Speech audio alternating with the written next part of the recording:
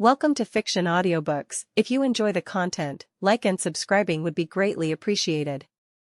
If you have any recommendations for novels, comment below. Please join my Patreon at https://www.patreon.com/fictionaudiobook. Chapter 236, The Trunsoist Legacy. Looking at Audrey, who had calmed down, Aaron considered his words carefully and said, "My current identity isn't suitable for appearing in public in Backlund, at least not recently. Furthermore, I might be busy with some matters for a while, making it difficult to look after you. Although Backlund has several major churches, there are always some ghosts and monsters. These rats in the gutters, for various reasons, cannot directly target me in the open, but that doesn't mean they will do nothing. To ensure your safety, I've entrusted a friend in Backlund. If you encounter difficulties and cannot contact me in time, you can try chanting his honorific name." Hearing that Aaron was leaving again, even with some psychological preparation, Audrey still felt a bit reluctant. As if thinking of something, a bright gleam flashed in her emerald eyes, and a smile reappeared on her face. After informing Audrey of Will Septon's slightly unusual honorific name, Aaron pondered for a moment before adding, "My friend is also an outstanding gourmet. He has a wish, to taste ice cream from various noble families and determine the most delicious one. If you can help him fulfill this wish, he will certainly go to greater lengths to ensure your safety." Hearing this somewhat strange wish, Audrey was momentarily stunned, then a smile quickly spread across her delicate and beautiful face. "No problem. But how do I give him the ice cream?" Aaron took out a peculiar transparent and translucent intertwined charm from his embrace. This was a high-level marauder pathway charm originally made by Palaz Zoroast. He placed it in front of Audrey and responded with a smile. "Just offer it to him as a sacrifice. He is already a Sequence 3 saint and can accept sacrifices within the Backlund area. Using the honorific name I just told you, a regular sacrificial ritual will suffice." A Sequence 3 saint? Audrey's eyes showed clear surprise.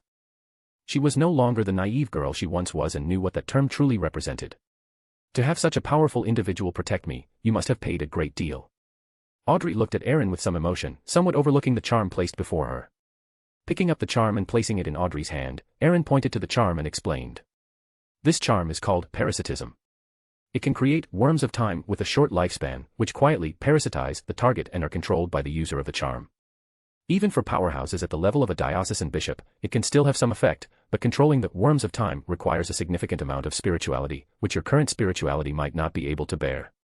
I will give you the Beyonder potion formula for the spectator's subsequent Sequence 8, Telepathist, in a moment, but you must promise me to only attempt advancement after the potion is completely digested. Additionally, the target of parasitic control is not limited to humans. Certain mystical items or sealed artifacts can also produce unexpected effects." Carefully noting Aaron's words, Audrey also realized the value of the charm in her hand, while her eyes sparkled as she looked at Aaron, awaiting the Telepathist potion formula. Susie, who had originally returned to burying herself in her food, wagged her tail and ran over upon hearing about the potion formula, nestling at Audrey's feet and looking at Aaron with expectant eyes.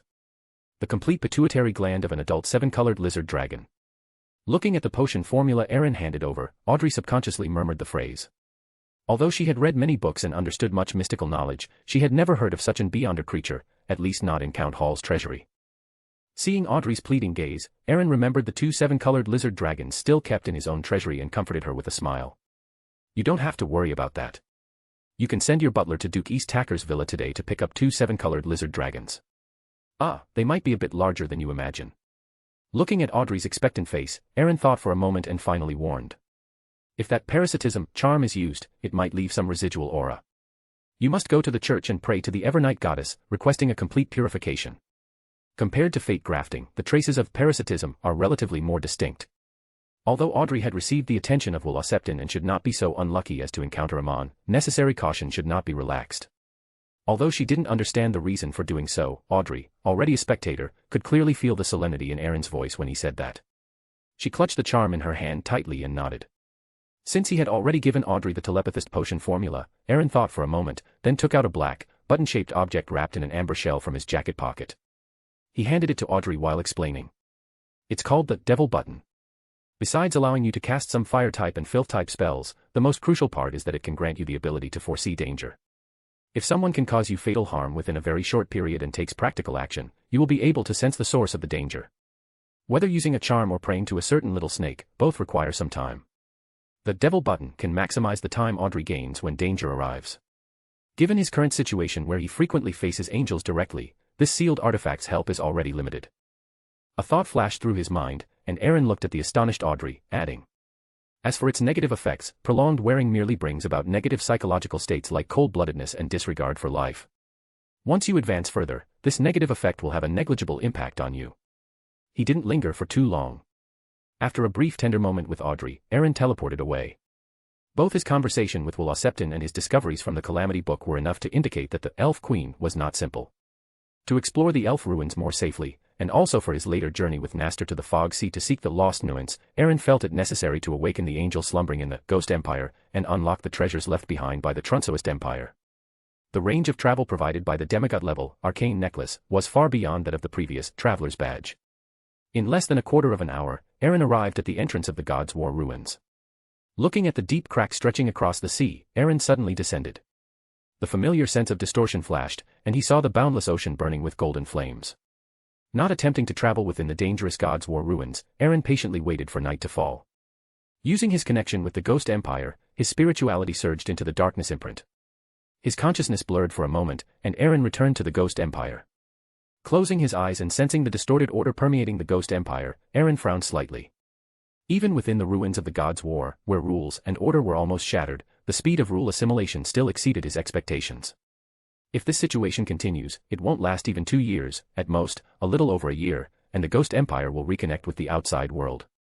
Realizing this, a sense of urgency rose in his heart. He no longer lingered and rushed towards the black mausoleum at the center. Passing through the fresco-lined corridor and arriving at the deepest part of the mausoleum, Aaron looked at the last unopened sarcophagus and didn't rush to open it.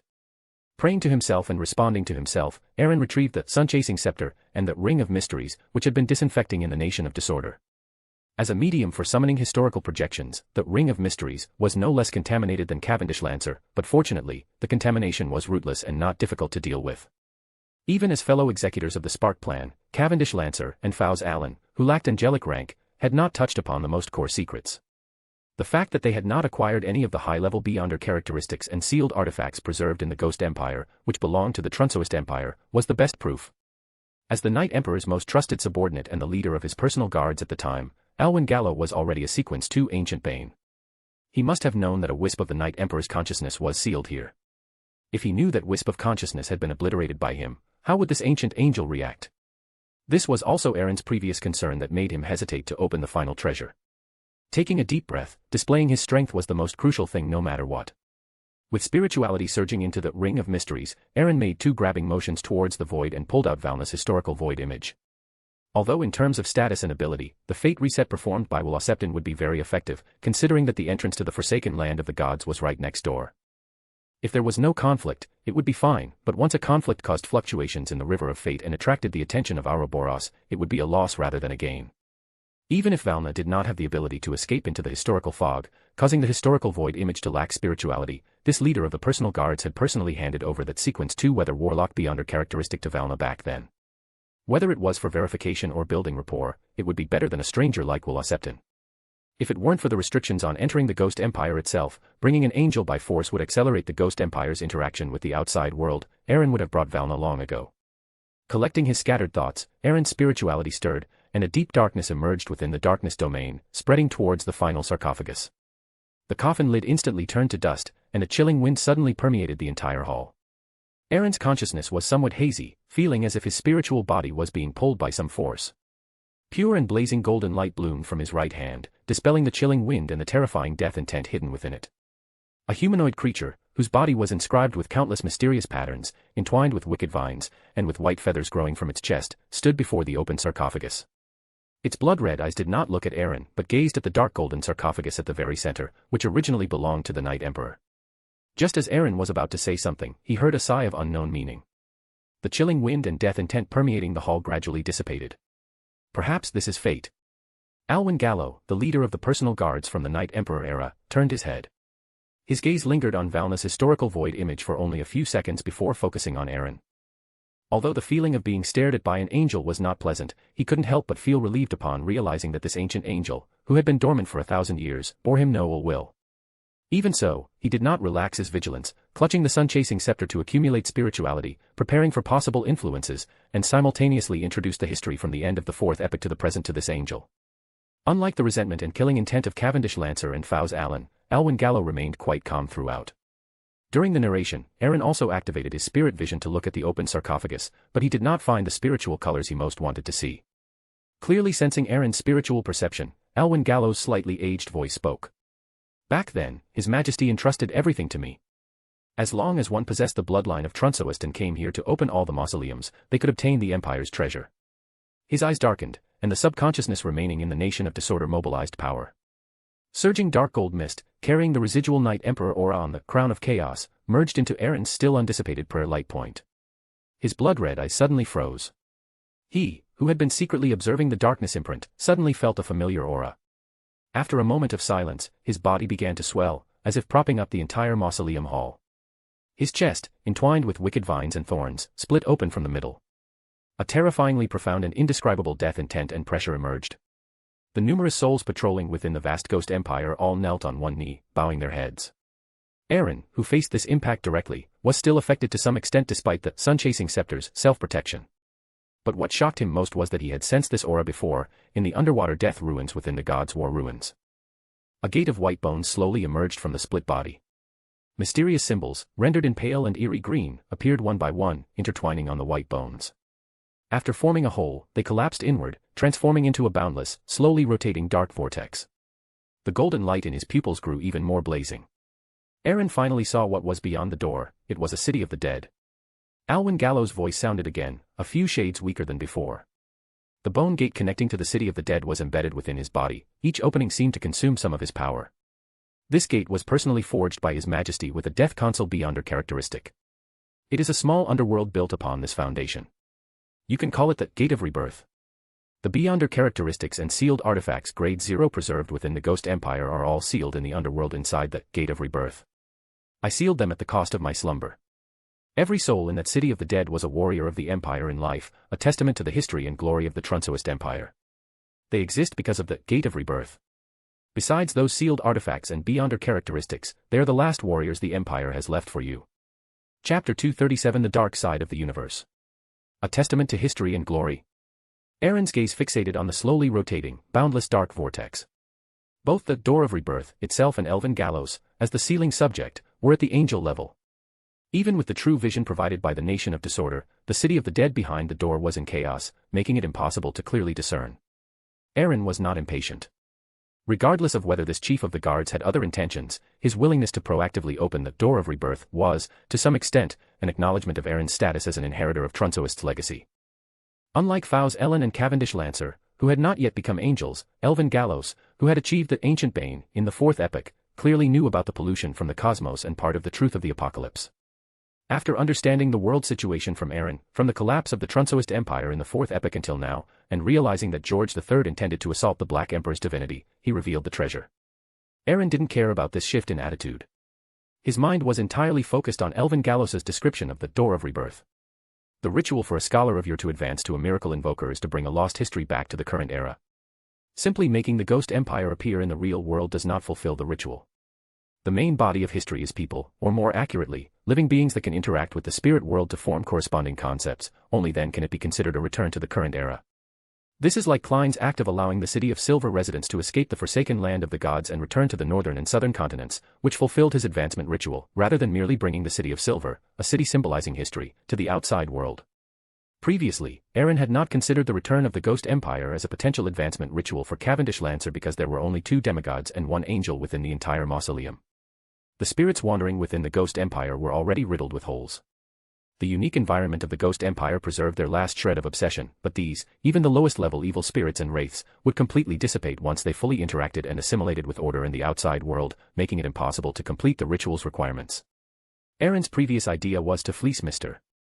Fool again, borrow a path through the abyss to the forsaken land of the gods, complete the ritual with the help of the residents of Moon City, and incidentally borrow a miracle invoker, Beyonder characteristic from the gloom demonic Wolf Kotar. But now there was a better option. The Trunsoist warriors housed in the city of the dead constructed by the Door of Rebirth were the best anchors for Cavendish Lancer. Aaron, having clarified his thoughts, asked somewhat impatiently. How many warriors are housed within the Door of Rebirth? How have they survived until now? Alwyn Gallo's, whose body had expanded enough to fill the entire mausoleum hall, suppressed the rich death aura emanating from the Door of Rebirth. His voice, carrying a hint of vicissitudes and capable of penetrating spirits, then resounded. There are 365 of them in total. They were all the most elite personal guards of the Trunsoist Empire, who voluntarily signed a contract with the Door of Rebirth during their lives, ensuring that even if they died, their spirits would return. Centuries of chaotic warfare accumulated these. The contract is both the foundation of their existence and a form of pollution. All the spirits have evolved into evil spirits. The spirits capable of returning were at least mid-sequence in life. Although their original Beyonder characteristics have long been lost, as long as there are enough resources, they, as evil spirits, will be your sharpest blades against those traitors in the future. Therefore, most of the Beyonder characteristics are in that city of the dead, serving as the source of their existence. The last sealed artifact level 0 I preserved is also the cornerstone of all this.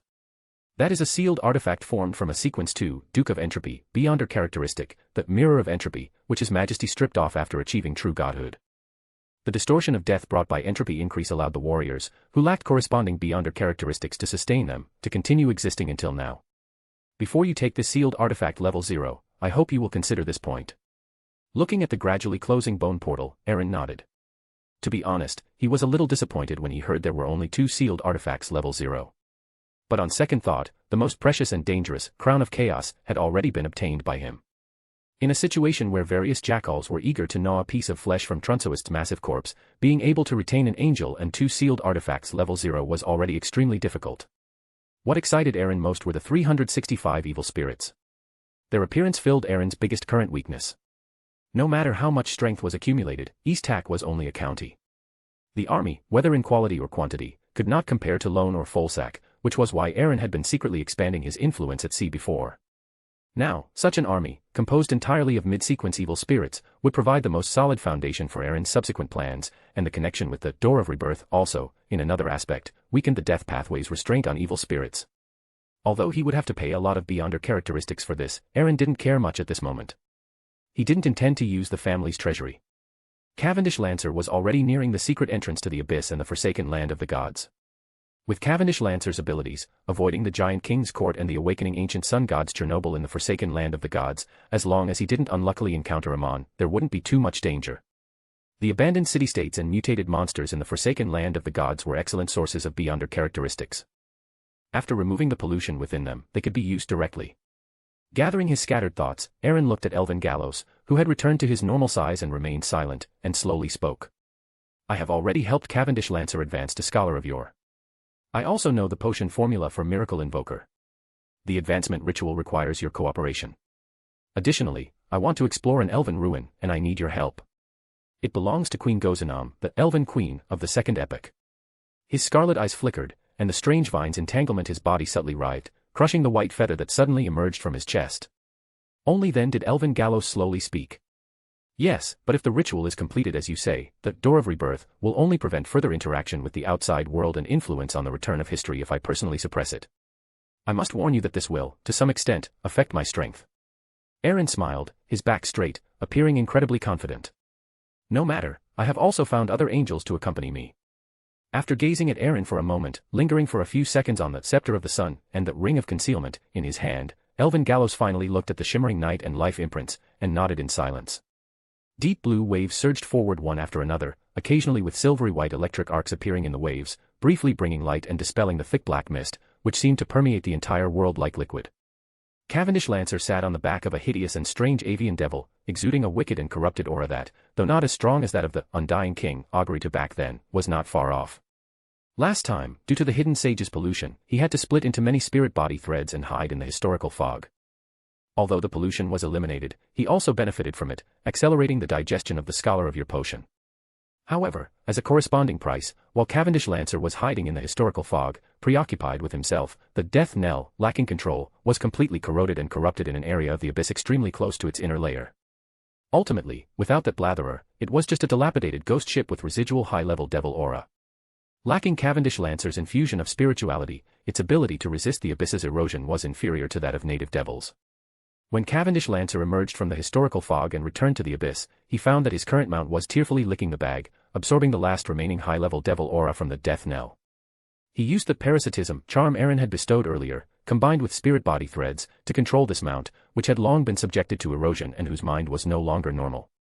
Looking at the strange symbols covering the stone figure in his hand, which orange light Hilarion had given him to guide his direction in the abyss, Cavendish Lancer sighed. He didn't know if Hilarion's guidance was affected, or if it was a factor of the abyss itself, but he had been in this area for a long time. He could only confirm that the secret entrance to the forsaken land of the gods was near this abyss area, but he couldn't pinpoint the exact location. Passing over a black mountain peak from which viscous liquid continuously flowed downwards, and using the occasionally brightening silvery white electric arcs, Cavendish Lancer looked beyond the peak, where there was still an endless, boundless black mist. Even though he was somewhat prepared, he was still a little disappointed, and he raised a hand to rub his slightly aching forehead. After receiving the symbolic diagrams and magical sigils for making the yesterday's recurrence charm from Aaron, Cavendish Lancer had been trying ever since he recovered. Each failure meant the loss of another spirit-body thread, and each time he separated a spirit-body thread, it was like a tearing of his spirit, requiring a period of recovery. The environment of the abyss dictated that he couldn't frequently be in a state of spiritual injury. Therefore, to leave a margin for unexpected situations, Cavendish Lancer never pushed himself to the limit each time. After separating 3 to 4 spirit-body threads, he would choose to rest and then try to engrave. He continued this on and off trial until now, when he finally mastered the method and produced the finished product. He glanced at the 2 rectangular, diamond-shaped charms placed nearby. Cavendish Lancer saw complex symbols, layered and extending into the void, in the constantly refracting light. Just by touching them, he saw the historical fog flash before his eyes. As a Sequence 3 scholar of yore, Cavendish Lancer, who could respond to his honorific name within a certain range, created yesterday's recurrence charms that even had some effect on angels. Because they borrowed power from his past self, there was no question of success probability. However, as the source of the charm, Cavendish Lancer's beyonder rank was lower than an angel's, so the duration of the effect would be greatly shortened. After carefully putting these 2 charms back and divining to confirm their effects, Cavendish Lancer turned his gaze to the base of the craggy mountain. His observations during this period confirmed that there were no passages on those mountains that he wanted. Even though he was unwilling, he had to start exploring. There was no limit there either. The deeper he looked, the more profound it felt, as if once something fell, it would fall forever. Dark threads spread from his pupils to various parts of his body, and festering, pus-filled blisters, exuding a corrupted aura, quickly appeared on Cavendish Lancer's body. When you gaze into the abyss also gazes into you. Invisible pollution surged along the spirit body threads controlling the devil mount towards Cavendish Lancer. Cavendish Lancer, who was gradually becoming a devil, flickered and instantly disappeared. A calm-faced Cavendish Lancer reappeared. When he decided to explore the bottom of the abyss, covered by black mist and deep blue waves, he had replaced himself with a historical void image. New spirit body threads extended to the devil mount beneath the devil's crotch. After recontrolling it, Cavendish Lancer simultaneously felt the fear surging through the spirit body threads. From the black mist, seemingly condensed with the endless sins and filth of the world, a bloody giant palm suddenly stretched out. As a bloodthirsty and murderous aura permeated, a giant abyss mouth cracked open in the center of the hand, covered with twisted, strange patterns, as if it wanted to swallow Cavendish Lancer and the mount beneath him whole. Suppressing the sudden fear in his heart and the constantly surging blood in his body, Cavendish Lancer decisively abandoned this not-so-smart mount. This familiar feeling also reminded him of the Sequence 2 Bloody Archduke from the abyss who appeared when they hunted the Blatherer on the death knell. He didn't know if this Archduke remembered his aura, or if he recognized the high-level devil aura his devil mount had absorbed from the death knell. With a silent sigh, Cavendish Lancer conjured the Scepter of the Sun in his hand, while silently chanting the honorific name of the Lord of Order. In a place like the abyss, he had always avoided contact with high-level devils to prevent the aftermath of battle from attracting the attention of certain existences in the abyss. But he didn't expect to finally encounter a bloody Archduke. Regardless of the outcome, he was very likely to be watched by the dark side of the cosmos next. Although it was a pity that his mission was only one step away from completion, this was not the time to be reckless. Only a god could face a god. Above the dark golden mist, Aaron, who had already taken Elvin Gallos away from the battlefield ruins and returned to Loen, felt the prayer and immediately returned to the nation of disorder. Aaron, who had been following Cavendish Lancer's journey into the abyss, sighed. Looking at Cavendish Lancer, who was entangled with the bloody Archduke, he decided to rescue his subordinate first. If the forsaken land of the gods really couldn't be reached, it could be postponed. Just as Aaron finished containing the Black Emperor card and was about to activate the Crown of Stars, borrowed from Valen, to take Cavendish Lancer out of the abyss, an indescribable corrupt aura emerged, and the prayer light points were covered by a layer of viscous black mist. Aaron's brows immediately furrowed. In the entire abyss, only the dark side of the cosmos could cause such an impact on the nation of disorder. The first to notice this corrupt aura was the bloody Archduke. Sensing this aura, which was engraved deep in his soul, the foul words instantly turned into a wail, and twisted bloody patterns oozed black blood. Chapter 238 The Breath of the Shadow World. As the Bloody Archduke, a sequence 2 of the Abyss pathway, he escaped the core region of the Abyss more than 900 years ago when the dark side of the universe was severely wounded by Lord of Storms and several other deities working together, weakening his control over the Abyss. Although the overall environment of the Abyss was deteriorating, it still had no effect on him. Since then, the existence that originally dominated the Abyss had been silent for a long time, but the palpitations he felt whenever he approached the core region still dispelled some of his greedy and crazy thoughts. Some time ago, a creature carrying the aura of a high-level spirit world left the Abyss before he could lock onto its location and arrive. Therefore, when he sensed a similar aura, he directly descended, unexpectedly encountering that being. Scarlet flames rose from his body, and twisted, defiled patterns writhed. He struggled to suppress the torrent of corruption and desire that surged like a broken dam in his heart, decisively transforming into a sea of blood, attempting to drill into the viscous black mist that seemed to lead to another world. The entire world of black mist, however, suddenly solidified at this moment. A massive phantom, composed entirely of shadows, emerged from the bottomless rift, and the brown branches entwined around its body slowly writhed. Behind him was an indescribable, boundless shadow that seemed capable of enveloping the entire world, gathering all the defilement, corruption, and negative emotions of the world. The Scarlet Ocean was but a drop in the bucket before that world. Amidst an indescribable chewing sound, the Bloody Archduke was instantly engulfed by the shadows, seemingly truly entering another world. Perhaps that was the more mystically significant Abyss. Although the dark side of the universe's primary target was not directly on him, the mere aftershocks caused Cavendish Lancer's condition to deteriorate to an extreme. The summoned past image had completely distorted into a devil, and the terrifying pollution even spread along the spirit body threads towards his true body within the historical fog. The starlight portal, which had been gradually forming, collapsed after the appearance of that evil god, who seemed to carry the power of the entire world's corruption. Cavendish Lancer's heart sank slightly. Taking advantage of the time the Bloody Archduke struggled for, he continued to call upon the honorific name of the Lord of Order in his heart, while manipulating the historical projection, which was gradually slipping from his control, to throw out 2 yesterday's reappearance talismans. At the same time, he struggled to chant in ancient Hermes. Leo, Dro. Before his voice had completely subsided, the originally stagnant black mist was suddenly dispersed by deep blue ocean waves, and streaks of silvery white, blazing lightning surged out, twisting and intertwining as if in response to a summons, instantly covering this area. The silvery white storm was blocked by the turbid shadows. As if stimulated by the corruption, darkness, impurity, and evil contained within, the Lord of Storm's residual divine power in the Abyss region suddenly erupted. Streaks of silvery white lightning arcs penetrated the obstruction, and Cavendish Lancer, who had completely demonized, disintegrated and dispersed without even a grunt. Then, the silvery white, twisted, rampant, terrifying electric snakes engulfed the surrounding area. In the dull, echoing roar, the item gifted by Orange Light Helarion instantly turned into dim light particles.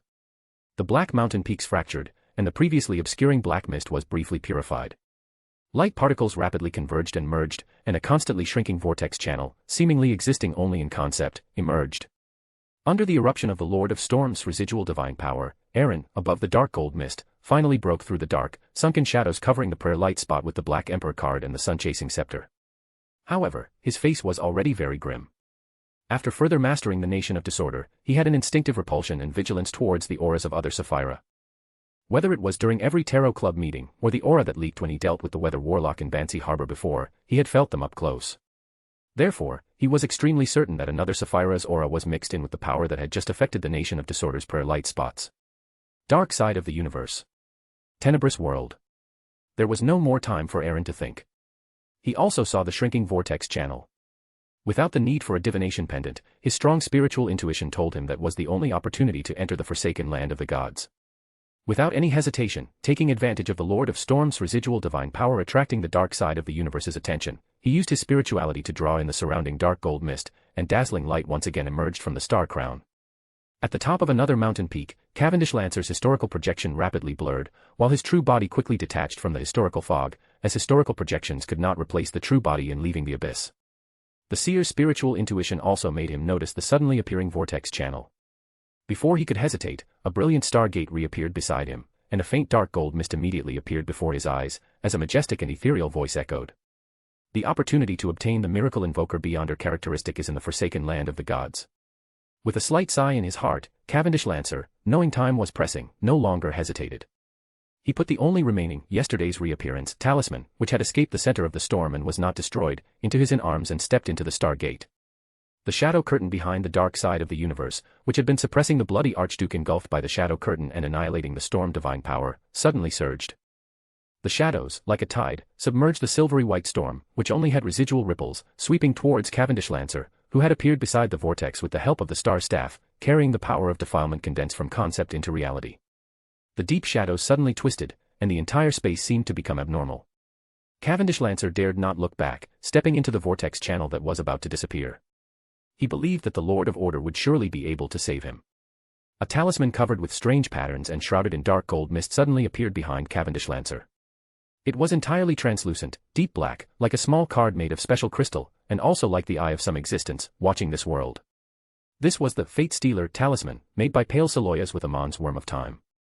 Its rank and the power it contained would only be stronger than the one that Demon Hunter Colin used to influence the true creator in the original timeline. A majestic voice echoed, "Fate." As the Fate Stealer talisman blurred, the shadow curtain that had been spreading towards Cavendish Lancer stiffened for an instant, and a soul-piercing roar suddenly came from within the bloody tide, which was faintly visible in the shadows. Looking at Cavendish Lancer disappearing into the vortex, Aaron's tense body finally relaxed. The ability of the Fate Stealer talisman was very strange, stealing fate, or more accurately, grafting fate. Using the power of the Sapphira, he grafted Cavendish Lancer's original fate, which was to be devoured by the defiled abyss, onto the bloody Archduke, who was still desperately resisting. Although it cost one of the most precious talismans in Aaron's hands, it was all worth it. At the last moment when the prayer light spot dissipated, Aaron saw a shadow curtain completely envelop that abyss region, dragging it into a more defiled and corrupted shadow abyss. Rubbing his brow, golden flame surged from the sun-chasing scepter, enveloped by the dark gold mist, and poured into Aaron's body. Streaks of black mist with a corrupting aura were gathered but could not be completely annihilated.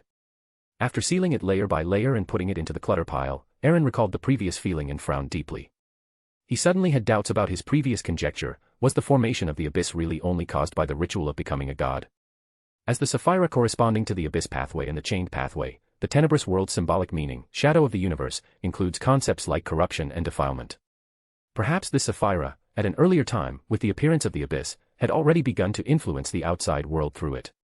As the pinnacle of the abyss pathway, the devil monarch for body might have been contaminated by the aura of the tenebrous world, which was eroding the abyss, very early on.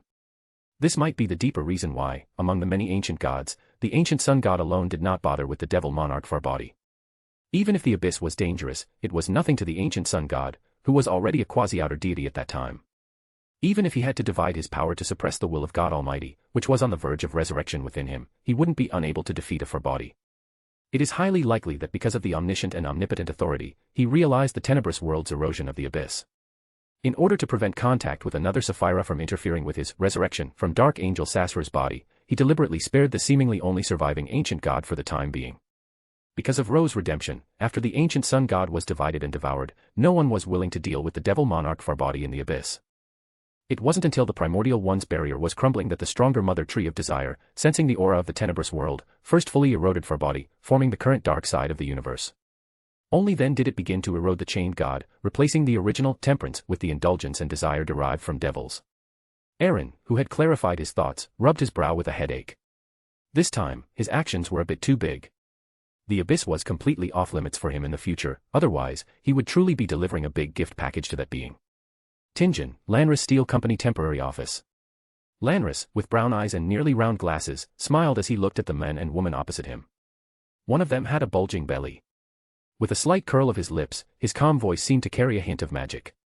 When I was exploring the Honachis Mountains in Sevirus County, I discovered a large iron ore deposit with abundant reserves and excellent quality. I spent all my savings to buy that land and hired a professional company to conduct a survey, which yielded encouraging conclusions.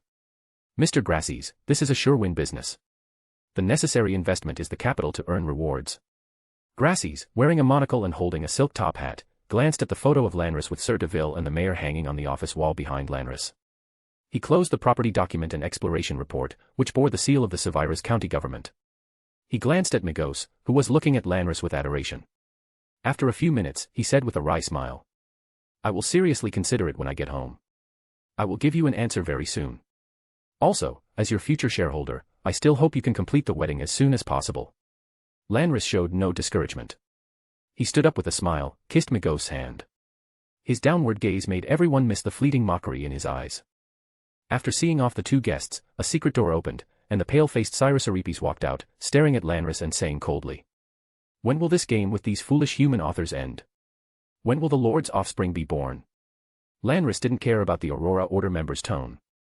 He leisurely poured himself a glass of Sania blood wine and replied casually. These are all part of the plan. And as far as I know, the Aurora Order's Saint of Secrets seems to have fallen in Tingen some time ago. It's not just the Church of the Evernight that's interested in this matter, or rather, in the Aurora Order. Are you sure you want to stick your neck out in this situation? A few bloodshot lines appeared in his pupils, and his face instantly darkened. Cyrus Aripi suppressed his anger and said coldly. Are you deliberately provoking me? Strolling to the window, Lanris carelessly exposed his back to Cyrus Aripi's, watching Migos get into the carriage and drive away, and said mockingly. Of course not, my friend. How could this be a provocation? I'm just giving a kind reminder. Have you forgotten Hood Eugene's fate? Recalling the psychology alchemist member with whom he had previously cooperated, Cyrus Aripi's expression changed for a moment. He snorted, and his tone softened. Is he really crazy? Lanris stopped speaking, only nodding slightly, and the office fell into dead silence. In the carriage, Grassis chuckled and shook his head as he looked at the beaming Migos, then said in a softened tone. You're pregnant now, so try not to go out. I'll take you home first. I'm going to the Seer Club later. In the divination room, filled with various divination tools, Klein looked at the wanted poster and related information for instigator Triss on the table. He had gotten this for free from Blackthorn Security Company. Looking at the bounty written on the wanted poster, Klein took a deep breath, picked up the paper, memorized the face in the picture, leaned back against the chair, and began to attempt the dream divination method. In a blurry, distorted world, Klein saw a carriage and a young lady in a gray-white dress. This young woman had smooth black hair, a delicate round face, and a gentle and sweet demeanor, but her body was trembling abnormally. The scene flickered, and Klein saw this young and beautiful woman again. She was in an underground trading market, squatting crudely and talking to someone. The dream quickly faded, and Klein woke up, momentarily stunned. He quickly picked up the wanted poster and examined it for a while, and his expression immediately became a little strange. Is that Triss? Is he cross-dressing? No, from the contact in the dream, I confirm she is female. No, was she cross-dressing as a man before? What kind of fetish is this? Unconsciously adopting the habitual thinking of his previous life, Klein immediately reacted. This was a world where Beyonder existed. Even if he had thought wrongly just now, Klein had, after all, seen many wild ideas and various incredible plots. After looking at the portrait again, he immediately had another guess. Did instigator Triss turn into a woman? Chapter 239, Godforsaken Land. Is this due to a curse or some other reason? But the cross-dressing big shot surprisingly didn't look bad. No, to be fair, he looked quite good. Klein's thoughts drifted a bit as he pondered. He lightly tapped his forehead, put away all the materials related to the wanted posters on the table, and decided to wait another 15 minutes. If no one came to him for a divination, he would first return to Blackthorn Security Company and inform the captain of the divination results and his conjectures about the instigator, Triss. To be honest, with the £500 he received from Mr. Emperor, Klein no longer cared as much about divination fees of just a few soli as he did before. However, this kind of salaried work, which allowed him to earn extra money and fulfill the acting requirements for digesting the potion, was very much to Klein's liking. Moreover, the spiritual materials purchased in the underground market were extremely expensive, forcing Klein, who wanted to make amulets for Benson and Melissa, to yield to reality.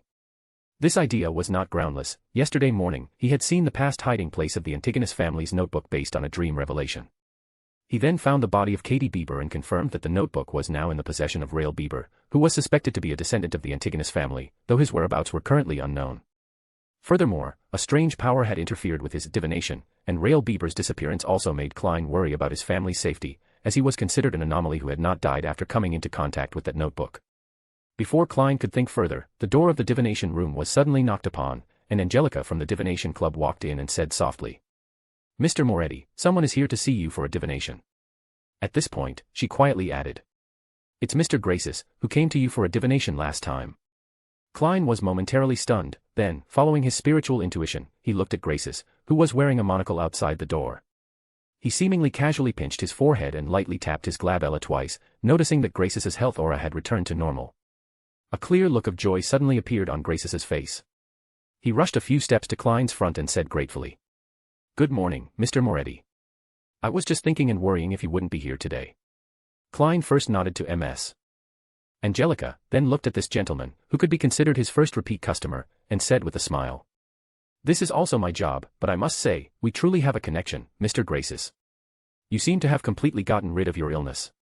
Graces looked at the closed door, sat by the table with the compass, and exclaimed, "Yes, I really regretted not listening to your advice at the time. Thankfully, there's a very skilled apothecary near my home. He gave me a quite miraculous potion, which saved me from death. As a prospective member of the Nighthawks team, Klein, with his keen professional sensitivity, counter-questioned. A very skilled apothecary? A quite miraculous potion. Miraculous? How miraculous? Does it fall within the Beyonder category? He said it was a folk remedy from Ruenberg. Anyway, it helped my condition a lot, Graces replied, not sensing anything unusual. Folk herbalist? Klein tapped his glabella as if in thought. What's his name? Where does he live? You know, a diviner can't guarantee they won't get sick, and perhaps in the future, I'll need to buy potions from him. Klein, who had already read many ancient texts, knew that the modern medical system in this world was just beginning to take shape, and there was almost no cure for many diseases. Therefore, miraculous potions and skilled apothecaries had a large market, and even the church might need them. Thus, learning about them wouldn't be wrong, perhaps he would need them someday. Graces replied frankly. His name is Rosen Darkwill. He has a small shop at 18 Vlad Street in East Borough, called Rosen's Folk Herbal Medicine Shop. Thank you, Klein said sincerely, making a mental note. He planned to go check it out in the afternoon if he had time. If it wasn't expensive, he could buy some for emergencies. Vlad Street, East Borough, Tingen, Rosen's Folk Herbal Medicine Shop. The plump apothecary, Darkwill, slumped in his recliner, suddenly sneezed. Looking at the bright sunlight outside, he rubbed his nose and muttered softly. Why do I feel like my luck will be bad today? Sigh, neither Tingen nor Enmat Harbor has the medullary crystals of the Elf Spring. When can I advance to Beast Tamer? I haven't been able to contact my teacher recently, which really makes me feel insecure. Once I earn enough extra money, I'll go to Backlund. I hope everything goes smoothly. At this moment, he was wearing attire similar to a rural witch doctor's, a deep black robe embroidered with various strange symbols, which complemented the peculiar herbs behind him. Darkwill shifted to a more comfortable position and lazily called out towards the back door where herbs were piled. Sherman, don't go collecting herbs today. Just collect more mummy powder. Ah. Teacher, are you making those aphrodisiacs again? A delicate young man with messy hair walked out, his tone somewhat helpless. Darkwill nearly fell off his chair, correcting his cheap apprentice's statement exasperatedly. You unfilial disciple, what are you saying? Those are just potions that satisfy both men and women. Looking at Sherman, who smiled sheepishly and kept nodding, Darkwill closed his eyes with a sense of weariness. He finally understood how his teacher, Roy King, felt when he taught him. Above the dark gold mist, Aaron sat expressionlessly on the throne, his spirituality extending to the flickering prayer light points. Although he had successfully found and entered the passage with the guidance of orange light Hilarion, the sensation was mutual. He had sensed the aura of the tenebrous world, and the dark side of the universe must have eventually sensed the aura of the nation of disorder. It was hard to say what this master of the abyss would do. Although the passage had disappeared, this did not guarantee Cavendish Lancers' safety. Even without these, the forsaken land of the gods itself had an extremely high danger level. That was the true creator's base camp, and furthermore, Amon's true body might be in the forsaken land of the gods. Amon had exploited a loophole by wielding the uniqueness of a king of angels, using an incomplete error authority, to silently enter the forsaken land of the gods. And to what extent being chased into the forsaken land of the gods by a sequence 0 contaminated by Sapphira and an outer god would affect things, Aaron could not know. He could only remain in the nation of disorder and act according to circumstances. But from another perspective, if the abyss passage was truly sealed off by the dark side of the universe, Amon's subsequent actions would also be somewhat affected, which was a small comfort. Just as Aaron frowned in thought, the prayer light point seemed to break through some restriction. The light brightened, accompanied by illusory prayer sounds. Without hesitation, Aaron, who had recontained the Black Emperor card within him, extended his spirituality towards the prayer light point. The barren plain, riddled with ravines and swallowed by eternal night, suddenly split open with a fissure, from which Cavendish Lancer, with some black viscous liquid adhering to his body, leaped out. He unhesitatingly summoned the historical void image of the scepter of the sun, fully activating it to erode the corrupting power that clung to him like a maggot, while simultaneously chanting the honorific name of Lord of Order in his heart. Even though he was in an extremely poor state, looking at the pitch-black night sky and the occasional flashes of lightning that illuminated everything, he finally breathed a sigh of relief. Within the nation of disorder, under various conditions, Aaron's Beyonder characteristic was infinitely close to that of an angel. Fully activating the scepter of the sun, brilliant light condensed into a blazing white angel with 12 pairs of wings on its back, flying into Cavendish Lancer's prayer light point. Cavendish Lancer felt every one of his spirit body threads bathed in pure light.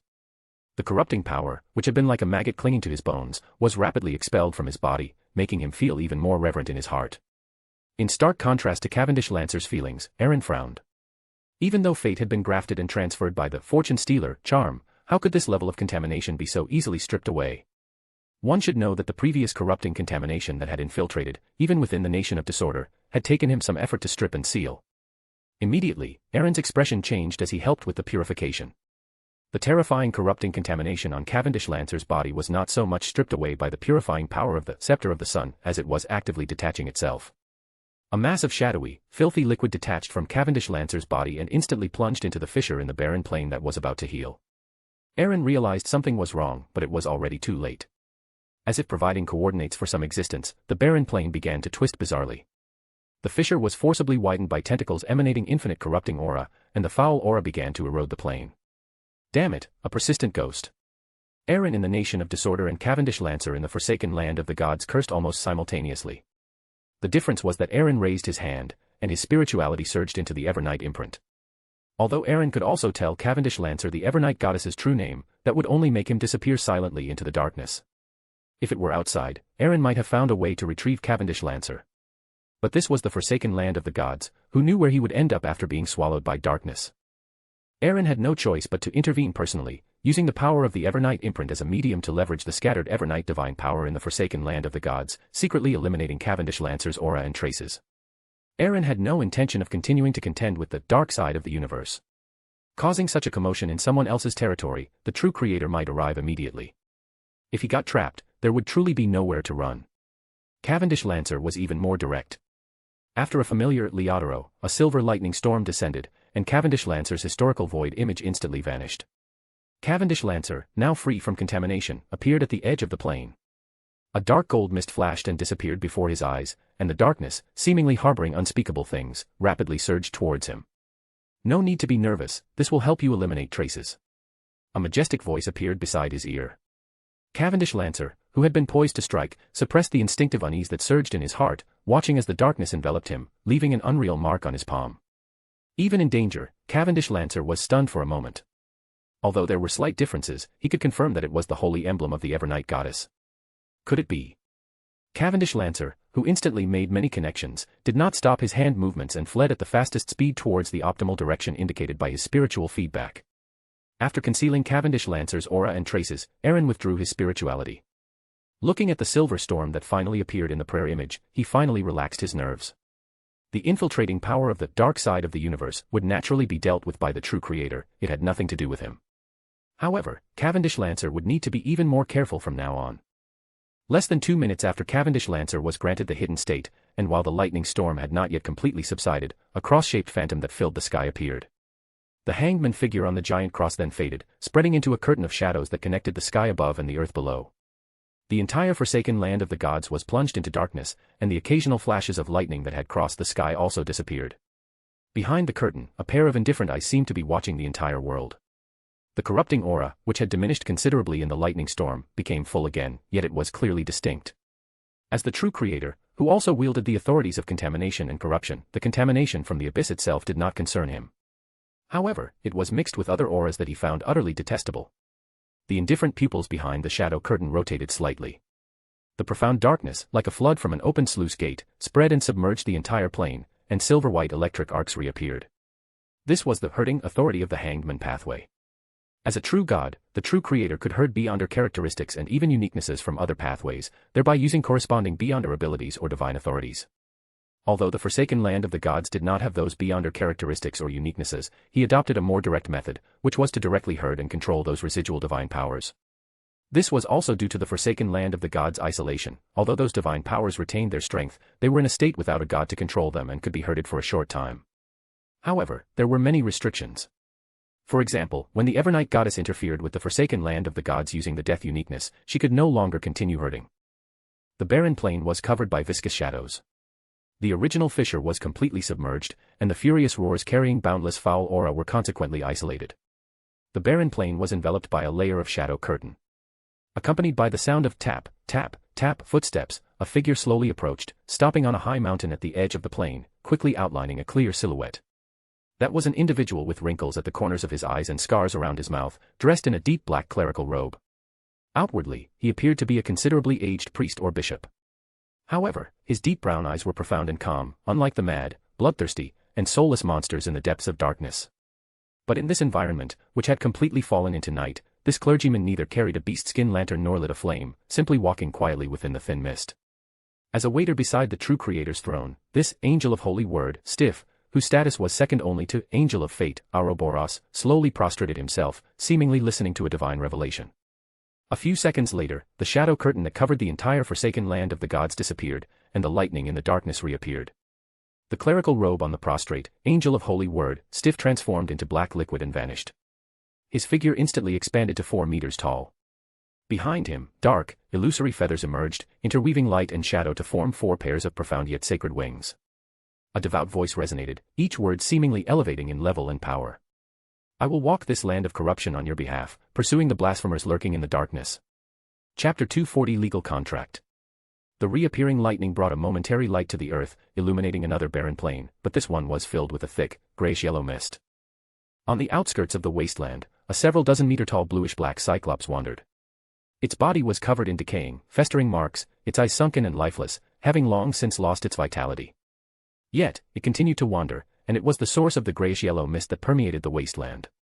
Intense hatred and unwillingness transformed into a curse. All creatures tainted by the mist would eventually become cursed wanderers, part of the grayish-yellow mist. This was Bradel, the youngest son of giant King Ormer, the god of honor, who was punished for openly defying the ancient sun god, condemned to wander here forever. Even though he had died in the Great Cataclysm long ago, he still found no release. Where this ancient god's young son wandered, there was an extremely deep gully. At the bottom of the gully was a massive, wide building, constructed layer by layer with grayish-white material. Amon, each wearing a pointed soft hat and a monocle, stood around the building, which was entirely different in style from the 4th epoch, 3rd epoch, and even 2nd epoch. The Amons all looked up in unison, gazing at the lightning streaking across the sky, gazing at a profound darkness that even the lightning couldn't illuminate. Then, they simultaneously pushed up their monocles, fell silent for a moment, and then chuckled. Heh, abyss. Far away from the barren wilderness where Chernobyl was hidden, outside a deserted city at the northeastern end of the forsaken land of the gods. Cavendish Lancer, holding a lantern, silently watched the silent city, not approaching or entering blindly. After truly entering the forsaken land of the gods, he had learned about the dangers of this abandoned land from the Lord of Order.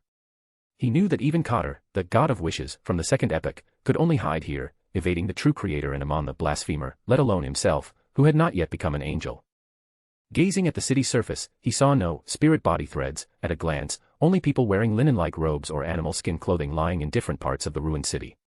Cavendish Lancer frowned slightly, immediately realizing something was wrong. As a scholar of Year Sequence 3, his control over spirit body threads was no longer limited to living beings. Unless it was an inherently lifeless object that had no spirit body threads to begin with, even for a corpse, he could find corresponding spirit body threads from past history.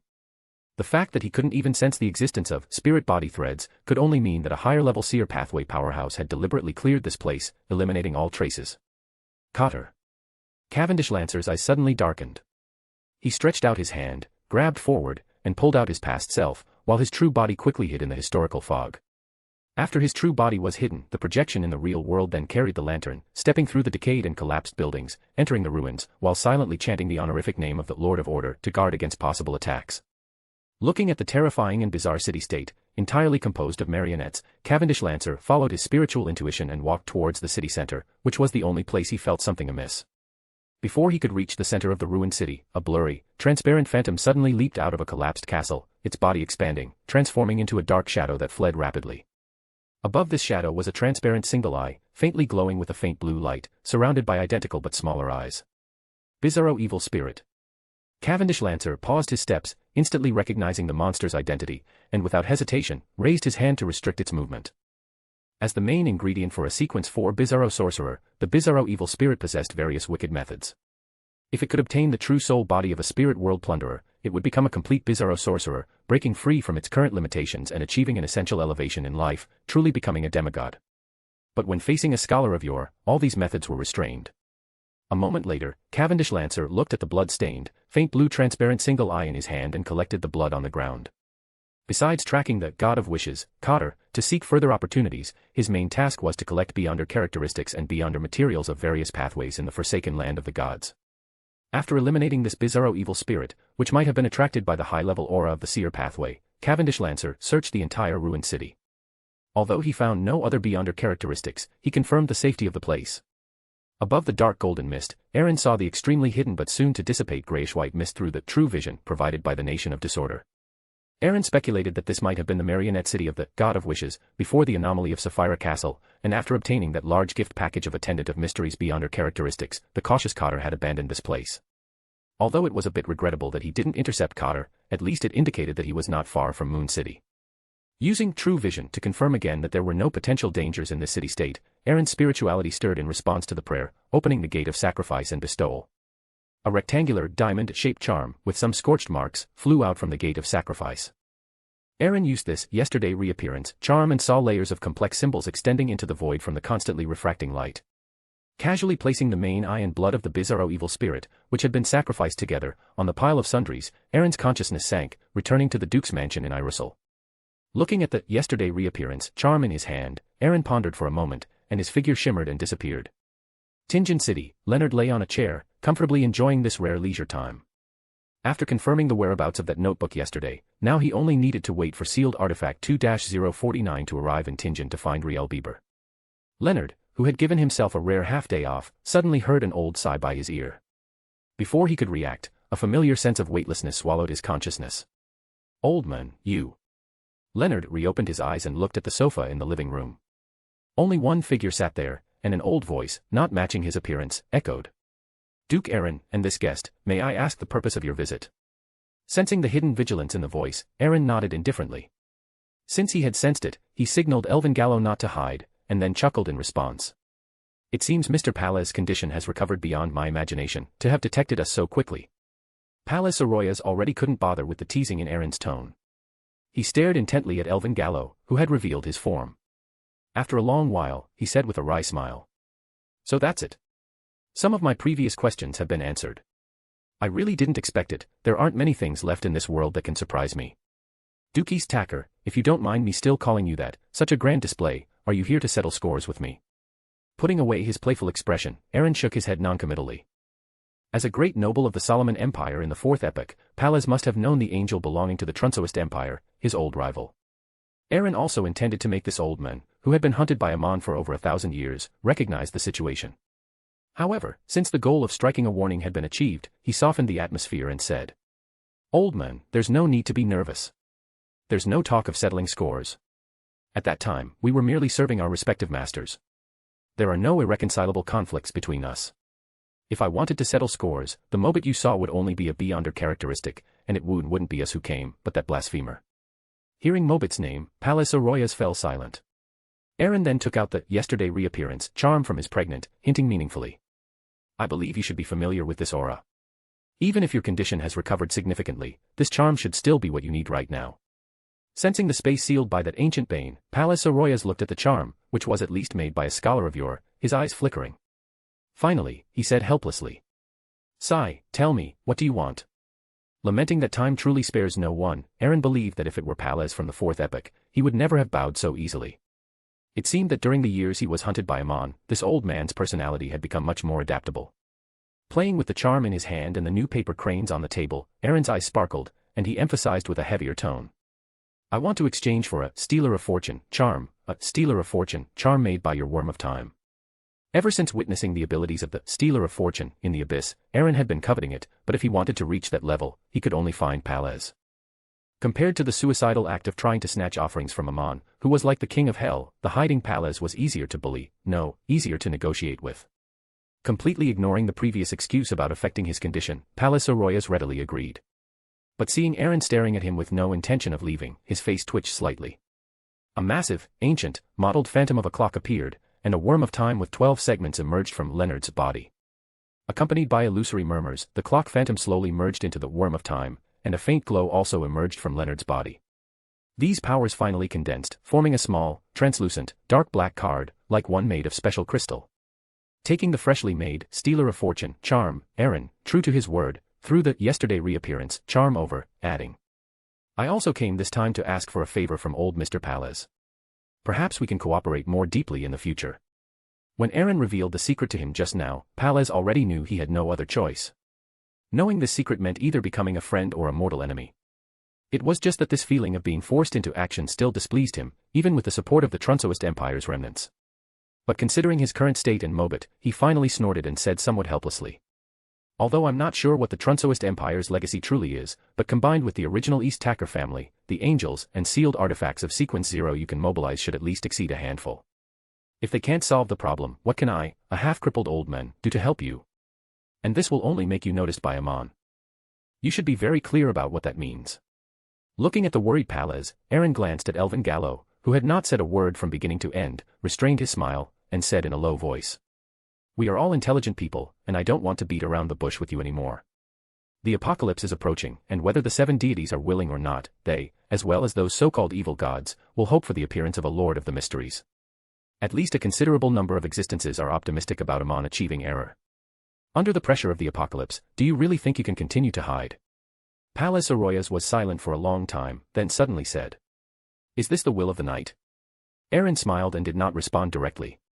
He took out another box from his pregnant, unsealed the spiritual wall on it, revealing a dark golden, intensely spiritual, binding contract inside.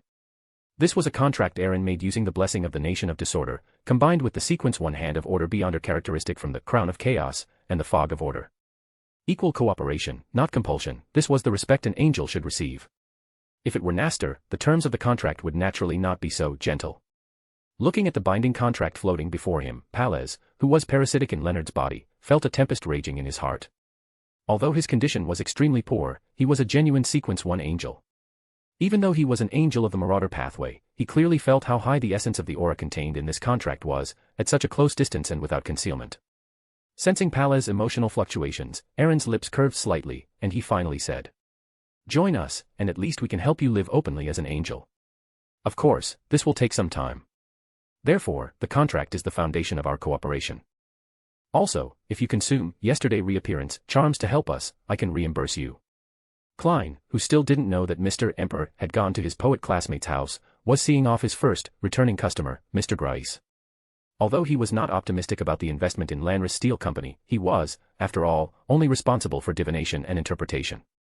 Feeling that there was probably nothing else to do, Klein planned to leave the Seer Club today, return to Blackthorn Security Company to report his divination interpretation of that instigator tryst to the captain, and then go see Roseanne's folk herb shop.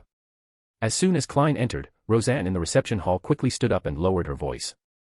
The captain is at Cheney's gate. He said if you came to work, you should go down and find him. I always feel like the captain is subtly reminding me not to skip work all the time. Klein nodded awkwardly, thanked Roseanne, and then walked towards the secret passage. Chapter 241 Antigonus Family Notes. Klein followed the stairs into the passage. When he reached the buffer zone, he saw Dunn talking to a slightly strange-looking Leonard, making some comical, arm extension movements with his hands.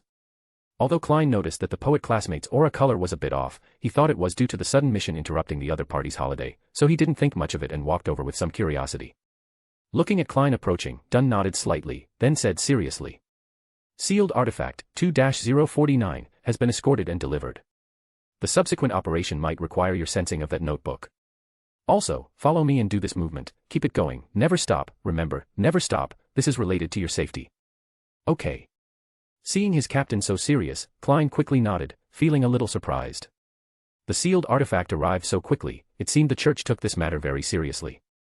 Then his thoughts began to race, wondering what that sealed artifact looked like and if this operation would be dangerous. Considering that with his level of confidentiality, he probably wouldn't be able to know the details, Klein resisted the urge to ask, and the corner of his eye caught the poet classmate beside him, who seemed to be spacing out again. Dunn coughed lightly, then led Klein and the now attentive Leonard to push open the door of the duty room. Inside, they saw 2 escort personnel sitting there, as well as a dark iron box engraved with brilliant stars and a crimson full moon. Is that the sealed artifact inside? I wonder what 2-049 looks like. Klein curiously examined the box. Thump. Thump. Just as Klein entered the room, violent knocking sound suddenly came from inside the dark iron box, causing its surface to bulge repeatedly. It was as if something terrifying had awakened inside the box, violently knocking, each thud striking the hearts of everyone in the duty room. After calming this sealed artifact and personally experiencing this eerie feeling of sluggishness and stiffness, Klein dared not slack off in bending and extending his arms. He followed the Nighthawks out of Blackthorn's security company and boarded the carriage. After confirming his identity as a descendant of the Antigonus family at the Riel Bieber residence, Klein finally saw what sealed artifact, 2-049, looked like. It was a strange-looking, palm-sized, brown puppet. It had distinct joints, its body was wrapped in brown oily rags, and its face was painted with red and yellow clown makeup. Although this strange puppet was pointing the way, it turned its head and looked at Klein with pure black, pupil-less eyes, slowly spreading its stiff lips into a clown-like smile. Looking at the dark and deep mouth, Klein, who met its gaze, felt all the hairs on his body stand on end, and a strong, unprovoked fear suddenly surged in his heart. Is it sensing the lingering aura of that notebook on me, or? While Klein's thoughts raced, the carriage stopped, and everyone got out while almost uniformly bending and extending their arms. But this comical and absurd scene did not bring a smile to Klein's face. His expression was incredibly grim at this moment, and the familiar surroundings made him instantly realize that this area was near his home. Benson, Melissa.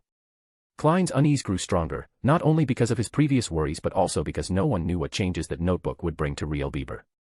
Sensing Klein's anxiety, Dunn stopped, following the guidance and halting not far from Daffodil Street No. 2.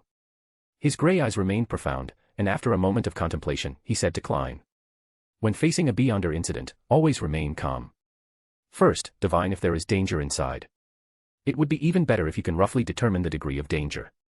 We will handle the rest." Klein nodded, feeling a bit unsettled, then heard Leonard, who hadn't spoken much, suddenly say, "You can also divine if there's danger around." Hermit order. This name flashed through Klein's mind. He immediately took a breath and entered a state of ethereal calmness. A moment later, Klein opened his eyes and looked at the citron pendant, which was rotating clockwise but with very little amplitude. He frowned slightly, feeling something was off, and said with an uncertain tone, "There is indeed danger, but the danger isn't great." Dunn then looked at Mr. Erhassen, who came from Backlund and was wearing a grey double-breasted trench coat. They were both nightmares, more adept at secretly influencing enemies. Although pedestrians on the street moved away after seeing their police uniforms, to avoid causing a greater impact, the two nightmares jointly guided the dream, which was enough to handle most situations.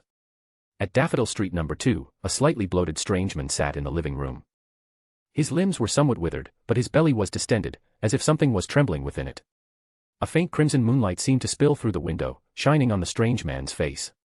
His rapid breathing gradually became steady, and his gasps were slowly covered by the sound of poetry coming from the door. Dunn and Erhassen slowly walked towards Real Bieber, whose identity was still vaguely discernible. Suddenly, his distended abdomen mysteriously became transparent, and a black-covered notebook vaguely appeared. Real Bieber's gray-white pupil suddenly snapped open, and secret symbols intertwined on his abdomen, collectively forming a vertical eye. The chanting abruptly ceased. Dunn met the gaze of that eerie eye, and his ears were filled with illusory gasps. The entire dream then collapsed. Outside Daffodil Street No. 2, Erhassen directly fainted. Dunn's gray eyes were tinged with a hint of gray-white, and he forced out a painful low growl. "The weakness is in the abdomen, be careful." His body began to tremble, and something beneath his clothes bulged in patches and writhed in place, as if hiding countless slippery, scaleless venomous snakes. Without time to check on the captain and his companion's condition, the remaining Nighthawks simultaneously looked at the suddenly collapsing house wall. A faint gray-white mist diffused, accompanied by hallucinated gasps and a strong sense of palpitations. After being stimulated and forcefully shattering the dream, Real Bieber was enveloped in gray-white mist. His body, which was originally only slightly distorted, completely mutated in a short time. One after another, pale white broken bones protruded from beneath his skin. The overall gray-white surface was full of crevices, like a human brain that had been stripped of its outer shell. This monster was covered in flowing gray-white, rotten, viscous fluid, while its head was relatively normal, and its bloated abdomen constantly emitted gray-white mist. Looking at the gray-white mist, although worried about Benson and Melissa, Klein's heart pounded. This reminded him of that mysterious gray fog space. After an intense battle, Leonard dragged out a section of yellow-brown and blood-stained intestine from the monster Bieber's abdomen. Inside, an ancient, old notebook was vaguely visible. "Get down." The smile on his face hadn't even fully appeared before it abruptly changed. Leonard's urgent words had barely fallen when his body suddenly glowed. The monster Bieber, as if melting, instantly exploded. The shockwave of flesh and blood instantly sent several Nighthawks flying. Leonard and the others fell to the ground, either groaning in pain or struggling unsuccessfully to stand up. As a seer with little combat ability, Klein, who had been outputting demon-hunting bullets from a distance, was ironically the least injured. Klein, who was about to check on his teammates' injuries, paused. He saw a thin, brown arm extending from a cracked dark iron box 2 or 3 meters away from him. Sealed artifact. 2-049. Damn it. Klein's heart tightened, and he immediately prepared to dive backward a few meters away, to escape the effective range of sealed artifact, 2-049. Just then, a playing card, like a sharp sword, pierced the ground in front of Klein, making his forward lunge pause. A slightly playful voice sounded. As expected of a nighthawk, splendid, truly a splendid performance. A person in a tailcoat with clown makeup on his face emerged from the shadows. His right hand, wearing gray-white gloves, carefully picked up the fallen Antigonus family notebook, while the unconscious Benson and Melissa were casually tossed to the ground by him. Just unconscious, no life-threatening danger.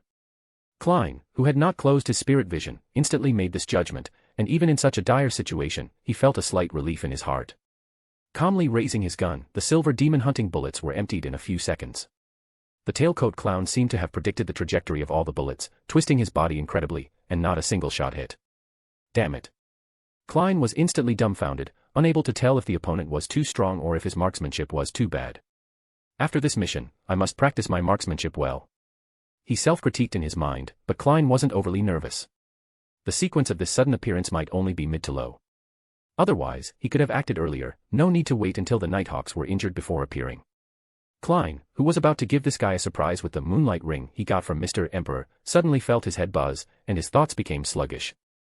Sealed artifact, 2-049, behind him had already climbed out of the box. Klein, whose thoughts were becoming increasingly sluggish, struggled to perform the transference ritual. When the boundless gray-white mist reappeared before his eyes, faintly, Klein seemed to hear Leonard's voice. Old man, old man. Looking at the majestic and grand temple, Klein, whose thoughts had returned to normal, divined and confirmed that he could break free from control after returning to the real world. Worried about his body outside, Klein quickly returned to the real world. You, a mere ordinary person, can survive the pollution of this notebook. I admire you greatly, and I am willing to accept you. I know you are a seer. What the Church of the Evernight cannot give you, our Hermit Order can. To show you my sincerity, I will tell you now that the sequence 8 corresponding to seer is clown, and sequence 7 is magician. Magician. Hermit Order. Klein almost failed to maintain his puppetization state. He never expected his casual guess back then to actually be true. The initiation ceremony is also very simple. You just need to personally kill a Nighthawk. Alright, make your decision. Trust me, you don't have much time to waste. Klein, who originally wanted to feign ignorance and pry more information about the subsequent pathway of seer from this Hermit Order member, felt the increasingly strong killing intent in his eyes. He sighed inwardly with regret and immediately took action. The spirituality he had secretly accumulated for a long time surged into the moonlight ring. Shadows instantly converged, forming illusory shackles that tightly bound the tailcoat clown.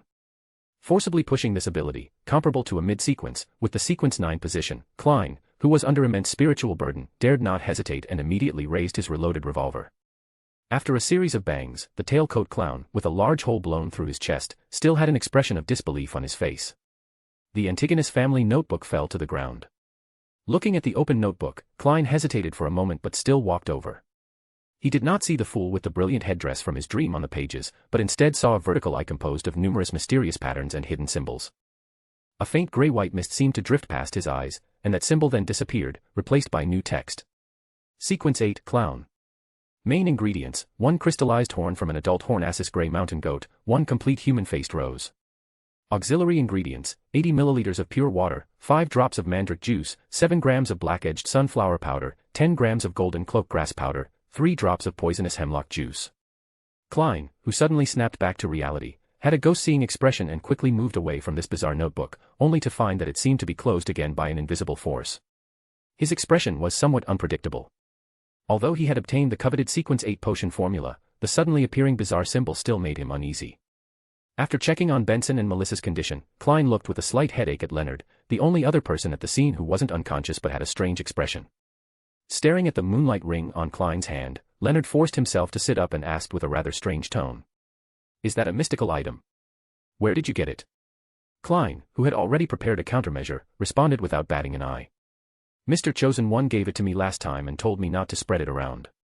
He said this with great righteousness, after all, it was indeed given to him by Mr. Emperor. Without waiting for Leonard to ask further, Klein added as if casually. Oh, by the way, during the fight just now, I seemed to hear you shouting, old man, old man. Did I mishear?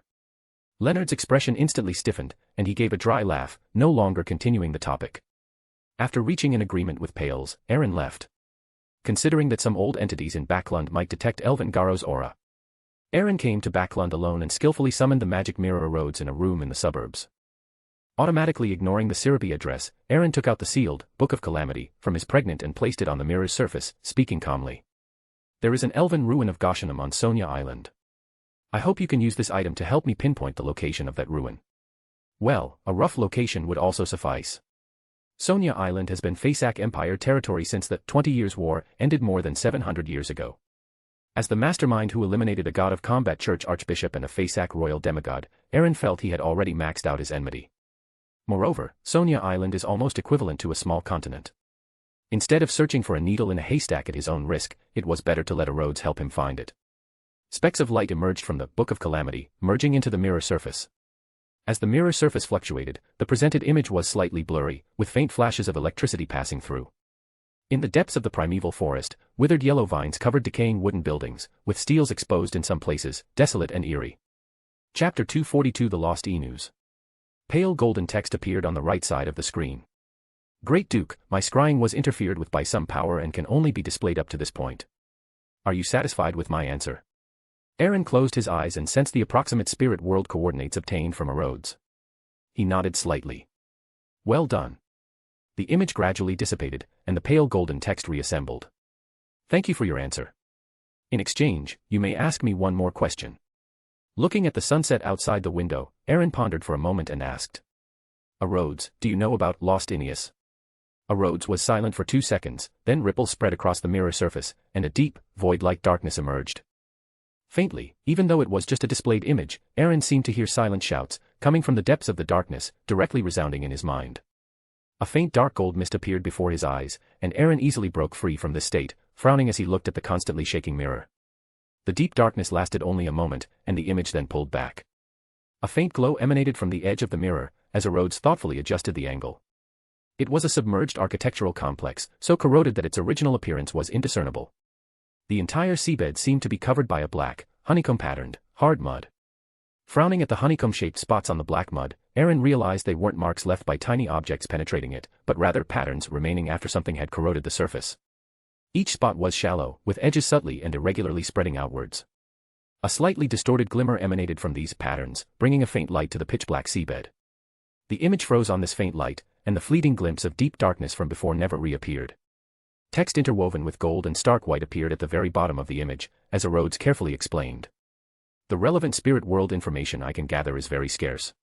It only vaguely shows that, at the end of the second epoch and the end of the third epoch, a civilization of intelligent beings appeared in the fog sea's depths. Their origin is extremely mysterious, and they almost vanished as soon as they appeared, just like. The gradually stark white text twisted and reassembled. A Rhodes seemed unsure how to describe it, finally using a somewhat inaccurate expression. Just like the fleeting appearance of an outer deity civilization. Also, I also felt a familiar aura there, one that made me feel warm, wanting to return, to show submission. Looking at a Rhodes's description, Aaron's brows furrowed. When he felt that strange summons just now, he had already sensed something was amiss. Even when he previously scryed the hidden sage, the result was, at most, an inability to scry, and any negative effects were borne by a Rhodes himself. This was the first time that the holder could be affected through the image. Aaron understood the so-called outer deity civilization and even a Rhodes's true origin. Combining with the previous description, what could make it feel this way was likely only the Chaos Sea, one of the 9 Sapphira. This was not to say that a Sapphira was hidden there. A more accurate description might be similar to the ancient castle in Drier Forest, where the aura of underground pollution existed or had existed. The end of the second epoch and the end of the third epoch. Aaron pondered the times a Rhodes mentioned. These 2 times corresponded to the ancient sun god awakening from the Chaos Sea, and the fall of that quasi-outer deity who controlled the Chaos Sea. Connecting some fragmented clues, Aaron's mood was not particularly good. If Lost Enus had some connection with the Chaos Sea, then the risk factor of exploring that place later would be uncontrollable. The higher the sequence, the closer to the underground, the easier it is for the residual aura of the Chaos Sea to awaken the primordial one's mental imprint within the Beyonder characteristic, causing personality splitting. Although he was in a bad mood, Aaron's thoughts were unusually scattered, and he suddenly recalled another legend on the sea. The Naga tribe in the northern Sonia Sea had always been dedicated to finding a rumored underwater city that sealed powerful monsters, which was the object of their faith. Could that so-called underwater city sealing powerful monsters be an outer deity ruin that was once affected by underground pollution, and those monsters were merely mutated Beyonders who had been polluted? Compared to the Naga tribe's legend, Lost Enus was incredibly low-key. Realizing this, Aaron quickly formed a conjecture. The fog sea has an entrance to the abyss, and the tenebrous world, which is also secretly infiltrating the abyss, might have played a role in suppressing it. Therefore, only at the end of the second epoch and the end of the third epoch, when the chaos sea fluctuated the most, did lost Aeneas break free from suppression and appear briefly. If this was truly the case, the residual, underground pollution there might not be entirely unacceptable, but its impact on high-sequence beyonders would need to be determined by on-site observation. Recalling Elvin Garros, who had gone to the Sanguine alone after their separation, Aaron's tightly furrowed brows relaxed slightly. The beyonder characteristics possessed by high-sequence beyonders of the plantar and moon pathways do not directly originate from the primordial one, and thus do not have corresponding mental imprints. Although anyone who comes into contact with underground pollution will suffer contamination, with varying degrees and manifestations, the Sanguine Dukes would certainly be affected much less, as they do not need to expend a large portion of their energy to resist the awakening will of the primordial one. With a plan in mind, Aaron looked up again at the mirror, which had returned to normal, and asked his final question. If in the future I might not be able to come to Backlund for a period of time, how should I ask you questions? The text, now pale gold again, formed a long passage on the mirror. Oh, great Duke, although the humble Erodes always awaits your summons, under the circumstances of being sealed by the Church of Steam, I can only respond to summons within the Backlund area. However, if you can find another item with that great aura, like last time, and use it as a medium, I can respond even if you are not in Backlund, though there will be certain time limitations. Although he already had the answer in his heart, Aaron was still somewhat disappointed after Erodes' confirmation. While he also possessed a Sapphira and could respond worldwide, it was the Sapphira Castle's aura that truly served as the medium for connecting with Erodes. Therefore, what Klein could do, he could not. For example, although Erodes often flattered him, it never called him master. This mirror, despite its low moral standards and bottom line, was quite loyal. Having found no other method, Aaron watched Erodes depart. After erasing the residual traces in the room, he activated a teleportation and left. At the same time, at the Backlund steam train station, a slightly taller Zio looked helplessly at the languid furs, and whispered. Actually, you don't have to come with me to the southern continent. Staying in Backlund to host the gatherings can also help you pay off your debts quickly. Furs patted her not-so-perky chest with great bravado, ruffled Zio's meticulously styled short hair, and said with a grin. What would you do without me, with your absent-minded and impetuous nature? Besides, how could I miss such a great opportunity to gather material in the southern continent? You rascal, although Zio was a little touched, she still slapped away the mischievous paw on her head. Her trip to the southern continent this time was not just for those relatively harmless reconstruction efforts, she was also participating in certain actions of the East Tacker family in the southern continent. The danger level was far greater than in Backlund. But similarly, danger and opportunity coexist. Zio, who wanted to investigate the truth of her father's death, still chose to embark on this path. She needed more merits to gain further strength. With a mischievous smile, Furs withdrew her hand and looked towards the front of the line, where the Church of the Evernights accompanying personnel were located. She lowered her voice. Zio, who is that? Zio looked up in surprise, following Furs's gaze, and saw a woman with blue eyeshadow and blush, possessing an enchanting and cold beauty. Pulling her curious friend, Zio also lowered her voice and said. That's a red glove who was recently transferred to Backlund. I think her name is Daily Simone. Her strength is immense. Even if both of us went at her together, she'd take us down within 5 seconds. As a well-known bounty hunter in Backlund, Zio was also an important member of the East Tacker family's intelligence network in Backlund, and she had some knowledge of the Church of the Evernights' intelligence. Furs, who had been a Sequence 8 trickmaster for some time, cleared her throat awkwardly. Although she felt Zio was underestimating her a bit, she also gained a direct understanding of Ms. Daly's strength. Daly, dressed somewhat exotically, felt many curious and strange gazes, but she didn't care. The Church of the Evernight attached great importance to this operation to the southern continent. On one hand, it was because the city of Nikiforos, which needed rebuilding, was one of the Church of the Evernight centers of faith in the southern continent. On the other hand, it was because a Grade 1 sealed artifact preserved by the local Church of the Evernight needed to be sent back to the cathedral for purification and resealing due to the continuous demigod battles that had loosened its seal. The Nighthawk's senior deacon and the direct person in charge of this operation, Christet Sesima, known as the Sword of the Goddess, had already taken another replacement Grade 1 sealed artifact and gone ahead to Pritz Harbor to arrange the airship. Daly composed her somewhat playful expression, trying to look like a qualified cleric. Her gaze lingered on a luxurious carriage that had just stopped in front of the station, and she slowly walked towards it. As soon as the carriage door opened, a golden retriever darted out, stopping abruptly at Daly's feet, its tongue out, curiously examining her somewhat exotic eyeshadow and blush. Daly was momentarily stunned, feeling a hint of strangeness in her heart. She was actually made a little uncomfortable by a dog's gaze. Fortunately, this feeling was quickly dispelled, and Audrey, whose face was obscured by a thin veil, also stepped out of the carriage. Rubbing the golden retriever's head, Audrey performed an elegant noble's curtsy. Although she was also somewhat surprised by the Nighthawk's attire, as a spectator, she would not be so rude as to inquire. Returning a rather unconventional courtesy, Daly drew a crimson moon on her chest, made a gesture of invitation, and said with a smile, "Miss Audrey, Mr. Crestet Sesama has already gone to Pritz Harbor, so I am here to await you. Please follow me, we can then take a special train directly to Pritz Harbor and transfer to an airship for the southern continent." Although she didn't like these elaborate rituals, after truly becoming a Red Glove member and learning many secrets, she felt an even stronger sense of awe towards that beyonder, now the Duke. Facing this future Duchess, Daly reined in her previous nonchalance and explained the general arrangements for this operation in detail. Audrey nodded slightly, about to follow the Nighthawks into the steam train, when she noticed Susie turning her head to look in a certain direction. Not far away, it wasn't until Audrey entered the train that Furs and Zio peeked out from a carriage. Furs clicked her tongue. As expected of that person's fiancé, her temperament is truly enviable. Glancing at the sighing Furs, Zio scratched her slightly messy blonde hair and muttered softly, "I just feel that Miss Audrey's golden retriever gives me a very strange feeling." Tingen, Daffodil Street. Except for Fry, who accompanied old Neil to Backlund, and Royo, who needed to guard Cheney's gate, all other Nighthawks had arrived. Sika Tion frowned as he looked at the messy street. The Nighthawks had suffered heavy losses this time. All the Nighthawks involved in the operation, except for Klein and Leonard, were injured and unconscious.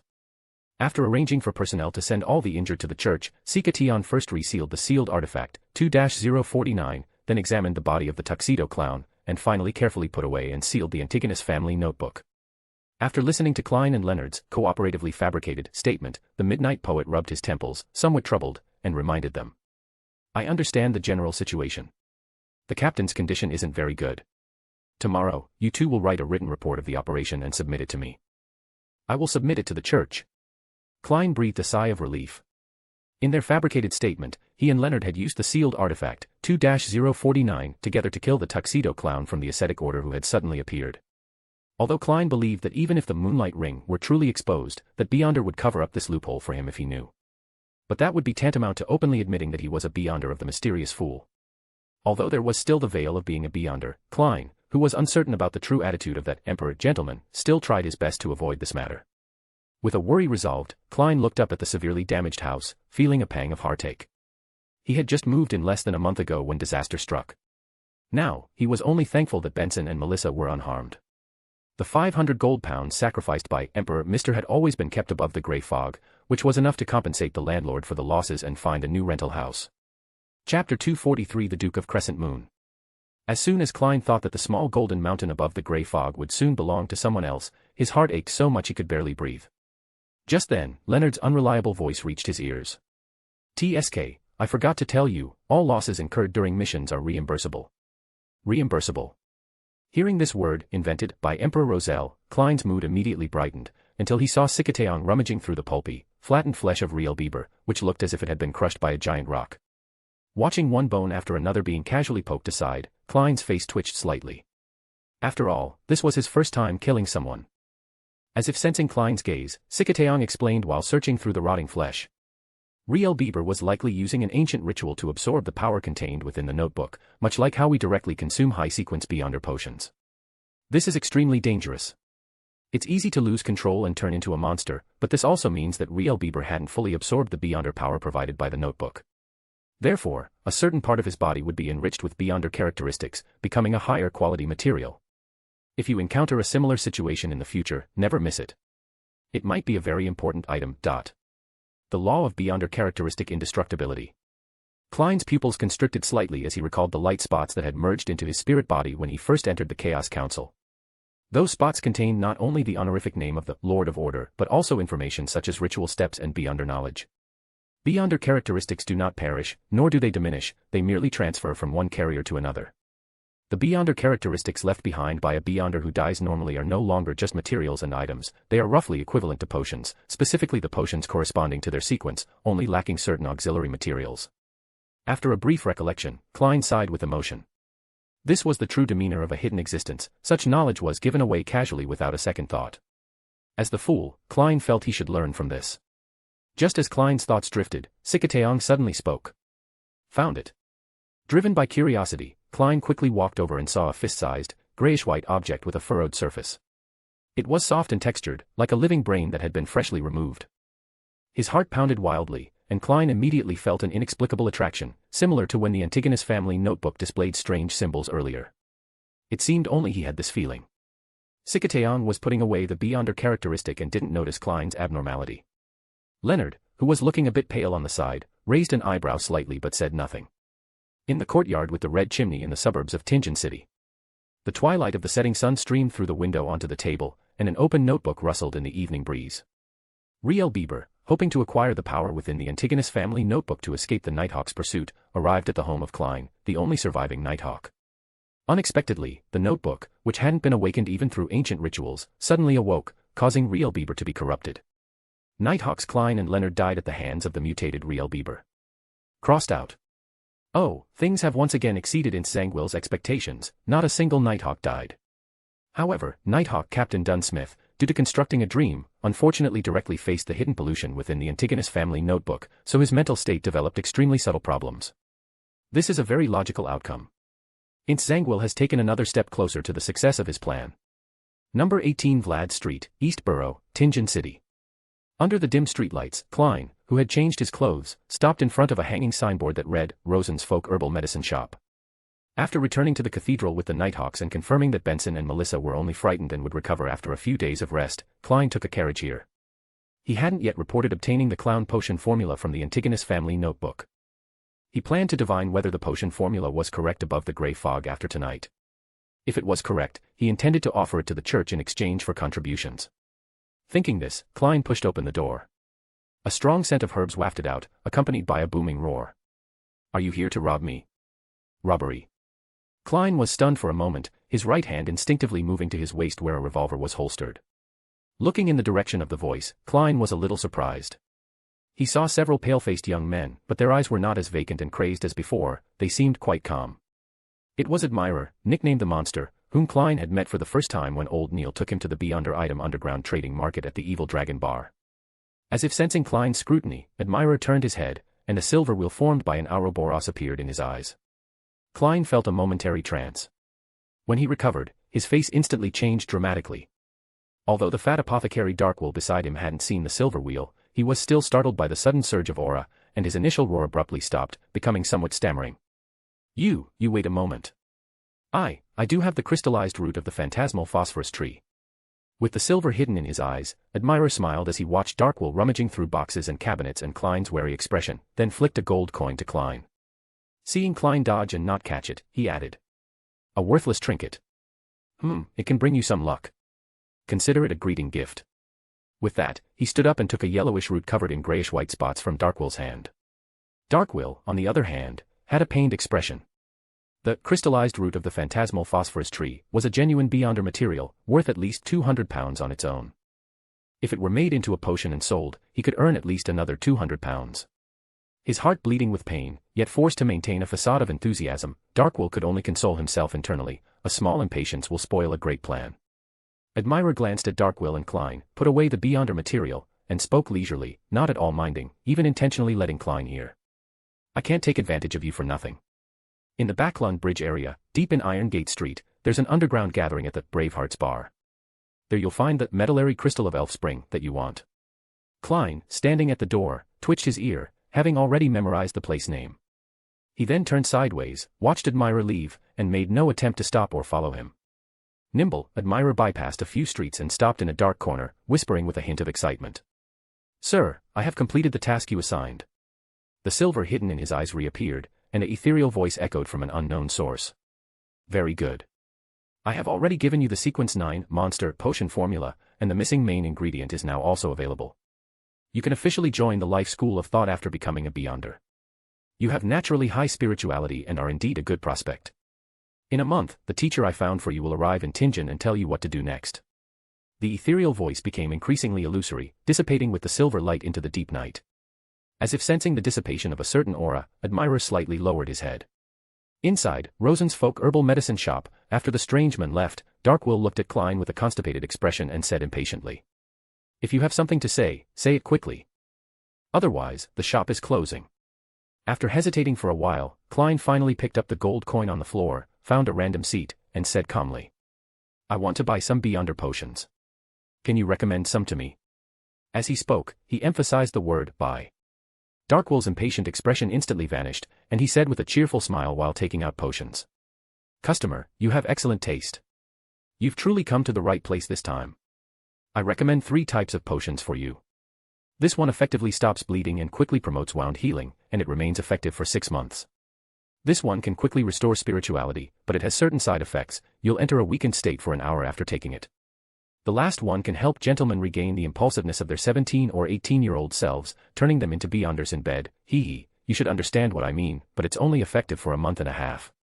I'm a decent person. Klein's forehead twitched as he looked at Darkwolf's lewd smile, and he muttered to himself. Seeing that the customer was not interested in the last potion, which he had particularly pushed, Darkwolf's eyes darted around, and he added. Even if this potion exceeds its expiration date, it can still produce an effect, only it will expand from there to the whole body. The user will become extremely violent, with greatly increased strength, speed, and agility. They'll fall into weakness after half an hour. It's definitely a good helper for murder and robbery, no, for dealing with strong enemies. Why do I feel like you're shamelessly pushing expired medicine? Although he grumbled inwardly, Klein was still somewhat tempted until he saw the prices of these potions. 1 bottle costs £3. You want to charge me £18 for just these few bottles of potions? If he didn't know that the fat man in front of him was definitely also a beyonder, Klein would have wanted to tie him up and send him to the police station to let him thoroughly research how extortion should be punished. This guy isn't trying to recoup his losses from me, is he? Klein's eyes narrowed slightly. He took out his specially made police inspector's badge from his pregnant and spoke in an unfriendly tone. I am a member of the Tinjin City Nighthawks team. Now, please state the prices of these potions again. The flesh on Darkwolf's face jiggled, and he sighed, resignedly saying in a weak voice. £2 a bottle. Believe me, this is definitely a discounted price. Staring at the unscrupulous merchant for a while, Klein took out £12 from his pregnant and placed them on the table, planning to divine whether the potions were truly effective above the grey fog after returning. If this unscrupulous merchant dared to deceive him about the efficacy, Klein swore he would send him to the police station. No, he should send him to the Blackthorn Security Company for a good period of reflection. In the sea east of Sonia Island, near the safe shipping lane, the Morning Star avoided the bustling port and slowly approached the desolate coast. Not far away was a vast primeval forest. Aaron stood in the captain's cabin, looking at Shadas, whose face was flushed with excitement, while Boyer Bale stood quietly beside him. After the elf lady calmed down, Aaron continued. That's roughly the situation.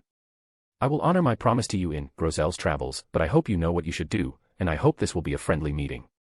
After nodding to Boyer Bale, Aaron teleported away with Shadas. The Morning Star had numerous elf crew members, which was both a gesture of sincerity and a bargaining chip, requiring the loyal demon hunter to personally oversee it. In the center of the vast primeval forest, Aaron's figure slowly emerged. He raised an eyebrow and then looked towards the sky. Under the crimson moonlight, a phantom, ethereal door, inscribed with numerous mysterious symbols, slowly appeared. This was the summoning door. With a phantom creak, the summoning door opened a crack, and Alvengaro stepped out first, followed by a beautiful woman with blood-red eyes. A surging aura of life rapidly spread, followed by a pressure originating from the very level of life. The youngest of the Sanguine's 3 dukes, and a direct descendant of the Blood Moon Queen Ornia, New Moon Jorna. Shadas, behind him, trembled under the pressure of the 2 angels, while Aaron seemed unaffected, looking at the Sanguine Duchess with some surprise. Originally, considering Alvengaro's status as the leader of the personal guards, he could gain a certain degree of trust from the ancient Sanguine angels. Aaron had only intended for him to act as a bridge for communication. As for the specific cooperation, Aaron planned to personally visit the Sanguine's headquarters after finishing this exploration of the elf ruins. New Moon Jorna took a step and arrived beside Aaron. Her blood-red eyes swept over Aaron, and after a moment, she said, My participation this time is of my own volition and does not represent the will of the Sanguine as a whole. Since an old friend has spoken, I will come and see what the hope the Queen once spoke of truly is. Aaron glanced at the silent Alvengaro, then looked at the New Moon Duke, a slight smile playing on his lips, completely unaffected by the pressure, and chuckled softly. No matter, I will personally visit the Sanguine later. Since you've come, I presume Alvin has already told you the general situation. I hope your grace can cover me. Jorna withdrew her gaze from Aaron's wrist and nodded noncommittally. Her blood-red eyes shifted to the decaying buildings not far away, covered by withered yellow vines. The crimson moonlight gradually converged, and the originally dead plants strangely twisted and grew under the moonlight. A tide of life swept like a tsunami, constantly washing over them, and a clear voice echoed. This junior wishes to pay respects to the senior. Please grant an audience. Chapter 244, Queen of Natural Disasters, Gao Zinum. Vibrant green vines spread, covering the decaying wooden structures, and the suffocating stillness of the entire ruin was dispersed by the rich scent of life. The whistling wind passed through the giant trees and vines, carrying a faint, ethereal song, and an indescribable sadness uncontrollably surged in Aaron's heart. It was as if countless pale, ethereal arms grew within Aaron's spirit body, constantly tearing at him. He suddenly awoke, and the blessing from the dream made him realize with clarity that he had unknowingly been pulled into a dream. The original ruins before him had long disappeared, replaced by a magnificent palace made of coral, standing silently. Above this palace were layers of rippling deep blue seawater. Its massive pillars soared, supporting an exaggerated dome, both grand and beautiful, yet somber and dark. Aaron subconsciously glanced left and right. Alvin Gallo and Georgia were still beside him, only their expressions were much more serious. Only Shada's had a mesmerized expression, as if immersed in a beautiful dream. Specks of crimson light converged and flowed into the elf's body. Shada's then looked around blankly, as if waking from a dream. Georgia withdrew her hand, seemingly having sensed something from the clash with the dream power just now, and looked at Aaron, hinting, as expected of an ancient subordinate deity who survived the cataclysm. It seems this elf queen's condition is even better than you anticipated. The Beyonder sequence most closely associated with dream abilities is the spectator, and to be able to weave such a realistic dream and pull two angels and himself into it simultaneously, this is not something a dream weaver can accomplish. Although Alvin Gallo and Georgia might have intentionally cooperated to enter the dream, a dream capable of accommodating three angels already speaks volumes. At the very least, she is a profane presbyter who has pastored a discerner Beyonder characteristic from sequence 2. It seems we need to be more careful later. Aaron frowned slightly, took a silent breath, and slowly followed the two angels into the coral palace. The moment he stepped into the palace, a thick sense of suffocation enveloped him, but this slight discomfort quickly dissipated. His spirituality stirred slightly, and Aaron immediately cast his gaze towards the 9-tiered steps over 100 meters away. On the steps was a coral throne inlaid with sapphires, emeralds, and lustrous pearls. The source of the power permeating the entire dream was there. On the throne sat a woman with glossy black hair, delicate features, slightly pointed ears, and profound eyes. Her facial contours were soft, and she wore a complex, ancient long dress. Even without a height advantage, she still exuded a sense of condescension. Shada's, behind him, trembled slightly and choked out, "Your Majesty." Ghaznanim nodded gently, and an invisible force lifted Shada's, who was about to kneel, her expression softening considerably. "I am very relieved to see you alive." The entire coral palace trembled slightly, and the gemstone-inlaid throne rose from the ground behind Aaron and the others. Ghaznanim turned her head and said calmly, "You carry an aura I am familiar with. To find this place so quickly, I imagine you must have already obtained that Book of Calamity. With such a grand display, I wonder what Duke wants to do." Aaron's eyes narrowed slightly. He didn't ask the two angels but instead directly questioned himself, who was only at the demigod level. Was this the discerner's ability confirming that he was the one in charge? Although he felt it was impossible for Ghaznanim to see through his mind due to the influence of the Nation of Disorder, Aaron remained slightly vigilant. For a discerner, simple body language and even expressions could be interpreted for information.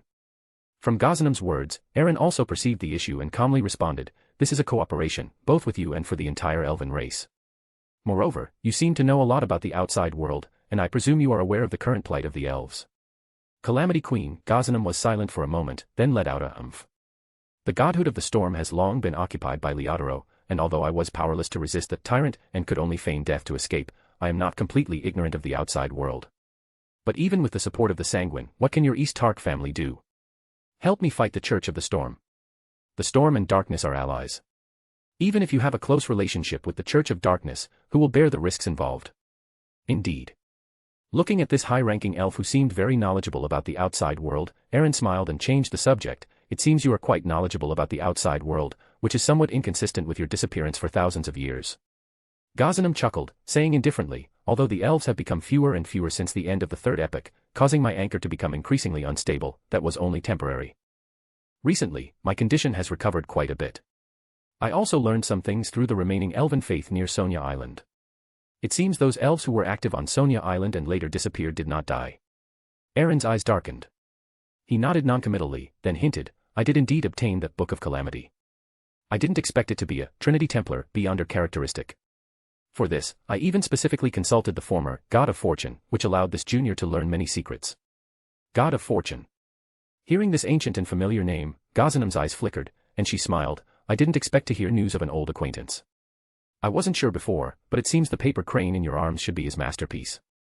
Nodding slightly at the elf queen, Aaron cleared his throat, motioning for Shadas to step forward and recount the story of the Elven Island in the Mist Sea and the cooperation between the Elven High Priest and the East Tark family. After listening quietly, Ghaznanim suddenly chuckled. I didn't expect that remnant lineage to truly choose a place for my elven race to multiply. The elves on the ghost ship east of Sonia Island seem to be your so-called sincerity. Since that's the case, what exactly is your cooperation? And what can you bring me? Motioning for the somewhat agitated Shadas to retreat, Aaron met her deep blue eyes and responded with a smile. Rather than cooperation, I prefer to call it mutual assistance. I promise to provide a habitat for the elven race, and I can also resolve the pressure from the Lord of Storms for you. Of course, this will take some time. In exchange, I need your assistance in future angel-level conflicts. This is not a gratuitous demand, I will provide you with corresponding compensation. This is not empty talk.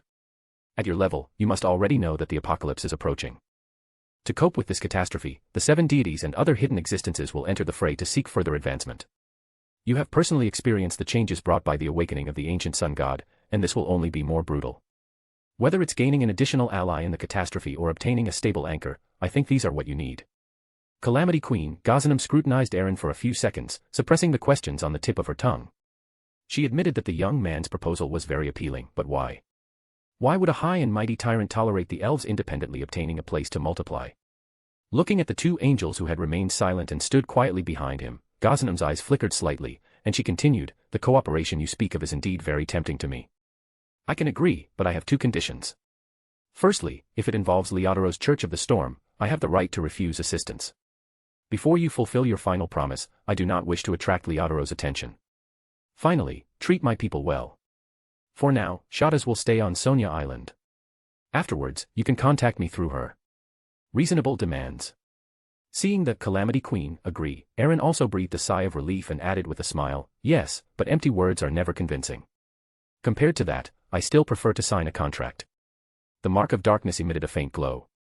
Possessing a portion of the Dream Authority allowed Aaron to manipulate his external body to retrieve the imperative contract he had prepared earlier.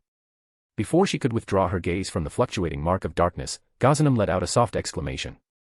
Looking at the dark gold paper, enshrouded in deep darkness and appearing in the dream world, her expression suddenly changed.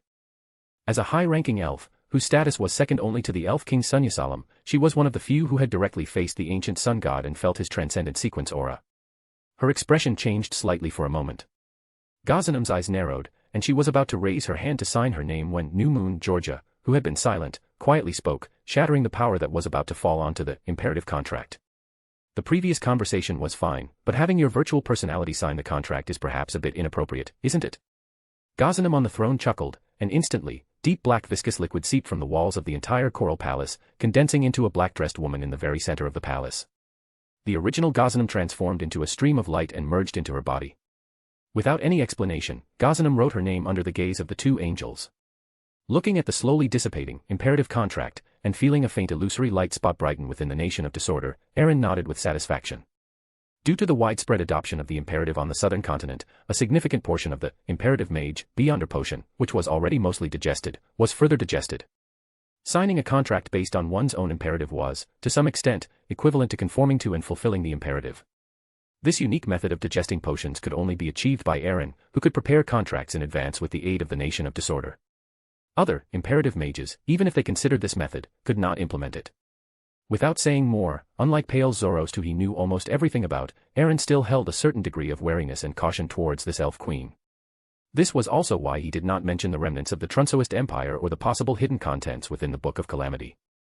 For him, the current goal was to stabilize this angel, and it was best to pretend not to know the secret of the Book of Calamity. Only when he advanced further and achieved Sequence 3, even if not within the Sapphira, and possessed the angel's rank, would it be a good opportunity to reveal everything. Before that, establishing basic cooperation was sufficient. Looking at Shadas, who was the last one remaining, Ghaznanim regained her calm expression and said to her, that Duke concealed many things, but perhaps this is an opportunity. When you have the qualification and opportunity to access the Book of Calamity, take out something from it that others won't notice and bring it to the Western Continent. Western Continent. The legendary homeland of the elves. Shadas was startled, frowned slightly, and looked at the queen on the throne, cautiously asking, but hasn't the Western Continent already disappeared? And that book is now the Duke's possession, aye. Slowly standing up, Ghaznanim looked at the maid she had reunited with after thousands of years and slightly curved her lips, saying, since it disappeared, it will reappear. When the apocalypse arrives, it will definitely reappear. Benefits are for exchange. After establishing initial trust, I will provide sufficient compensation. You don't need to worry. Before Shadas could ask again, the elf queen paused and said, "You and I have been master and servant. Whether for the future of the elven race or for these thousands of years of waiting, I should give you a gift." Shadas looked up with some joy, and a deep blue light suddenly appeared in her eyes. Through this deep blue, Shadas saw another magnificent palace made of coral. Unlike before, it was so real, yet it seemed to exist in an illusory place, as if without a specific medium, even peeking was impossible. Before Shadas could recover, rippling water swept her, passing through a barrier and entering the palace. Shadas looked around and found murals depicting scenes on both sides. She had seen similar murals before in the underground ruins of the elven island in the Mist Sea. These murals primarily depicted boats and individual elven faces battling against storms and giant waves. However, Shadas noticed that the places where those boats sailed were not the sea, but a dense, impenetrable blackness. This made her think of one word: abyss. Before she could think further, her vision blurred, and she saw two thrones and a deep blue, crystalline coral.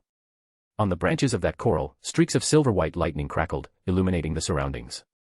Shadas felt a sudden surge of thirst within her, involuntarily held her breath, slowed her steps, and ascended the steps layer by layer, arriving before the throne. A guess formed in her mind. This is a cataclysmic interror beyond her characteristic. With a trembling right hand, Shadas picked up the coral, and her vision instantly went dark, her consciousness suddenly blurring. A whooshing sound followed, and the seawater outside the palace violently churned. The coral, enveloped in a deep blue, gradually dematerialized and merged into Shadas's body. Streaks of lightning bloomed like flower petals. Ghaznim's figure appeared. She raised her right hand towards Shadas, who was surrounded by lightning. The azure light transformed into threads, coiling layer by layer, gradually deepening, and finally forming a deep blue, almost black, light cocoon. Chapter 245 Dreams and Divination. Ghaznim's figure became ethereal as he gazed at the deep blue, almost black, light cocoon. The floor of the coral palace suddenly cracked open, revealing the abyssal seabed below, and the light cocoon slowly sank into the depths. In the primitive forest of Sunia Island, after exiting the dream, Duke Xiao of the New Moon clicked her tongue and looked at the spot where Shadas had stood, saying with a smile. As expected of an ancient secondary god, I can't even sense the source of her power. Did she directly take her away using the sea of subconsciousness? However, by the time this elf returns, your subordinates should have an additional cataclysmic interror. Aaron withdrew his gaze from the ruins, which were filled with a rich aura of life, and nodded slightly, casually explaining. He has hidden for so many years, whether it's truly because of the Lord of Storms or for other reasons, it's impossible for him to act directly in his true form. A cataclysmic interror is already enough for him to descend his power. Thank you for your help this time, otherwise, it might not have been so smooth. Xiao glanced at Alvin Gallo, her lips curving slightly. Behind her, an illusory, hazy door appeared, inscribed with numerous mysterious symbols. The door of summoning quickly turned red, revealing a pair of giant bat wings that obscured half of the crimson moon. In the legends of the Sanguine, this was one of the symbols of the ancient god Lilith. The bat wings suddenly materialized and flew out, transforming into a bat token. Under Xiao control, it flew into Aaron's hand, and she explained at the same time. Before I came, I had already discussed it with Olmar. He is preparing to awaken Duke Silver Moon. This item can take you directly to the Sanguine ancestral land through the door of summoning. Duke Silver Moon, the Duke who was severely injured during the War of the Four Emperors in the Fourth Epoch and has not yet recovered. It is said that he, along with the former Queen of the Blood Moon, Ornia, once followed the Sanguine progenitor Lilith, and is also the longest-lived Sanguine currently existing. Secrets that Varna had told him in the underground hall after he was promoted to demigod and inherited his title quickly surfaced in his mind. Aaron reached out and took the token, it felt warm and smooth in his hand, and spirituality continuously emerged from it. Aaron raised an eyebrow, put away the token, and watched as the Sanguine Duke's figure merged into the illusory door and disappeared. Tinjin City, outside the Tinjin University History Department office. Klein gently closed the door. He had cancelled his original recommendation for the Tinjin University interview. For him, this was a formal farewell to the past. After killing Riel Bieber and the Hermit Order's Tuxedo Clown yesterday, even though Captain Dunn had not yet awakened, Sika Tion had already informed him that as of today, he was officially a Nighthawk member. Just as he was delighted with his weekly salary, which had risen to 4.5 pounds, Klein suddenly heard a familiar voice from behind him. Moretti, long time no see. Klein turned around and saw a middle-aged man of medium build with bronze skin. He had no beard, wore a top hat, had black hair and brown eyes, soft features, and an indescribable sense of vicissitude in his eyes. Below his right ear was a small black mole that was only visible upon closer inspection. Good morning, Mr. Azek. He quickly bowed and followed the instructor from the original owner's memory out of the office building. Isaac walked ahead, asking in a calm tone as he went. Klein, do you know what happened to Welch and Naya? I read in the newspaper that they were killed by an intruder. The case was changed to a home invasion. And it was in the newspaper so quickly. Klein was stunned. He had originally thought the Nighthawks would conceal such beyonder cases, but he still carefully chose his words to respond. I'm not too clear on the specific situation. Previously, Welch obtained a notebook from the Antigonus family of the Fourth Epic Solomon Empire and asked me to help him decipher it. I went for a few days at first, but then I got busy looking for a job. Antigonus. Isaac, with his bronze skin and eyes full of vicissitude, first froze, then murmured the name. He then turned his head and scrutinized Klein from head to toe, asking in a gentle tone. Klein, when I was studying at Backlund University, I came across some seer-related things and have done some research in that area. I've noticed some inconsistencies in your destiny. What? Seer. Talking about seer with me. As a seer, Klein looked at instructor Isaac opposite him with a smile and said. What inconsistencies? Isaac thought for a moment and said. Have you been encountering coincidences frequently in the past 2 months? Coincidences. Because he had received favors from Mr. Isaac, Klein did not resist the question and subconsciously began to recall, his eyes subtly changing as he carefully responded. Yes, but not too many, not too often, and there are no traces of anyone else interfering or guiding. Isaac nodded gently and said. Emperor Roselle once said that everyone encounters a coincidence once. Twice is also within the normal range. 3 times, you must consider if there are some internal factors guiding it. Can you see anything? Klein asked tentatively. Isaac laughed and shook his head, replying. I can only see a slight inconsistency, I can't find anything else. You should know, I am not a true seer. Doesn't that mean he said nothing at all? Mr. Isaac is a bit strange, pretending to be a charlatan in front of me, a charlatan. Klein exhaled. Taking advantage of the other party getting up, he pinched his glabella and activated his spirit vision. At a glance, Isaac's aura completely entered his eyes, everything seemed normal. At 1 p.m., Klein returned to 124 Zutland Street. This was specially arranged for him by the church, only a 5-minute drive from St. Selena's Cathedral on Red Moon Street. Although the rent was much more expensive than before, considering the potential threat from the Hermit Order, Klein gritted his teeth and rented it. Benson and Melissa were still recuperating, and the 2-story attic seemed a bit empty. Arriving at the room reserved for him on the 2nd floor, Klein drew the curtains, plunging the bedroom into darkness, and slowly sat on the sofa, his brow furrowed. His conversation with Mr. Isaac today reminded him of many things. As a seer, Klein had actually divined before whether some seemingly coincidental events had unnatural developments. Recalling the erroneous divination he received when he divined whether there was danger in Daffodil Street during that operation, and recalling meeting a demisol last night, who was like a different person, Klein took a deep breath and took out a silver dagger. Then, he gathered his spirit, allowing his spirituality to flow from the tip of the silver dagger, connecting with the surrounding nature to form a whole. As he walked, the wall of spirituality gradually sealed the entire bedroom. Klein's plan was to divine above the gray fog, to divine in that mysterious world. Above the boundless and hazy gray-white mist, within the majestic and ancient palace. Klein's figure sat at the head of the bronze long table, with a newly materialized piece of parchment in front of him, bearing a divinatory statement. The true cause of Riel Bieber's death. Holding the pendulum, with the pendant hanging low, Klein quickly settled his mind, becoming quiet and ethereal. He held the paper, silently recited 7 times, then leaned back against the chair, falling into slumber above the gray fog. Soon, he saw a boundless, illusory, gray-white mist. The mist slowly parted, revealing colorful flowers and emerald-green lawns. Behind the flowers and lawns, space twisted and overlapped, as if it had become a living monster.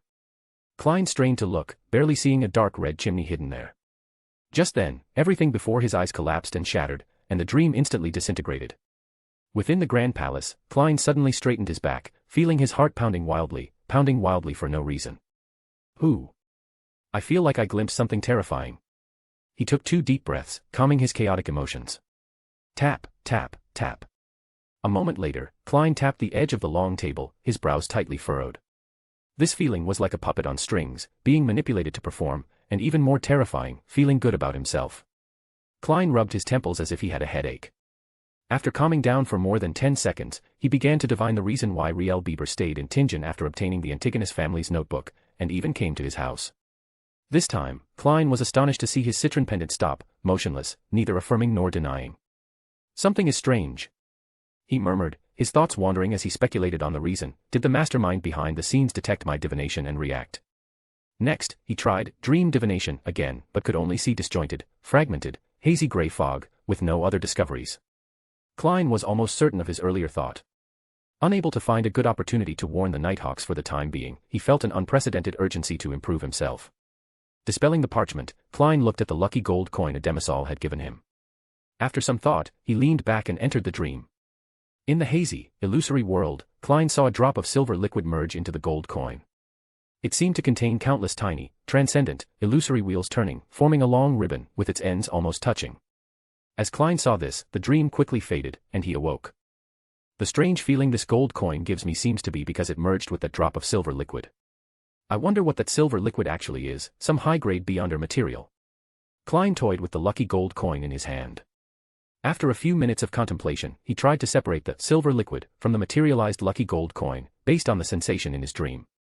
Just like when he imagined the palace and the bronze long table, it appeared as soon as he thought of it. Klein watched the drop of silver liquid quietly floating before him, astonished and bewildered, and had an even higher evaluation of the mysterious space above the gray fog. Somewhat excited, he grasped the virtual golden liquid and leaned back against the chair. His eyelids drooped, and he saw a hazy and indistinct dream. In that gray and fragmented world, a tall, black spire appeared, around which a silver-white giant snake was coiled. It was slowly writhing, raising its cold, emotionless red eyes. Boom. Klein felt his consciousness suddenly drift, his thoughts completely chaotic, with no normal thought emerging. A new scene appeared, still the dark red chimney, but this time, the scene was no longer static, and a pure white quill pen emerged. Rumble. The scene completely shattered, and the mysterious space above the gray fog shook slightly. Fine cracks appeared on the majestic palace. This terrifying change lasted only 3 seconds, then the gray fog returned to silence, as if nothing had happened. Klein, his body somewhat twitching, gripped the armrests of the high-backed chair and struggled to stand up, both terrified and bewildered by what had just happened. Before this, he had never imagined that a single divination could lead to such consequences. He took a few breaths, then looked around, discovering that the eternally unchanging majestic palace and ancient long table had both suffered damage. For above the gray fog, which had never shown any abnormality, this was an unprecedented injury. What exactly is going on? Did my divination point to some incredible existence? Klein's thoughts recovered slightly, and he recalled the scene he had just seen. What does that silver-white giant snake symbolize? Was it that allowed me to see what was hidden behind the red chimney, that quill pen? Is that the fundamental reason for the anomaly in my destiny? Thinking of this, Klein felt his brain ache even more than before. With a sigh, he raised his hand and rubbed his temples, then conceived of restoring the palace and the long table. The giant's dwelling-like palace and the bronze long table instantly restored themselves, everything returned to its previous state. After a few more seconds of recovery, Klein's expression suddenly turned strange, because some knowledge was echoing in his mind. Yes, knowledge. In the brief moment of contact with the silver-white giant snake, which he didn't know what it symbolized, Klein had been in a state of divination, so he instinctively divined some events and knowledge from it. He quickly used the dream divination technique to recall and organize the gains not included in his initial objective. He picked up the materialized black-bellied steel pen and wrote down item by item. Sequence 1, Snake of Fate. Sequence 9, Monster. Main ingredients, root crystal of the phantom phosphorus tree, 100 milliliters of silver scale blood. Auxiliary ingredients, 200 milliliters of pure water, 50 grams of finely ground pure silver powder. Sequence 8, Robot. Main ingredients, tail feather of the spirit bird, eye of the spirit ape. Auxiliary ingredients, 80 milliliters of pure water, 40 grams of silver-veined flower powder. Technique for crafting, talisman of misfortune. This is a relatively advanced talisman in the domain of destiny, and its effect can last for half a year before decaying. It is possible to forego rituals and prayers to the corresponding high-level existence, and instead use the lucky gold coin containing the drop of silver liquid to steal power from it. Looking at himself on the parchment, Klein was stunned for several seconds. The first thing he saw was Sequence 1, Snake of Fate, and he immediately thought of the silver-white giant snake. Although there was no specific formula, just the name alone left Klein rooted to the spot. For some reason, he suddenly recalled the phrase from his honorific name. The Black and Yellow King Who Wields Good Fortune. Chapter 246, The Third Tarot Club. Is this a coincidence? Or did my fabricated honorific, after connecting with this mysterious space, cause me to be noticed by certain entities? Klein felt a pang of discomfort. That was a Sequence 1, an earthly angel, an existence at the pinnacle of a single pathway. Even for the Church of Evernight, that was the level of existence only a pope could face. Carefully recalling the dream he just had, a calm Klein realized that the Snake of Fate didn't seem to hold any malice towards him. The influence of this mysterious space radiating onto him was more likely because he not only directly faced an angel but also used the gray fog's blessing to perform a divination. This was more like a backlash caused by his own reckless actions. The Snake of Fate didn't seem to use this opportunity to counterattack. Otherwise, Klein felt that with his essence being only at sequence 9, even with the obstruction of this mysterious space, it would have been impossible to escape the backlash so easily. Recalling the subsequent developments of that dream, Klein frowned. The most important thing in the house with the red chimney was the pure white quill that appeared at the end. Was this a benevolent reminder, or a trap? Klein sighed helplessly. He couldn't share this information with the Nighthawks. He couldn't explain the source of the information, nor should he. It couldn't be that other Beyonders couldn't divine it, but he could. Not to mention others, Klein knew that there was a Beyonder who could divine in the Tinge Punisher's team of the Church of Storms. While this could be attributed to the lingering effects of the Antigonus family's notebook, what Klein worried about most was how the mastermind who had shielded the Grey Fog would react upon learning of this. He rubbed his temples, feeling a headache. Although the Tarot Club was in the afternoon, as the Great Fool, he couldn't directly inquire. The safer method was to wait until next week, his second Chaos Council, to seek answers from that true hidden existence. Having made up his mind, Klein continued to look down. Although he couldn't use the Monster Pathway Sequence 8 and Sequence 9 potion formulas, he could exchange them for money or use them as rewards for Tarot Club members. Klein remembered that in the Nighthawks' internal records, the organization in charge of the Monster Pathway was called the Life School of Thought. It seemed that Admire and the Snake of Fate behind him both belonged to this organization. He secretly kept this clue in mind. Klein's gaze burned as he looked at the Calamity Charm crafting techniques displayed on the parchment. The ritual for crafting this high-level charm in the domain of fate was essentially a simplified version of the bestowal ritual, except that the object of the prayer for bestowal was changed from a specific hidden existence to the lucky gold coin containing silver liquid. Engraving the corresponding symbolic patterns was not troublesome. The only drawback was the material that carried the charm's power. Ordinary spiritual materials simply couldn't hold and preserve such power. Even with lowered requirements, powdered mandrake snake skin and blood-veined tree bark were essential. As a high-level charm, the Calamity Charm could actively attract disasters of varying degrees, affecting the target or enemy, and drawing the opponent into an environment where it could best utilize its advantages. At the same time, it would come with a strong mental storm, directly affecting the opponent's mental body, causing a certain degree of dizziness or mental confusion. If the enemy entered the latter state, they would be very prone to making mistakes, allowing the disaster to snowball until it consumed them. Satisfied, he put down the yellow crystal. After thoroughly divining the crafting method and effects of this charm, Klein was very pleased. His only offensive charm currently was one he bought from the attendant of the Chaos Council. In just a few weeks, he could now craft charms himself. After divining and confirming that the clown potion formula he obtained yesterday was indeed without issue, and considering that the Antigonus family's notebook had already been sealed by the church, Klein simply set aside the anomaly of that strange notebook, rubbed his slightly sore temples, and left this mysterious gray fog space. He glanced at the wall clock. It was already 2 p.m. Without further delay, Klein quickly entered a meditative state to restore his spirituality. South of Pritz Harbor, a majestic dark blue airship broke through the clouds, heading towards the endless deep sea. The interior of the airship was divided into 3 levels. The top level had complex mechanical devices and cargo warehouses. The middle level featured a hall where buffet dinners and dances could be held. Around the hall and along the passages leading to the upper and lower levels were individual lounges. As for the bottom level, it contained machine gun rooms, ammunition rooms, artillery positions, and soldiers' quarters. In one of the middle-level rooms with the best view, Audrey, dressed in a pure white gown with gold lace, her golden hair loosely tied back and softly falling, curiously surveyed the scenery outside the floor-to-ceiling window with her emerald, gem-like eyes.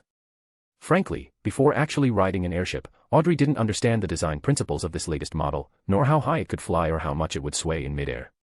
So much so that when it took off from Pritz Harbor, she was startled by the low rumble and the slight tremor of the floor and walls. Thinking of this, Audrey looked amusedly at Susie, who was lying at her feet, somewhat afraid to approach the floor-to-ceiling window. She had only discovered today that Susie was actually afraid of heights. Just as she was about to comfort Susie, a voice sounded from behind her. "Miss Audrey, our current voyage will stop once at Demirport and once at Harmonport in the Daisy Bay to refuel the airship's high-octane steam engine and replenish supplies. Then we will follow the safe route through the Furious Sea to Nikiforos in West Balam. At maximum speed, we should arrive by mid-August. I hope you don't mind the airship's environment." Audrey turned her head and saw Miss Daly, who was no longer dressed so bizarrely. A gentle smile immediately spread across her face, and she clenched her right hand as if cheering herself on. "Thank you for the reminder, Miss Daly, and please convey my gratitude to Mr. Sword of the Goddess." As the person in charge of this trip to the southern continent, Nighthawk Senior Deacon Crest Sasima had to stay in the deepest part of the top floor, guarding and sealing the level 1 sealed artifact brought from the Holy Cathedral, unable to go out freely. Daly also smiled and nodded. Her originally bizarre eyeshadow and blush were gone. Apart from her somewhat strange spirit medium attire, she looked like a warm and intellectual older sister. As the daughter of Earl Hall and the fiancée of Duke East Tark, a noble lady of such distinguished status, the accompanying person and bodyguard naturally had to be a woman. As an elite of the Red Gloves team, a sequence 6 spirit guide, Daly was undoubtedly the most suitable candidate. Because both were believers of the Evernight, Audrey tapped her chest 4 times, outlining the shape of the crimson moon. Worldly matters used worldly etiquette, while religious matters used religious rituals. Audrey recalled the sea chart she had found before departure and asked curiously. "Ms. Daly, are we not passing through Bancy Port this time? I heard it's called the Weather Museum, where magical phenomena often occur, and the food there also seems to have a unique flavor." Daly was momentarily stunned, feeling a bit embarrassed by her lack of knowledge. Before being transferred to Backlund to join the Red Gloves, she had only served as a Nighthawk in Matport and Tingen. However, due to the Nighthawk's jurisdictional restrictions, she truly had no concept of this Weather Museum. Seeing the emotional colors Daly displayed, Audrey knew she had asked the wrong question. She playfully stuck out her tongue, intending to ask another question, when she heard Daly's subsequent reply. "I'm very sorry, Miss Audrey. The sea and air space near Bancy Port have been blockaded by the Church of Storms since last year, prohibiting ships and airships from approaching. I don't know the specific reason. Perhaps only the high-ranking officials of the church know some secrets. Therefore, this route specifically avoided Bancy Port. Blockaded by the Church of Storms for nearly a year, and only high-ranking church officials might know why." Audrey's eyes suddenly lit up, her thoughts racing, but she still maintained her expression management using her spectator abilities. After chatting for a few more minutes, Audrey glanced at the time, seeing it was already 2:50 p.m. She then lowered her head and pressed her forehead, pretending to be slightly uncomfortable due to the turbulence. After Daly's offer to call a therapist was politely declined, she left Audrey's room. Looking at Susie, who was pitifully clinging to her feet and unwilling to leave, Audrey looked at her watery eyes and said with a mix of laughter and helplessness. "All right, Susie, you're already a beyonder, oh no, a beyonder dog. You must overcome your fear of heights. I need some alone time later. Tonight, I'll teach you how to read a map." Susie, knowing that Audrey always had alone time during this period, pitifully released her paws and responded by vibrating the air.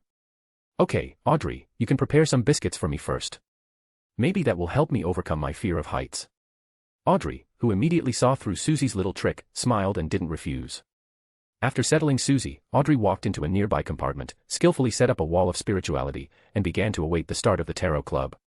Quietly counting her heartbeats, crimson light expanded before her eyes, and the boundless gray-white mist once again appeared before her.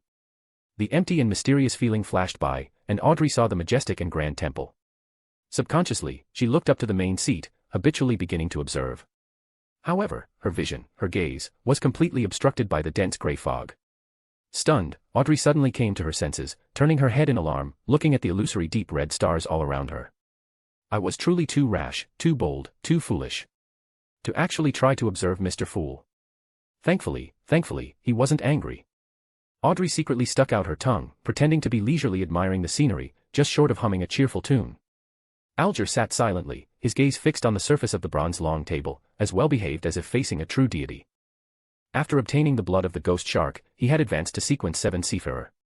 Aaron, however, was composed. A slight smile played on his lips as he watched the somewhat flustered yet feigning composure Audrey. After a moment's thought, he spoke first. "Respected Mr. Fool, I have discovered 2 pages of Emperor Roselle's diary and have memorized their contents." Audrey quickly snapped back, realizing she had forgotten to greet him, but still quickly added, and cast a scrutinizing glance at the hanged man, I also memorized 2 pages of Emperor Roselle's diary." Alger unconsciously restrained his movements and, after a few seconds of silence, said, "I also have 2 pages. Very good." Klein didn't let his delight infect his voice. As his words fell, yellow-brown parchment and dark red steel pens instantly appeared before the Tarot Club members. After a moment, Klein's thoughts stirred, and the 6 pages of parchment flashed into his hand. He briefly identified them, 2 were fake. As Klein examined them closely, his gaze suddenly froze. The 4 diary pages separately described the connection between the Hornassus mountain range and the Kingdom of Night that had been destroyed by the Church of Evernight, the conversation between Hermit Order leader Zeradel and Roselle, and other daily trivialities, such as having a deep exchange with a certain noblewoman. Hornassus. Phlegria. Klein silently recited these 2 familiar words in his heart. When he first became a seer and his state was unstable, or when he encountered the lingering influence of the Antigonus family's notebook, illusory whispers, from he knew not where, would always echo in his ears. Looking at Roselle's speculation in the diary that the Church of Evernight might possess the complete potion formula for the seer pathway, Klein suddenly felt a surge of motivation. If he wasn't strong enough, returning to his original world would inevitably require external forces, and whether those external forces were good or bad, benevolent or malicious, was uncontrollable and extremely dangerous.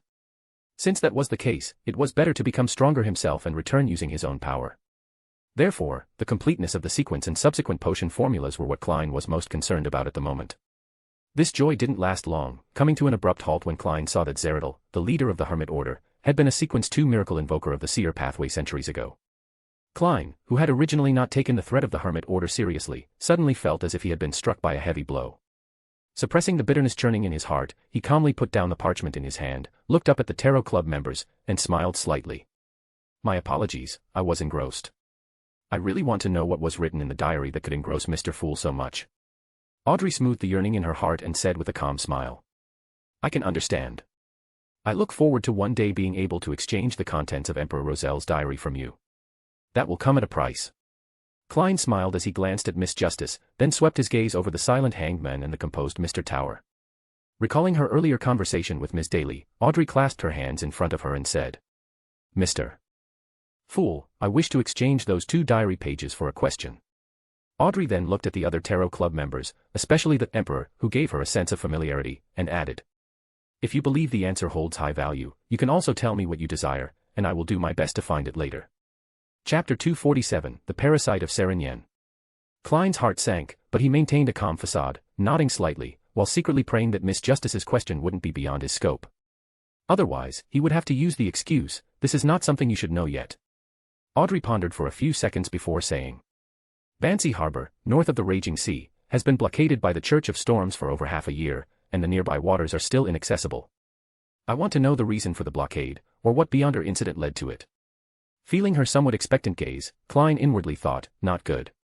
He knew about the raging sea. It was the ocean separating the northern and southern continents, famous for its numerous calamities and treacherous currents. But that was only from the original owner's memories. It had barely been a month since he transmigrated, and he had been caught up in a series of events. Let alone the raging sea, he hadn't even seen Inmat Harbor, the closest port to Tingen. He could only rely on the Tingen Honestman newspaper for maritime news. However, that wasn't entirely accurate. His first real business as a seer was to divine the Clover ship, which was ruined by the instigator, Triss. At that time, he had witnessed the raging sea in a dream. The fact that it was blockaded by the Church of Storms, and not the lone navy, already indicated that the matter involved a very high level. Fortunately, the honorific name he had concocted didn't include omniscient and omnipotent. As a hidden existence still in recovery, who had just revived from ancient times, a lack of understanding of recent events, though damaging to the fool's image, was still quite reasonable. Klein thought this, then considered Mr. Emperor, who was already a high-sequence powerhouse. He waited in his mind but did not speak. Suppressing the urge to pinch his brow, facing a spectator, even with the gray fog's obstruction, Klein controlled his demeanor. Then, he leaned back comfortably in the high-back chair, adopting a "I'm going to test you" posture, scrutinizing the other 2 Tarot Club members. Under the gaze of this hidden existence, Alger's heart skipped a beat. He decisively sold out the Church of Storms. Actually, the Church of Storms only blockaded it for the first month, and then designated it as a forbidden zone. After the blockade was lifted, many pirates, disbelieving the so-called danger, explored it. But any ship that entered the waters near Bansi Harbor disappeared without a trace. Many pirates already consider it a more dangerous forbidden zone than the Divine War ruins in the Sonia Sea, but it also makes more people believe that incredible treasures are hidden there. Alger almost never strayed from the word pirate. In such a mysterious gathering, one must learn to use one identity to conceal another. This was the caution he had developed from his long struggles at sea. It seems Mr. Hangman is a pirate, and the potion formula he traded was precisely for a sailor. Audrey nodded slightly, deep in thought. Although she didn't know why Audrey suddenly asked about Bansi Harbor, feeling Mr. Fool's gaze, Aaron thought for a moment and said ponderously, "Indeed, some secrets are hidden in Bansi Harbor." When the Aurora Order's Angel of Fate was searching for the Life School of Thought speaker, a conflict occurred with the Church of Storms in Bansi Harbor. His confrontation with Pope Jad II of the Church of Storms was the fundamental reason why that sea area became a forbidden zone. Hey, this is also a good thing, that level of fate reset can be considered a unique form of sealed artifact. Pope Alger, who still considered himself a member of the Church of Storms, didn't even dare to mentally utter the subsequent name. That would be blasphemy against that individual. Thinking that he had been active in that sea area half a year ago, Alger suddenly felt a sense of relief, and at the same time, couldn't help but sigh with emotion. As expected of a secret gathering, he, a mere Sequence 7, could know information that only high-ranking church officials would know. Alger's eyes flickered, looking at Mr. Emperor with vigilance and fear. Although Audrey was also somewhat surprised, as the daughter of a count who frequently saw Archbishop Anthony, a Sequence 3, at grand masses, her focus was more on the angel of fate. Seeing that Mr. Fool, shrouded in grey fog, did not deny Mr. Emperor's statement, Audrey, though wanting to ask more, felt that the value of 2 diary pages had already been used up and did not speak further. Instead, the greatest shock was in Klein's heart, at the head of the bronze long table. Just over an hour ago, he had witnessed the giant silver snake and learned that Sequence 1 of the Fate pathway was called the Snake of Fate. Now, he heard news of an Angel of Fate. This coincidence made him slightly nervous. Although he was curious about the secrets of Bansi Harbor, it was clearly beyond his current capabilities. After calming his emotions, he merely noted the matter down for later. Seeing Audrey no longer speaking, Aaron recalled Rhodes's previous words, looked at the Fool shrouded in grey fog, and respectfully said, "I would like to exchange those 2 diary entries for another item imbued with your aura." Again. Klein frowned slightly. To be honest, as the Fool, he himself didn't know what an item imbued with his aura could do. After learning that Mr. Emperor's true identity was actually a favored one of the goddess, he even suspected that Mr. Emperor was deliberately collecting such items from time to secretly sacrifice them to the Evernight goddess, thereby locking onto this mysterious space. However, Mr. Emperor had just answered Miss Justice's question for him, not only without asking for more, but merely exchanging diary pages for an item. If he refused this, wouldn't it make the dignified Fool seem timid? Sighing inwardly, he conjured a gold coin from the pile of sundries, and in a seemingly nonchalant tone, calmly spoke. "You may. However, I am quite curious, what do you use it for?" Knowing that his frequent exchanges would definitely arouse Klein's suspicion, Aaron had already prepared an excuse, recalling that yesterday's reappearance charm from his memory. A rectangular, diamond-shaped charm instantly appeared before Aaron, vaguely revealing layers of complex symbols extending in all directions, with wisps of grey-white mist autonomously gathering. Watching that yesterday's reappearance charm materialized from his memory, still subtly drawing the grey-white mist, Aaron felt more confident and respectfully spouted nonsense. "I can create charms with unique effects based on the aura you imbue, but correspondingly, each charm will consume the imbued aura, which is why I'm exchanging with you again." Feeling the subtle connection between that charm and this grey fog space, Klein had already believed it 80%. If it could be made into a charm, then there was no need to worry. It was a pity that as the Fool, it was inconvenient for him to speak, otherwise he really wanted to see the method for creating that charm. The power of a charm that even Mr. Emperor considered to have unique effects was unimaginable. Klein increasingly felt that he needed an alternate identity. Seeing that the other members had completed their transactions, Alger did not intend to speak. Having already advanced to Sequence 7 Seafarer, what he most desired now was the Sequence 6 potion formula. However, 2 pages of Roselle's diary were certainly not worth that price. But his recent mission was to go to sea to pursue the Aurora Order's listener. He couldn't find any other diaries at sea. He would wait until the mission was over and he found enough of Roselle's diaries before proposing an exchange to Mr. Fool. In the magnificent palace above the grey fog, silence suddenly dominated. Seeing that the members were no longer speaking, and recalling the discordant fate he had divined earlier, Klein lightly tapped the armrest of his chair and said in a deep voice, "You must remember that the secret of the Tarot Club's existence must not be leaked. For non-members of the gathering, without my permission, you are not to chant my name. The northern border of the Fainapotter Kingdom, the central plateau bordering Lundberg and the Intis Republic. This area is mostly plateau, with many mountains and forests, and numerous ruins and legends. As the largest city in the north, Sealinyen, though far from the capital Fainapotter City, held military and church power second only to Fainapotter City, in order to deter the Intis Republic and the southwestern Lundberg. The 2 most magnificent buildings in the city were the Church of Nature and the Governor's Mansion, one symbolizing divine power, the other representing royal authority. The Archbishop of the Church of Nature was a Rhodaworth, a member of the Divine Council and the Sequence 3 pallbearer. The Governor's Mansion had 1 governor and 1 deputy governor. A military imperative mage served as the deputy governor, while Odinson Castilla from the royal family, though only Sequence 5 himself, held a grade 1 sealed artifact and, with the interference of the Castilla royal family, served as governor. The crimson faded, and the Fool's final words seemed to still echo in his ears. Aaron was not unfamiliar with similar styles of speech, but they were all recorded in The Revelation of Night. Putting away the gold coin, Aaron recalled the information Mobit had previously transmitted, surveyed the city of Sealinyen, surrounded by mountains and forests, and his figure quickly became shrouded in shadow. Inside the governor's mansion in the east of the city, Odinson Castilla walked along a quiet corridor towards the main building of the governor's mansion. Along the way, occasional servants and maids passed by, but no one dared to look directly at him. They all retreated to the sides, bowing their heads in salute. After entering the quiet study alone, the usually dignified Odinson Castilla suddenly crossed his legs and, very ungracefully, mumbled in the Plateau language, the official language of the Phaenopoder kingdom, which, like its neighbor's Intis language, originated from ancient Fuzak. Old man, the digestion of the potion from parasitizing a sequence 5 is too slow. How about we try the demigod deputy governor after a while? An aged voice, with a hint of sternness, emerged from an unknown source. It seems you haven't been taking some of my words to heart. You'll suffer greatly for this in the future. The reason I didn't help you advance to Parasite in the 4th epoch was because I saw that your temperament still needed tempering. On the Beyonder pathway, the higher the sequence, the more madness and loss of control tendencies accumulate. This is the essence of the characteristics, it can only be suppressed and resisted, not eliminated. If a parasite constantly shifts hosts, it is also a huge drain on itself, and the accumulated madness will slowly erode your spirit body, leading to a backlash during a certain parasitism. Therefore, for a parasite, choosing a host must consider these factors. Especially if you parasitize ordinary animals, it's fine for short-term behavior, but if it's prolonged, you will inevitably be affected by their body structure and hormones. Everything is reciprocal. A parasite can influence the host, and the host, in turn, will influence them. For example, you have now parasitized many worms of time in the surrounding animals. If the time exceeds a certain limit, you will have to frequently talk to people to avoid confusing your former identity. If you don't do this, you will definitely be affected by the host, gradually losing the ability to speak, confusing your self-identity, not knowing who you are, and being overwhelmed step by step by the tendencies of madness and loss of control. Odinson Castilla, on the sofa, was inexplicably startled, suddenly sitting up. He frowned in recollection and replied with uncertainty. But I didn't receive this kind of knowledge in the potion when I advanced to Parasite before.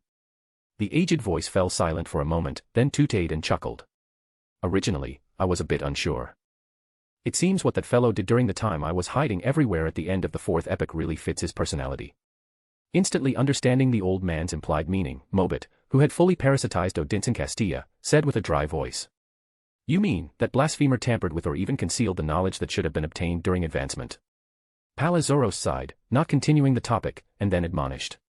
For us, the most suitable hosts are undoubtedly beyonders of our own pathway, all aspects will be very synchronized. Moreover, after cultivating them sequence by sequence, they can also become a supplement to our own beyonder powers, a special medicine for our own state, and we can take possession of that body.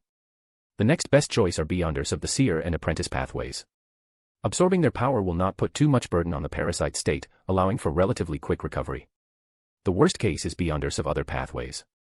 Their own potions have conflicts, and this body of yours can only stop at sequence 5 and cannot be cultivated further into a demigod. And do you think a demigod is so easy to parasitize? Even with my help, with your current parasite state, where you haven't digested much, you will only suffer a backlash. Mobit, parasitizing Odinson Castilla, chuckled awkwardly and tentatively asked. Old man, weren't you in Tingen? Why did you suddenly think of coming to find me? Although our relationship is deep, won't this attract that blasphemer? With a snort, Palazorost's voice sounded again. I was originally planning to retire in Tingen, but alas, these young people nowadays. Just as Odinson Castilla was somewhat dazed, a familiar laugh suddenly sounded behind him. Elder Palaz, long time no see. I said before that this is a mutually beneficial cooperation, and I believe that in a few years, you will certainly not regret this cooperation. Chapter 248 Pale's Clone. When did this happen? Mobit, who had deeply parasitized Odinson Castilla, was startled. He had parasitized many worms of time throughout the governor's mansion, yet he was approached without any feedback whatsoever. However, that familiar voice eased his taut nerves. He turned to look behind him and found Aaron standing there with a half-smile, his gaze oppressively directed at him, or more accurately, at his chest. Beneath his luxurious clothes, a pendant, somewhere between illusory and real, emitted fluctuations. This was the Grade 1 sealed artifact, Bizarro pendant, originally held by Odinson Castilla. This originated from Prince Lovic of the Castilla imperial family in the early Roselle era, over 100 years ago, who was already a Sequence 3 Chaos Hunter at the time. After Roselle quelled the rebellion, he seized power through a coup, appointing himself consul and transforming the Intis kingdom into a republic. The Hermit Order secretly supported Roselle at the time and participated in the later expansion.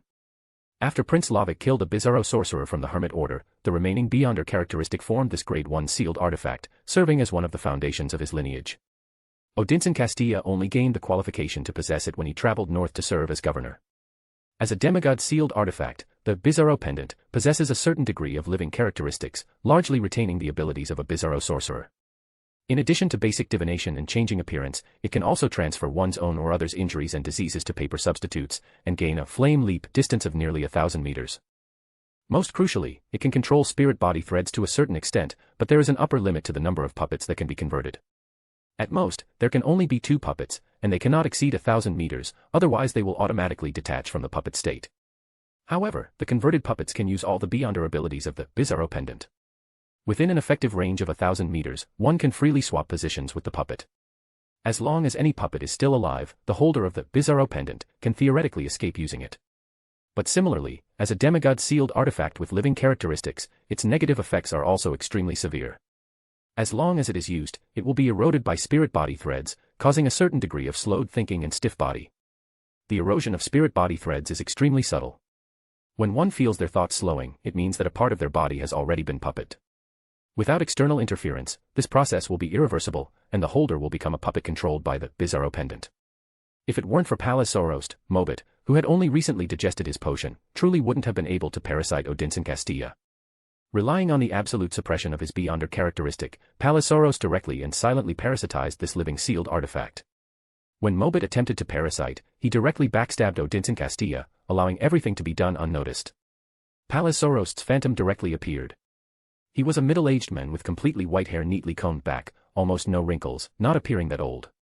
It was clear that he must have been quite handsome when he was young, and bore a strong resemblance to Mobit, but his overall demeanor was more serious. Long time no see. How come I remember we just met in Tingen last week? Aaron carefully scrutinized his ally and quickly noticed the old man's abnormality. This was merely a worm of time clone of his. Aaron instantly recalled the gold coin he had given Mobit earlier. A single clone can parasite and control a demigod-sealed artifact. Aaron's eyes narrowed slightly. If that's the case, there was no need to steal thoughts. Simply through his gaze, Palazorost could guess what the young man who liked to exploit old people was thinking. He cleared his throat and then explained. For so many years, the thing I've thought about most is what to do if Amon's true body really finds me. After countless trials, I've also created a method of using clones. Even a clone can possess a considerable beyonder characteristic, and even temporarily have strength close to the main body. This is also for the purpose of sacrificing a pawn to save the king when necessary. This is accomplished through the combined cooperation of the Trojan horse of destiny's ability to graft fate and the worm of time's rule of deception. There is only one such clone. Looking at Palazorost, who spoke with caution in every word, Aaron clicked his tongue in slight regret and gave up the idea of getting a few clones for protection. Palaz's words were also easy to understand. Based on an angel's beyonder characteristic that resonates throughout the world, use the Trojan horse of destiny's ability to graft a relatively short period of Palaz's main body's future onto a marked clone.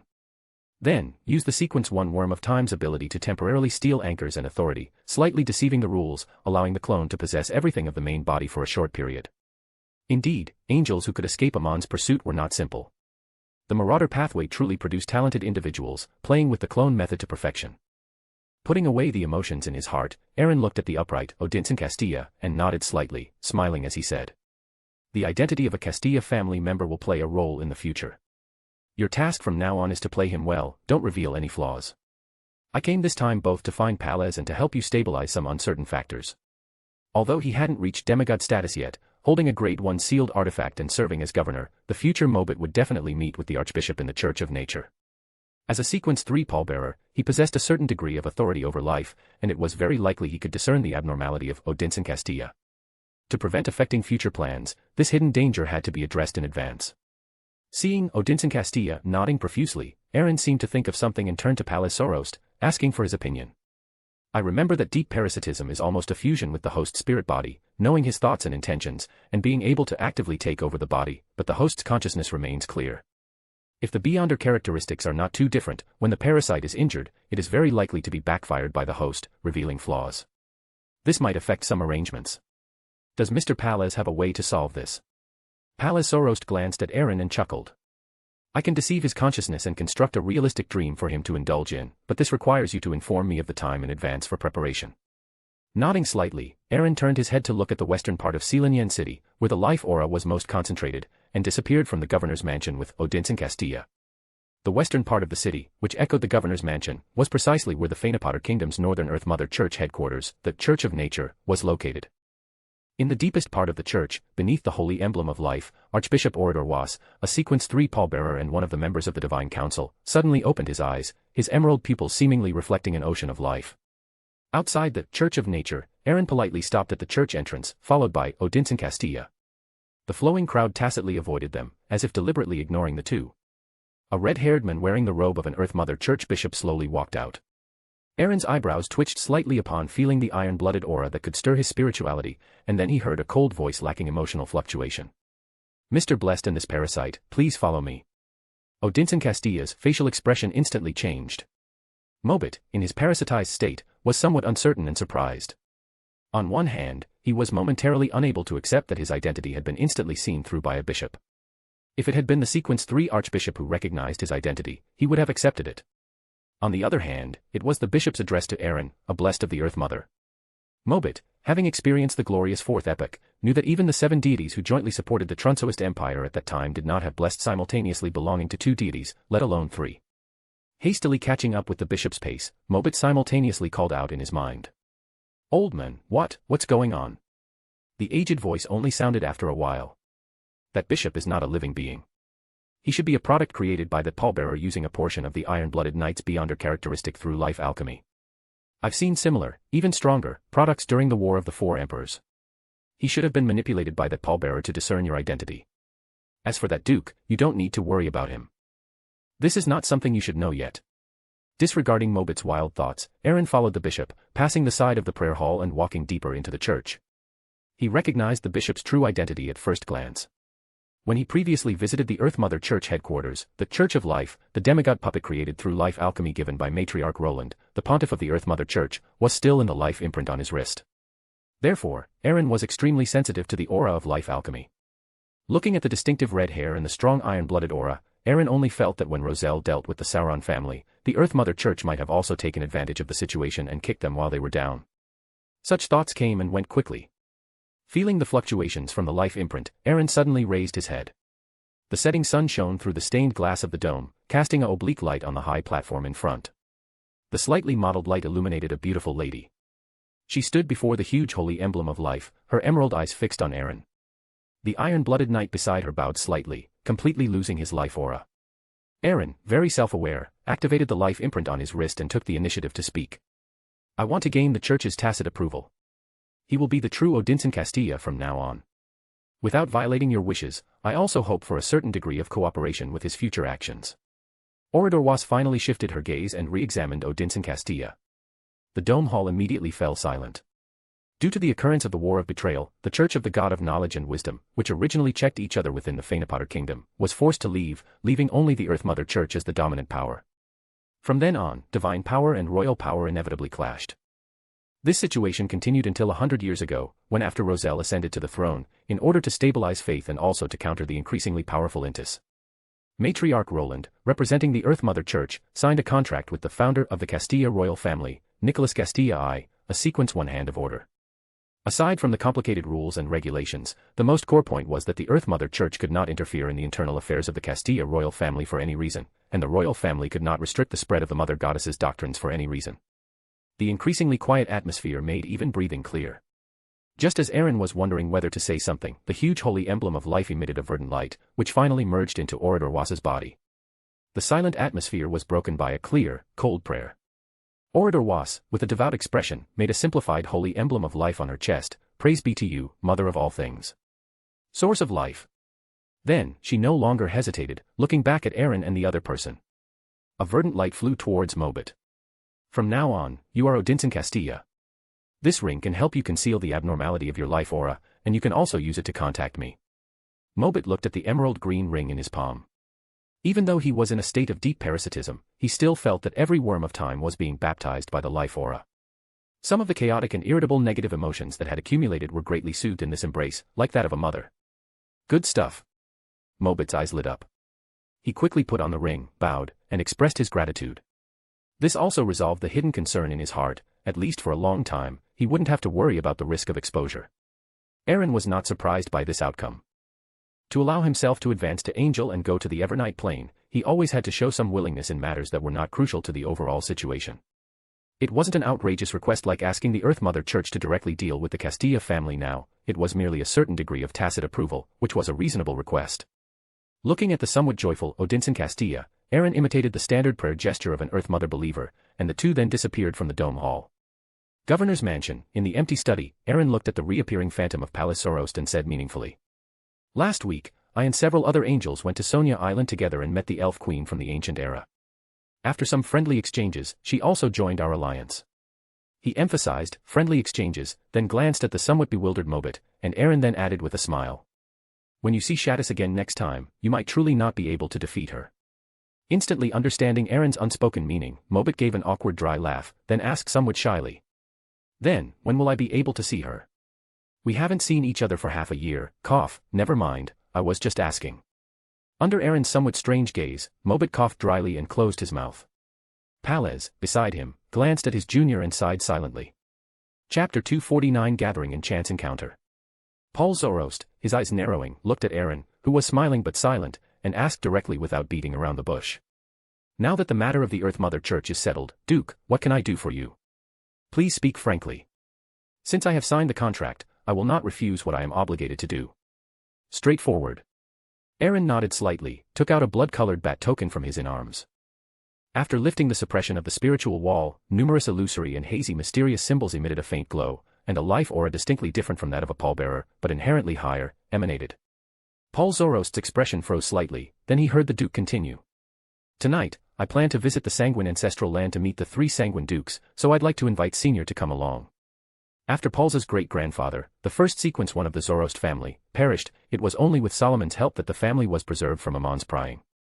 This is also why the Zoroast family has always supported the Solomon Empire, but it also led to deep grudges with the great nobles of the Tudor and Trunsoist empires, and the Sanguine were naturally no exception. Considering these factors, Paul's was somewhat hesitant. If he really went to the Sanguine ancestral land and something unexpected happened, his clone wouldn't be able to escape. But seeing the half-smile on Aaron's face, he still sighed, and the pendant of deception floated up into Aaron's hand. He finally added, I asked Duke to lend a hand. Aaron nodded in satisfaction. It's better to make friends than enemies, but with changes imminent, there must be no rifts among the high-level combatants within the alliance. Resolving conflicts beforehand was also his goal for this trip. The last rays of the setting sun completely vanished, and the crimson moonlight streamed through the window, illuminating the blood-colored bat token.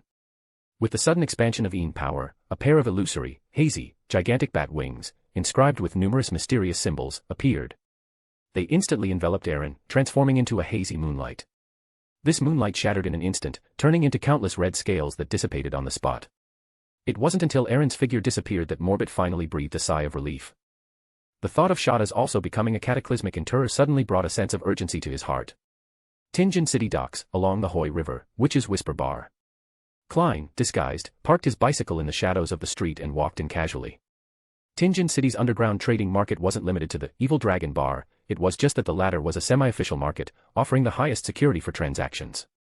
The materials used by Beyonders not only come from extraordinary species but also from normal animals, plants, and minerals. They may not possess Beyonder properties, but they all have their own characteristics. Through blending and fusion, they can achieve certain effects.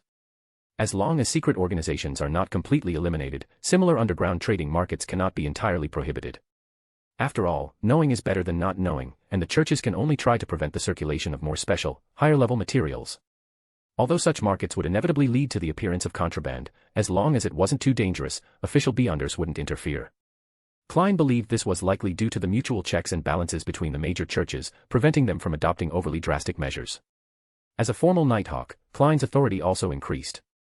After reviewing the internal Nighthawk archives, Klein finally chose the Witch's Whisper Bar. The underground trading market here is backed by a secret organization called Oravi Island, established by the Sea King, Queen Mystic, over 100 years ago, controlling the Mystery Prior pathway. Thinking of old Neil's often repeated Mystery Prior motto, do what you will, but harm none. And the benevolent records in the archives, Klein finally made up his mind. The reason he didn't go to the Evil Dragon Bar was, on one hand, that he was concerned his transaction might attract the attention of official spies and he didn't want to conflict with them and expose his identity. On the other hand, he didn't want to run into Admiral Sol there. At least until he understood the intentions of the so-called Life School of Thought, Klein didn't plan to proactively contact them. Entering the somewhat noisy bar, the bartender behind the counter, wiping glasses, changed expression upon seeing the disguised Klein. Without asking, he gestured and led Klein downstairs. Did he realize I'm a Beyonder? Klein was a little surprised but didn't say much.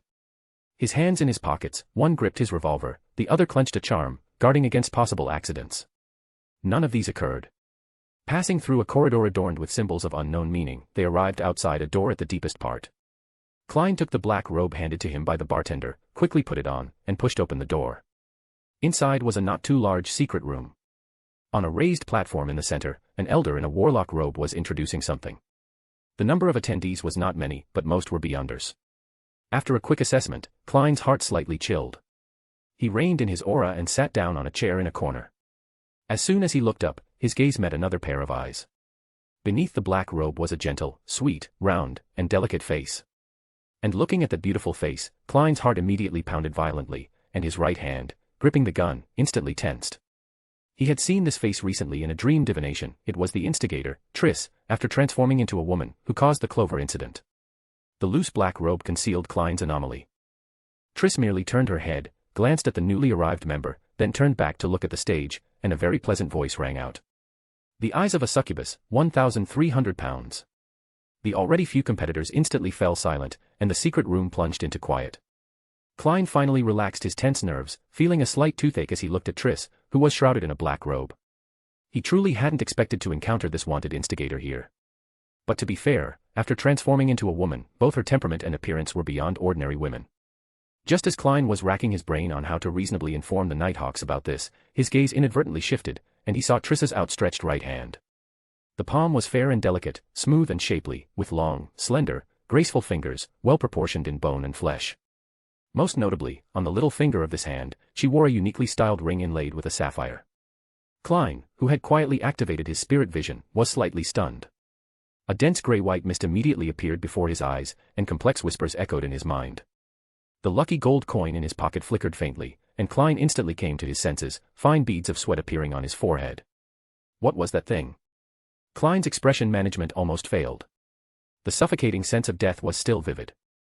Regaining his composure, he hastily closed his spirit vision and looked forward again. Triss had already left at some unknown point. Klein was slightly taken aback, noticing that several members sitting in the corner were getting up and heading out, while the elder on the platform paid them no mind, continuing to introduce the next item. Did she leave already? Klein breathed a sigh of relief, while also looking with some pity at those who quietly departed. His body felt somewhat weak as he leaned back against the chair. After a brief moment to compose himself, the gathering had moved to the free trading segment. Klein looked at the remaining half of the attendees, thought for a moment, and spoke in a hoarse voice. I want to sell Beyonder potion formulas. Sequence 9, Monster, and Sequence 8, Robot. The former for 220 pounds, the latter for 450 pounds. A brief silence fell over the room. The remaining people cast curious glances. After a moment, a man in a deeply pulled-down hood in the corner, his voice deliberately sharp, said, Perhaps I can give them to my child, at least it's stronger than my sequence. Sequence 9 for 200 pounds, Sequence 8 for 420 pounds. If you agree, it's a deal. To be able to produce 620 pounds at once, he's rich. That's enough to buy a house in Tingen City. Klein pretended to ponder, looking at the other attendees, observing their reactions. Seeing that no one had an impulse to raise the price, and the other party's offer had reached his psychological bottom line, Klein deliberated and said, Add one condition, you cannot sell these two formulas at this gathering. You're free to sell them elsewhere. The men didn't hesitate much and readily agreed. All right, Mr. Witch's Whisper can be a witness. Klein didn't know how to prove the formulas were real, nor did he want to ask and expose the fact that he hadn't attended a gathering here before. He could only silently pull up his robe, take out the two pre-written Beyonder potion formulas, and hand them to the attendant. The attendant walked to the high platform and handed them to the warlock known as Mr. Witch's Whisper.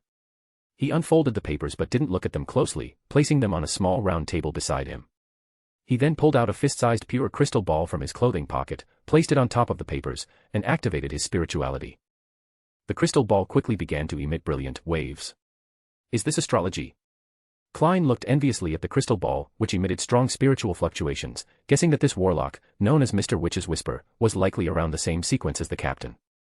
After the confirmation by astrology, the transaction was quickly completed. Klein received a thick stack of cash, all 10-pound banknotes. After counting them 3 times, he didn't fold the banknotes and stuff them into his pocket, he simply held them in his palm, waiting for an opportunity to spend them. Of the 2 essential materials for the charm of misfortune, the powdered mandrake snake skin was available in the Nighthawk's treasury. Although it required a high amount of merit, the credit for successfully recovering the Antigonus family's notebook was enough for him to exchange quite a bit. He only lacked the bark of the blood-patterned tree. Then he could attempt to craft this high-level charm. According to records, this material generally grows on isolated islands at sea. Klein waited a while longer, and after 2 more transactions were completed, he spoke again. I wish to purchase blood-patterned tree bark. If it's a complete piece of bark, I can even pay a premium. The originally somewhat lively trading atmosphere instantly fell silent. Many people exchanged bewildered glances. Just as Klein was feeling a little disappointed, Mr. Witch's whisper on the platform suddenly spoke. I do have a complete piece of bark. If you agree, you can take it for £800. Klein's face twitched slightly. After a long moment, he responded in a hoarse voice. All right. Taking a piece of dry bark, covered in blood-red patterns and only 2 palm lengths in size, from the attendant, Klein, having achieved his goal for this trip, quickly rose. His keen spiritual perception already sent several figures rising almost simultaneously with him. Pretending not to notice, Klein returned the way he came. After leaving the Witch's Whisper bar, he headed directly to a dark corner on an adjacent street. It was nearing midnight, and there were northwest pedestrians on the street. Klein subtly glanced behind him, sighed inwardly, and took out the moonlight ring from his arms, infusing it with spirituality. Dense black mist quickly emanated from his back, forming a pair of illusory bat wings. As the few followers behind him reacted and quickly approached, Klein had already soared into the air, using the cover of night to fly somewhat unsteadily towards the outskirts. These cunning fellows. Angrily smashing his fist against the wall, his black robe was violently torn, revealing a somewhat rugged man. The wall cracked in response, and illusory scales appeared on his arm, only stained with a little dust, not scratched. They were spies from the Storm Church planted in the underground gathering, responsible for tracking and identifying suspicious individuals. Klein, who had sold 2 Beyonder potion formulas at once and bought a Beyonder material clearly not belonging to a low sequence, had obviously been noticed, but they hadn't expected him to have such a means of escape. As a sequence 8 folk of rage, he had no way to catch up to someone who could fly. As he raged in impotent fury, a man with a solemn expression quickly ran up the nearby street and said in a deep voice. Don't worry about him for now. The team that was tracking that woman has lost contact. I've already notified the church to send more people to search. Klein, who had deliberately flown a distance towards the south of the city, circled halfway before returning to 124 Zoutland Street. Although using the dark wings with the moonlight ring was a burden on his spirituality, Klein didn't hesitate. He immediately set up a spiritual wall. First, he sacrificed the purchased, blood-patterned tree bark to the gray fog, then reversed his steps 4 times to reach the head of the bronze long table. Looking at the magnificent palace, Klein, leaning on the bronze high-back chair, tried to recall the sapphire ring he had seen, wanting to materialize it in this mysterious space, just as he had recalled the lucky gold coin before. Klein tried several times, each time dissipating just as he was about to succeed. A solemn expression appeared on his face. After a moment of thought, a piece of parchment instantly appeared before him. Triss's beautiful face gradually emerged on the parchment, and the citron pendant quietly floated. Klein quickly performed a dream divination. Since the item couldn't be materialized, he would directly divine the person. The hazy dream world suddenly brightened. Triss stood in an alley, in front of her was a beautiful, voluptuous woman, and around them lay several men with distorted faces and twisted bodies. The scene zoomed in. Just as Klein saw a twisted smile appear on Triss's face, the entire image suddenly became just a sapphire ring, and the dream immediately shattered. Chapter 250, The Blood Clan's Ancestral Land, the Kingdom of the Moon. The shattering of the dream wasn't due to the sapphire ring's influence, instead, this gray fog space actively intervened and forcibly interrupted it. However, illusory and eerie black flames still emerged on Klein's body. Thump, thump, thump. Klein clearly heard his own heartbeat and instinctively wanted to raise his hand, but his body felt as if it had sunk into a quagmire. His pupils slightly contracted as he saw the black flames rising from his body, and beneath the flames, his body gradually turning grayish-white. That grayish-white was distinctly different from the grayish-white fog, it was filled with desire, depravity, and deathly stillness. This was a curse. Klein looked down at himself from a strange angle. His short black hair grew continuously under the scorching black flames, reaching his ankles, each strand thick like a venomous snake, with eyes growing at the tips. The entire gray fog space boiled once more, like water poured into hot oil, far more violently than the previous divination of the giant silver-white snake. The entire palace began to shake and collapse, with the grayish-white fog and black flames fiercely clashing. From within the black flames, python-like black tentacles spread out, piercing through the palace but being annihilated by the boundless grayish-white fog. After a long while, Klein slumped onto a pile of ruins, looking at his nearly transparent body, his heart as if plunged into an ice cellar. Not far away, a viscous black liquid was enveloped by layers of grayish-white fog before disappearing. He uncomfortably patted his head, as if the faint whispers still lingered there. Klein, with some lingering fear, manipulated the Grand Palace to restore itself and reviewed the knowledge in his mind. Sequence 7 Witch. Main ingredients: all blood of the black abyss demonic fish, egg of the agate peacock. Auxiliary ingredients: 80 milliliters pure water, 5 drops of golden mandragora juice, 3 scales of a shadow lizard, 10 drops of narcissus juice. Aside from a Beyonder potion formula named Witch, there was nothing else. Klein immediately felt a deep malice, even suspecting if this was intentionally left for him. Looking at the name, Klein finally understood what had happened to Triss. He sighed, looked at the palace that had returned to its original state, and returned to the real world, struggling to climb onto his bed, his consciousness gradually dimming. North of Serignan, at the junction of the Hornassus Mountains and the central plateau of the northern continent, deep within a 100-mile-long stretch of black hills, feminine power raged and spread. Scales of red emerged under the moonlight, reforming into a pair of illusory, hazy giant bat wings inscribed with numerous mysterious symbols. As the wings unfurled, Aaron simultaneously opened his eyes, his brows slightly furrowed as he looked up at the sky. The sky was completely dominated by an impossibly large blood-red moon. Aaron had seen a similar scene before, when they besieged the Harbinger of Death, and summoned the historical void image of Blood Moon Queen Ornia. The sky was also enveloped by a blood moon. What was different was that the previous blood moon symbolized the outer gods, who were isolated outside the primordial one barrier and spied on Earth, representing corruption and defilement. The blood moon above the Black Hills did not have that suffocating pollution, instead, it emitted a gentle vitality. The source of the immense feminine power across the entire wasteland originated from here. Inadvertently looking at the black hills beneath his feet, Aaron's pupils suddenly contracted. Upon closer inspection, one would realize that it wasn't purely hills. Instead, it was black vines and thorns covering the hills, continuously growing under the illumination of the blood-red moonlight. The eerie and mad aura spreading from them was neutralized by the rich life force and surging feminine power. As Aaron withdrew his gaze from the vine-covered thorns on the hills, the figure of Pallas Zoroast suddenly appeared beside him. However, at this moment, the angel's figure was extremely illusory, and even his aura was much weaker. His aged voice carried a hint of solemnity. The connection here with the spirit world is cut off, and it's almost isolated from the outside world. My connection with my main body has also weakened considerably. Do not approach the black thorns below, it is very dangerous for you in your current state. Hearing Pallas Zoroast's reminder, Aaron's brows furrowed slightly. His spirituality, which had just begun to spread, extended outwards, but the feedback told him that this place was already cut off from the outside world. To leave, he would first have to break an invisible barrier. In other words, this space had become an independent nation. Feeling the unusually active feminine power around him and a certain deeply hidden, familiar aura, and looking at the illusory figure of Pallas Zoroast, whose aura was several times weaker, a thought suddenly surfaced in Aaron's mind. An independent nation. This is the embryonic form of a divine kingdom. Upon this thought, more questions arose in Aaron's mind. Although a sequence 1 Beyonder characteristic can form a temporary, simulated embryonic divine kingdom, that is achieved by borrowing the authority and Beyonder pathway to form a temporary divine kingdom. Only by becoming a sequence 0 true god can one utilize the symbolic authority and the sequence 0 Beyonder pathway to create a corresponding complete divine kingdom, such as Calderon created by the ancient Death, currently hidden deep within the spirit world, and the Dragon of Imagination City of Miracles, Leviside, which is now in Grozel's Travels. But they are all unique. Calderon is tainted by a tributary of the Sapphira, River of Eternal Darkness, and the deepest part of Leviside hides the Dragon of Imagination's negative personality, which was polluted by the Chaos Sea. This might also be one of the reasons why former divine kingdoms can remain so miraculous several epochs after the true god's demise. As for this thorny hill enveloped by the giant red moon, it somewhat resembles the divine kingdoms of the gods during the fourth epoch, such as Abyss of Storms located on Paso Island and Deep Dark Heavenly Kingdom in the Amantha Mountains. These were respectively the divine kingdoms of the Lord of Storms and the Evernight Goddess, divine kingdoms located on the ground, separated from the real world only by an illusory door, unlike the divine kingdoms that moved into the astral world after the fifth epoch. The bat token that Duke Joanna, New Moon, had given him earlier should be the credential for an outsider like him to open that illusory door and enter this space.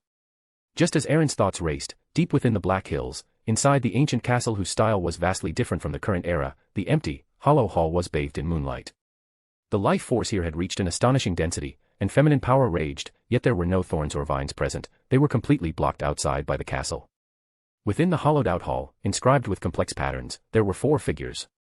They sat on high-backed chairs seemingly woven from plants, and merely by sitting there, their majestic aura filled the entire hall, followed by a pressure originating from a higher level of life. The purple-haired woman, whose angle directly faced the giant red moon in the sky, slightly tilted her head. Of the sound of vicissitudes, somewhat incongruous with her delicate features, spoke. "Joanna, our distinguished guest has arrived. Go and bring him here." The formerly extremely proud Duchess respectfully rose. The one who spoke was the only true follower of the primordial one Lilith among the current sanguine, the most ancient being who had experienced several epochs. Purple Moon, Liana. Even though they were all dukes, Joanna would still respectfully defer to her. She then subtly nodded towards the composed, full moon Duke Olmert and finally cast a glance at the silent elven Gallo. This night Emperor Guard had returned to the sanguine ancestral land with her shortly after leaving Sonia Island, with only one goal, to persuade the sanguine high-ranking members to reach a preliminary consensus on the matter of Palaz Zoroast.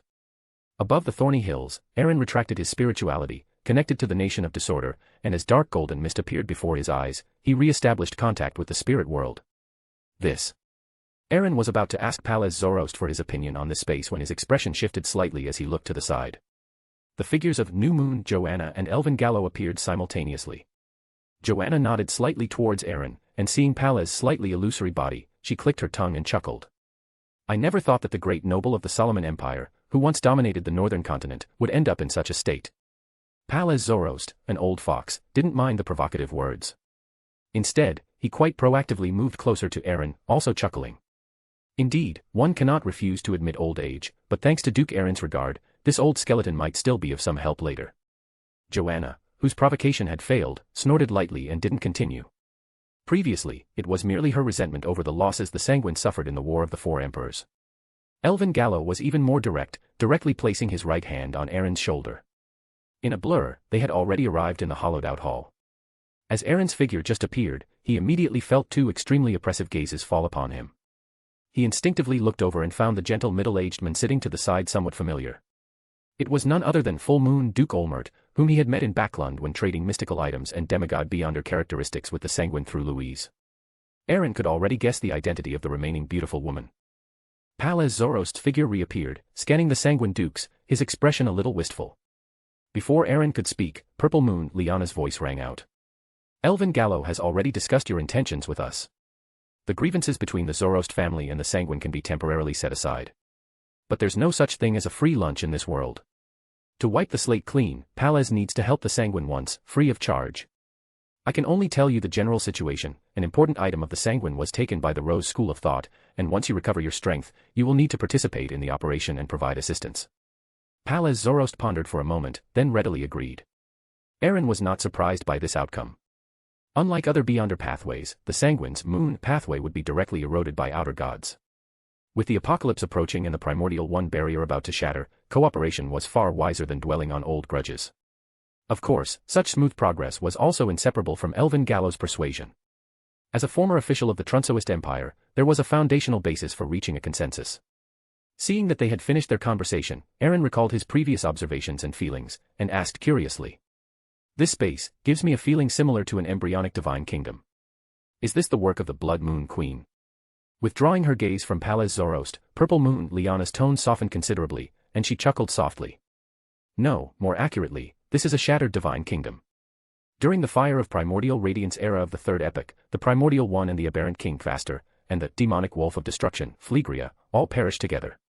The Primordial One was exceptionally powerful among all ancient gods at that time. Even upon her demise, she secretly entrusted her divine kingdom, Nation of Moon, to Ornia at the last moment. Ornia was able to advance to Sequence 1 also because of this reason. Lilith's divine kingdom. Aaron's mouth twitched. He had indeed overlooked this possibility before. No wonder the Sanguine Primordial One's feigned death back then could deceive so many ancient gods. She really wasn't afraid to sacrifice a child to catch a wolf. Looking at Aaron, whose expression was somewhat unusual, Liana leisurely added. From the end of the Second Epoch until the beginning of the Fourth Epoch, when Ornia achieved Beauty Goddess, during that long period, the Primordial One's divine kingdom, despite strenuous efforts to mend it, still underwent irreversible collapse, leaving only this current space. Nodding slightly, Aaron seemed to have thought of something. He glanced at the thorny hills outside the ancient castle and tentatively asked. I sensed a high-level contamination in those hills. Is that?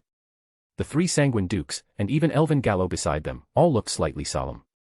The air solidified for a few seconds before Liana finally explained. That is a part of the Aberrant King Faster's divine kingdom that the Primordial One tore off.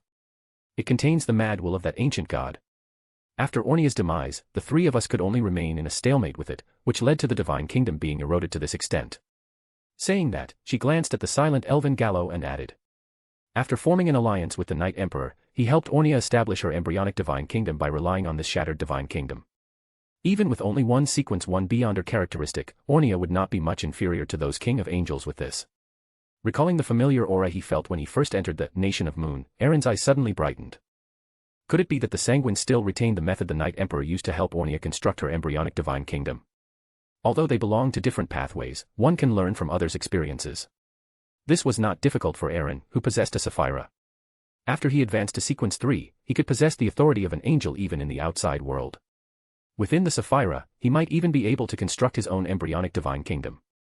After all, the Night Emperor's remnant sequence 1, Hand of Order, Beyonder characteristic is currently within the Sapphira.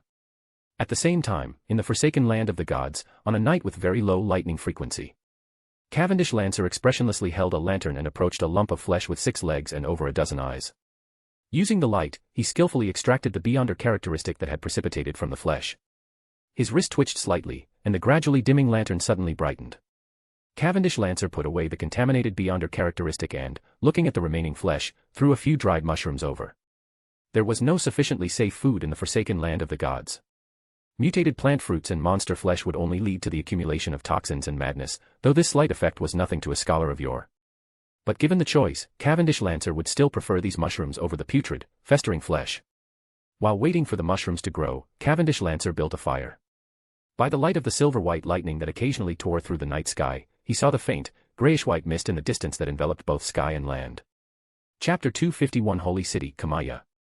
A strange sense of intimacy lingered in his heart, like an invisible barrier that not only blocked his sight but also blurred his sense of exact distance. After 7 or 8 seconds of silence, Cavendish Lancer sighed and lowered his head to look at the mushrooms growing on the rotten flesh and blood. Some were pure white and plump, seemingly ready to spray liquid with a touch, while others were black-based, inlaid with blood-red filaments and fatty patterns. These things were dense, covering different parts of the monster's corpse, carrying a strange and alluring beauty. Raising his right hand, a bonfire immediately appeared. Different types of mushrooms floated autonomously above the flames, and as drops of oil fell, they sizzled in the fire, making the light more prominent and releasing an enticing, peculiar fragrance. Cavendish Lancer sat leisurely by the bonfire but did not eat. For him, food was still a necessity, but he could already achieve a certain degree of fasting. Moreover, these foods were not for himself. They are called mushrooms, and they come in different varieties. If you wish, you can eat them yourselves. But you cannot touch the entirely black ones, and they must be cooked thoroughly before consumption, otherwise, you will suffer a terrible curse. He spoke in giant language, which was the most widely used language in the second or third epoch. Hermes language only truly became popular after humans replaced many Beyonder races. His words fell, but there was no reaction until Cavendish Lancer looked up at the distorted forest not far away, and then several human-like beings cautiously emerged. They were wrapped in animal skins or simple clothes of unknown original material. Illuminated by a few lanterns, their expressions were all very solemn. On their faces, some had dozens of fleshy lumps, some had 2 eyes almost squeezed together, and some had no noses at all, with black holes in that position. Looking at these slightly deformed beings, the strongest of whom was only at sequence 5, Cavendish Lancer was not surprised. With his sequence 3 status and seer's spiritual intuition, even though he was greatly weakened in this dreadful place, sensing a group of small fellows who weren't even demigods was as easy as pie.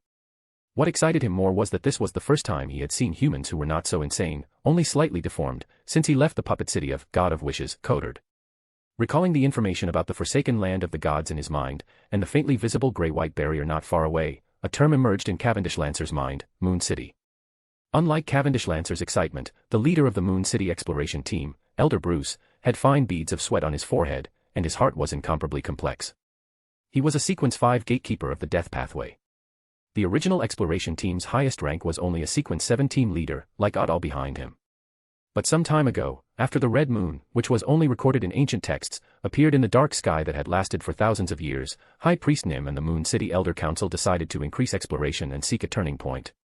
Although Moon City had not stopped seeking ways to escape their current predicament over the past 2 or 3 millennia, they had sent out one exploration team after another into the depths of darkness. Some returned after severe setbacks, gaining nothing, while others were never heard from again, simply vanishing into the boundless darkness. The cost of generations of accumulated toxins and madness in Moon City was far more than just a decrease in average lifespan. The accumulated toxins and madness could also be inherited by descendants, leading to the appearance of deformities. Their lives would be even shorter, and they would be more prone to losing control and mutating. Perhaps within 2 or 3 generations, the residents of Moon City might lose control before their bodies fully matured or before they could conceive a new generation. In that case, even without external attacks, Moon City would rapidly perish, leaving only stone buildings and wall paintings as proof of their past existence. This was also the fundamental reason why the High Priest ultimately decided, after the appearance of the Red Moon, to personally lead the elders on an adventurous exploration further afield. Rather than dying in agony, it was better to take a gamble. And now, such an adventure seemed to have yielded incredible results. He had seen an outsider. 2,000 or 3,000 years had passed, and finally, other people had set foot on this land. This abandoned world was no longer just theirs. But as to who could traverse the endless darkness and reach this place, Bruce had no experience and no way to guess. The only thing he could confirm was that this being, who appeared to be human, was exceptionally terrifying. All the soul bodies, undead, and natural spirits within his underworld had fallen into a deathly silence, no longer restless as before, not even when facing the High Priest, who had been a Sequence 4 Night Watcher of the Sleepless Pathway for a long time. Feeling a little uneasy, if he hadn't known that fleeing from such a being was a meaningless act that would only provoke him, Bruce would have definitely returned to Moon City first to find the High Priest before making any plans. Looking at Cavendish Lancer, who was calm and unaffected by the eternal night, and smelling the enticing fragrance, Bruce cautiously but respectfully spoke. "Who are you? And where do you come from?"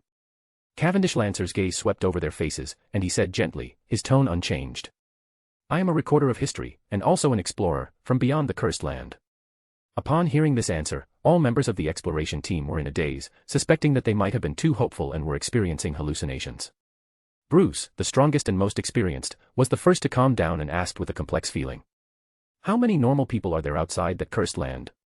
Cavendish Lancer glanced at him, and with a hint of pity in his voice, replied. "They are basically normal people. They don't have to constantly worry about monster attacks, they don't have to fear being in darkness, they can see the sun every day when they wake up, their food is sufficiently normal every day, and the red moon rises every night." Red moon.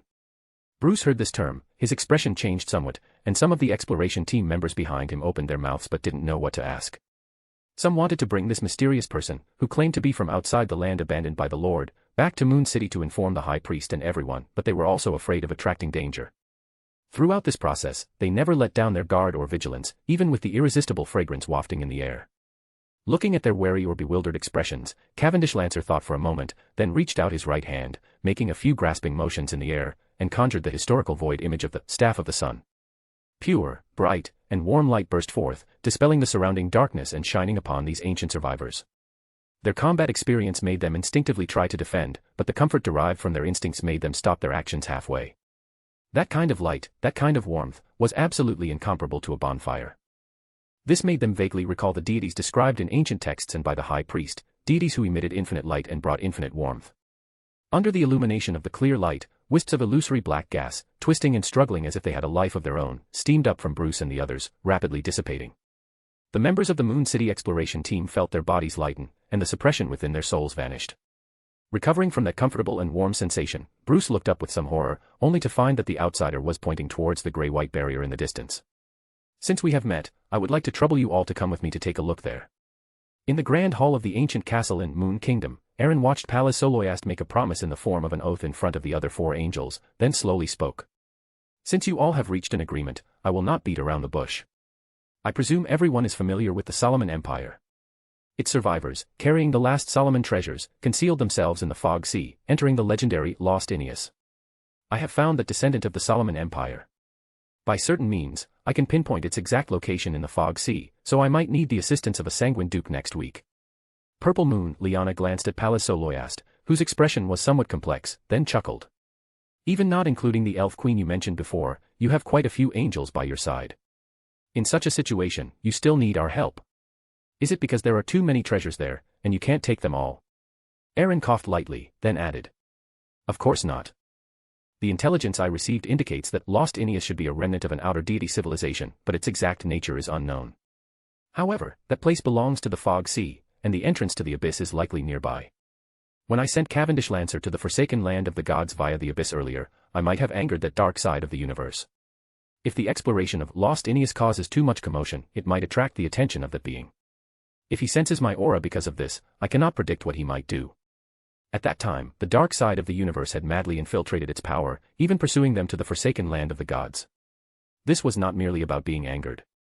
Whether it was the mother tree of desire behind the dark side of the universe sensing the aura of the nation of disorder, or Farbody wanting to use this to escape the outer god's corruption, the final result was the same. That being within the abyss is extremely interested in me, and indeed, all creatures carrying the aura of the nation of disorder. Forsaken land of the gods. The four angels, except Aaron and Alvangaro, simultaneously showed surprised expressions. Alvangaro concisely added. Cavendish Lancer was merely a bizarro sorcerer when he was in slumber with me. After being awakened by Aaron, he was promoted to Scholar of Yore with his help. The three sanguine dukes nodded with some understanding. During the fourth epoch, being opposed to the Antigonus family and the Zeridal family, they naturally understood what a Scholar of Yore meant. Palazzo Loyast, however, immediately thought of the yesterday's recurrence charm in his hand and confirmed with a solemn tone. You have a way to contact the forsaken land of the gods and transmit items through it. Although it was a question, it was affirmative in tone. Aaron had no intention of concealing it and nodded frankly. Aaron, who was about to make more promises to win over the sanguine, suddenly heard the voice of Purple Moon Liana. We agree to your request, but I also have a request. Aaron paused, then frowned slightly. A request that could be equivalent to the risk of acting in the heart of this ancient sanguine would not be so simple. He did not agree immediately, but pondered before responding. Please speak. Purple Moon Liana glanced at Full Moon beside her before slowly speaking. The current Moon Kingdom was jointly repaired and perfected by Ornia and the Night Emperor during the fourth epoch. It is not a standard embryonic godhood. Although it has a longer and more stable existence, the price is that after Ornia's demise, at least one duke must remain in Moon Kingdom as the central hub to resist the will of that variant king faster from corrupting the ancestral land. Seeing Aaron, who was somewhat understanding yet somewhat puzzled, he then added. During the second epoch, the ancestor and the variant king faster, destroyer demonic wolf, Phlegria, perished on the eastern continent, which is now the forsaken land of the gods. After the ancestor's demise, Ornia, in order to perpetuate the sanguine, allied with the elves. With the help of Sunyaso Liam, she established the sanguine's previous ancestral land, the holy city Camilla, at the ancestor's place of demise. The demise of the ancestor and the other two ancient gods created the strangeness of that area. With the help of Moon Kingdom, we successfully suppressed the lingering thoughts of the other two ancient gods. Using the holy city Camilla to influence the wills of the three ancient gods as a barrier for the sanguine was the fundamental reason why the sanguine did not collapse and decline like the demonic wolf at that time. But as a price, a part of Moon Kingdom became the foundation of the holy city Camilla, so that Moon Kingdom was gradually corrupted by Kvaster's lingering thoughts throughout the long period from the second epoch to the great cataclysm of the third epoch. The great cataclysm came without warning, and the part of the godhood fragments integrated into the holy city's foundation could not be instantly retrieved after evolving over a long period. You probably cannot imagine what the eastern continent encountered during the great cataclysm. If Ornia, who held a sequence 1 beyond her characteristic, had not been almost a king of angels when controlling Moon Kingdom, you probably wouldn't see us today. Although we eventually escaped the forsaken land of the gods after the great cataclysm, the part of the godhood fragments integrated into the holy city Camilla has never been retrieved. Hearing this, Aaron already roughly guessed what this ancient sanguine wanted to do, and after thinking for a moment, he asked. Where is the holy city Camilla in the forsaken land of the gods? If it's near the giant royal court, I'm afraid I cannot help. That is the true creator's godhood, and the risk factor there is simply too high. If it's Chernobyl, that's even more impossible. Aaron silently added in his mind, but he knew it was impossible. After all, the ancient sun god would not tolerate the existence of such a city-state near his awakening place. Purple Moon Liana's face immediately showed a wistful expression, as if she was lost in some distant memory, and she murmured in a dreamlike voice. That is at the westernmost end of the eastern continent, beyond the legendary western continent. There is an boundless expanse of gray-white mist there. Chapter 252 Transactions and Attempts. Aaron's expression immediately became somewhat strange. Duchess Liana, Purple Moon, instantly noticed it, put away her wistful expression, raised an eyebrow slightly, and said with a smile. It seems you know something about the forsaken land of the gods, or rather, that grey fog world. Aaron glanced at the several angels who were also curious and did not deny it, responding succinctly. Cavendish Lancer is nearing the eastern edge of the forsaken land of the gods and has indeed witnessed the grey-white mist you mentioned. But do you know why those three ancient gods fought to the death there in the first place? Shaking her head lightly, Giorna calmly explained. The ancestors' battle with those two ancient gods was too intense. At my level at the time, I couldn't understand the inside story, nor could I get close. I only knew that the ancestor also actively went there. But even the death battle of true gods did not open up that boundless grey fog. Not only did they not open it, but even the ancient sun god didn't open it. Without cultivating a lord of the mysteries, only by reaching the outer deity or even pillar level can one forcibly enter. Adding a sentence in his heart, Aaron composed himself and asked solemnly. Several epochs have passed since the Great Cataclysm, and the Moon Kingdom, which was originally responsible for suppression, has also been taken away. Now, the situation there cannot be spied upon. The passage to the abyss has been blocked. There's no longer an opportunity to enter the forsaken land of the gods. Cavendish Lancer has other missions in the forsaken land of the gods. Although I am very interested in the holy city, Carmia, if the risks there are uncontrollable, I cannot let Cavendish Lancer take the risk. Looking at Aaron, whose attitude was unusually firm, Duke Ormer, Full Moon, who had been silent, said with a smile. The divine battle ruins east of the Sonia Sea are also a product of the Great Cataclysm, and several epochs have passed since then. Do you see any changes there? After losing the Moon Kingdom, the holy city, Carmia, will gradually form a new balance under the clash of divine power, forming an area similar to the core of the divine battle ruins. Recalling the internal situation of the divine battle ruins he had once visited, Aaron thoughtfully added. But the residual divine power and will of the three gods will indeed become more dangerous in an environment like the forsaken land of the gods, and I am not worried about mere residual divine power. You may not know that, besides the true creator, the demonic wolf remnant, god of wishes Kotar has been active in the forsaken land of the gods. He is a descendant of the destroyer demonic wolf, Phlegria, and he should now also possess a beyonder characteristic of an attendant of mysteries. Moreover, Amon's true body is most likely in the forsaken land of the gods. The act of taking out the God Kingdom fragment could very likely attract the attention of these existences, and Cavendish Lancer will not be able to leave for a long time. After hearing Aaron's concerns, Duchess Liana, Purple Moon, nodded slightly. A drop of blood exuding endless life aura seeped from her fingertip, and the other two dukes did the same. The 3 drops of blood floated out and transformed into a dark red bat token.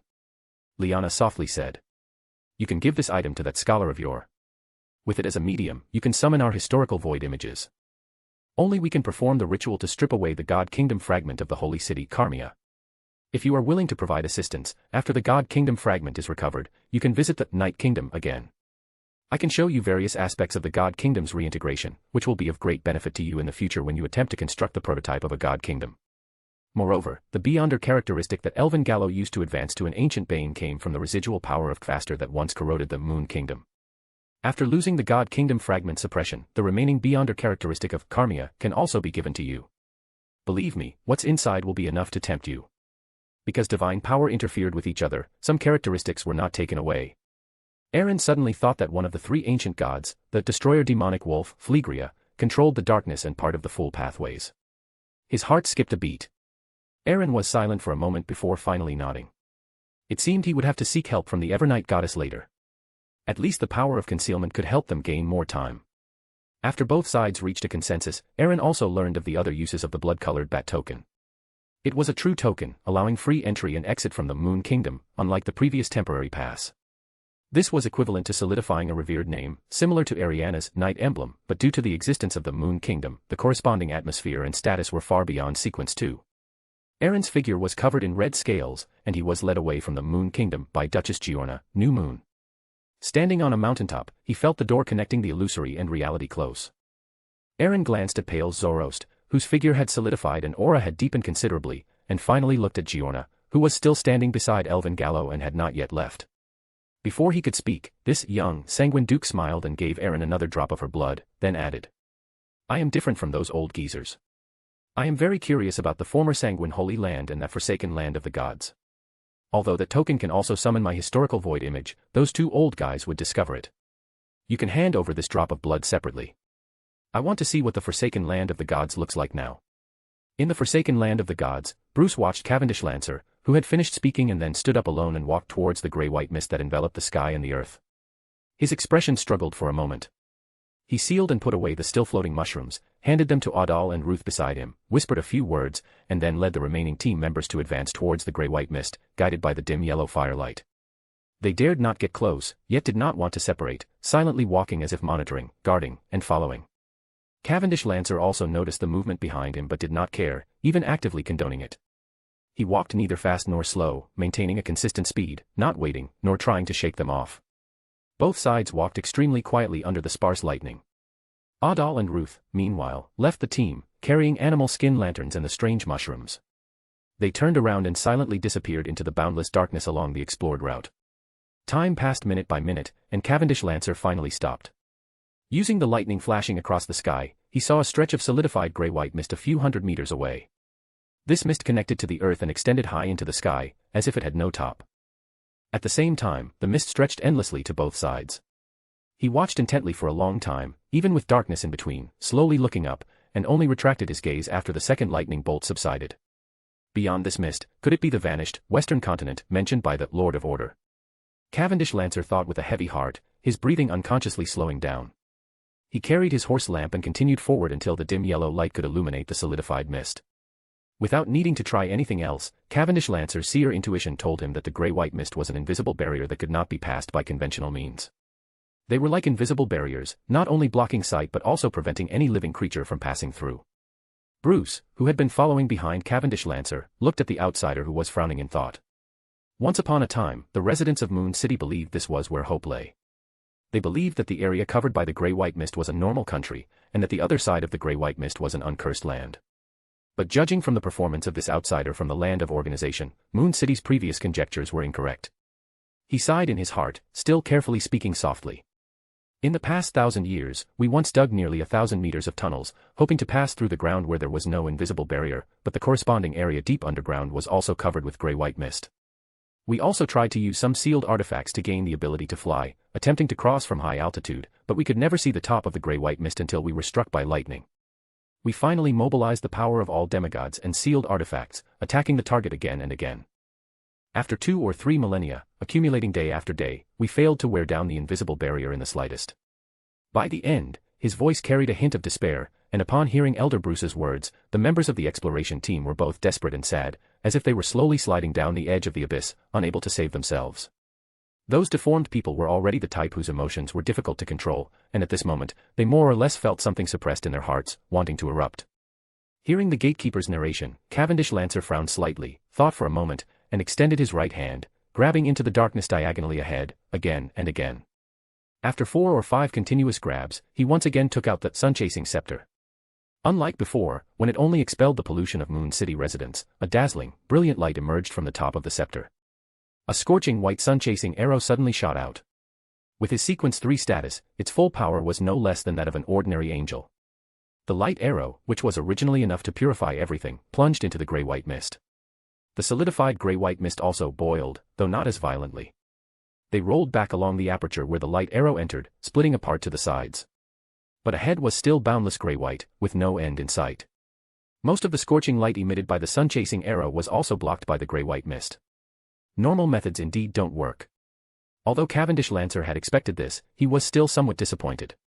In his opinion, even if he couldn't ascertain the path, at least angel-level power should have been able to explore something useful, but he found nothing. Even Bruce no longer paid attention to Cavendish Lancer. All the ugly or deformed humans watched the dazzling light in the sky with slightly open mouths, their expressions bewildered and shocked, as if they had temporarily lost the ability to think, even as the light rapidly dimmed. The sight of the mist boiling like water, surging towards the central light, truly frightened them. It felt like witnessing a miracle, especially that warm, scorching light, which reminded them of the sun, only recorded in ancient texts. The light finally dissipated, and this area was once again enveloped by eternal darkness. Cavendish Lancer, who had gained nothing, turned his head to the leading Bruce and asked in a low voice, "What do you know about this mist?" It wasn't until this terrifying powerhouse asked the question that Bruce seemed to come back to his senses. His lips moved for a while, and he cautiously said, We have never made the mist change like this. Perhaps the High Priest knows something." Silent for a moment, Cavendish Lancer silently chanted the revered name of the Lord of Order in his heart, then looked at the group of ancient remnants and said, "I came here not to destroy. I can also bring you light and warmth. Go back and tell your leader that I am here. If he is willing, he can come over." He did not try to ask where the ancient remnant settlement was, nor did he plan to go directly, as this would provoke the strongest resistance and vigilance. Therefore, giving the initiative to the other party was the most appropriate way to handle it. Bruce was incredibly conflicted in his heart. This might be Moon City's only salvation in thousands of years, or it might be the starting point of Moon City's destruction. As a member of the Elder Council, the continuation of Moon City was far more important than his own life. Just as Bruce was hesitating and the expedition team members were whispering, a small point of firelight appeared in the depths of the darkness, rapidly approaching from afar. The leader was an old man clad in dark brown animal skins. His hair was gray and disheveled, and his face was etched with deep furrows. "High Priest," Bruce blurted out after recognizing the other's appearance, his voice suddenly tense and apprehensive. The one who arrived was indeed Nim, the High Priest of Moon City. Behind Nim followed Adal and other members of the exploration team who had returned to the city early, and several Beyonders of higher sequence. Nim nodded to Bruce, walked to the front of the group, and looked at the men who claimed to be a historical witness. He crossed his hands and bowed. Although he carried several Grade 0 sealed artifacts, he He had clearly seen the commotion caused by the sun-chasing arrow from afar and knew that the strength of the person before him was unfathomable. Honored guest, I am Nim, the High Priest of Moon City. Moon City was once a city belonging to the vampires, and after the great sun god, the creator of all, awakened, we were commanded by him to migrate here. We were responsible for guarding this gray-white mist and making corresponding attempts. Even after this land was cursed and the Lord no longer responded to us, we did not give up. To this day, 3,720 years have passed. Inside the magnificent palace enveloped in dark golden mist, Aaron looked at the almost sky-obscuring gray-white barrier revealed by the prayer light point. He gently tapped the back of his chair and did not act rashly, instead throwing the information he had previously obtained from Liana into the prayer image as a light point. Cavendish Lancer, who was quietly listening to the Night Watcher's narration, stirred slightly, seeming a little surprised.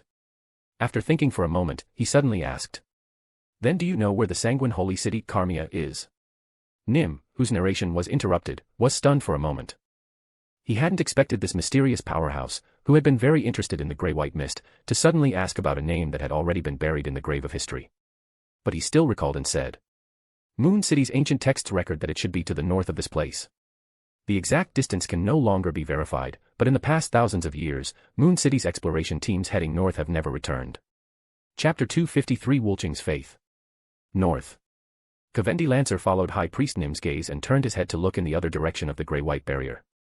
The silver-white electric arcs, which occasionally flashed in the night, seemed to deliberately avoid that area. The environment of the forsaken land of the gods and the existence of the gray-white barrier greatly interfered with his spiritual intuition, but knowing the general direction was enough. He did not continue to inquire Moon City about the records concerning the sanguine holy city, Camilla. After the cataclysm, Moon City had never explored that area again, and no one would know the situation before the cataclysm better than the sanguine themselves. Withdrawing his gaze and looking back at the gray-white barrier in front of him, Cavendi Lancer took a step back. Under High Priest Nim's slightly nervous gaze, he reached forward and retrieved several items for the sacrifice and bestowal ceremony from the mists of history. With his current identity, there was actually no need to do any of this. The great Lord of Order did not care whether this general, who was most likely to advance to Angel under his command, performed the complete ritual process. However, the residents of Moon City were right before his eyes. Whether it was to propagate the Lord's faith or to facilitate subsequent actions, the majesty of the god had to be fully displayed. Watching Cavendi Lancer's completed ritual, High Priest Nim's body suddenly stiffened, and his pupils contracted sharply, having recognized the ritual being performed. It was precisely the ritual that Moon City had continuously used to pray for a response from the omniscient and omnipotent creator for 3,720 years. A trembling conjecture immediately emerged in his heart, and respectful, even pious, prayers immediately resounded. "You are the source of order and shadow. You are the great emperor of the chaotic kingdom. You are the Lord of Order who governs rules. Your loyal believers implore your gaze. Implore you to accept their offerings. Implore you to open the door of the kingdom." In the nation of disorder, seeing the suddenly expanding dark gold vortex from which the prayers emanated, Aaron raised the true scepter of sun chasing and effortlessly incorporated the Black Emperor card into his body. In front of him floated a bat token jointly condensed by 3 sanguine dukes. If he were to obtain the beyonder characteristic of a miracle invoker later, in order to maintain Cavendi Lancer's humanity after advancing to Angel and to resist the divine erosion brought by advancing to a complete mythical creature through the potion, he would have to prepare a certain number of believers as anchors in advance. After leaving the Moon Kingdom, Aaron had some discussions with Palaz Soroster and Alvin Gallo.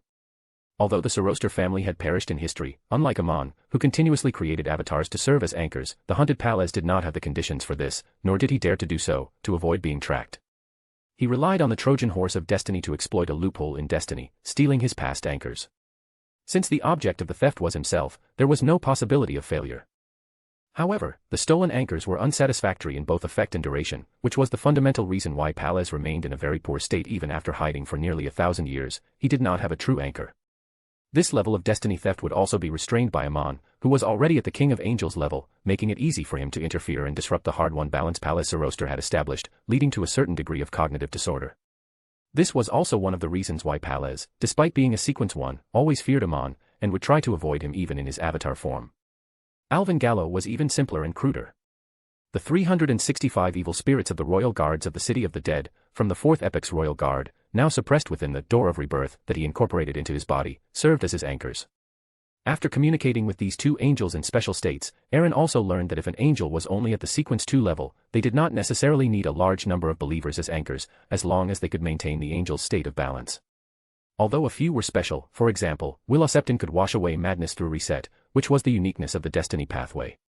Even Azek only brought about the humanity accumulated deep within his soul through repeated rebirths. Kavendi Lancer's identity dictated that he could not spread his faith externally for the time being, as it could lead to many complications. Although high-sequence seers could create puppet cities to replace a certain degree of anchors, the current forsaken land of the gods was not peaceful, lacking the foundation to create puppet cities. Therefore, Moon City was currently the best choice. The City of Silver was too close to the true creator in the Giant King's court, and Amon's avatar was lurking there. Eren would not risk Kavendi Lancer going there without ample preparation. Moreover, with the entire forsaken land of the gods having been ravaged by Amon and, God of Wishes, Kotur, leaving only a few city-states, the City of Silver also needed to be reserved for Mr. Fool as a promotion ritual. As his thoughts raced, spiritual power surged, mobilizing some of the power of the Nation of Disorder. Surging dark gold mist gathered into waves, carrying the Scepter of Sun Chasing, and the Bat Token. Below Eren's throne, an exceptionally tall golden figure appeared, with pair after pair of blazing white giant wings growing from his back, a full 12 pairs. Each pair of wings had feathers inscribed with numerous mysterious symbols. In stark contrast to the golden figure, a blood-colored angel phantom appeared at the other end of the throne. 12 pairs of bat wings also spread open, together covering the vast dome of the majestic palace. Looking at his masterpiece, Eren nodded with great satisfaction. Angels serving at all times, this was the grandeur a god should possess. Having made preparations, Eren no longer hesitated and opened the door of sacrifice and bestowal. At the edge of the gray-white barrier, the Moon City survivors, whether horrified, wary, or bewildered, suddenly saw a vision. Within a magnificent palace enveloped by dark gold mist, a figure hidden in the mist looked down upon everything. At his feet, 2 kneeling giants slowly rose, their 12 wings spreading like a canopy. Even though it was just a vision, the oppressive aura that assailed them accelerated High Priest Nim's heartbeat by several beats, let alone the other residents of Moon City. Immediately after, the angel enveloped in golden light gently vibrated the wings on his back, stirring the surging mist, and a golden feather floated down, drifting towards everyone who saw this scene. An unprecedented purity and warmth filled everyone's hearts. Centered around the door of sacrifice and bestowal, a 1,000-meter radius was instantly enveloped by a golden ocean, yet the light did not spill outwards. This was the domain of chasing light. With Eren's current status within the Nation of Disorder, he could fully utilize the power of this Grade 0 sealed artifact, deliberately controlling its range to prevent too much commotion from attracting unnecessary trouble. Subconsciously raising his hand to block the warm but somewhat dazzling light, Bruce's wrinkled face was lost in a daze, watching everything around him illuminated by the light, seeing sights he had never witnessed before. The darkness that had enveloped Moon City for 3,720 years seemed to have quietly shattered in his heart, and something called hope began to take root and sprout. High Priest Nim, who was closest to the door of sacrifice and bestowal, vaguely recalled the god described in ancient texts and passed down by word of mouth by successive high priests of Moon City, a god who emitted infinite light and brought infinite warmth.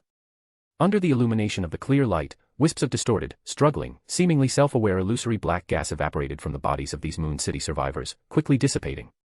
After purifying the accumulated pollution and diseases within these potential believers, Eren interrupted the vision, slightly raised his hand, and the blood-colored angel suddenly disintegrated, transforming into a bat token that merged into the door of sacrifice and bestowal. The dark gold double doors slowly opened, and the bat token flew out, instantly emitting an incredibly rich life force. This was one of the abilities of a life giver. The Moon City survivors, who had been immersed in the pure light, suddenly found their bodies undergoing changes. Adal, who had gone back to report and was now standing behind High Priest Nim, under the influence of the dense life force, after the pollution was expelled, the tumor on his face began to crack, ooze pus, lighten, shrink, and disappear.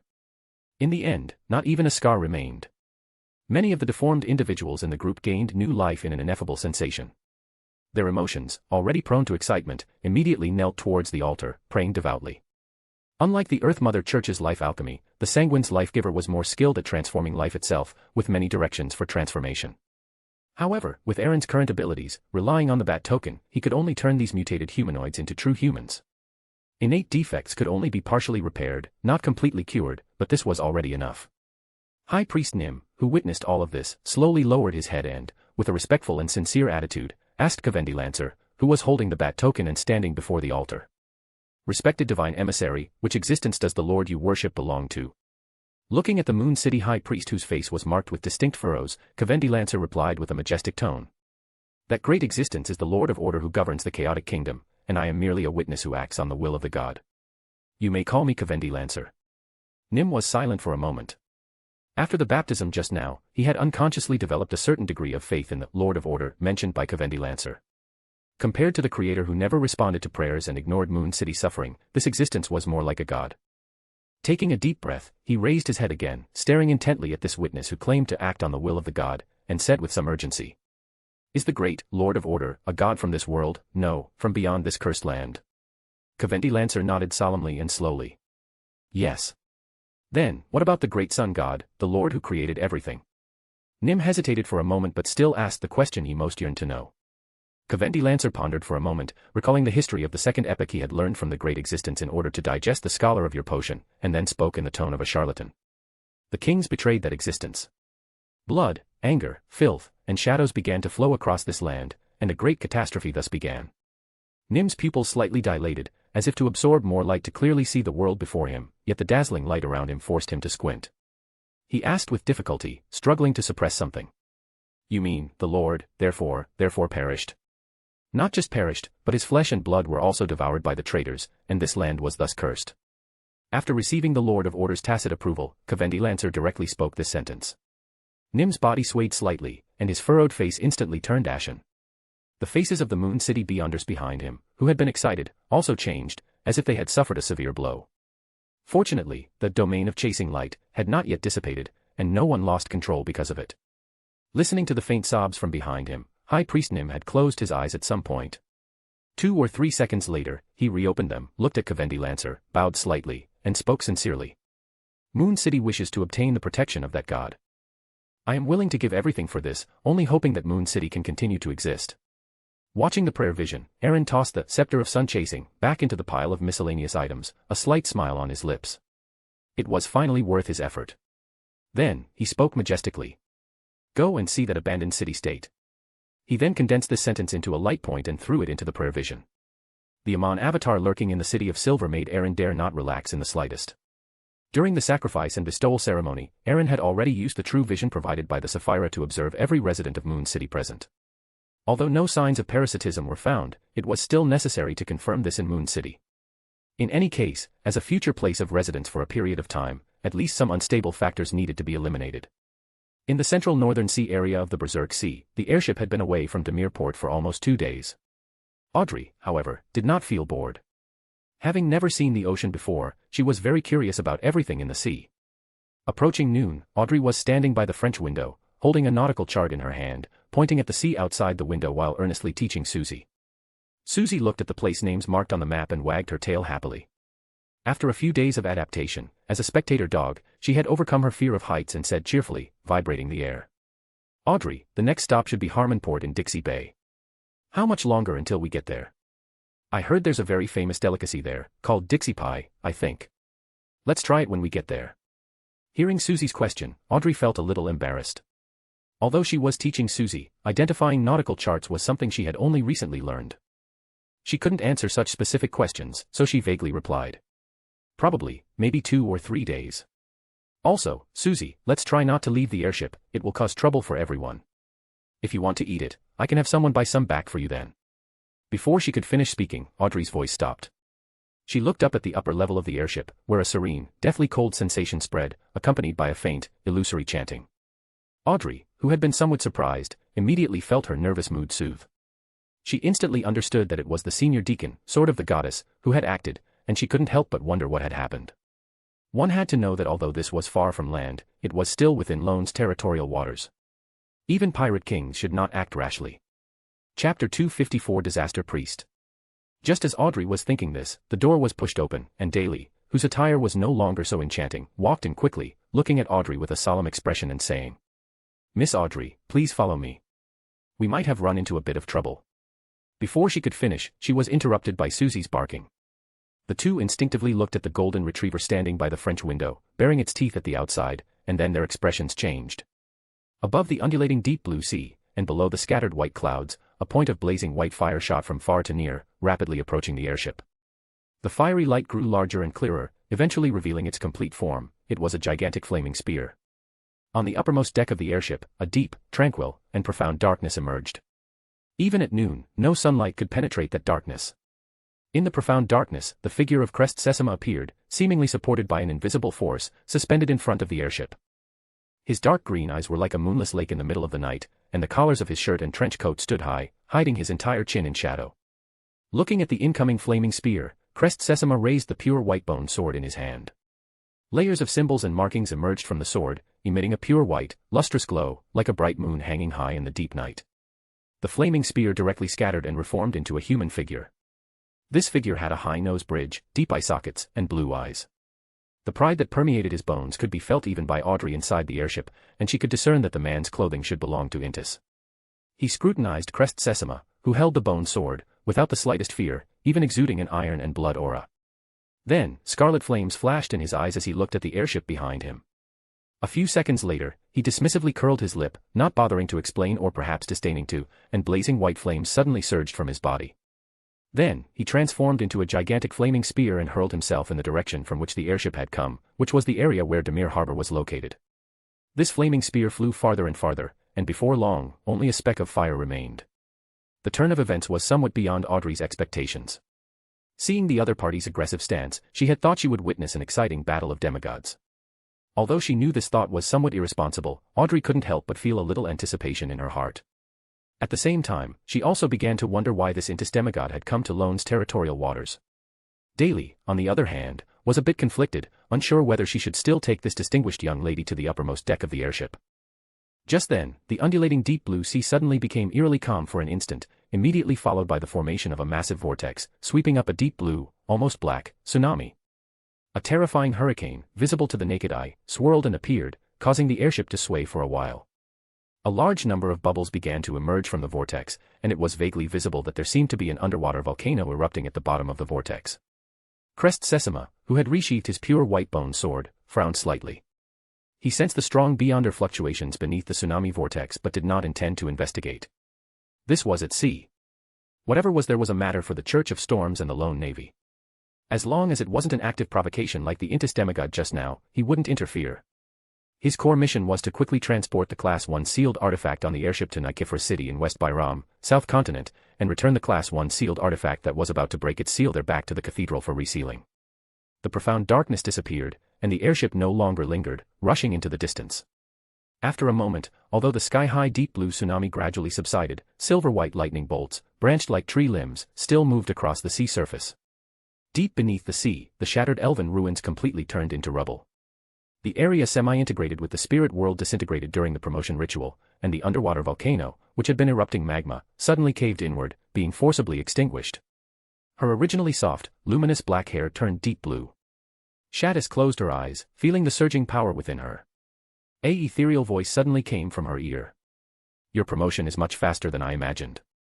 It seems the experience of entering the world within the book has made your will much tougher. This way, you can bear more of my power. Shadis, now a Sequence 4 cataclysmic enterer, was still extremely delighted upon hearing the Queen's praise, feeling a sense of pride like a child recognized by an elder. Gentle laughter echoed in the chaotic seabed, carrying a certain wave that brushed through and interfered with the corresponding area of the spirit world, preventing future divinations. Finally, it resonated in Shadis's mind. Let's go. With such a big commotion, Leotaro's subordinates should be arriving soon. Before we head to the Fog Sea, you can also show me the world as it is now. Shadis nodded heavily, stomping her foot, and amidst the sound of the seabed rock wall crumbling, she shot straight towards the sea surface. On a small island a few kilometers from where the deep blue vortex had appeared, William Blake, pale-faced, opened his mouth as he watched the gradually calming scene and the departing airship, as if to say something. Beside him, Anderson Hood, the strongest hunter of the Fog Sea, stood with his arms crossed, flames rising from his body to dry his soaked clothes, and he clicked his tongue. Look, if it weren't for following me, with you being just a Sequence 6, how could you have seen such an exciting scene? William Blake, whose mind had been somewhat blank, immediately flew into a rage, pointing at the astonished Anderson with a face full of black lines and roaring. You're a jinx. Trouble follows you wherever you go. When they had originally left Siliros Island, their team still had an entire ship and over a dozen crew members. During this time, they had been hiding but were still discovered by the Iron and Blood Cross Order, and in the end, only the two of them escaped. If it weren't for that airship forcing away the iron-blooded knight, both of them would have perished today. Before they could even catch their breath, they witnessed a tsunami that was nothing short of a disaster. Recalling how he had been infatuated and listened to Anderson's nonsense to go to sea, William Blake was now filled with remorse.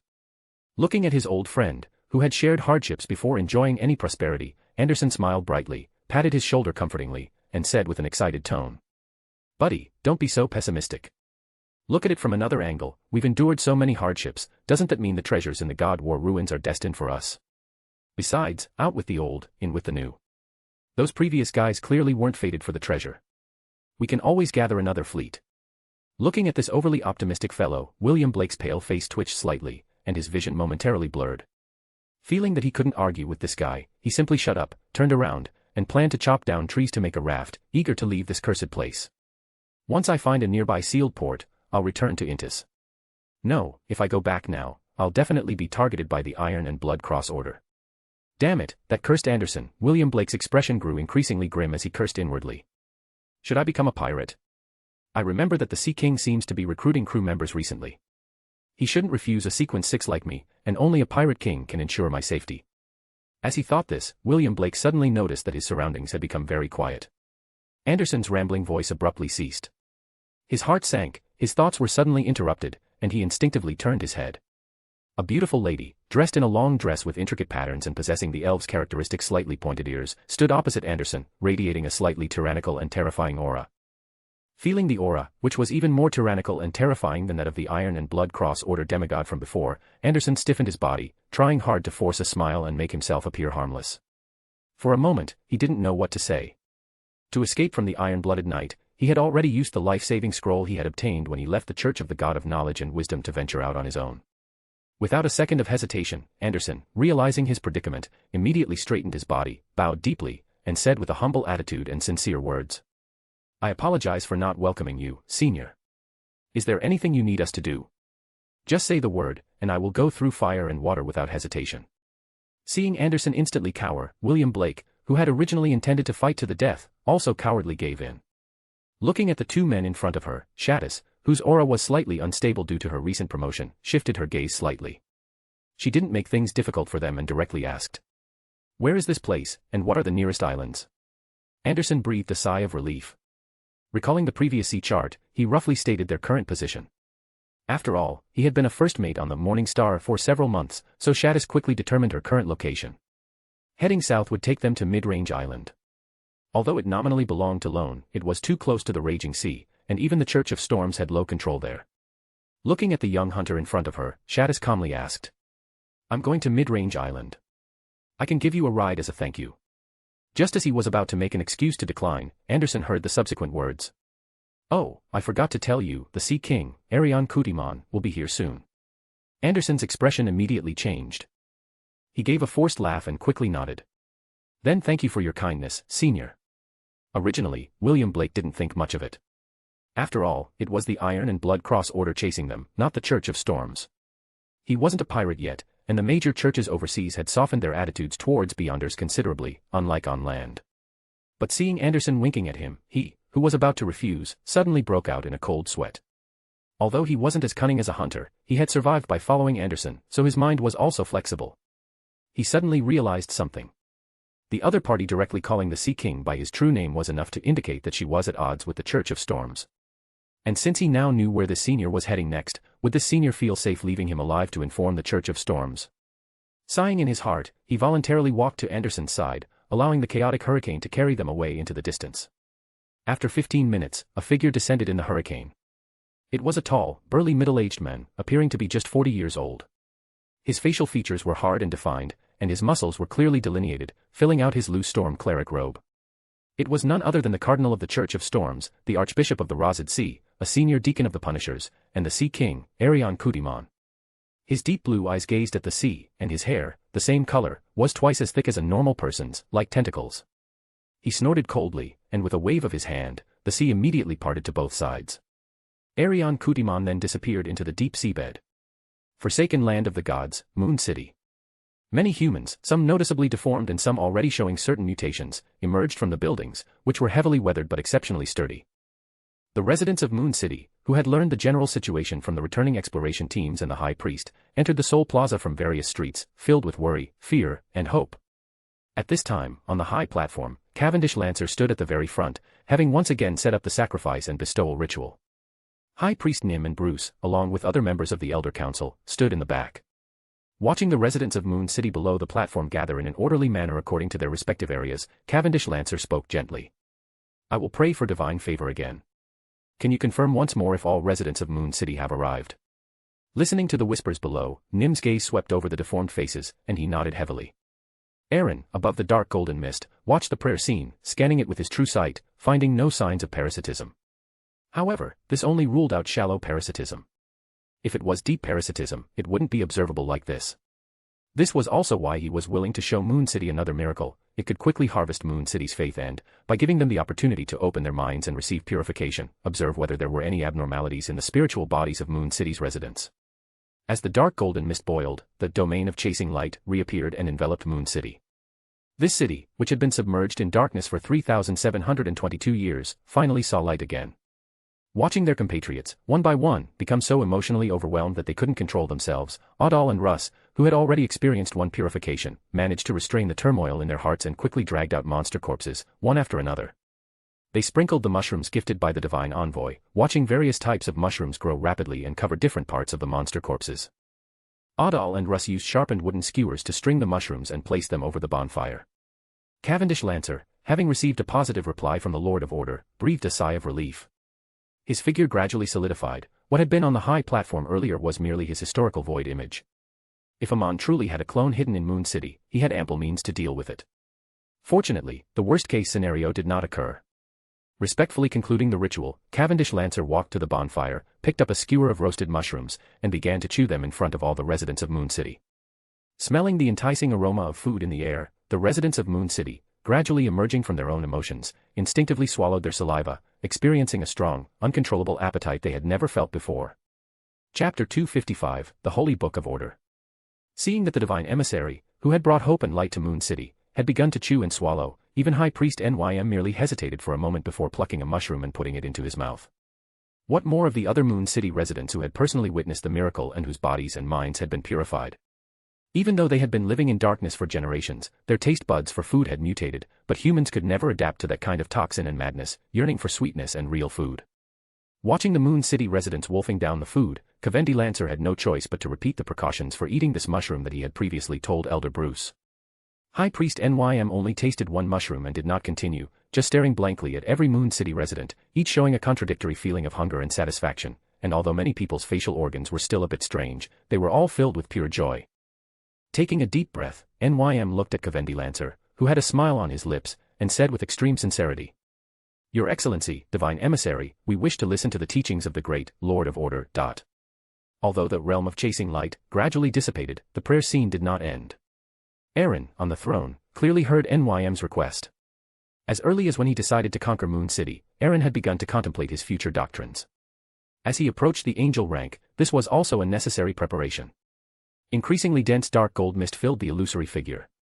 Aaron, using the faint connection generated by the previous purification, projected this divine kingdom into the hearts of all Moon City residents, and at the same time, condensed his spirituality and poured it into the prayer light spot symbolizing Cavendish Lancer. Hearing the high priest's words, even the hungriest people stopped chewing and looked devoutly at the divine emissary on the high platform, where a boundless divine kingdom seemed to appear. Cavendish Lancer's expression quickly became solemn. He raised his right hand, grabbed at the void, and pulled out the sun-chasing scepter. He reviewed the information that appeared in his mind and took a deep breath. He raised the sun-chasing scepter, and warm, bright, and clear light surged out like a tide, instantly filling the surrounding area. Cavendish Lancer opened his mouth, and his majestic voice echoed in the ears of everyone in Moon City. "My lord calls himself the Lord of Order. He is the origin and shadow of order, he is the great emperor of the chaotic kingdom, he is the chaotic beacon who controls rules. He is the creator, maintainer, and justiciar of the world's order. His wisdom and authority protect his followers from destruction in the apocalypse, and his will determines the order and peace of the world. Every follower in the divine kingdom is a child of the Lord. Order and law are the embodiment of the Lord's will. Any act that violates the sacred order is a betrayal of the divine will. The Lord's grace will eventually spread throughout the world, and devout followers will gain new life." Looking at the stars that suddenly appeared on the dome of the magnificent palace, and feeling the increasingly close connection with this Sapphira, Aaron's smile became even more pronounced. The missionary work in Moon City was his first true missionary effort. The doctrine preached by Cavendish Lancer was the prototype of the future Order Holy Scripture of the Order Divine Church. The reason it was only a prototype was that Aaron intentionally excluded descriptions of the angels under his command, focusing more on the description of the doctrines. The most important part of this was the Universal Law Code, which had been revised and perfected over a year. Aaron, based on the actual situation of the forsaken land of the gods, retained the laws most suitable for the current state of Moon City. Unlike Lloyd City, which was the first to implement the Universal Law Code, Moon City truly conformed to the concept of a divine kingdom on Earth, meaning that laws were practiced through faith, rather than through authoritarian oppression. The anchor formed by this faith would make Aaron's connection with the underlying rules of the faith-condensing land increasingly close, even allowing for direct manipulation. This was also one of the reasons why high-ranking justiciars could, to some extent, replace rules. However, unlike that revelation of night, and the storm scripture, Aaron only described his own authority and did not portray himself as the evolution of the Creator's remains, as the seven gods did. Aaron was well aware of his own uniqueness, part of which stemmed from the Sapphira, nation of disorder, but the most fundamental uniqueness came from his soul, an otherworldly soul untainted by the primordial one's spiritual imprint. Therefore, Aaron only propagated his honorific name and various doctrines, without a specific image, and also minimized his connection with the primordial one, to avoid followers forming a unified image that would cover his true appearance and bring unnecessary trouble in subsequent advancements. Under his true sight, Aaron also learned about the current Beyonder composition of Moon City. In addition to High Priest Nym, there was also a Demon Hunter, which was a relatively easy sequence to achieve demigod status in the environment of the Forsaken Land of the Gods. However, Moon City still retained a relatively complete sequence inheritance. Although 22 sequences were missing for various reasons, they held great potential. The main reason there were only 2 demigods was the absence of a sealed artifact like those in the City of Silver, which could shatter the Beyonder characteristics of deceased Beyonders. Moon City residents, who had already accumulated a large amount of toxins due to the harsh environment of the Forsaken Land of the Gods, would have an unimaginable probability of losing control if they directly consumed Beyonder characteristics in potions without being able to shatter them and dilute the pollution. With a slight movement of his spirituality, Aaron instructed Covendi Lancer to properly settle the Moon City residents and then explore the sanguine holy city, Carmilla, as soon as possible. Aaron then disconnected his perception of the prayer scene, but the starlight on the dome still shone brightly. In a spacious, clean, and even luxurious port villa on mid-range island in the raging sea. Anderson stood with a bitter expression in the living room he had rented, looking at Shartash, who was standing by the window gazing at the sea. Ever since he followed the senior to mid-range island 2 days ago, Anderson's already not-so-rich wallet seemed to have been robbed, and it was now empty. Even if the senior was willing to let him go, he wouldn't have money to buy a boat ticket. As the strongest hunter in the Fog Sea, how could Anderson endure such an arrangement? But before he could even plan an escape, he was given a cup of golden liquid of unknown origin. William Blake, on the other hand, seemed to relish it, perhaps thinking that even a mysterious powerful individual of unknown origin was far more reliable than Anderson. Repeatedly brainwashing himself with Roselle's invention of, a hero doesn't suffer immediate losses, just as Anderson was about to temporarily abandon the integrity of the strongest hunter in the Fog Sea and probe the intentions of this elf powerhouse, a hunter's intuition made his hair stand on end. A figure suddenly appeared on the sofa at some unknown time. Anderson, who was well versed in sea anecdotes, immediately recognized that it was Duke Aaron, who had been making waves recently. Cursing inwardly, Anderson felt as if he had escaped the wolf's den only to enter the tiger's lair.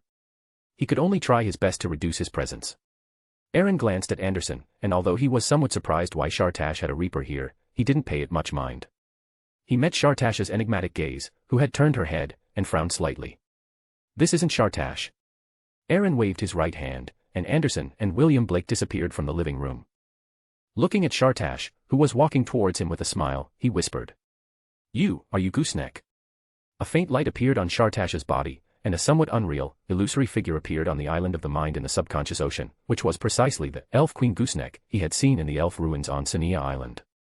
A clear, cold voice rang out. "This is just a separated virtual personality. I merely sensed your arrival, Duke, and came to meet you. Afterward, Shartash will accompany you to the Fog Sea to explore Solomon's treasure. I will intervene when necessary. I will not break our alliance, and I hope you remember your promise." His subconsciousness carefully observed Shartash within the nation of disorder. After a moment, Aaron nodded. "Good, but I am curious about your current state. The elf race has declined to such an extent, and your name has not been circulated outside for who knows how long. How do you manage to maintain your angelic rank without needing to slumber, despite lacking an anchor?" Shartash sat opposite Aaron and chuckled softly. "Although the dragon race is annoying, I have to admit that they have reached the pinnacle in the spiritual domain.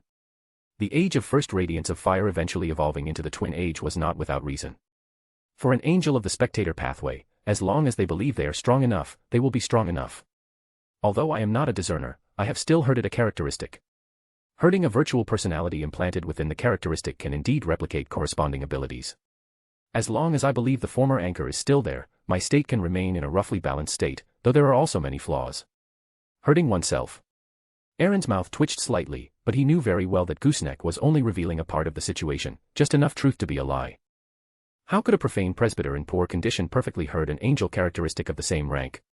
That kind of ability, similar to the visionary's prerequisite authority, couldn't possibly be without limitations. A Sequence 2 discerner couldn't simply believe they were strong enough to defeat a true god and actually do so. The limitations and hidden tricks involved were completely unmentioned. However, none of this was important at the moment. At least for now and the foreseeable future, both sides had relatively clear common interests.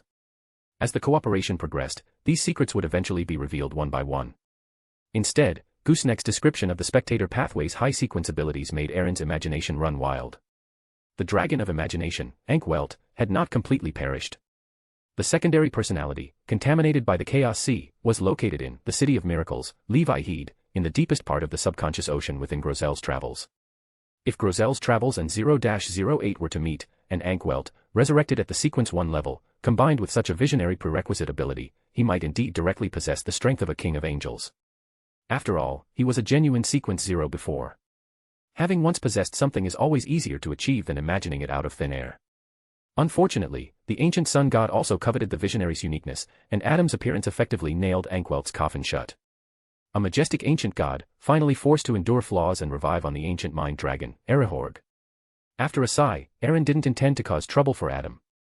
If it weren't for the subsequent impact of revealing his identity, Aaron believed that with Adam's current rank, a mere thought of the former ancient sun god could at least temporarily grant him abilities comparable to a true god. Such a monster, with only divinity remaining, was only suitable for equivalent exchange. Threats, on the other hand, could lead to a backlash. Looking at the smiling Shartash, Aaron suddenly asked with some curiosity. Do you, or the Elf King, know the true identity of the nightmare dragon, Alzahad? The smile disappeared, and Shartash snorted softly. I didn't know before, but the moment I perished, I guessed some possibilities. After all, that wasn't power that a Sequence 1 could unleash. Aaron raised an eyebrow, faintly guessing something, but he did not continue with this question that might bring back some unpleasant memories. He said to lighten the atmosphere. Then I wish us a smooth cooperation. Also, why do you have two mid-sequence beyonders here? She chuckled softly without responding. The illusory light on Shartash, that was only visible under true sight, instantly dimmed. Looking at the elf lady who stood up from the sofa somewhat flustered, Aaron had no choice but to ask the latter half of the question again. Your Grace, these two are being hunted by a demigod from the Iron and Blood Cross Order. I think this will be an opportunity to hunt a demigod. As Gooseneck had deliberately shielded her, Shartash didn't know what had happened before, so she carefully explained. A reaper being hunted by the Iron and Blood Cross Order. It couldn't be such a coincidence. Aaron subconsciously asked. Is one of them a guy named Anderson? Looking at Shartash, who was surprised but quickly nodded, Aaron stroked his chin. A demigod from the Iron and Blood Cross Order, indeed very tempting. Not only because of the demigod beyonder characteristic, but even his death itself could become the ritual for Bayer to advance to Sequence 3 Silver Knight. After all, the outside world was not comparable to the forsaken land of the gods. Any demigod would have some background, and it was by no means easy to hunt 6 powerful demigod-level creatures. Including the Frost Dragon, the Undying King Agalido, and the Saint of Darkness Leomaster, there were only 3. Aaron had originally planned to use the Abraham family's Grade 1 sealed artifact, the Demonic Oil Painting, to release the completely insane, instinct-driven demigod-level creatures within it, to complete the ritual for his loyal followers. What truly prompted Aaron to kill was the Iron and Blood Cross Order behind the demigod. Their shared mastery of the Red Priest pathway determined their antagonism. Even if such core members certainly had some anti-divination measures, with the rank of the Nation of Disorder, as long as the speed was fast enough, forced spirit communication could still reveal many internal secrets, which would clear obstacles for future actions. Looking at Shartash, who was already a cataclysmic interrer, Aaron nodded with satisfaction and said. All right, I will have Bayer rush over as soon as possible. Once everything is ready, the bait can be cast. Chapter 256 Guarding the Cheney's Gate. In the utility room on the other side of the villa, Anderson, who had been casually banished there by Aaron, sat obediently on the ground, but his expression was somewhat melancholic. It's a pity I was born at the wrong time. The name of the strongest hunter in the Fog Sea hasn't resounded throughout the world yet. It seems even heaven is jealous of my talent. William Black glanced at the sighing Anderson, having no intention of comforting him. Instead, he mentally counted down 3 seconds. Before he even reached 0, he heard the familiar voice speak again. Speaking of which, that Duke and this elf wouldn't. His melancholic expression had already been replaced by a mischievous grin, but his words cut off abruptly before he could finish. Anderson's face gradually flushed, his tongue lolling out, and foam forming at his mouth. Nose wa no die. William Black hastily distanced himself from this loose-tongued fellow. Just as Anderson was about to collapse, the invisible force finally dissipated. Aaron's figure appeared, with Shottas following behind him. Huff, huff. The strongest hunter in the fog sea gasped for air, bending over and dry heaving. Always playing the provoker, you truly have talent. However, against powerhouses you can't resist, I advise you to rein it in. Aaron calmly commented, glancing at Anderson, who had not yet fully recovered. The hunter's robust physique allowed Anderson to recover quickly. After the recent lesson, he was much more subdued, giving a dry chuckle and saying, "All right, I'll bear your teachings in mind. Do you have any instructions for me? The strongest hunter in the fog sea is at your command." Quite perceptive, Aaron said, looking at Anderson. "I heard from Shottas that you two are being hunted by the Iron and Blood Cross Order." Anderson's eyes darted around, and his tone immediately became agitated, as if he had suffered a great injustice. He quickly accused. "In Intis, I was coerced into joining them. These lunatics who believe in the true creator seem to have sacrificed their brains. They are fanatical to the point of stupidity and often oppress and exploit us members who aren't as fanatical. I couldn't stand it anymore, so I left them, but now I'm being hunted down. This is simply outrageous." Ignoring Anderson's clamor, Aaron stared at him calmly, even coldly, and said flatly, "Get to the point. What did you do to warrant an iron-blooded knight hunting you?" Feeling a little uneasy under that cold gaze, Anderson cleared his throat and quietly added, "That not-so-bright demigod is named Duke Dongtak. He was responsible for exploring a true creator relic for the Iron and Blood Cross Order. The relic was already destroyed, but in the deepest part, I obtained a token with a bas-relief of a hanged man on a cross. After I took out that token, a strange mutation suddenly occurred deep within the relic, entangling Duke Dongtak. I only barely escaped with a charm from the Church of the God of Knowledge and Wisdom." Carefully observing the Duke's expression, Anderson also subtly mentioned the Church of the God of Knowledge and Wisdom, implying that he was not alone. A token related to the true creator? Aaron scrutinized Anderson. No wonder, with so many dangerous places in the forsaken land of the gods, this guy ended up falling for the Ouroboros mural. Feeling a bit uneasy under Aaron's gaze, Anderson hastily continued. "That token was sealed and hidden by me. It's not on me right now. If your grace is willing to let me go, I will certainly present that token with both hands." Looking at Anderson's expectant face, Aaron's lips curved slightly upward as he playfully said, "I have an even better idea, one that can also help you eliminate future worries. Would you like to hear it?" Seeing that half-smile, Anderson really didn't have the courage to refuse, so he stiffly nodded his head.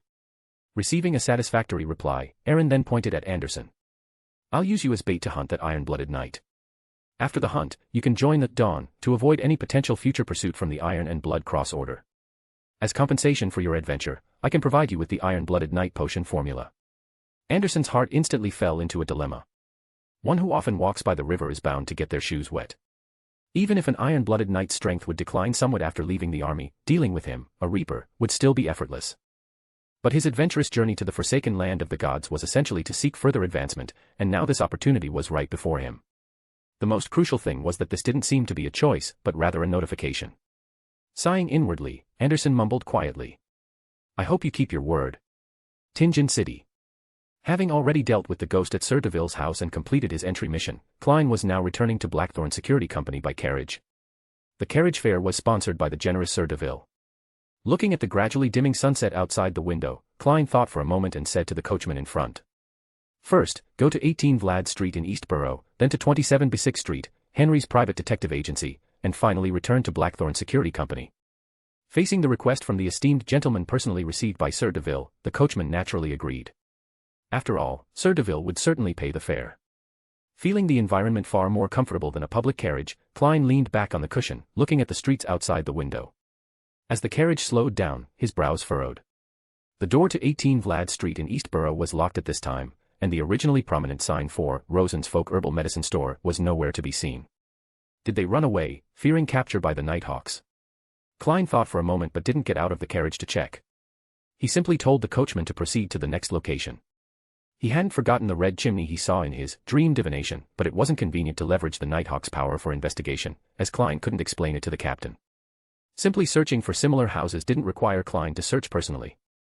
He only needed to spend some pounds to have professional detectives find and organize the information, and he just needed to be responsible for identification. The carriage slowly stopped on Bisick Street. After giving instructions to the coachman, Klein put on his mask, pulled down his top hat, and walked up the stairs to the agency on the second floor. This was his second time here.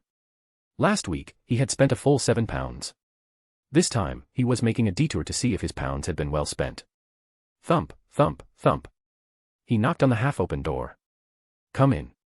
A voice, as if containing old phlegm, came out. Klein, holding his cane, pushed the door open and saw Detective Henry in a white shirt and black waistcoat. He spoke concisely. "I'd like to see how my commission from last week is progressing. Have you found houses with red chimneys?" Upon hearing this slightly strange request, Henry instantly remembered this employer. He cleared his throat and said, "The Red Chimney Commission is still ongoing. You should know that there are quite a few similar buildings in Tingen City. Of course, if you can provide other clues, things would be simpler." To prevent this sensitive detective from remembering his features, Klein chuckled hoarsely. "If I had other clues, I wouldn't have commissioned you."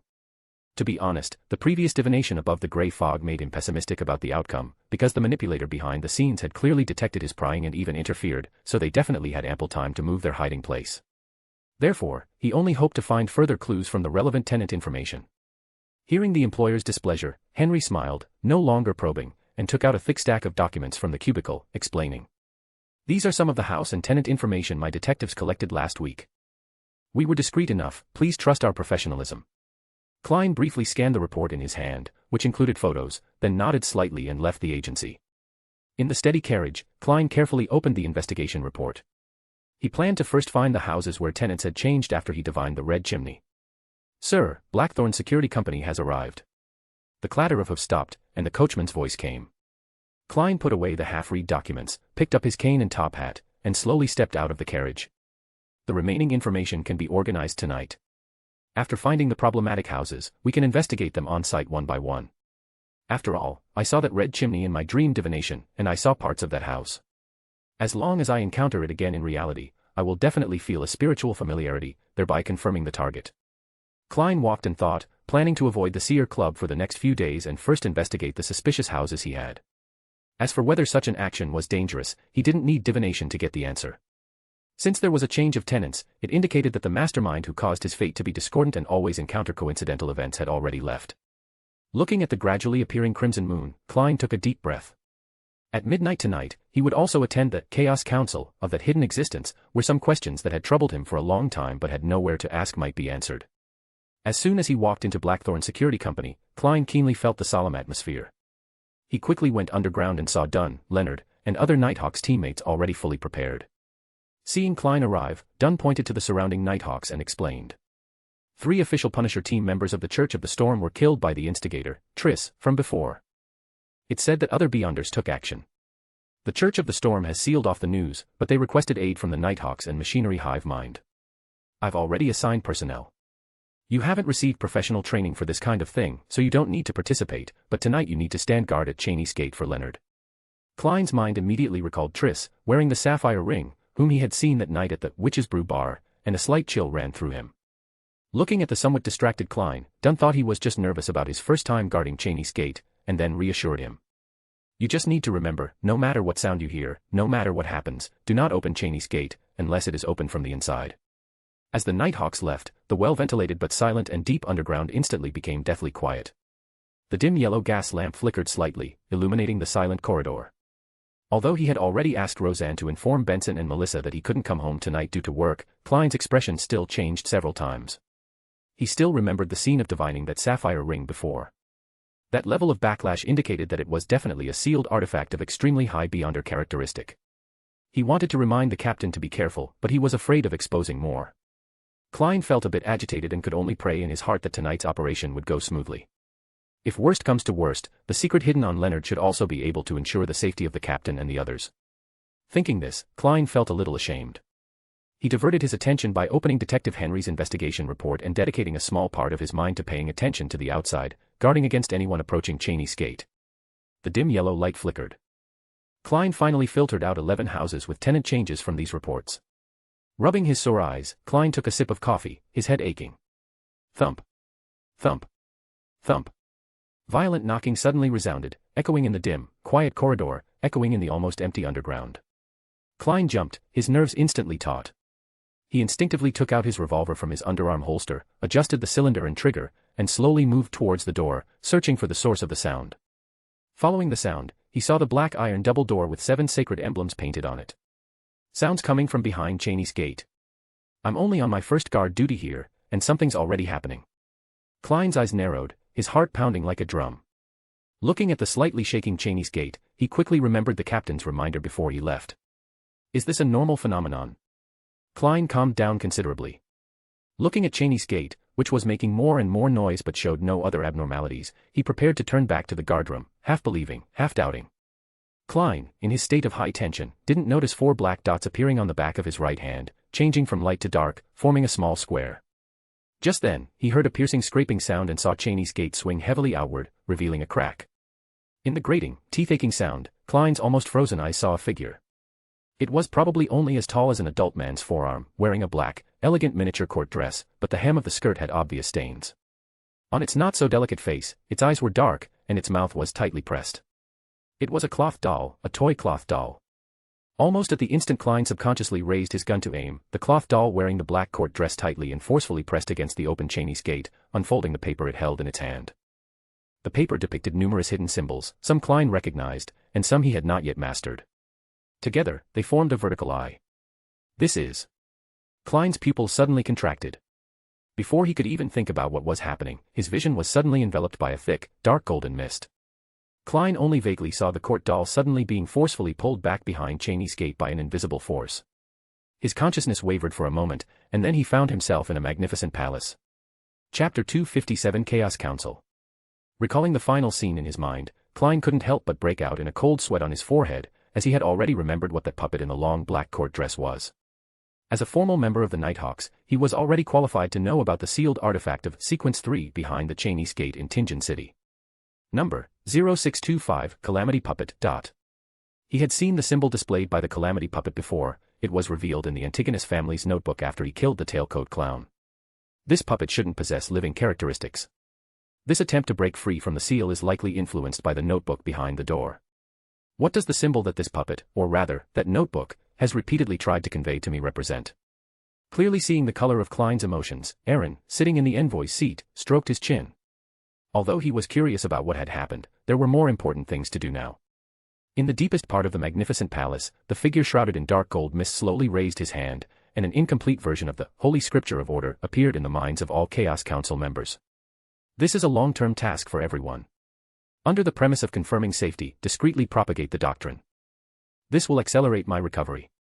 These Chaos Council members, spread across the world, would be powerful tools for the future Order Church to establish a kingdom on earth. Propagating the doctrine and offering some potion formulas and materials for the spread of faith were acceptable. Flipping through the information in her mind, Louise Siles looked a little moved. This great existence, who had a hidden connection with the Primordial One, was finally going to spread faith and influence the real world. More than a week ago, she had already met her grandfather, Count Mistral, who had returned from the ancestral land. More precisely, he should now be called Marquis Mistral. After being promoted to Sequence 3 and becoming a true high-level member of the Sanguine, Marquis Mistral also relayed the events to Louise, making Louise even more awestruck by this hidden existence. She immediately stood up and bowed to the indescribable figure on the throne. As you command, Great Lord of Order. Klein suddenly woke up and bowed along with the others. Although he was worried about his body left outside the Cheney's gate, he could only suppress it for now. Seeing that this great existence had no intention of speaking further, Louise simply continued. I wish to purchase a beyonder characteristic of a Sanguine Viscount. I can pay in gold pounds or mystical items of equivalent value. I also acquire beyonder characteristics of a Baron and below, at a premium. This will also be a long-term transaction. If there are relevant clues, I can also pay a reward after verifying their validity.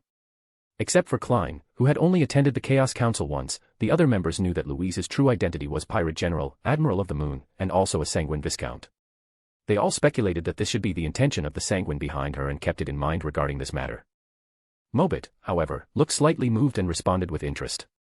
I have a sealed artifact formed from a Sanguine Viscount beyonder characteristic. I don't need gold pounds, I only want to exchange it for a Dream Stealer beyonder characteristic or a corresponding sealed artifact. If not, a marionettist or traveler can also substitute. That sealed artifact was naturally obtained by parasitizing Odinson Casti. The old man had already told him the method of parasitizing sealed artifacts. To minimize risks, Mobit only planned to exchange for Sequence 5 level items from adjacent pathways. At the same time, Sharon's clear voice rang out. I have one. I'll exchange it for a Wraith beyonder characteristic. If it's a sealed artifact, I hope the Sanguine can help me crush it beforehand. This came from a manufactured vampire who had joined the Rose School of Thought. After Klein became a formal member, he read internal Nighthawk's texts of a higher security clearance, knowing that the so-called Sanguine Viscount was actually a designation for Sequence 5. The highest a bishop in a non-core diocese of the Church of the Evernight could reach was Sequence 5, or even lower. Klein's heart pounded, already knowing what a Beyonder characteristic meant. Louise was quite surprised and continued. I am willing to acquire both. However, the Beyonder characteristics you desire will require some time. I will do my best to meet your needs. Politely waiting for the transaction to end, Frank scratched his head. He first thanked Mr. Envoy for providing the Druid potion formula, then looked at all the members and said with anticipation. I wish to purchase, accurately speaking, to rent a ghost ship. If anyone has relevant clues, I can also pay a corresponding reward. Knowing Frank's dangerous nature, Mobit cautiously asked. What do you want a ghost ship for? Do you need this to advance to Druid? No, I already advanced last week. I need a ghost ship only to fulfill a concept of mine. Frank answered seriously, not minding the somewhat strange looks from others, and then added. I want to study how life is conceived and how souls are produced. The Druid's abilities have solved many problems that previously troubled me, allowing me to research soil, crops, and hybridization techniques without restrictions. Last week, I obtained some soil from the deep sea, and studying the microorganisms contained within gave me a lot of inspiration. I have a premonition that the Earth Mother's care is contained within it. Perhaps this can free humanity from famine and make people equal. What you can do, I can do too. What you can grow, I can grow too. Originally, after only hearing the first half, Klein thought Frank was a mad scientist who cared about humanity. It wasn't until he heard the second half that he decided such equality was not worth having. The atmosphere became silent, no one responded to Frank's words, and even Sharon couldn't help but take another look. Unable to resist observing Frank carefully with his true sight, and confirming that this guy was currently still somewhat normal, Aaron still dispelled the idea of rewarding him with the classical alchemist potion formula. This came from the heritage of the City of the Moon. Although it only had formulas for sequence 4 and below, many of these sequences were lost or incomplete, and the only truly complete sequences were Warrior and Sleepless. Allowing a dangerous guy like Frank to advance to sequence 4 and gain divinity would be very dangerous for cows, fish, the sea, and rose bishops. Aaron could not be sure what experiments this guy, who was not much better than a lunatic, could accomplish or what strange species he could create if he gained more powerful abilities. What if he felt he couldn't complete this great undertaking alone and simply planted himself, harvesting a bunch of Franks? Then this world would truly be in danger. Even though no one responded, Frank continued with full anticipation. A ghost ship can help me travel to the depths of the North Sea in the Evernight Plains or the icy world of the polar regions to take a look. Beneath the thick ice there, ancient microorganisms from the 4th epoch, 3rd epoch, or even the 2nd and 1st epochs might be buried. This could bring me more discoveries. At this point, he scratched his head in embarrassment, looked at Louise and Ferran Edas, and added. If you are willing to take me there, I can pay a corresponding reward. Evernight Plains. Hearing this name, Aaron raised an eyebrow. Judging by the Earth Mother's attitude last time, the breach where the Mother's womb infiltrated the real world might be there. The planter pathway itself was susceptible to corruption, not to mention that Frank had previously been sent to the tribunal by the Church of the Earth Mother due to forbidden experiments and was later wanted. Clearing his throat, Aaron no longer remained silent. As the apocalypse approaches, the deep-seated dangers within the Evernight Plains have also begun to erode the outside world. Your current level is insufficient to understand the relevant situation.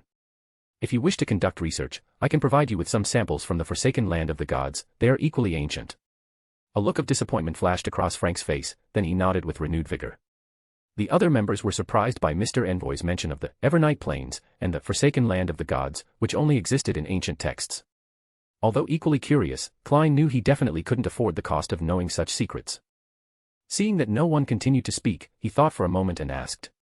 I have a high-level charm called Calamity Charm that can actively attract disasters of varying degrees, affecting targets or enemies and drawing opponents into environments where they can best utilize their strengths.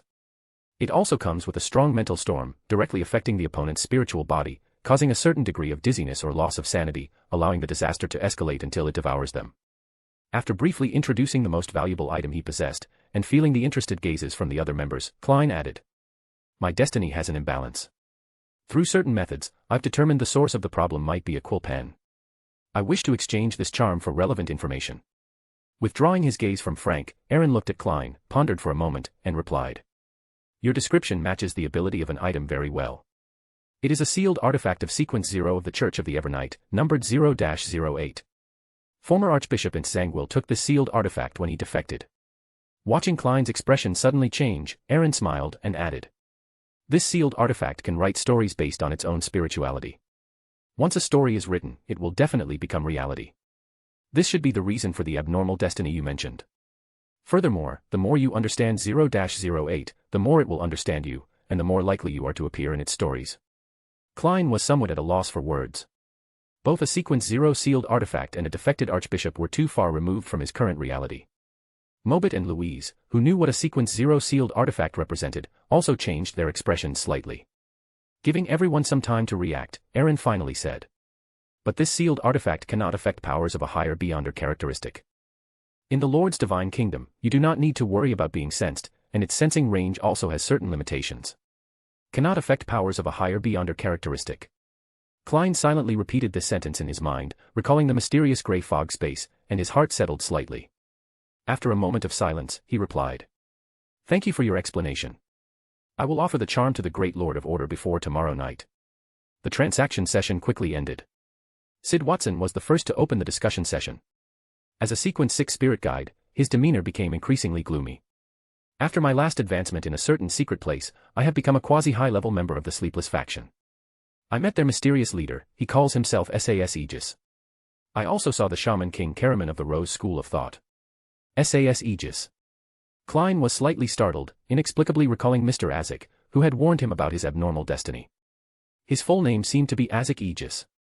However, the Chaos Council's discussion session was his key channel for accumulating intelligence at the moment, so Klein had to suppress this matter for now, planning to visit the mysterious Mr. Azek later when he had time. After obtaining the potion formula, and with the help of Edwina Edwards, Ferran Edas, who had already advanced to Sequence 6 Wind Blessed, had recently been trying to act and receive systematic guidance from Iceberg Admiral on the Golden Dream. He was not very aware of recent events, so he thought for a moment and said. The Golden Dream has recently been resting at Syros Island, at the border of the Raging Sea and the Fog Sea. I personally saw the King of the Five Seas flagship, the Black Emperor, sail into the Fog Sea, while his other fleets disappeared. The dense dark gold mist dispersed. After regaining consciousness, Klein instinctively rolled to the corner of the wall, looking around vigilantly. The Cheney's gate was tightly shut, there was no knocking sound, and the underground was peaceful and silent, as if nothing had ever happened. His body gradually relaxed, Klein patted the dust off himself, and pondered in his heart. The Cheney's gate was open from the inside. This situation must be reported to the captain. As for that symbol, I'll divine it above the gray fog after my shift ends. Having made up his mind, Klein immediately returned to the duty room, but he had no mind to read the documents on the table, feeling somewhat negative in his heart. Stories that are written become reality. So, is my current investigation also part of a story? The defected Archbishop. Unfortunately, I cannot reasonably explain the source of the intelligence. I can only take it one step at a time. On the outskirts of Tingen, a dark gold badge engraved with the symbol of the sun emanated a warm, pure glow. The ice crystals burning with black flames melted inch by inch, but the target had already vanished. The Nighthawks, Punishers, and Machinery Hivemind members looked at each other. On the south bank of the Hoy River, moonlight filtered through the branches. A woman in a pure white sacred robe, with her back to the scarred Trissy, smiled. Suffering is the way to approach the Primordial One. Only by drawing closer to the Primordial One can we achieve sanctification, become stronger, gain salvation, and escape the final apocalypse. Do not interfere with matters in Tingen. Go to Backlund as soon as possible, that is where you belong. The burning wound on her abdomen strangely wriggled, and black threads penetrated it, repairing it in an instant. Trissy said resentfully. I will make them pay. The sapphire ring on her hand glowed faintly, and lines quietly merged into Trissy's body. Chapter 258, Mutated Sun Holy Emblem. The sound of hurried footsteps reached Klein's ears from far to near, allowing his tense spirit to relax slightly, and the door to the duty room was then opened. Klein, whose face was solemn and even a little gloomy, saw the Nighthawks team members whose faces were even worse than his own, and his heart tightened abruptly. He quickly scanned the team members and only breathed a sigh of relief when he found that no one was missing. Looking at the captain's inquiring gaze, Klein lightly coughed and pointed to the door of Cheney's, saying. Before, there was a violent knocking sound coming from inside, then it turned into slapping, and then, the door was pushed open a little. Dunn's gray eyes narrowed slightly, and he asked in a low voice. The door of Cheney's was pushed open from the inside. Yes, a gap was pushed open. Klein was about to continue describing the fabricated process when he noticed that the captain and the others were no longer approaching the duty room, stopping a few steps away and spreading out in an arc, seemingly guarding against him. Looking at the somewhat astonished Klein, Dunn explained. This is a normal handling procedure for the door of Cheney's, and it will be over soon. Leonard's forehead was slightly sweating. He handed the item in his hand to Luo Ya behind him, his expression much more relaxed, and he added in a less serious tone. In other dioceses, there have been cases like this where a beyonder guarding the door of Cheney's lost control, rang the bell, and then took advantage of the helping teammates' inattention to kill 2 people. After this, Midnight Poet finished chanting the holy and compassionate prayer. Seeing that Klein had no abnormal reaction, Leonard stopped reciting and smiled, saying, "There's no problem. You are still our trustworthy companion." Breaking free from that kind of quietness that brought liberation to his body, mind, and spirit, Klein directly said, "I saw the bad luck puppet, the one in the black classical court gown, 3-0625. Feigning the panic and lingering fear that a normal newcomer should have, Klein quickly added, "But it was pulled back by an invisible force in less than 3 seconds, and the door of Cheney's closed again. What exactly is going on?" Leonard, Cohen Lay, and Luo Yao exchanged glances, then looked at Captain Dunn, who was frowning. Sealed artifact, 3-0625, itself does not possess the characteristics of being alive. This has been confirmed by the Church's Archbishop. Therefore, its behavior today must be due to the influence of other factors, and these factors must have appeared recently, otherwise it would have shown us this side of it long ago. Recently, only one thing has been different from before, and that is the Antigonus family's notebook which stayed behind the door of Cheney's for one night. Looking at Klein, Dunn paused and continued. The protective measures behind the door of Cheney's are not just magic arrays. The power inside reaches its peak at night and is no longer suitable for living things. It only weakens when the sun rises. Since the door of Cheney's has closed again and there are no longer any anomalies, we should not enter at this time. We must wait until dawn. Klein nodded slightly, looking at the sun being passed among the Nighthawks. He had some guesses in his heart but still asked, "Captain, did you catch the instigator, Triss, this time?" Dunn pinched his temple and shook his head, looking a little tired. "No, the Storm Church's sealed artifact even injured her, but unfortunately, someone blocked us in the end." Although he didn't show his face, he was at least a bishop of a diocese, or even an archbishop-level powerhouse. As he spoke, he pointed to the badge, which was dark gold in color and engraved with the symbol of the sun, that had been passed from Luo Yao's hand. Klein instinctively caught it, feeling a warm current pour into his body. However, this warm current quickly became scorching, as if flames were burning inside his body. Cold sweat gradually appeared on Klein's forehead, and he became like the other Nighthawks. At this moment, he finally understood his teammates' pain. Dunn, who had walked into the duty room with the other Nighthawks, took the sealed artifact, 3-0782, the mutated sun sacred emblem, from Klein's hand and explained. This sealed artifact was slightly stimulated and became a bit agitated. Although the sacred emblem's purifying power helped us escape the trap, its negative effects also became unbearable. A sequence 9 like you will feel pain if you hold it for more than 3 minutes, and if you hold it for more than 10 minutes, you will become an idiot who only knows how to praise the sun. The sealing power behind the door of Cheney's should be able to calm this sacred emblem down, but this also needs to wait until tomorrow. Tonight, we will take turns holding the sealed artifact. Don't overexert yourselves, this may affect your mental state. Feeling a little surprised, Klein pondered for a moment, then pointed at the mutated sun sacred emblem in Dunn's hand and asked. Its number is only 3-0782. Can a sealed artifact of this level contend against a bishop or even stronger powerhouses? Dunn slowly shook his head and patiently explained. No, it's for breaking out of a siege, not for contention. The person who secretly attacked only wanted to save Triss and had no intention of killing us. In addition, the numbering of sealed artifacts is evaluated based on factors such as danger level and sealing difficulty. It doesn't mean that sealed artifacts with later numbers contain less power than those with earlier numbers. Of course, the power unleashed by this sun sacred emblem after being stimulated was indeed a bit beyond my expectation. I will explain the situation to the church later. In the forsaken land of the gods, on the high platform of Moon City, there were currently various monster leathers and beyonder characteristics of varying quantities and states, with the lowest being at least mid-sequence. This was also the accumulation of Moon City over thousands of years. Besides a small number of demigod beyonder characteristics that could temporarily be used as 1-class sealed artifacts, Moon City possessed 5 1-class sealed artifacts and a large number of potion formulas. Cavendish Lanther stood aside, watching the High Priest Nym devoutly arrange the sacrificial and bestowal ceremony, praying to the Great Lord of Order to purify the sealed artifacts. Those monster leathers and mid-sequence level sealed artifacts, which were extremely precious in the outside world, were offerings from Moon City to this god who saved them. After the Chaos Council, Aaron did not leave the Nation of Disorder. He watched a certain brightest star among the many stars on the palace dome suddenly expand. Manipulating his spirituality, he opened the door of sacrifice and bestowal, and a smile appeared on Aaron's face as he watched the sudden appearance of numerous materials. The number of Beyonders required to conquer territory and the number of Beyonders required to stabilize the rule of an area are completely on different levels. To establish his own official Beyonder force, these materials are the foundation for future endeavors. As an equivalent exchange, Aaron would help Moon City crush the corresponding Beyonder characteristics and sealed artifacts, helping several Moon City Sequence 5s who were in good condition and free of contamination to advance to demigod as soon as possible. The scepter of sun chasing in his hand was slightly raised, and surging dark golden mist, wrapped in brilliant light, poured into the open door of sacrifice. Watching the 3 clusters of demigod Beyonder characteristics, emitting rich spirituality, quietly float, High Priest NYM respectfully ended the ritual and distributed them to the 3 elders of the Elder Council. Perhaps it wouldn't be long before Demon Hunter and Iron-Blooded Knight would appear in Moon City. Cavendish Lanther withdrew his gaze from NYM, who looked a little excited, and looked at the gray-white barrier outside Moon City that connected heaven and earth, saying calmly, "During this period, Moon City does not need to explore outwards. Just wait patiently and practice the Lord's teachings, and the Lord will lead you out of this cursed land. For the next period, I will leave Moon City. You can briefly contact me through this item, but there may be some range limitations. If you cannot contact me and the matter is urgent, you can directly pray to the Great Lord of Order for help." A token with ancient and complex patterns condensed in his hand. This was made by Cavendish Lanther using a spirit worm, relying on his Sequence 3 ability to respond to prayers within a certain range.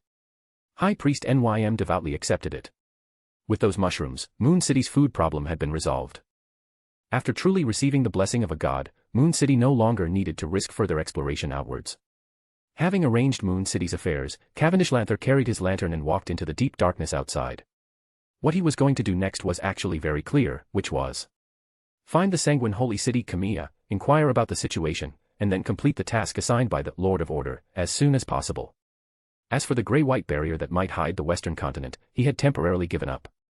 In the past few days, he had exhausted all methods but failed to obtain effective information. He even risked letting his historical projection enter the mist, but it was like a clay ox entering the sea. The moment he touched the gray-white mist, he lost all sensation of the projection. Seeing that he had escaped the gaze of Moon City residents, Cavendish Lanther pulled out another version of himself from the historical mist. His main body then entered the void, transferring his consciousness to the projection, and then used Flame Jump to head north.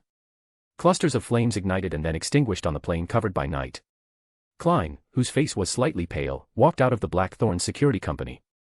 He felt the warm sunlight but was very tired. His energy simply couldn't keep up with those sleepless ones. After a night of torment, even a seer couldn't hold on. Fortunately, the captain approved a day off.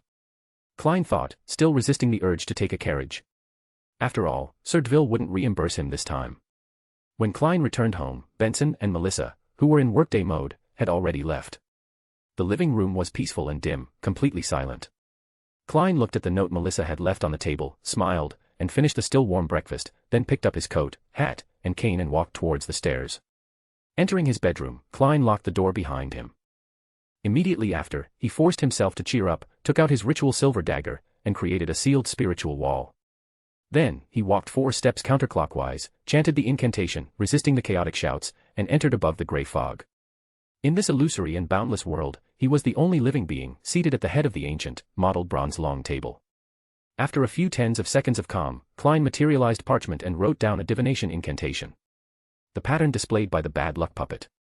At that moment last night, although Klein had clearly seen the mysterious pattern on the paper, due to nervousness and haste, he only remembered the general idea and could not recall the specific details. But this was not a problem. For a seer, as long as they had seen it and remembered that it happened, they could reproduce it. After silently chanting the divination incantation, Klein leaned back and entered sleep through meditation. In the hazy, distorted, and fragmented world, he once again saw the door of Cheney's opening with a creak and heard the heavy friction sound.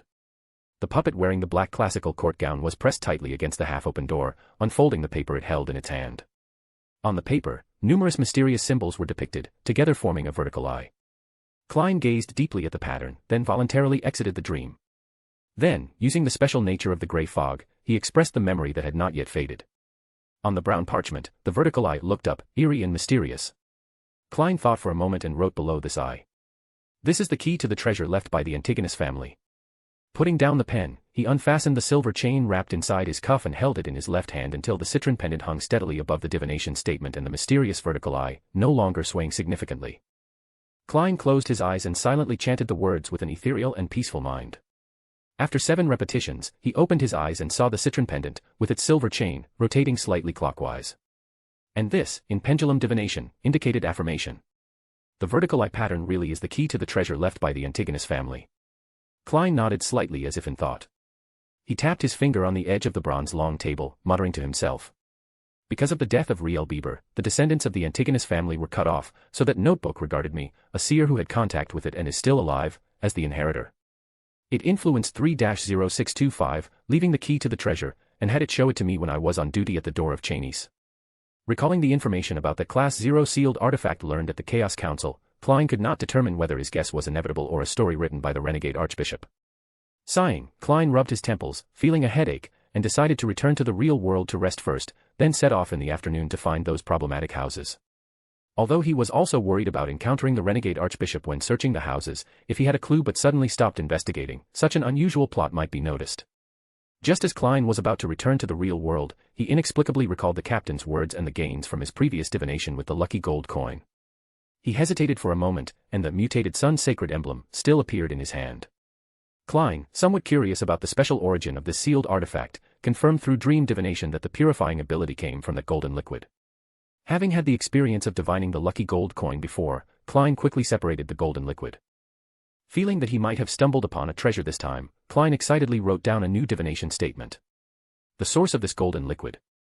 In the illusory and hazy dream, in that gray and fragmented world, a golden, dazzling sun suddenly leaped out. A low hum came through countless voids. Pure and bright light instantly ignited everything, and golden, scorching flames swept out wildly. Boom. Klein suddenly exited the dream, trembling and falling sideways, his body already a torch, burning fiercely. Why? This is just a Class 3 sealed artifact. At this moment, his thoughts were completely chaotic, with only this one sentence echoing in his mind. Rumble. The mysterious space above the gray fog shook violently. The majestic palace collapsed inch by inch, and the ancient and mottled bronze long table was even smashed with pits and broken into several pieces.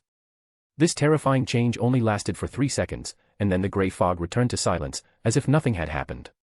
The golden flames on Klein's body also gradually extinguished.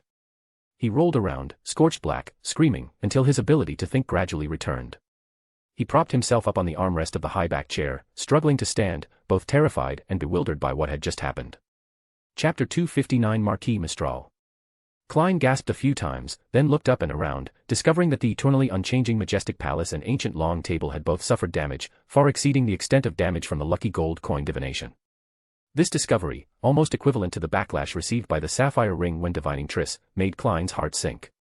If it weren't for this mysterious space above the gray fog blocking it, I probably wouldn't even have ashes left. Was that golden liquid divine blood? Did I just see the eternal blazing sun, or a powerful angel under his command? No, that was a Sunday. I feel it's more like the former. Oh my, did I just directly gaze upon a deity? Klein recovered slightly, letting the charred skin on his body peel off, but the more he thought about it, the more he felt lingering fear, thinking he had almost completely perished there. If what I spied on earlier was truly the eternal blazing sun, then, did that sapphire ring also represent a true god? Klein's figure had now returned to normal, no longer charred, but compared to before, it was a few shades dimmer and more illusory, and the thoughts in his mind were difficult to suppress. Everything I'm experiencing now, could it be arranged by 0-08? No, Mr. Favored One once said that 0-08 cannot affect beings of higher beyonder characteristic than itself. If it can be suppressed and sealed by the church, even a grade 0 sealed artifact cannot be higher than a true god. So that means... am I really just unlucky? After a few seconds of silence, Klein raised his hand and rubbed his temples, proposing the idea of restoring the palace and the long table. He sat down, leaning against the back of the chair, and chuckled self-deprecatingly. This isn't entirely a bad thing. At least I've figured out the approximate limits of this mysterious space and have a clear goal. At the very least, an angel close to a deity should be able to fully leverage the power above the gray fog, right? Additionally, the Seer's Code must add another rule: do not casually divine matters that may involve high beyonder characteristic beings. If he were to glimpse something that shouldn't be directly gazed upon, there would be no mysterious space in the outside world to shield him from most of the severe backlash, nor could he use it to conceal himself. Suppressing the chaotic thoughts in his mind, Klein began to organize the knowledge that surged into his mind, and a look of pleasant surprise quickly appeared on his face. The complete Beyonder Potion formulas for Sequence 9 Bard, Sequence 8 Light Supplicant, and Sequence 7 Solar High Priest. Crystallized Sunflowers, Lava Giant's Heart, Luminous Contract Tree Fruit. Klein silently recited the names of these materials, which he had hardly heard of. The Church of the Storms in Loen was extremely repulsed by the eternal blazing sun, so beyonders of the barred pathway and corresponding materials were rarely circulated in Loen. Besides that, what surprised Klein the most was that he had actually obtained the manufacturing method for another type of advanced charm, as well as an incomplete beyonder potion formula at the demigod level. The manufacturing technique for Sunfire Charm. Its effect can last for a year before decaying. It can be used without performing a ritual to pray to the eternal blazing sun, but instead by using sealed artifact 3-0782 to steal power from this mutated sun holy emblem. Sequence 4 Unshadowed Beyonder Potion Formula. The main ingredient can be the golden divine blood extracted from the mutated sun holy emblem. Alternatively, 3 tail feathers of an adult sun god bird and a piece of sacred radiance stone can be used. Auxiliary ingredients are missing, and the advancement ritual is missing. Looking at the words manifested on the parchment, Klein couldn't help but tap the edge of the bronze long table. The harvest was much more than he had imagined. Unlike the previous ones, this Beyonder Potion formula also listed substitutes or material names from different periods. As expected of a formula divined directly from the eternal blazing sun. Klein thought with some relief, it seemed his luck wasn't bad after all. However, when he saw advancement ritual missing, he was a bit surprised. Could it be that from a certain sequence onwards, besides the Beyonder Potion formula, a so-called ritual was also required? Was this a peculiarity of the barred pathway, or was it true for all pathways? Although he didn't know the answer, Klein's spiritual intuition leaned more towards the latter. Amidst the swirling thoughts, Klein felt his head empty and aching. Just as he was about to return to the real world, he noticed that the crimson star with the prayer sounds earlier had produced another faint fluctuation. After a moment of hesitation, Klein touched the illusory star by responding to the prayer and saw a brown-haired youth in unique black tight-fitting clothes.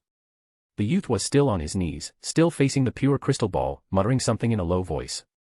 As a former top student in the history department of Hoi University, Klein also mastered ancient Fuzak, one of the ancient languages of the northern continent.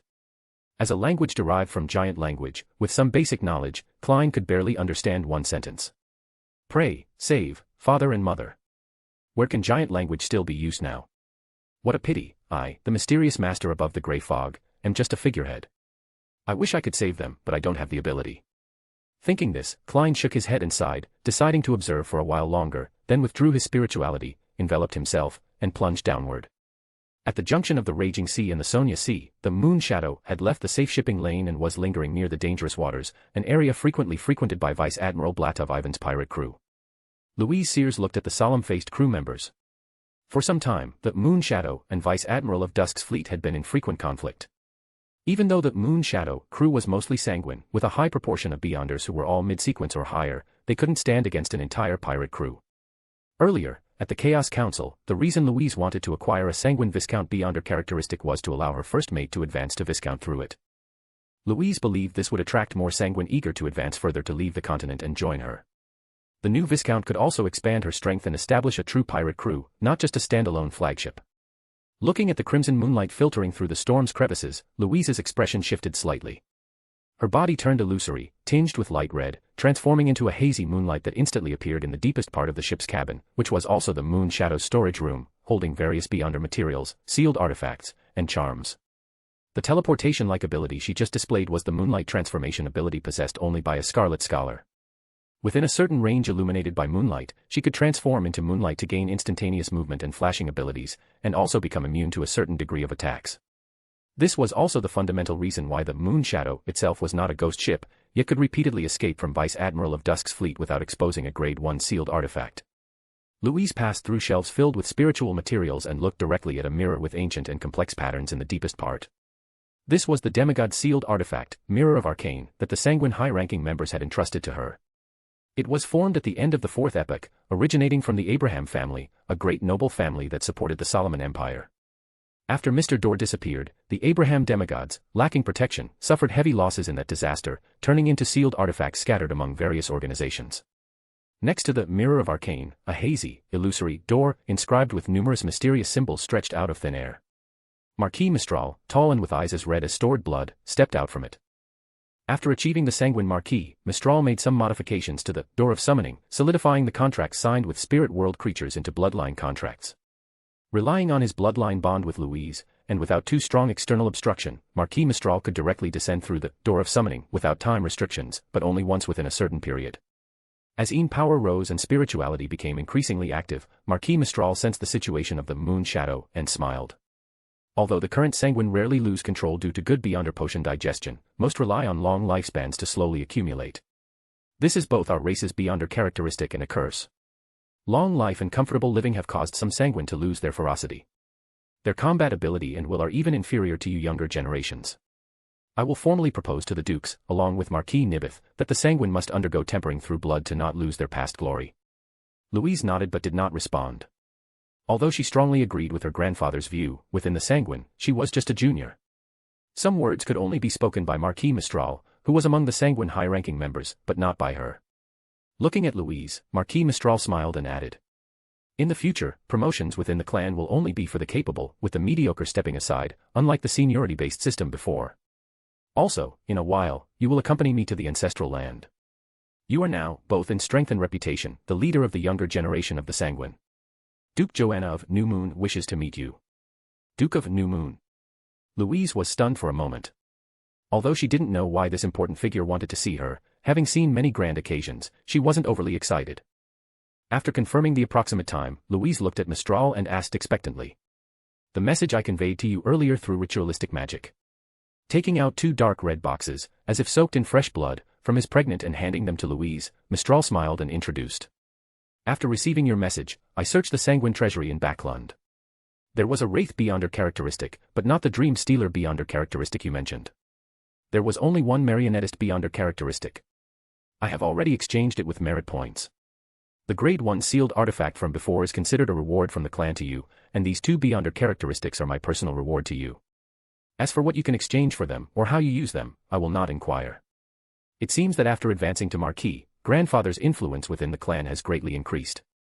Thinking this, Louise put away the 2 boxes and, after a moment's consideration, asked, "Grandfather, now that Vice Admiral of Dusk is constantly harassing the Moon Shadow, I want to try to ambush him using the Mirror of Arcane. Do you have any suggestions?" Louise was no longer the naive sanguine girl she once was. From Faceac to Backlund, from the northern continent to the southern continent, and now as Vice Admiral of the Moon, she had long matured. The attitudes of various nations towards pirate admirals showed that those pirate admirals would not be without supporters, they often represented a faction, an organization.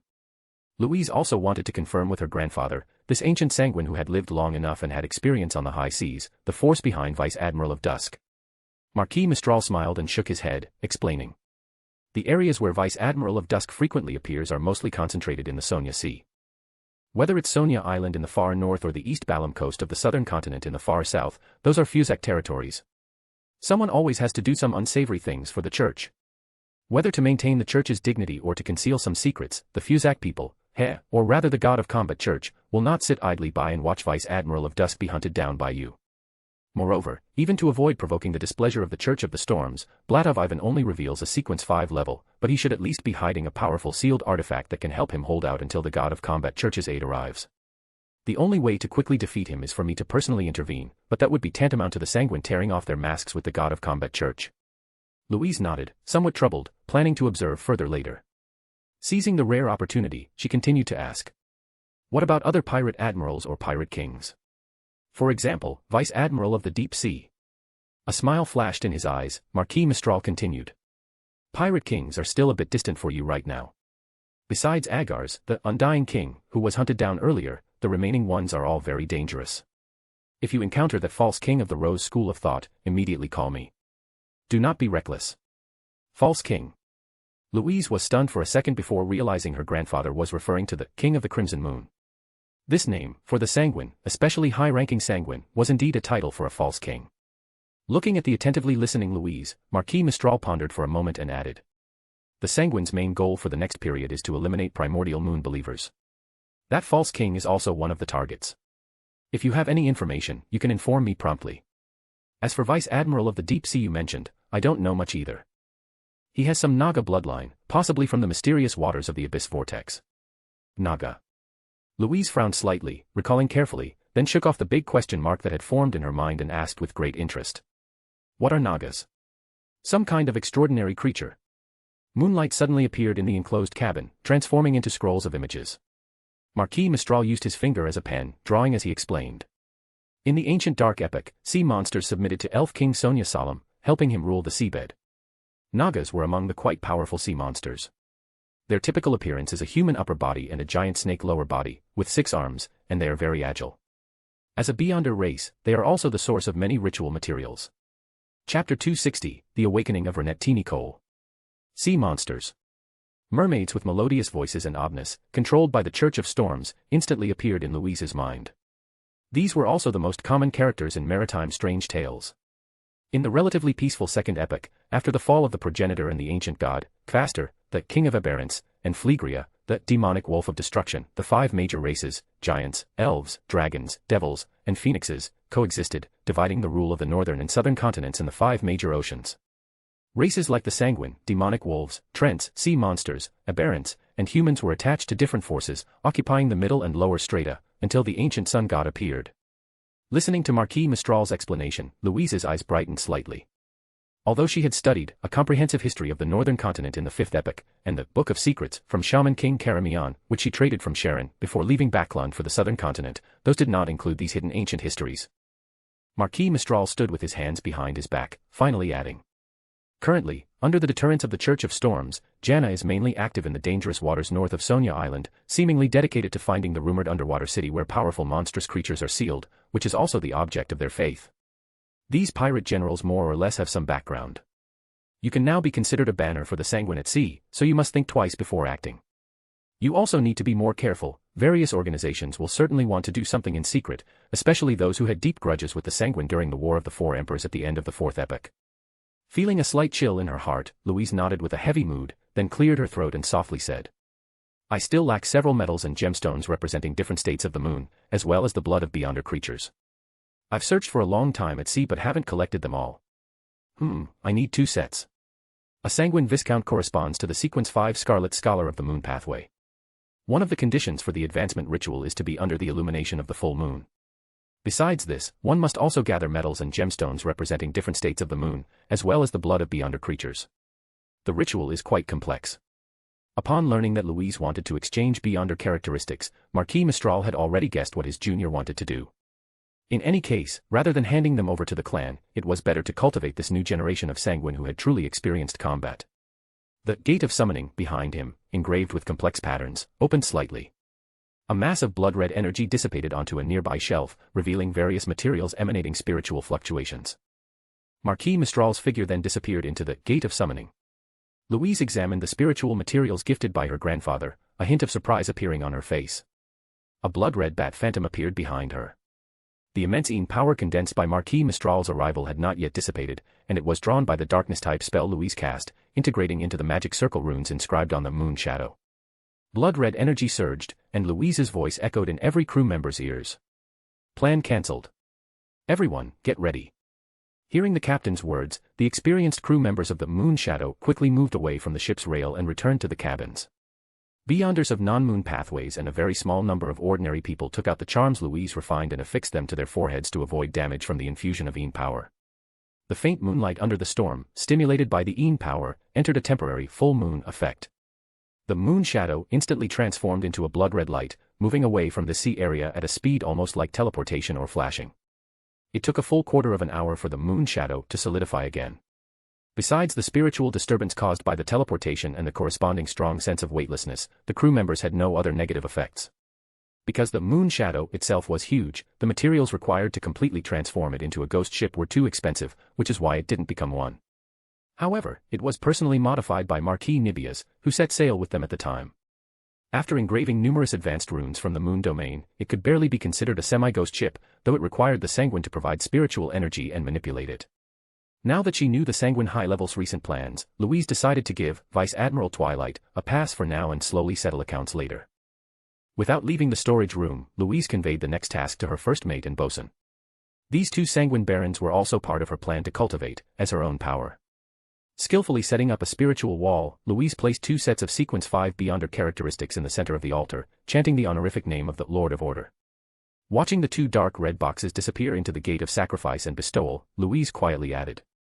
Great Lord of Order, I have prepared the items Mobit and Sharon desire. Please convey this to them. Inside the magnificent palace enveloped in dark golden mist, Aaron, who had been observing the sea around Mid-Range Island with a subconsciousness through his true sight, watched the Beyonder characteristics float out of the Gate of Sacrifice and Bestowal. He skillfully pressed them onto the sun-chasing scepter. This Grade 0 sealed artifact extracted Beyonder characteristics below the demigod level very quickly. Watching the clusters of pure Beyonder characteristics of various sequences enveloped in dark golden mist, Aaron contentedly placed the sun-chasing scepter back into the pile of sundries. Aaron cast Louise's prayer image and the two pure marionettist and wraith Beyonder characteristics, extracted after separating other Beyonder characteristics, into the prayer light point symbolizing Mobit and Sharon. Not only Louise, but most of the Beyonder characteristics or sealed artifacts sacrificed by Cavendish Lancer and the Moon City High Priest Nim earlier had undergone this process.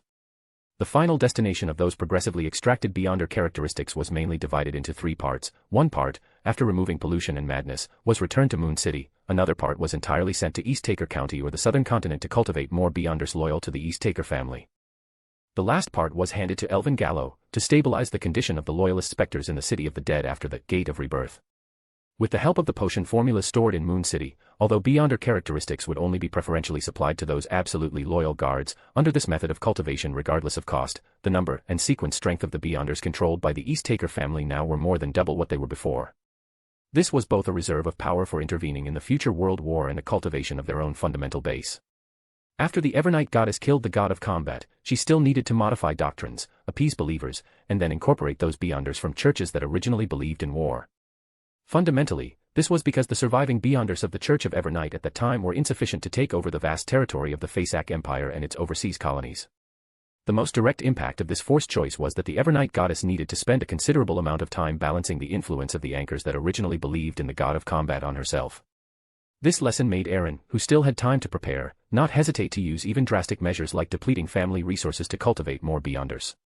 The East Taker family, simultaneously wielding the Red Priest pathway and the Justiciar pathway, could maximize the power of both the army and Beyonders, whether in offense or defense. The Iron-Blooded Knight's control over the army, combined with the mysterious law that weakens reality and strengthens it, was the reason why, on the southern continent, despite being at a disadvantage in terms of Grade 1 sealed artifacts and demigod numbers, they could still fight for more than half a year. In a barren, uninhabited mountain range in the central part of the Loen Kingdom, Sharon, who had deliberately stayed away from Backlund, quietly watched Merrick play cards with her zombie. More than a month ago, Sharon killed a Scarlet Scholar from the Rose School of Thought, which attracted the attention of the irritable old men from the Church of Storms. Not wanting to implicate Caspers, Sharon immediately took Merrick and temporarily left Backlund. Sharon, whose eyes were slightly hollow, stirred slightly. Under Merrick's surprised gaze, she set up a ritual. After sacrificing the Beyonder characteristic she had promised Louise earlier, she handed the pure Wraith Beyonder characteristic to Merrick. During her time in Backlund, Sharon had already helped Merrick collect all the auxiliary materials. The most crucial part of the ritual to advance to Sequence 5 Wraith is to consume the potion while the spirit and flesh are separated, transforming into a true Wraith under the baptism of the spirit world. This requires setting up a specific ritual array. The initiation of the ritual until the baptism and transformation are finally completed must rely on the peculiarities of the spirit world, and this will produce a special resonance. This special resonance is extremely difficult for Beyonders of other pathways to detect. Even at the demigod level, it is difficult to detect without authority related to the spirit world. But for other wraiths and even Beyonders of higher sequences on this pathway, this fluctuation is like a lighthouse, conspicuous and dazzling. This is why wraiths naturally possess the ability of divination and anti-divination, and it also acts as an amplifier. This was also Sharon's long-planned scheme. She wanted to thoroughly awaken her teacher. After Rainet Tinker's fall, the hedonist faction of the Rose School of Thought completely took control of the situation, and the Temperance faction was purged. Now, Sharon and Merrick can be said to be the only remaining members of the Temperance faction, and also the last anchor maintaining Rainet Tinker. This is also why the Rose School of Thought has been searching for their whereabouts. Even with Sharon as a demigod, even with the mark Rainet Tinker left behind, it would be difficult to awaken a former angel with ritual magic alone. But the special resonance produced by Merrick's advancement ritual to Wraith, combined with Sharon's ritual, could truly reach deep into the spirit world. Relying on the connection with Rainet Tinker, this was a very likely success. To ensure the smooth progress of the matter, Sharon, after obtaining the Wraith Beyonder characteristic, prayed for the gaze of the great Lord of Order, hoping that this hidden existence would provide some assistance if necessary. Although the honorific name helped to make the ritual's direction clearer, Sharon could not be sure what would be attracted by this fluctuation first. She always remembered the terrifying figure she had seen in the spirit world of Byam before. Marek, who was already mentally prepared, did not hesitate. After preparing the potion, he took a deep breath and, after drinking the potion, stepped into the pre-engraved array. Watching Marek's physical body dissolve in the potion, a hint of worry flashed in Sharon's eyes, then became resolute. The process of transforming from a zombie to a wraith was not long, and Sharon did not have much time left. Slashing her wrist with her finger as a knife, somewhat unreal blood gushed from the wound. Sharon swiftly drew a complex magic circle on the ground. Taking out a black box from her embrace, after undoing the spiritual wall, a dark, viscous, evil liquid twisted and surged out as if alive, accompanied by a silent shriek, causing Sharon's thoughts to momentarily freeze. This was the remaining blood of Sequence 3 disciple of Silence, Miams, who was corrupted by Sauron's descent in Biome. It was also Sharon's confidence in finding and successfully awakening her teacher. However, this required a certain risk. After all, Sharon was only borrowing a ritual, and the medium of transmission was themselves. The blood contained not only power but also terrifying pollution, especially for Marek, who was currently advancing. Losing control could happen in an instant. Recalling Marek's resolute gaze earlier, Sharon took a deep breath, pouring the dark, viscous blood onto the blood-outlined magic circle. At the same time, she placed her hand on it. The mark left by Rainet Tinker spontaneously revived under the stimulation of multiple forces, absorbing everything in the magic circle. Invisible fluctuations passed through Marek's already ethereal body, spreading deep into the spirit world, leveraging the special resonance with the spirit world brought by the advancement ritual. The 7 clear lights covering the sky flickered slightly, and faint, ethereal mist subtly floated, revealing a floating castle hidden within the mist. It was entirely black, with towering spires, covered in vines, and possessed a strong Gothic style. At the top of this castle stood a translucent woman. She was almost as tall as the castle, wearing a complex, luxurious, yet dark and gloomy black gown. She had no head, with a neat cut at her neck. Her drooping hands held 4 golden-haired, red-eyed, brightly beautiful heads. If one looked closely, they would find that these heads were identical. The dark, viscous, evil liquid appeared but was quickly absorbed by the complex, dim symbols on the black gown. Rainet Tinker's 4 pairs of scarlet, blood-red eyes followed the sensation, looking beyond the spirit world. It's Sharon, and Marek. Rainet Tinker, wearing a gloomy and complex black gown, stood quietly there. Her 4 drooping heads spoke one after another, using ancient faceac. Her body rapidly shrank, and the black Gothic-style castle behind her also etherealized and merged with her. Her aura at this point was only slightly stronger than Sharon's. This was the maximum strength she could retain while stabilizing her state due to lacking anchors. Above the dark golden mist, Aaron, upon hearing Miss Sharon's plea, temporarily stopped monitoring the sea area near Mid-Range Island. Compared to hunting the iron-blooded knight, Rainet Tinker's awakening was clearly more important. Even with true sight, it was not omnipotent after all. Aaron only felt a certain power surge into the depths of the spirit world and could not sense further. His main priority now was to prevent certain accidents from happening. Chapter 261 Departure and Hunting. Was this a success? Aaron didn't sense any other changes in Sharon, but seeing the corruption clinging to Marek's spirit body, which had transformed into a wraith under his true vision, he still raised the Staff of the Sun in his hand. Warm, pure light merged into the prayer light spot, enveloping Marek in the spirit world. Wisps of black mist burned away in the light, and Marek's state, which was on the verge of losing control, gradually stabilized.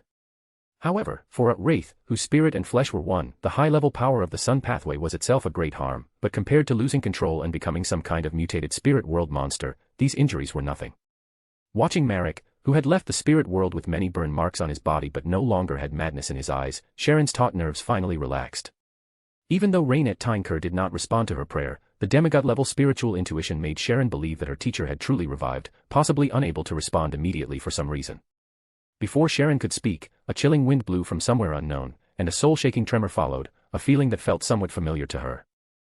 Above the dark gold mist, Aaron, with his true vision, saw more. The ritual Sharon had set up earlier had sensed more than just Rainet Tinker. An uninvited guest had arrived. The Staff of the Sun in his hand was raised and then lowered. Aaron also didn't want to make a big fuss at this time. The Ring of Mysteries flickered with a faint glow, and a grey-blue Gate of Exile with 7 brass keyholes quietly appeared behind Sharon and Marek. For high-level spirit world creatures, ordinary teleportation or spirit world travel would be tracked. Only the Gate of Exile, recorded in the Grade 0 sealed artifact, Crown of Stars, was the best way to escape. Less than a minute after their figures disappeared behind the Gate of Exile, a huge, festering arm, oozing yellow-green liquid and wrapped in corpse oil bandages, broke through the spirit world and extended out. In the almost congealed aura around it, the chilling wind raged. The few living beings in the barren mountains instantly stiffened as if their souls had been drawn out. Their lifeless bodies then rapidly festered into yellow-green pus, leaving only corroded white bones. Using the prayer light spot that had not yet shattered and disappeared, Aaron watched as the angel, who had no rationality and acted more on instinct, retreated back into the spirit world after losing the sensation of a certain aura. Regardless of whether it was for Aaron or Astolfo, this angel in the spirit world was something that had to be dealt with, but it wasn't suitable for now. Not to mention that adequate preparations hadn't been made, the location alone was not suitable. Although this barren mountain range was far from Backlund, it was still within Loen territory. An angel-level confrontation could easily attract unnecessary trouble, adding variables to future plans. Thinking this, Aaron stopped looking at the shattered prayer scene and instead scanned the sea near Mid-Range Island. Having gained nothing, he didn't plan to continue waiting for a rabbit to stumble into his trap. In the luxurious villa at the Mid-Range Island port, Aaron drew the symbol for summoning a Rhodes on the mirror Anderson had just bought and pressed the gold coin obtained from his transaction with Klein onto the mirror.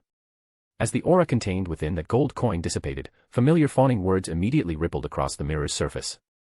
Long time no see, Great Duke Aaron. Humble a Rhodes greets you. Do you have a question you wish to test me with? After so long, your flattery is as always. Aaron, who knew a Rhodes's rules, nodded slightly, yes. The pale gold letters reorganized. All right, according to the rules, you may now ask me a question. Without hesitation, Aaron asked directly. I want to know the current location of Lar Kronos of the Iron and Blood Cross Order. Lar Kronos was the iron-blooded knight who had been chasing Anderson from the Fog Sea all the way to the Berserk Sea. Since Boyer Bailey was already in place, Aaron planned to save time and take the initiative. Berserk Sea, Bodo Port. This place was off the main shipping routes and did not belong to any country. It was a free city for pirates. Unlike the almost unplanned buildings on the island, in a vast underground palace near the western side of the island, the arrogant Lar Kronos stood impatiently in front of a mural carved with an iron and blood cross, sternly asking his subordinate who was prostrating at his feet. I don't care what your reason is, find out as quickly as possible what the traitorous bastard was doing before. Ever since Anderson escaped from his grasp last time, Lar Kronos truly put away his cat-and-mouse playful attitude. The existence of such a high-level charm either meant that Anderson had joined another organization a long time ago and rejoined the Iron and Blood Cross Order at that organization's behest. Or it meant that this traitorous bastard joined another organization after escaping Intis and during the chase. Lar Kronos leaned more towards the former possibility. This disloyalty to faith was the source of his anger. But no matter which, it indicated that this guy was very likely a decoy now. The Iron and Blood Cross Order's scout had sent news of Anderson's appearance on Mid-Range Island earlier that morning. Lar Kronos would wait for more detailed intelligence on Anderson before deciding whether to request reinforcements. Under the pressure of the iron-blooded knight, the young man dressed as an Intis noble trembled and walked out of the underground palace. Looking at the empty hall, Lar Kronos was in a very bad mood. As a high-ranking member of the Iron and Blood Cross Order, he believed in the true creator. He acted ostentatiously, adhering to the creed of beyonder existence ruling everything, with no intention of hiding. Yet, in this ocean far from the churches on the mainland, a significant stronghold of the mighty Iron and Blood Cross Order still had to be built underground, shaming his pride. Thinking this, Lar Kronos' gaze moved from the creation myth reliefs carved on the palace walls and he frowned, looking towards the entrance, asking in an irritable tone. Zealands, why are you back again? It seems I gave you too much time. One day, if you don't get the intelligence I want within one day, I'll throw you into the sea to feed the fish. Listening to the roar of the iron-blooded knight, Zealands, with his head bowed, did not respond but approached quickly. Only when Lar Kronos realized something was wrong did he raise his head, revealing the dark green symbol in his eyes. The solid ground shattered. Boyer Bailey, who had used the death mask to change his form and disguise himself as Zealands to approach, condensed a sword of dawn in midair and slashed down. Demon Hunter and Iron-Blooded Knight could be considered two of the most physically strong among all sequence demigods.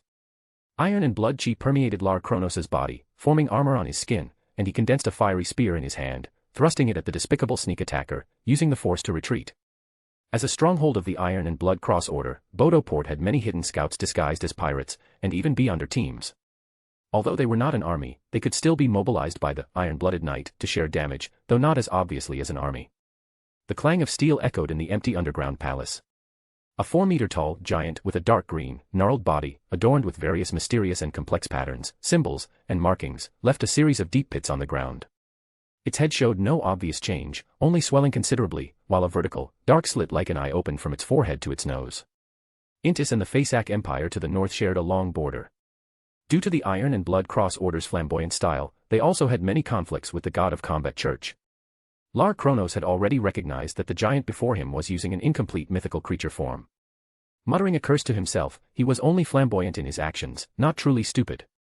Most saints, unless pushed to a desperate situation, would only consider completely transforming into an incomplete mythical creature, rather than just transforming a part of their body.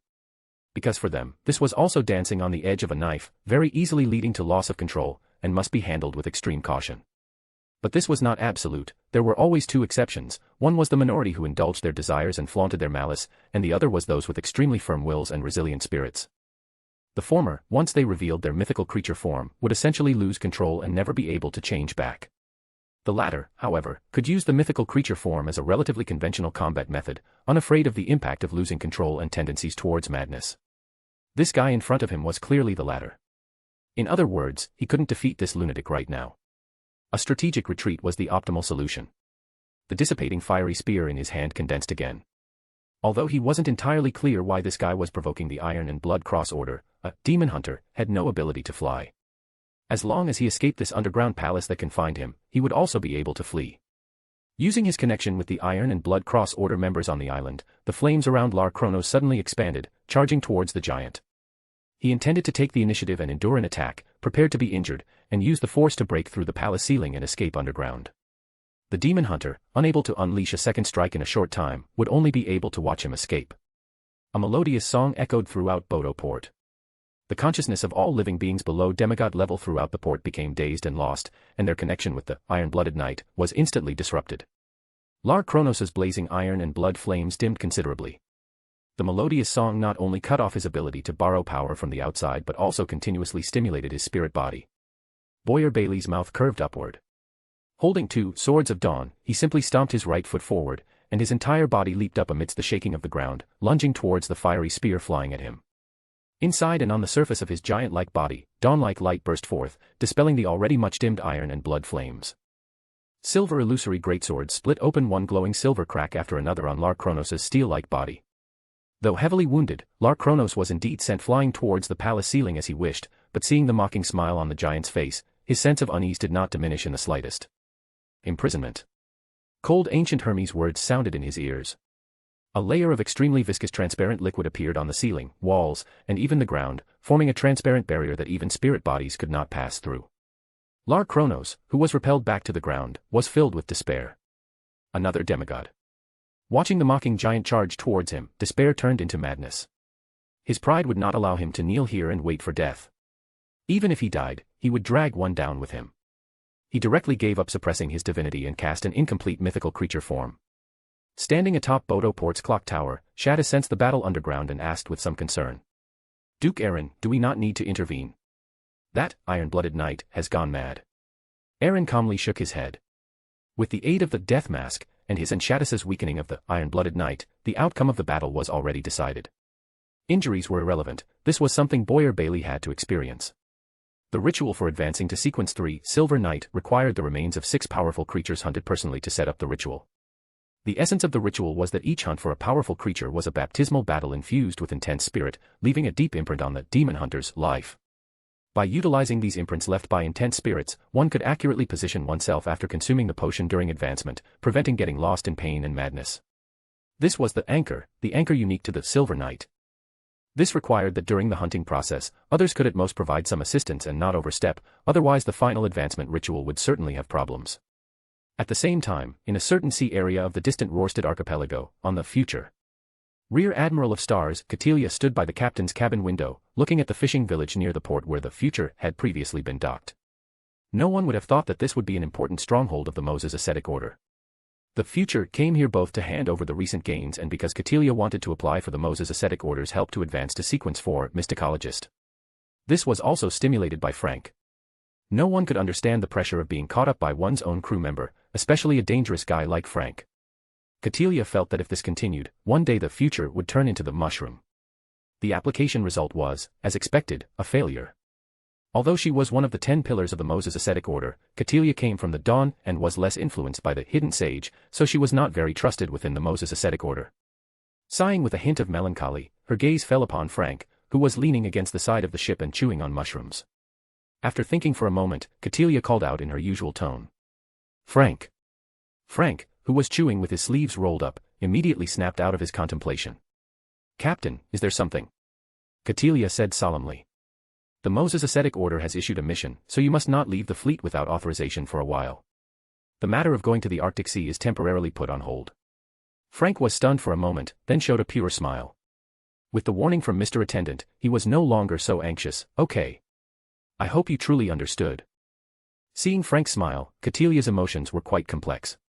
She turned and returned to the captain's cabin. There were some things she needed to write to inform Her Majesty the Queen. Chapter 262 Bernadette's Prophecy. Your Majesty, the Star Moon Pillar of the Moses Ascetic Order has been confirmed dead, the specific reason is unknown.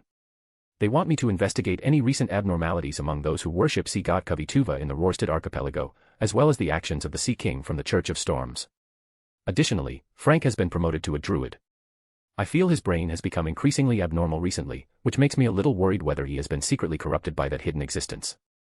With my current strength, it would be difficult to suppress Frank if something unexpected happens. My application for further promotion within the Moses Ascetic Order has also been rejected. I hope your Majesty can guide me to my future. After reading the letter several times, Catilia sealed it and began to summon Queen Mystic Bernadette's messenger. Her spirituality was touched, but Catilia didn't see anyone. She only felt fluctuations in the spirit world, and the letter on the table had already disappeared. Mist Sea, Lasha Island, Emerald City, the Palace of Queen Mystic. Bernadette's fingers gently brushed over the books in the study. These were items of Roselle that she had collected from various places over the years. Her chestnut-colored hair fell naturally, and her deep blue eyes, as if concentrating a piece of the ocean, slowly turned. After a moment of silence, she looked at the illusory figure opposite her and slowly said, "You were an old acquaintance of my father and once helped me. I can agree to your request, but I don't know much about that hidden existence, so I may not be able to meet your expectations." Nastor wore a spire crown and a magnificent long robe with a black base and silver edges. His facial features were hard and profound, full of majesty, and his two dark eyes flowed with dark red light, but his figure was not solid, it was merely a projection. Even if they were old acquaintances, as Emerald City was Bernadette's lair, Bernadette could not allow another Sequence 3 to enter in person. Nastor, who controlled the Black Emperor, had already arrived in the Mist Sea to search for the exact location of the lost Nuens. Whether considering finding a helper or wanting to use Bernadette's clairvoyant ability, Nastor proactively contacted this long-unseen princess. With the ability of mystical reenactment and the Sequence 3's ability to respond to prayers within a certain range, Bernadette materialized this King of the Five Seas in her study. Hearing Bernadette's reply, Nastor nodded slightly. The oppressive atmosphere in the study also dissipated. Just then, streaks of starlight formed a secret door leading to the spirit world beside Bernadette. The secret door opened, and a strong wind blew out, transforming into a man with a human upper body and a flowing air lower body, wrapped in white cloth. He took Catilia's letter from a white cloth wrapped around his body, respectfully handed it to Bernadette, and then disappeared. Bernadette withdrew her gaze from Nastor. Without reaching out, the letter unfolded itself. After scanning the content, her expression immediately became somewhat strange. After thinking for a moment, Queen Mystic's blue eyes, like a condensed ocean, instantly became even deeper, briefly losing focus, as if peering into the torrent of fate through Nastor. 2 or 3 seconds later, Bernadette suddenly closed her eyes, as if an unbearable bright light had appeared in front of her. Bloody liquid vaguely flowed from the corners of her eyes, making her face appear somewhat pale. The clairvoyance ability is essentially to peek into the river of destiny. The more serious the issue, the higher the rank and level involved, the greater the backlash damage it brings to her. If it exceeds her own level, she can only obtain a partial revelation. After a moment, Bernadette reopened her eyes. Her blue eyes were hazy and lacked luster, seemingly needing more time to regain her vision. Nastor slowly stood up, his majestic voice echoing, but with a hint of hesitation. "What did you glimpse?" Bernadette was silent for a moment, then spoke in a slightly ethereal voice. "The outer deity civilization at the bottom of the sea, the Trojan horse of destiny, the loophole in the rules, and also the opportunity for advancement." The deep red in Nastor's eyes flickered. He asked in a low voice, "What does the opportunity for advancement refer to?" Her hazy blue eyes looked at Nastor and calmly explained. "The Lost Nuens is both an opportunity for you to advance to Chaos Hunter and contains the opportunity for you to advance to Duke of Entropy." Black patterns spread outward from Nastor's illusion but were dispelled by an invisible force. Nastor took a deep look at Bernadette, then his figure disintegrated into points of light, leaving only his majestic voice echoing. "I'll wait for you on the Black Emperor." As a pirate king who dominated the 5 seas, he was only one step away from becoming an angel. Bernadette's prophecy at least proved that there really was a Duke of Entropy beyond her characteristic in Solomon's treasure, which had disappeared into the sea, that had not been controlled by the Orthodox churches and other organizations. Watching Nastor disappear, Bernadette pondered for a moment, then extended her right hand and made a virtual pat. The pen on the desk suddenly jumped up, as if held by an invisible spirit, and quickly wrote down the revelation obtained from the prophecy on the paper. In the captain's cabin of the future, Star Admiral Catilia's spiritual intuition was stirred. She turned her head to look at where the brass sextant was placed and found a letter there that she hadn't noticed before. Catilia immediately smiled, reached out, picked up the letter, and eagerly unfolded it to read. Gradually, her brows furrowed. "The outer deity civilization at the bottom of the sea, the Trojan horse of destiny, the loophole in the rules, and also the opportunity for advancement. Tell Frank to relay this to Aaron Will." Is that Duke of Loen also one of the believers in that hidden existence? Raging Sea, Bodo Port Bell Tower. Aaron looked at Boyer Bale, whose body had grown a bit larger, and nodded with satisfaction. Life imprint surged with rich life force, repairing the injury suffered by this demon hunter. Boyer Bale, who had already killed 3 demigods, could now skillfully master an incomplete mythical creature form, minimizing the negative effects brought by this state.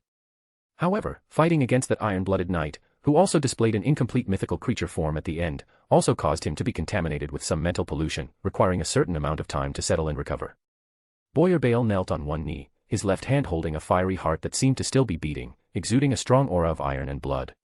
His right hand gripped a dark red short sword covered with twisted patterns, radiating a murderous aura.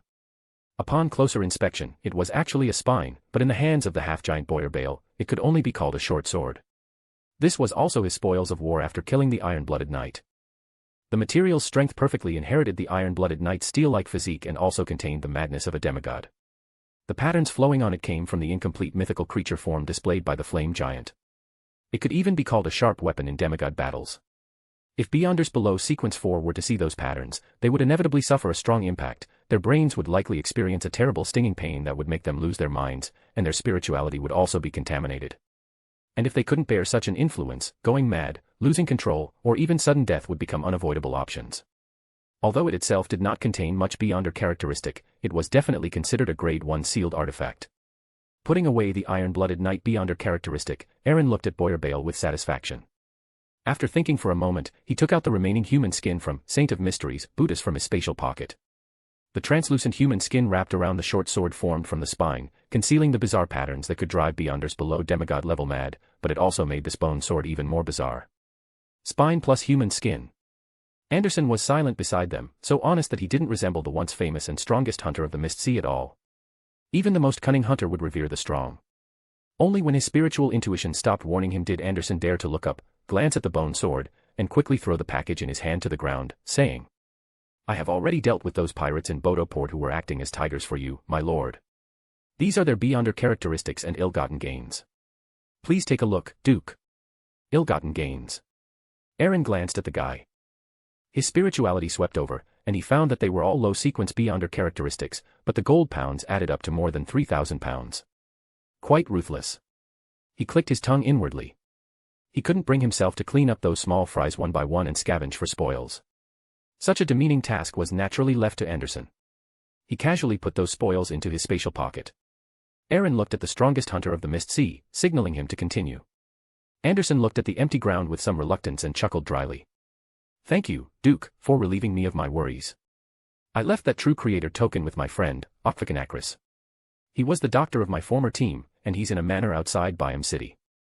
Looking at the 3 demigods standing in front of him and staring at him, Anderson's face looked a bit bitter, and he hurriedly added, "I have an agreement with him. I can take you to him now." Outside Byam, in a manor filled with the scent of various spices, with an indescribable exotic charm. A plump middle-aged man with yellowish skin and soft features, clearly of Feynapotter Kingdom Highland ancestry, looked out at the red moon and muttered in annoyance. "I always feel like something is about to happen." Before his words even fell, he suddenly turned his head to look not far away, where a trembling aura emanated. As a Sequence 5 druid, he had strong control over the land of his manor. He immediately wanted to escape by burrowing into the ground but found himself unable to move. Looking at the strongest hunter who walked out of the shadows, Okfa's face twitched. He controlled himself not to look at the 3 powerful individuals behind Anderson who made his spirituality wildly warn him. Looking at Okfa's expression, Anderson clicked his tongue, as if forgetting his own situation. "Good evening, Okfa. Don't be nervous. Just to save time, I've brought a few lords to retrieve the item I once entrusted to you." Feeling the physical restraint lift, Okfa wisely gave up on escaping, but still looked at Anderson and said, "You're still alive, you scoundrel. So you had someone backing you up." "I'm waiting to attend your funeral," Anderson retorted unceremoniously, urging him to quickly take out the item. After muttering quietly, the ground in front of Okfa immediately softened, turning into a swamp. As the mud churned, a wooden box emerged from underground. Aaron, who had already disguised himself, took the wooden box into his hand. Wood chips flew, and a token carved with an inverted cross appeared in Aaron's hand. He frowned and sensed it for a moment, finding no other abnormalities except the inherent corruption it carried. Looking at Anderson, who was patting his chest and assuring him it was the correct item, Aaron resealed the token, isolating any possible sensations, then looked at the druid and asked, "Are you from the Earth Mother Church?" Hearing the question from this unfamiliar powerful individual, Akfa shook his head and cautiously replied. Although I am a Phaenopotter native, my formulas and materials were accumulated bit by myself and have nothing to do with the Earth Mother Church. Therefore, I dare not return to Phaenopotter at all. Accumulated by himself. Aaron's face showed a half-smile as he looked at Akfa, whose forehead was sweating cold. He stopped questioning and disappeared with the others into the shimmering light door.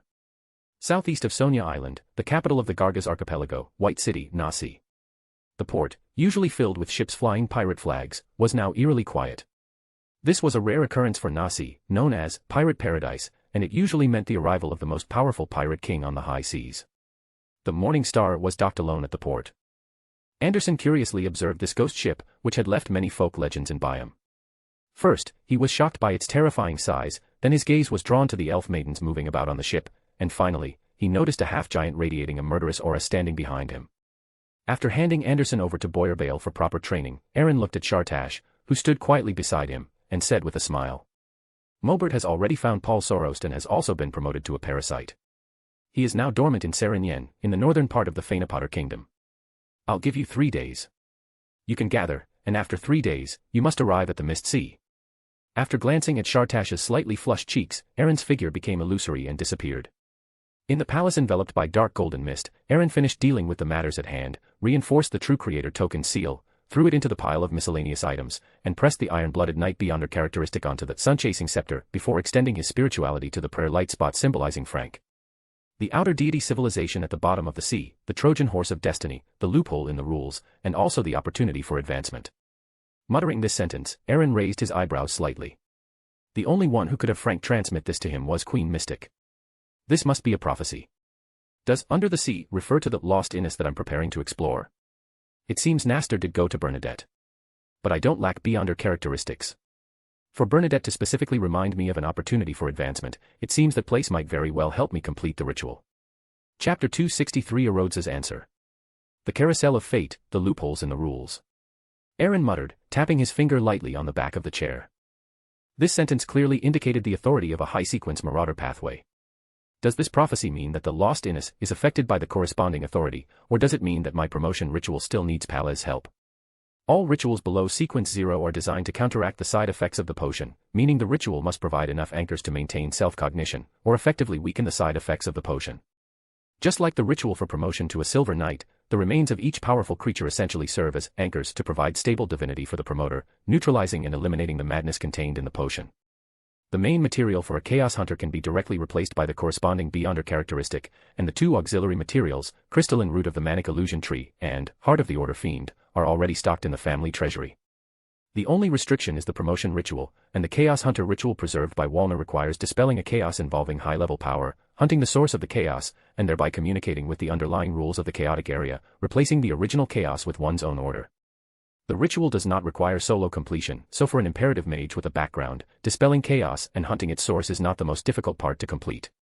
Instead, replacing chaos with one's own order is the most challenging and easiest step to lose control. Lost Innis. Muttering the name, Aaron tapped his finger lightly on the back of the chair, falling into silence. In the hazy dream world, fragments that were sometimes continuous and sometimes disjointed drifted by. Klein suddenly woke up, realizing he was dreaming. There's a power invading my dream. Klein maintained his hazy state from before, casually surveying his surroundings. Just then, a somewhat familiar ancient silver mirror suddenly appeared before Klein, and golden characters one by one directly expressed joy. Your loyal and humble servant, Erodes, is honored to once again follow in your footsteps, always ready to serve you. This. Looking at the familiar font, Klein instantly recalled this mirror. Having experienced the misfortune puppet incident after Cheney's Gate, Klein knew that such living sealed artifacts were extremely dangerous. Before he could confirm whether this magic mirror truly wanted to pledge allegiance to him or had other motives, Klein decided to observe cautiously first. Receiving no response, the characters on the silver mirror immediately turned pale, giving Klein a sense of panic. The last incident was because your question exceeded my limits, and my prying suffered a backlash. I beg your forgiveness. Also, may I respectfully call you Master, great existence above the spirit world. This is too eager, too shameless, isn't it? I always feel there's something wrong. Does great existence above the spirit world refer to that mysterious gray fog space? Thoughts raced through his mind. Fearing that this mirror might make some drastic move, Klein pondered for a moment before saying, "You may use any address." "Yes, Master." The characters turned golden again, and Rhodes used an exclamation mark. My questions are finished. You can now ask me a question. Klein pondered for a moment, recalling Mr. Azek, who had previously warned him about an anomaly in his fate, and cautiously asked. I want to know the hidden identity of Azek Eggers, a history lecturer at Hoy University. Ripples spread across the mirror's surface. After a long while, the surrounding hazy dreamscape instantly changed. A scene of a small town with many buildings still retaining pre-Steam-era characteristics appeared. Just as Klein was somewhat surprised that Rhodes could influence his dream, the perspective rapidly zoomed in, passing through the town streets, through weeds and bushes, until a dilapidated, collapsed ancient castle appeared. Characteristics of ancient architecture from the late 4th epoch and early 5th epoch. Looking at the ancient castle in the image, the pseudo-historian Klein instinctively made a judgment, somewhat perplexed as to why Rhodes would present this scene. The scene did not stop there. Sweeping past the collapsed stone pillars and moss-covered hall of the ancient castle, Klein saw a slightly blurry tall figure. He wore black full-body armor, held a broadsword that would be difficult for a normal person to wield, and 2 clumps of flame-like red light penetrated the gaps in his visor. This is a wraith, and a very powerful wraith. Klein, who had previously helped Sir Vettel resolve a wraith incident, easily came to this conclusion. Even through the dream scene, he seemed to feel that chilling sensation. The scene did not linger on this wraith but solidified on the pile of items in the collapsed area deep in the hall. Among them was a tattered, slightly decayed oil painting. The image fluctuated, and Rhodes thoughtfully restored the oil painting to its original appearance. It was a man wearing a white curly wig, with soft features, bronze skin, and an indescribable sense of vicissitude hidden in his eyes. This. Klein's eyes widened suddenly. He subconsciously looked at the man's right earlobe in the painting, where there was an inconspicuous black mole, which was exactly in the same position as Instructor Azek's mole. A line of pale golden text now appeared in the lower right corner of the image. Great Master, this is Ramda Town, the castle built by the first Baron Ramda, and this is his portrait. No way. Mr. Azek is the so-called first Baron Ramda. This is a figure from 14 or 1500 years ago. Klein stared at the oil painting, his mind in a state of confusion, as if he had suddenly discovered that everyone around him had turned into monsters, or that the entire world was just a dream of a god. If this mirror wasn't lying to him, then the greatest possibility was that Mr. Azek, due to a sequence potion or other factors, had been granted a long life, at the cost of losing his memory. Thoughts surged. Klein knew that this town was located northwest of Tingen. A field exploration might reveal more, and this might also be an opportunity to reasonably utilize the mutated sun sacred emblem. The image gradually blurred. Rhodes formed a question with single words. Great Master, what did you eat for dinner yesterday? This question has depth. Klein calmly replied. Stewed lamb with tender peas. Perfect answer. Rhodes almost applauded. Ignoring the mirror's flattery, Klein thought for a moment. Just like in the gray fog space, he materialized the symbol that the Antigonus family notebook had been transmitting to him, then asked. Tell me everything you know about this symbol. The scene changed. Klein saw a majestic mountain peak piercing through white clouds, a magnificent and ancient palace, a huge stone-carved throne at the top, inlaid with dull gems and gold, and a bizarre vertical pupil composed of countless mysterious symbols. Silently, the scene shattered. Rhodes added from the side. Great Master, that symbol is the key to unlocking the treasure left by the Antigonus family. Also, the main peak of the Hornassus mountain range is very dangerous, and that notebook holds ill will towards you. It is not suitable to be your servant, is it? Nodding thoughtfully, verifying a certain idea in his mind, Klein glanced at the fellow, gave an affirmative answer, then pondered for a moment and continued to ask. I want to know where Admi Soul from the original Evil Dragon Bar is now. The scene gradually cleared. Klein saw the young man, who was called a monster, now respectfully standing before an elder wearing a black short coat and leaning on a sturdy cane. He is currently in Enmat Harbor. Before Klein could speak, Rhodes quickly added. The aura is about to dissipate, your loyal and humble servant Rhodes must leave. Finally, I praise you again, my great master, the ruler above the spirit world. As Rhodes departed, Klein directly left the dream. Looking at the morning sun outside the window, he pondered the answers he had received from Rhodes and decided to go report to the captain today. After resolving the wraith incident at the ancient castle in Ramda Town, he should be able to submit a special application for promotion to a clown based on his accumulated merits. Enmat Harbor, inside a certain port hotel. Fate Counselor Richard looked at the young man before him, nodded in satisfaction, and then added. I know you can see things that Beyonders of other pathways cannot, even if they possess higher spirit vision. This is a special ability possessed by the Fate pathway, and it is also a manifestation of your alignment with Fate. Our life school of thought has always developed secretly through the form of master-disciple inheritance. Now that the school of thought has suffered heavy losses, it urgently needs fresh blood. As your teacher, I will provide you with the Sequence 8 Robot and Sequence 7 Lucky One potions. The path forward will require you to explore and comprehend fate on your own. The madness in his eyes had long disappeared.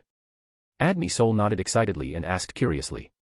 Teacher, after we leave Tingen, where do we go next? Looking at the rising morning sun outside the window, Richard calmly replied. First, we go to Olavi Island. Your senior disciple, Roy King, is currently there. After that, we will travel the world and will not return to Loen for a long time. Speaking of which, you've also met Roy King's disciple, Darkwill. Your nephew did not choose the fate pathway, and his preferences are a bit peculiar. Darkwill. That fat apothecary who sold aphrodisiacs at the herb store. Admi Sol's expression was somewhat strange as certain images flashed through his mind, and he couldn't help but make some unfavorable guesses about his senior disciple whom he had never met. In the forsaken land of the gods, lightning occasionally streaked across the sky, bringing a momentary light to the earth, illuminating the darkness not far away. It was a huge concave pit, scattered with cursed dead trees and twisted thorns, as if shrouded by an even deeper darkness, making it impossible to see the interior.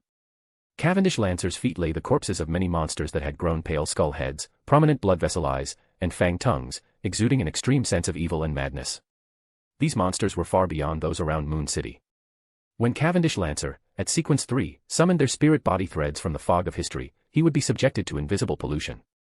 After extracting the beyonder characteristics contained within these monsters, Cavendish Lancer looked at the huge pit shrouded in deep darkness before him, took a step forward, and simultaneously silently chanted the true creator's honorific name in his heart.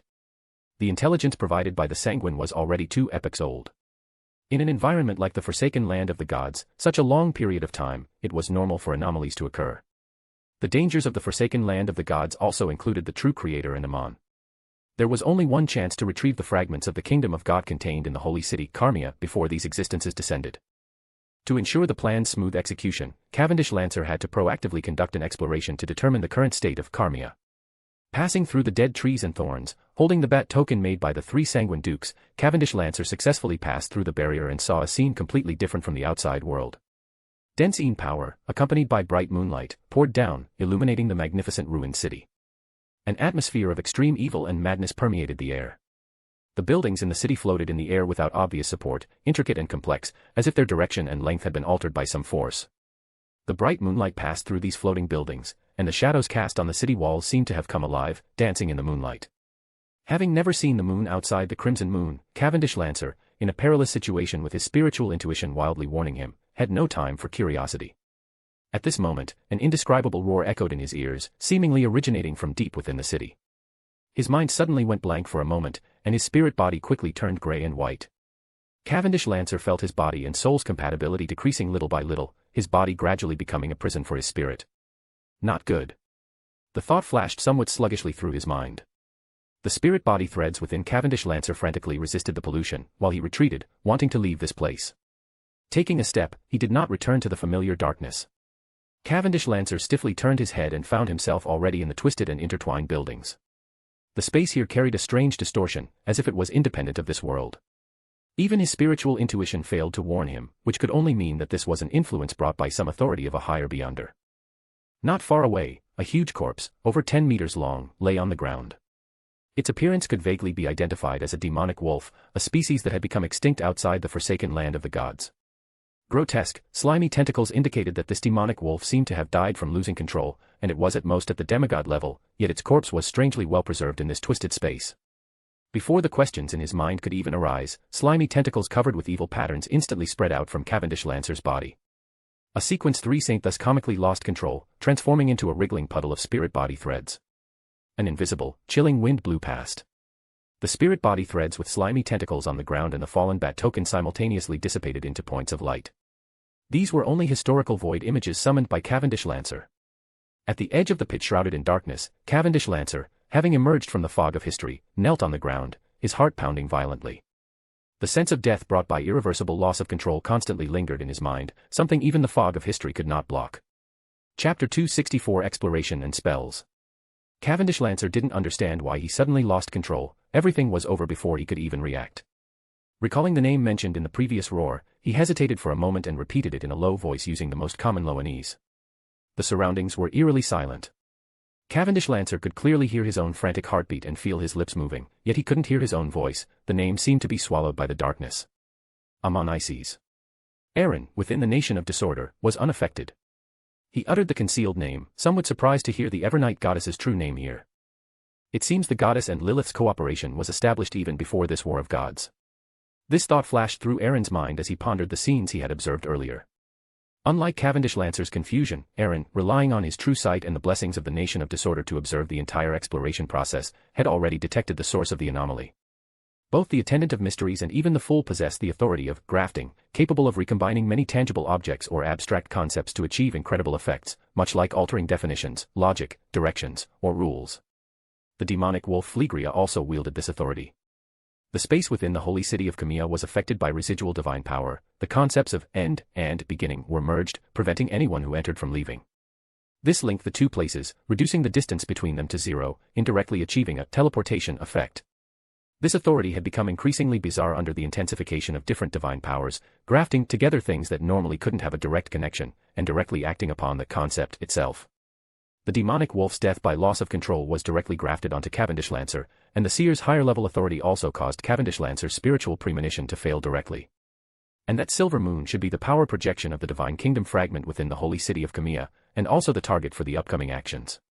The roaring sound that imprisoned spirits and affected the spirit-body threads should be the residual divine power of the king of aberrance, Faster. It seems that after the great catastrophe occurred and the sanguine withdrew, the ancient god's residual divine power, which had been suppressed in the holy city of Kemia, has completely revived.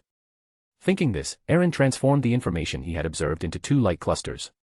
One light cluster directly merged into the prayer screen, while the other integrated into the prayer light cluster symbolizing Louise.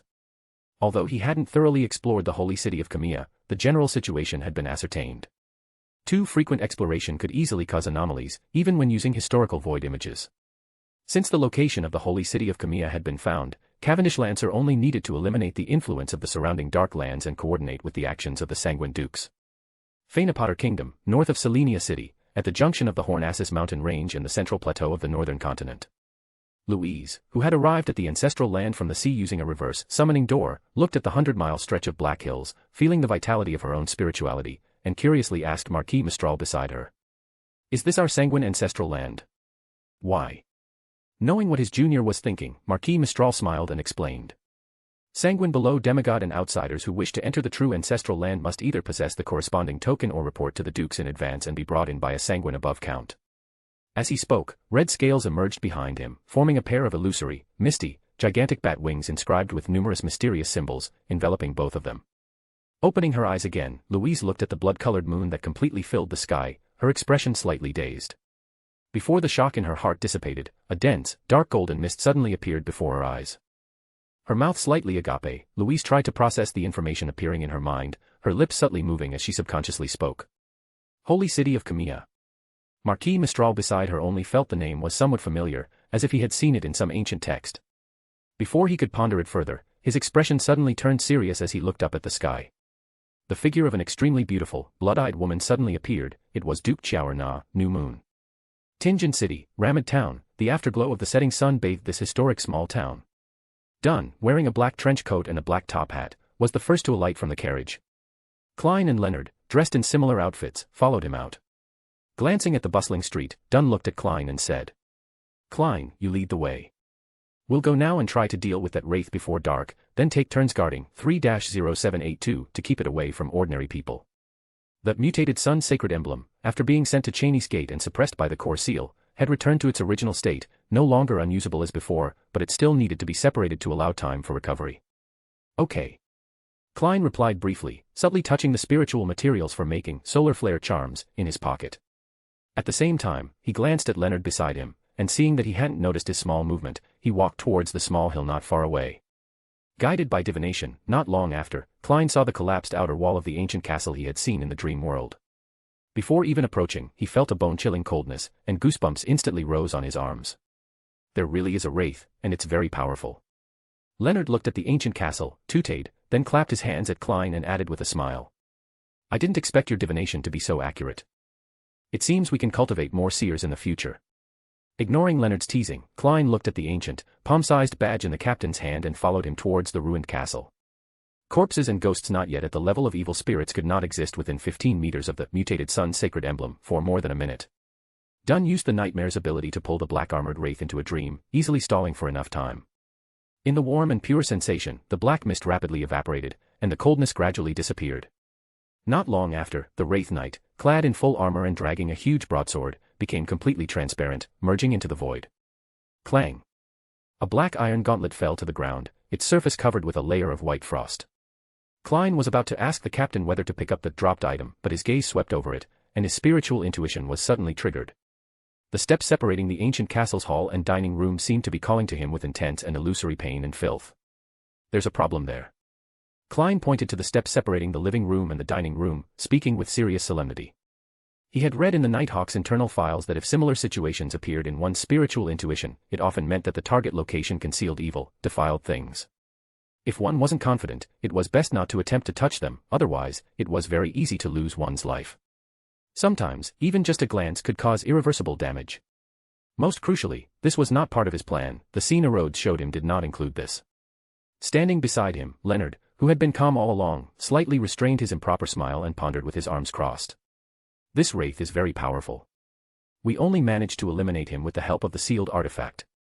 This level of wraith wouldn't appear out of thin air. Moreover, wraiths are very eager for living flesh and blood. Ramad Town is just down the mountain, and before coming here, I checked that there haven't been any major criminal incidents recently, nor any rumors of wraiths appearing in the ancient castle. Either this wraith has just appeared recently, or there's something in this abandoned castle that attracts him, making him unwilling to leave. Of course, both possibilities can be true simultaneously.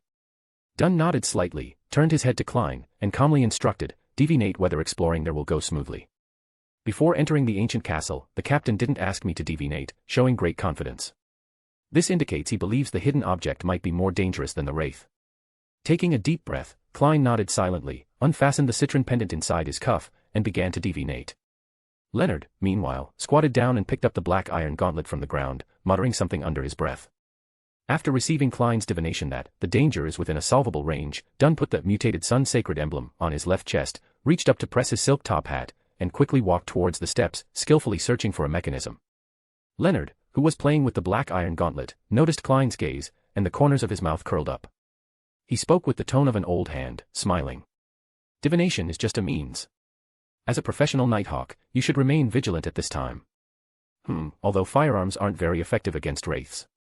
Accustomed to this guy's tone, Klein's lips curled slightly. I feel like I've completely mastered the Seer Beyonder potion. Perhaps I'll submit a special application soon. Dunn, who had already been subtly hinted at the acting method by Klein, paused slightly but showed no other reaction, seemingly prepared for the special application, just not expecting it so soon. Leonard's expression changed for a moment. Recalling that it took him 2 years to become a midnight poet, he was at a loss for words. Satisfied, Klein withdrew his gaze from Leonard's face and watched as the captain directly threw the sealed artifact, 3-0782, from his chest into the hidden door filled with coldness and filth. Once warmth and purity enveloped the hidden door's entrance, Dunn looked at Leonard, who was muttering to himself with a strange expression, and made a decisive decision. Klein, the two of us will go down. Leonard will stay here to prevent other enemies from destroying the mechanism. Only after their figures disappeared down the steps did Leonard's voice become slightly louder. Old man, what did you mean by what you just said? That wraith recently suffered heavy damage, otherwise, you wouldn't have eliminated him so easily. As for your teammate, he.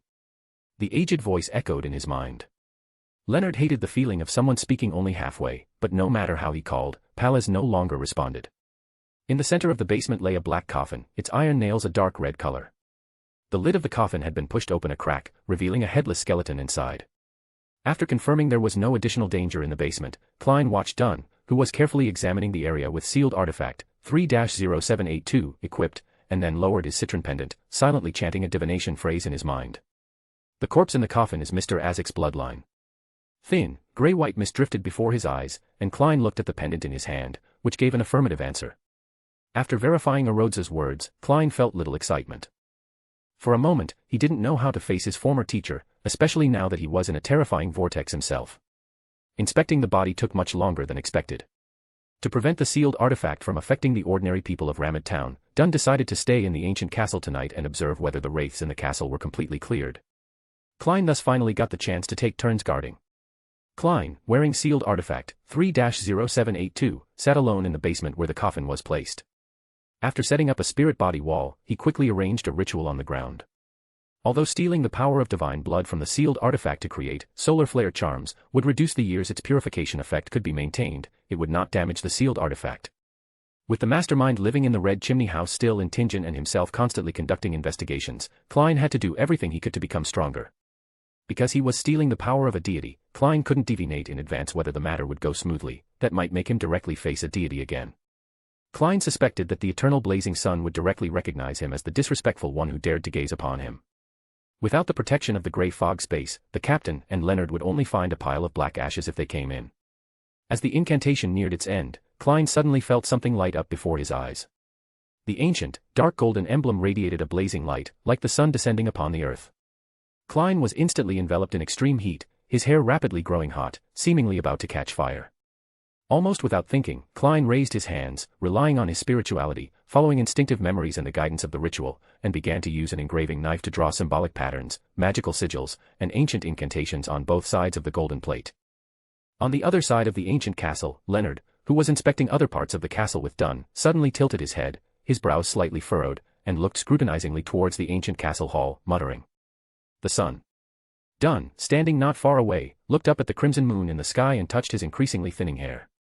The blazing sunlight in the basement only lasted a few minutes before gradually dimming. Everything returned to its original state.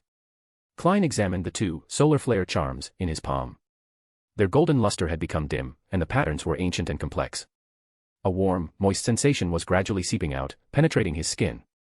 One for himself, and the other to exchange for other types of charms in the Chaos Council.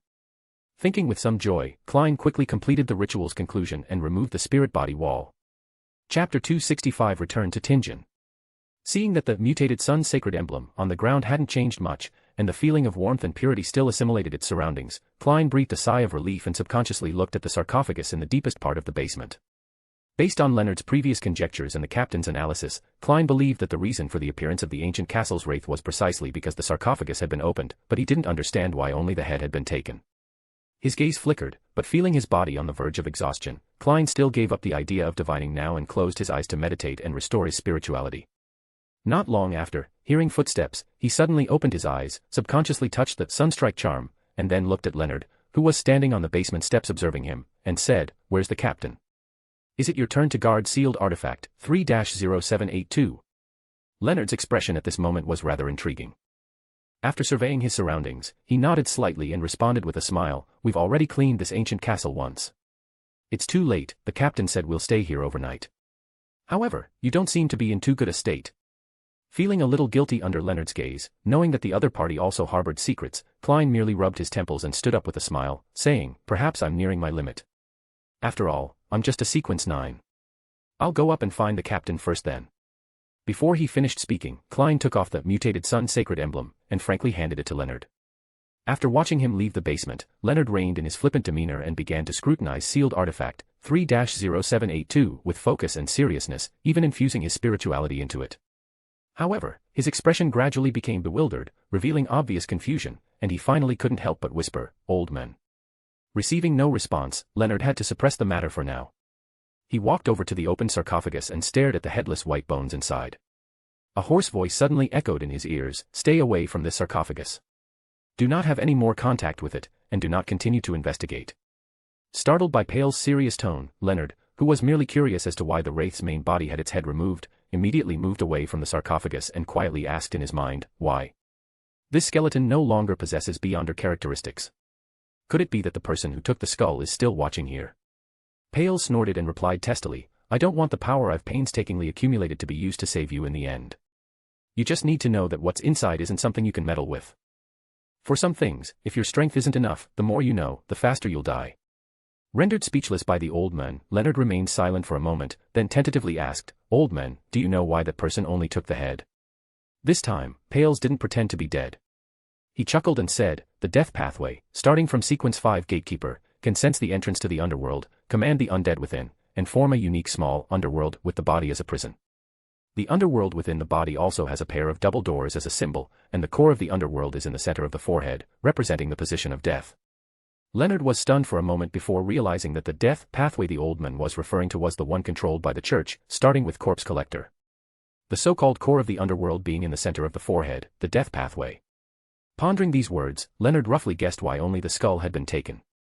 At the same time, he also noticed other meanings in the old man's words, starting from sequence 5 and not just sequence 5. He now understood the meaning of the old man's previous statement that the wraith itself had been severely injured, which was why it was easily eliminated by the sealed artifact. East Tark County Capital, Illusial, St. Francis Cathedral, Evernight Goddess Church, East Tark County Diocese Headquarters. Looking at the majestic cathedral that seemed to be woven from the night sky and built with black stones, Aaron nodded slightly towards Archbishop Matthew Adams, who stood at the cathedral entrance, dressed in the Evernight Church's missionary robes, with white hair meticulously groomed, and a kind and serene face. He had already received a response from the Sanguine via Louise. The current core figure of the Sanguine, Duchess Liliana Purple Moon, seemed to have anticipated Camia's anomaly and wasn't overly worried, but she did ask Aaron for some assistance. Aaron walked into a prayer room deep within the cathedral, faced the dark sacred emblem, closed his eyes, and allowed his spirituality to flow into the Evernight mark on his wrist. In the tranquil and quiet atmosphere, he focused on silently reciting the goddess's honorific name in ancient Hermes: Evernight Goddess, higher than the cosmos, older than eternity, you are the Lord of Crimson, Mother of Secrets, Empress of Misfortune and Terror, Lord of Slumber and Silence. After finishing the honorific name, he switched to normal Loanese and respectfully said, one of my subordinates has arrived at the forsaken land of the gods and found the Sanguine holy city, Camia. In the negotiations to ally with the Sanguine, they hope to retrieve the fragment of the godhood located within Camia. The commotion from entering the forsaken land of the gods earlier should have already alerted the true creator, and I believe that blasphemer Amon is also in the forsaken land of the gods now. Therefore, I hope that during the operation, I can receive the blessing of your divine power remaining in the forsaken land of the gods to conceal the fluctuations of retrieving the godhood fragment, allowing my subordinate time to escape. Regardless of whether retrieving the godhood fragment was Lilith's intention or the Sanguine's own consideration, the Evernight Goddess was unlikely to refuse, as it was only providing temporary stealth assistance. If it weren't for the extremely high level involved, which even angels couldn't conceal, Aaron would have directly bestowed the Ariana's Evernight emblem upon Cavendish Lancer long ago. After repeating it a few times, Aaron began to pray earnestly. Time passed second by second, and the cathedral grew increasingly dark and quiet. During the prayer, Aaron, with his eyes closed, gradually settled into a state of peace and tranquility, as if entering a semi-dreamlike state. After an unknown period, an endless darkness seemed to appear before his eyes, with clusters of night-scented grass and deep slumber flowers at his feet. It was so quiet here that even breathing seemed to disturb the sleeping ones around. Aaron was certain this was a dream, but a dream sometimes didn't necessarily mean it was false. A fleeting, hazy sensation enveloped him, and a clear, cold voice echoed in his ears, "Send the Antigonus family notebook from Tingen to Backlund for preservation." Before Aaron could respond, everything before his eyes blurred. The night-scented grass and deep slumber flowers at his feet flew up one after another, scattering across the darkness. Aaron immediately opened his eyes and saw the dim prayer room again, as well as the pure light shining through the holes in the wall, like stars embedded in a velvet-like night sky. Unlike before, a gem, sparkling like myriad stars, now rested in his palm. Without needing to divine, Aaron knew that this gem was likely the key to obtaining secret protection in the forsaken land of the gods.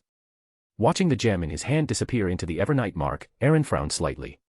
The difficulty of escorting the Antigonus family notebook back to Backlund was clearly not commensurate with the price of the Evernight goddess providing secret protection in the forsaken land of the gods. Perhaps Lilith had already paid the price, or perhaps the Evernight goddess herself could obtain remuneration from this matter. As Aaron pondered, the door to the prayer room was pushed open. Archbishop Matthew Adams drew a crimson moon on his chest and handed over a telegram. Aaron, whose thoughts were interrupted, returned a crimson moon, took the telegram, and unfolded it. It was a telegram forwarded from the Holy Cathedral, containing only one sentence: Tingen City Nighthawks team member Klein Moretti has submitted a special application, requesting promotion to Sequence 8 Clown. Tingen City, Zutland Street Shooting Club. Klein pushed open the door and entered the reception hall. He did not go directly to the shooting range belonging to the Nighthawks, but instead found a seat in the hall and waited patiently, hands clasped around his black cane. Without the protection of the gray fog, directly facing the negative effects of the Sunstrike charm made from divine blood was somewhat beyond Klein's expectation. Fortunately, the seer potion had already been fully digested, and he only experienced intermittent symptoms of praising the sun. 2 days had passed since the ancient castle wraith was dealt with. He had submitted a special application yesterday morning. Considering that the captain had said that the Holy Cathedral would send someone to investigate soon, Klein temporarily put aside his plan to contact Mr. Azek. All suspicious houses in Red Chimney, obtained from Henry Private Detective Agency, had been investigated, and as expected, there were no findings. Klein was only here today to meet Duster, his psychology alchemist's informant.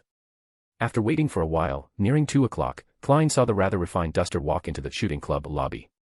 When Klein met the gentleman's gaze, he noticed the anxiety hidden on his face, especially for a spectator, which indicated that something had happened. Silently watching Duster enter the corresponding shooting range under the guidance of a waiter, Klein waited a few more minutes. After confirming that no one was following Duster, he slowly stood up and quietly came to the shooting range Duster had just entered, knocking on the door. With a creak, the door opened a crack. Duster first cautiously peeked out and looked left and right, then moved aside. Klein immediately slipped inside and locked the door from within. "Good afternoon, Mr. Duster," he said, taking out a 10 solely note and handing it to the other party. "We don't make our peripheral members bear the meeting fees. Because I can get reimbursed," he silently added. Duster observed Klein's subtle expressions and body language, then replied in a deep voice, "I feel that Hood has been a bit abnormal lately." That Psychology Alchemist's member suspected of being a Sequence 7 psychiatrist. Klein raised an eyebrow, then professionally pressed, "What abnormal behavior has he shown?" Duster secretly breathed a sigh of relief, as if he had found support, and said thoughtfully, He seems to have really gone mad." "Really gone mad?" Klein asked in astonishment. Listening to Duster's account, he pondered for a moment, then frowned and asked, "Before he became abnormal, who did he come into contact with?" Having not obtained any useful clues, Klein nodded slightly, appearing as if it were a minor matter. "Don't be nervous. The Nighthawks will send someone to secretly protect you, but you must quickly find out who Hood came into contact with before, and also, you must be careful that he might be testing you." "Okay." Duster pushed up his gold-rimmed glasses, regaining the calmness characteristic of a spectator, then pulled a piece of paper from his pocket and handed it to Klein, saying, "The method you mentioned last time was very effective. I haven't experienced auditory hallucinations recently. These are the potion formulas you wanted before, one for spectator, and the other for telepathist. The spectator formula has been personally tested by me, but for the telepathist potion formula, I'm not sure if it's correct. I hope you Nighthawks can keep your promise." "Of course, you've done an excellent job." Klein praised him, folded the paper, and put it into the inner pocket of his tailcoat. Promotions within the church all required accumulating merit. Although Klein knew several potion formulas, none of them could be reasonably explained as to their origin. "Counting these 2 formulas, once I pass the assessment later, I should be able to obtain the clown potion directly without needing to accumulate more merit." Feeling much happier, Klein bid farewell and left, taking a carriage back to Blackthorn Security Company. Hood was very likely a Sequence 7 Beyonder. If he was indeed confirmed to be out of control, the captain would have to step in to eliminate him. As Klein was returning by carriage, in the basement of Blackthorn Security Company, in front of Cheney's gate, Aaron smiled at the slightly balding Dunn and said, "You seem very surprised." Dunn inhaled the cool air from underground, adjusted his shirt collar, and responded in a low voice, "Yes, Mr. Kin, I thought it would be at least 1 to 2 weeks before the Holy Cathedral sent someone." Aaron nodded noncommittally, looking at the Cheney's gate before him and adding, "Observing Klein is just a detour. This time, I will also take the Antigonus family notebook from behind Cheney's gate. It will be sent to St. Samuel Cathedral in Backlund to be sealed and suppressed by Archbishop Anthony." Dunn, who had received the Holy Cathedral's telegram at noon, nodded silently and stepped forward to open the iron-black double doors inscribed with 7 sacred emblems. The Antigonus family notebook was sealed in the deepest part. Taking it out required activating the core of the seal, which would only exacerbate the erosion suffered by the elderly internal gatekeepers. Therefore, after receiving the telegram at noon, Dunn had them leave first, and he took their place guarding Cheney's gate. Profound darkness immediately surged, and Aaron felt as if invisible things were scraping against his skin in the darkness, trying to cross the boundary between reality and illusion and merge into his spirit body, but they were quickly swallowed by the Evernight mark. This is what the internal gatekeepers have to endure, the erosion brought by the core of the seal. This thought flashed through his mind. Aaron looked at the black threads filling the entire space behind Cheney's gate, his expression indifferent as he stepped forward into the sealed area. Cheney's gate automatically closed, and the outside sound seemed to be completely isolated. Inside, it was as quiet as a realm of the dead. Dunn picked up the lantern from the corner and skillfully lit it. Chapter 266, Klein's Promotion. The dim yellow light immediately poured out, tinged with a faint blue. Aaron saw a wide passageway paved with old flagstones, with stone doors on either side, labeled with words like materials, potions, and documents. At the end of the passageway, there was a staircase leading downwards, extending into the darkness, as if leading to the abyss. Dunn, holding the hurricane lamp, walked at the forefront, with Aaron following behind him towards the stone steps leading into the deep darkness. By the time the lamp's light had turned completely blue, they had already reached the second basement level. Here, strange walls made of steel, bricks, earth, and silver created one partitioned area after another. Some places were open, while some rooms were tightly shut, each containing a sealed artifact. In the dim and profound depths, Aaron actually felt a warm and pure power. He immediately followed his spiritual intuition and looked over. In a semi-open compartment, inside a box made of pure blue crystal, lay a simple, ancient badge about half the size of a palm. Dunn also stopped and looked in the direction of Mr. Attendant's gaze, explaining in a low voice. This is Tinjin City's preserved, mutated Sun Holy Emblem, numbered 3-0782. Its sealing method is to place it in a sealed container made of deep-sea profound ice. This both isolates its negative effects and maximizes the purifying effect of the sealed artifact. The mutated holy emblem containing the blood of the eternal blazing sun. This thought flashed through his mind, and Aaron nodded slightly, continuing his steps. Most of the sealed artifacts behind Cheney's Gate in Tinjin City belonged to Grade 3, while there were only 3 Grade 2 sealed artifacts. In his spirit vision state, Aaron looked at the source of the black fine lines permeating the area behind Cheney's Gate. It was a palm-sized square urn, stored in the deepest part of the second basement level. The box looked like it was made of pure silver, yet it also gave the feeling of bone. It was covered in mysterious patterns, and the closer Aaron got, the more he felt a chill, as if coldness was rapidly seeping into his blood. Without Dunn's introduction, Aaron could guess that this was the sealing core of Tinjin City's Cheney's Gate, the Grade 1 sealed artifact, St. Selena's Ashes, and also the item Insangwil had painstakingly schemed to acquire. His gaze moved from the urn and the array spread across the floor. Aaron looked at the 4 compartments in the innermost area, which surrounded St. Selena's Ashes, in a 4-cornered formation. Aaron, guided by the light of the hurricane lamp, looked at the items placed in the 3 compartments closest to him, a silver cup containing a clear and lustrous liquid, a wooden door sealed separately, and a thick, petrified blood vessel. Dunn continued walking, carefully avoiding the array patterns on the ground. After bypassing these 3 Grade 2 sealed artifacts, he stopped at a room with a partially open stone door. Inside, it was profoundly dark, without a single speck of light. As the faint blue light shone in, a pure black bookshelf, inscribed with array patterns similar to those on the ground, came into Aaron's view. On it lay an ancient notebook with a hard, pitch-black cover. That Antigonus family notebook. The black fine lines extending from St. Selena's Ashes wrapped around the bookshelf in layers. Anyone attempting to approach and touch it would be met with the full counterattack of the sealing core. Honokais. Phlegria. Honokais. Phlegria.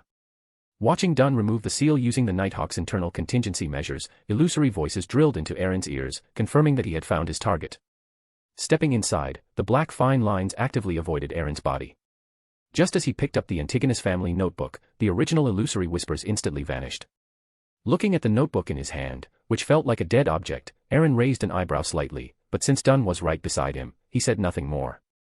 After one last glance at St. Selena's Ashes, he quickly departed. Watching the black iron double doors, emblazoned with 7 holy emblems, slowly close, Dunn let out a long breath. His taut nerves finally relaxed slightly. Just then, he heard a slightly amused voice. "You can call Klein down in a moment.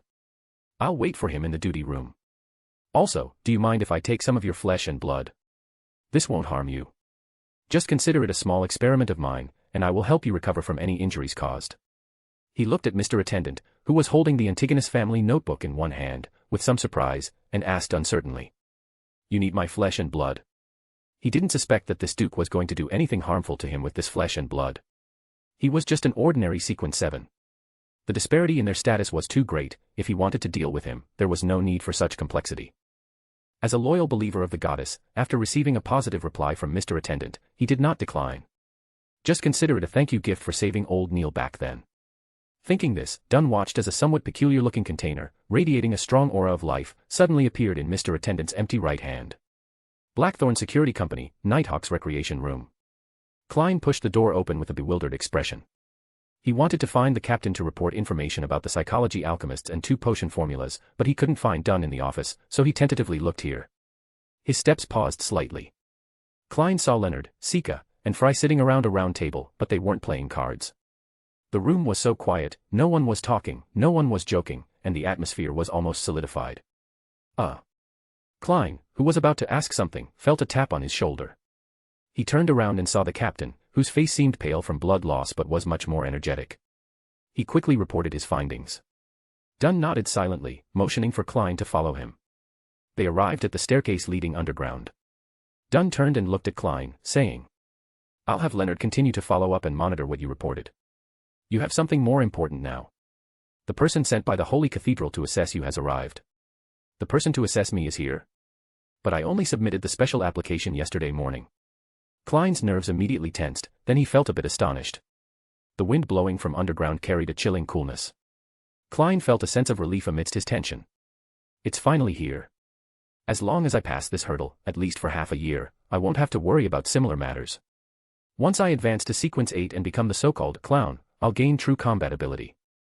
Coupled with the assistance of divination and the fallback of the Sun Flame charm, even if I encounter significant danger, there's a considerable chance I can overcome it. Just as various thoughts flashed uncontrollably through Klein's mind, Dunsmith adjusted his shirt collar and said in a low voice. The one in charge of this assessment is Duke Aaron, whom you've met before. This shows how much the Holy Cathedral values you. Mr. Emperor. Klein immediately felt a toothache. The thought of being alone with that gentleman soon made him feel a bit uneasy. Dunn took a breath of the cool underground air and said reassuringly. I've already spoken with him. His attitude is very kind, and he still thinks highly of you as always. He's in the duty room now. Go over there quickly. Nodding gently, Klein descended the winding stairs leading deep underground, step by step, then turned left at the crossroads and passed through the secret door to the duty room. Just as he reached the doorway, Klein's spiritual intuition was suddenly stirred. He felt as if something in the room was calling to him, emitting a thumping sound like a heart expanding and contracting. Klein subconsciously looked towards the duty room. A black notebook, extremely familiar to him, lay quietly on the table. The usual sinister feeling had disappeared. Next to this notebook, a gem, shimmering like a myriad of stars, flickered faintly. Klein's mind instantly went blank, as if he had fallen into an inescapable dream, until he was startled awake by a voice. Very good, it seems your seer potion has indeed been fully digested. Klein suddenly opened his eyes, not daring to look at the two items on the table again. He subconsciously took a step back before looking towards the source of the voice.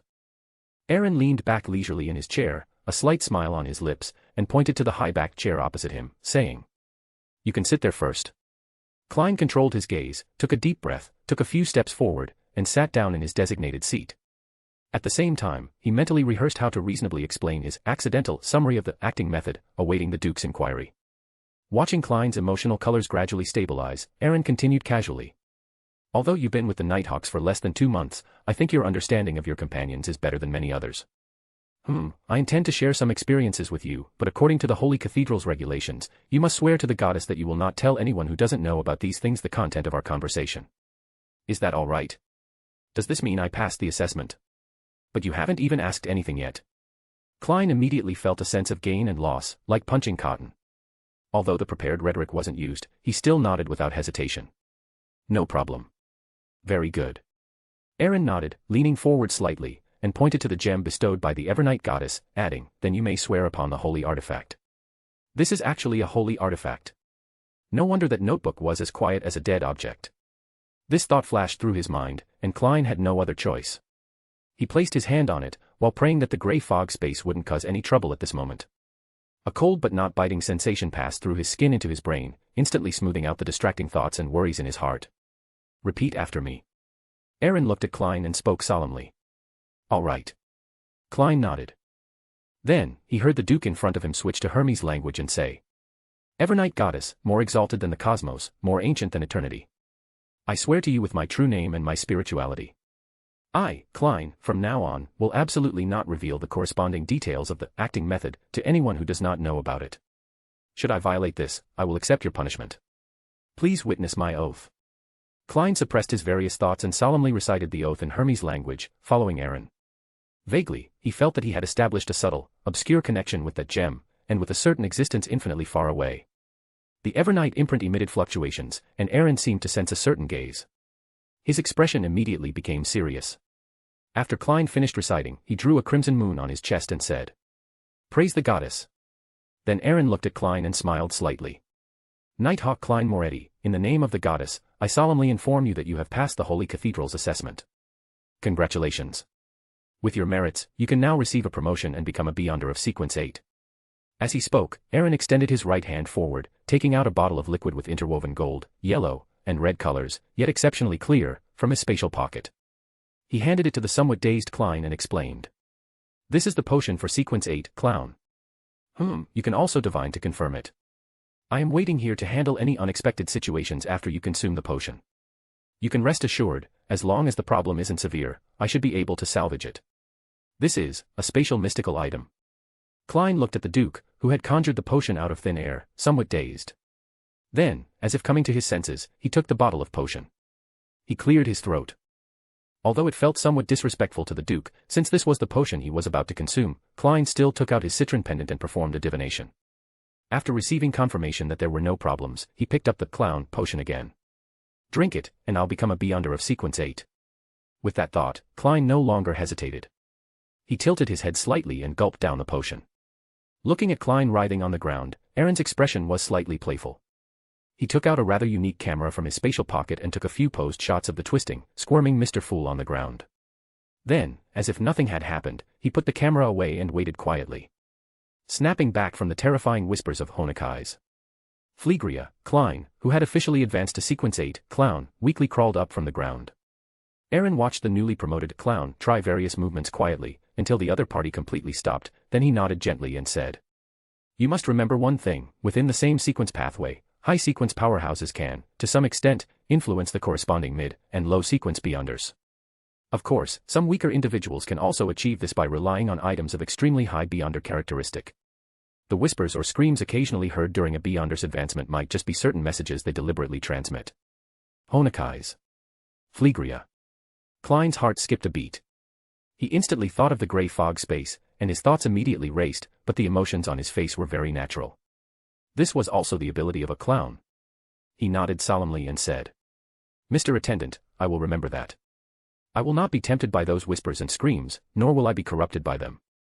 Aaron glanced at him, drew a crimson moon on his chest, and stood up, picking up the Antigonus family notebook from the table.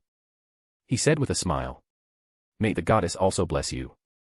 Walking slowly to the door, Aaron turned slightly to look at Klein, who was somewhat bewildered, seemingly still savoring the clown ability, and said in an enigmatic tone, "Klein, once you walk this pathway, there's no turning back." Chapter 267, Actions in the Holy City, Kamaya. Klein looked up in surprise, finding that the Duke's figure had already vanished into a door of light. A strange sense of urgency lingered in his heart, making him feel as if something was stuck in his throat, and the joy of his advancement lessened considerably. "Once you embark on this path, there's no turning back," Klein repeated in his mind, sighing. Just as he was about to leave, he noticed a pale blue brooch quietly placed where Aaron's figure had disappeared. His steps paused. Klein bent down to pick up the brooch. Before he could divine, the spiritual light points attached to it merged into his palm, and the corresponding information appeared in his mind. Traveler's Brooch. Utilizes space concealment ability to distort and isolate an area within the spirit world. Then, by leveraging the overlapping and chaotic nature of the spirit world and reality, and relying on solidified correct coordinates, it can achieve storage functionality. The isolated space is only the size of a storage room. The power of space concealment needs to be reinforced every 3 months, otherwise, it will gradually become ineffective. Furthermore, the negative effects of any sealed artifacts or mystical items stored within can still affect the wearer. After processing the information that flooded his mind, Klein's mouth slightly opened. There truly was a potion sequence that could involve spatial abilities. Looking at the brooch in his hand, he immediately took out his crystal pendant and performed a divination. All the information in his mind was accurate. The only thing to note was that the special nature of this brooch essentially relied on the spirit world, making it unusable in certain special areas where the spirit world could not be connected or was chaotic. A very powerful mystical item. Was my desire too obvious just now? Although Klein didn't know why the Duke suddenly gave him this item, after thinking for a moment, he still pinned it to his shirt, feeling somewhat like a person with many debts has nothing to lose. With a hint of anticipation, Klein infused his spirituality into it. The look of anticipation on his face slightly froze. The space accessed by the traveler's brooch was empty. There was no additional surprise he had hoped for. Surrounded by transparent shadows of indescribable forms, and with clear, bright lights of different colors above, containing countless pieces of knowledge, Aaron strolled through the spirit world, heading towards the corresponding spirit world coordinates of Backlund. Suddenly, the surrounding illusory objects changed abruptly. Aaron found himself standing inside a majestic palace. Here, the walls had collapsed and were in ruins. In some places, moss and weeds even grew. Through the holes in the surroundings, one could see the mountains outside and the white clouds almost touching the palace. At the very top of the palace was a huge stone-carved chair, inlaid with dull gems and gold, seemingly not prepared for humans. This enormous chair was empty and mottled, as if it had endured the baptism of long years. On the chair, countless transparent maggots seemed to be clustered together, slowly wriggling and growing wildly. Everything before his eyes was instantly dispersed by surging dark gold mist. Aaron reopened his eyes, his light gold pupils gazing at the notebook that had somehow flipped open in his right hand. A strong sense of yearning tempted him to go to another area. His demigod status and the uniqueness brought by the Nation of Disorder meant Aaron no longer needed to divine. Simply by approaching danger, he would receive a warning. After all, the essence of most divinations relied on the astral body roaming the spirit world to gain revelations, which, simply put, originated from one's own spirituality.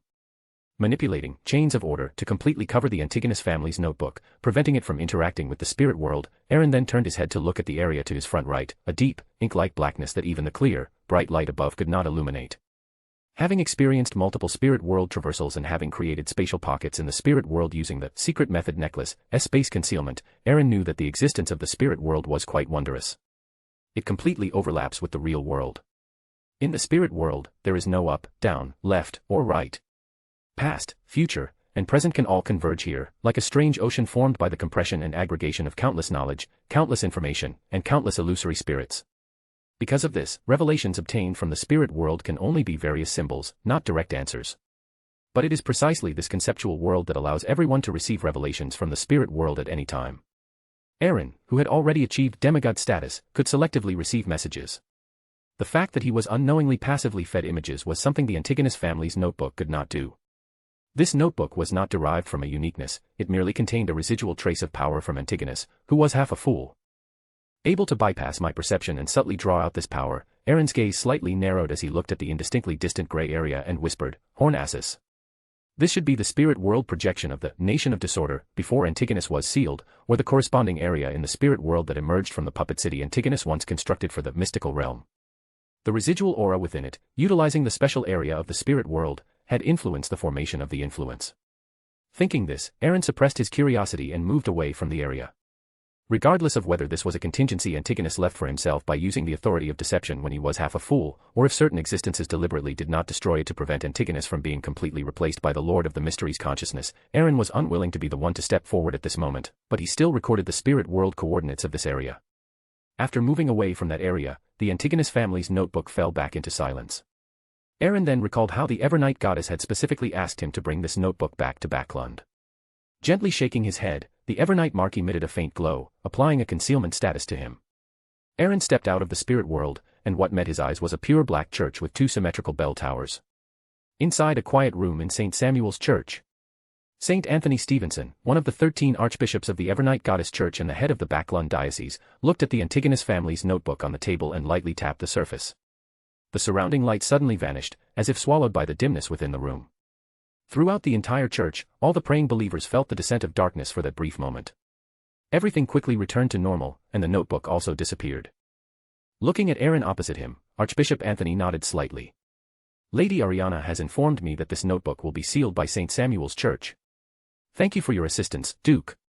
Making a crimson moon sign over his chest, Aaron smiled and said, I heard Audrey went to the southern continent with Crested on an airship. I have quite a few enemies in the southern continent. Although they won't directly attack the church, everything is uncertain once they reach the southern continent. Therefore, I have also arranged a powerful individual in the southern continent. This is both to ensure Audrey's safety and to smoothly promote the code of law in Nicophora City. Because his identity still needs to be concealed, to avoid unnecessary misunderstandings, I would like a token from you. Looking deeply at Aaron, Anthony's hand produced a pure black ring, which he flicked to the Duke, and then said in a deep voice. Take this ring, and Crested will understand. He will cooperate with your actions in West Balam. Fainapotter Kingdom, Fainapotter City. Aaron, having left Backlund, stepped out of the door of Traveler, and what met his eyes was a familiar, dazzling golden expanse. He looked at the continuous golden churches, and the holy emblem of life, surrounded by symbols of wheat, flowers, and springs, engraved on their outer walls. A uniquely shaped infant puppet silently appeared on his shoulder, a demigod creation gifted by Matron Roland. An invisible fluctuation spread. Moments later, a green-haired woman wearing an archbishop's robe flew out from the sprawling palace complex covered by towering trees, appearing before Aaron in an instant. A clear, cold voice came. Blessed one, the pontiff has ordered me to receive you. You may call me Archbishop Melanie. Looking at the archbishop with green hair mixed with wheat ears, Aaron reached into his spatial pocket and took out the uniquely shaped container. It held the flesh and blood of Dun. Along with it, he also took out a dark, profound, gem-like gelatinous substance. This was a nightmare Beyonder characteristic separated from the Beyonder characteristic sacrificed from Moon City. Aaron handed both items to the classical alchemist, explaining. I hope the church can help me refine a body using this flesh and blood, and also incorporate this Beyonder characteristic. Archbishop Melanie first took the nightmare Beyonder characteristic and closed her eyes to sense it for a moment, then spoke softly. A very clean Beyonder characteristic, without mixed pollution or spiritual imprints. I can help you fulfill your request. This Beyonder characteristic can replace the incomplete spirit and most of the materials to complete an ultimate, life alchemy. However, the cost is that the final product will lack the most crucial soul, being merely a puppet that you can control. A Sequence 7 puppet would be of no use to you. If you need, you can capture some spirits to integrate into it, but this will cause a certain degree of mutation. Receiving the Archbishop's affirmative reply, Aaron nodded in satisfaction, peeling off a cluster of spiritual light points containing Dunn's likeness, and handing it to Melanie while adding, "No, just refine it into a body. There's no need to add other spirits, but the appearance must be exactly the same. Lacking a soul doesn't make it a complete life. I can place it in the spatial pocket beforehand." Aaron silently added in his mind. After agreeing on the retrieval time, he opened the door of Traveler and departed.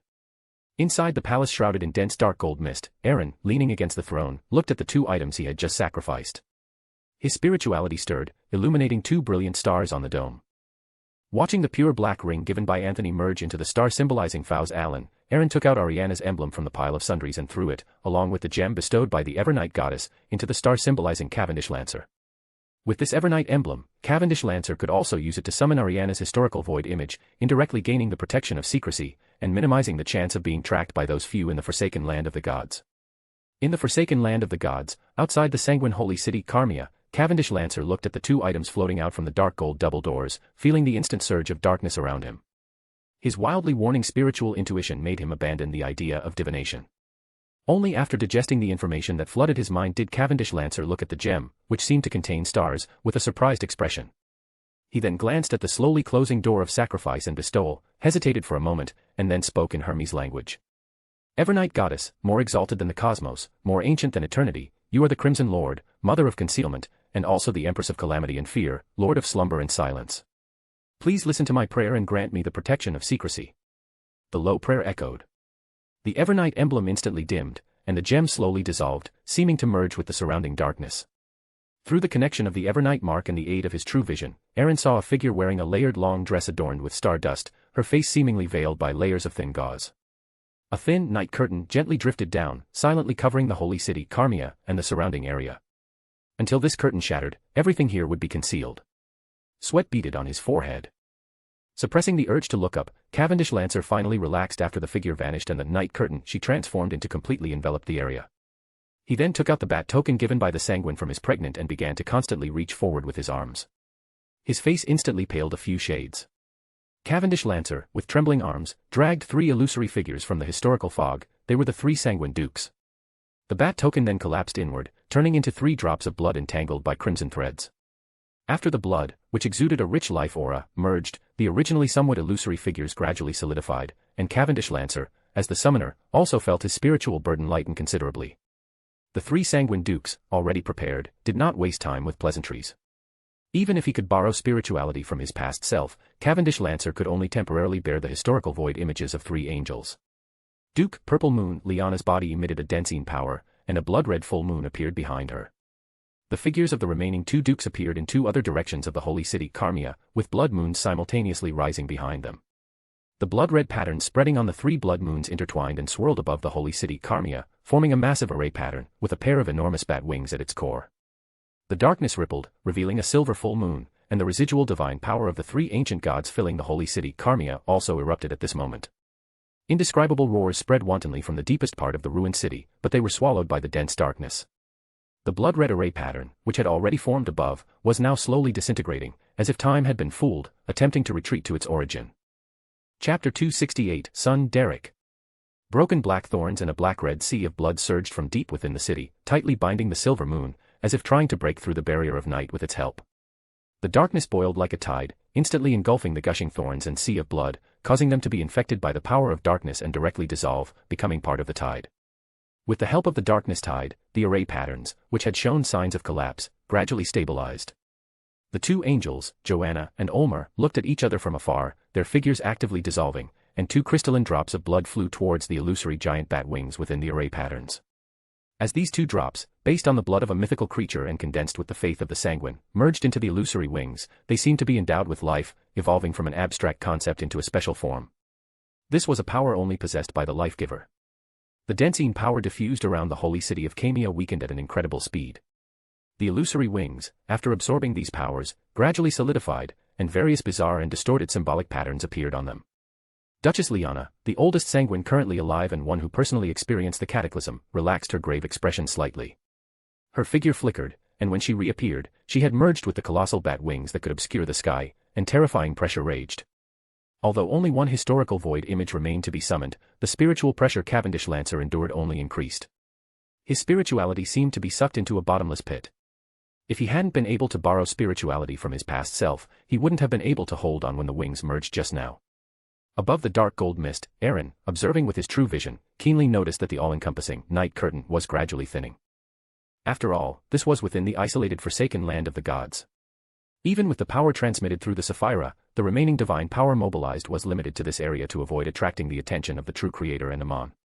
Most of it had already been consumed in the confrontation with Kvastor, the aberrant king, and Phlegria, the demonic wolf. Without any slack, Aaron continued to raise his perspective, using true vision to observe if any anomalies, such as certain guys wearing monocles, appeared in the area around the hidden holy city of Camia. The blood-colored bat wings spread open, and Duchess Liana's pupils had completely turned blood-red. Obscure symbolic patterns vaguely appeared on her forehead, indicating she was using the nation of moonlight to sense the fragmented divine kingdom.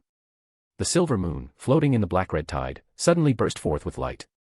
Liana, without hesitation, slowly vibrated her wings, plunging into the tide like a kuenping entering the sea. The strange symbolic patterns on the wings delayed the overall collapse. Even facing the erosion of multiple divine powers, they still managed to touch the silver moon.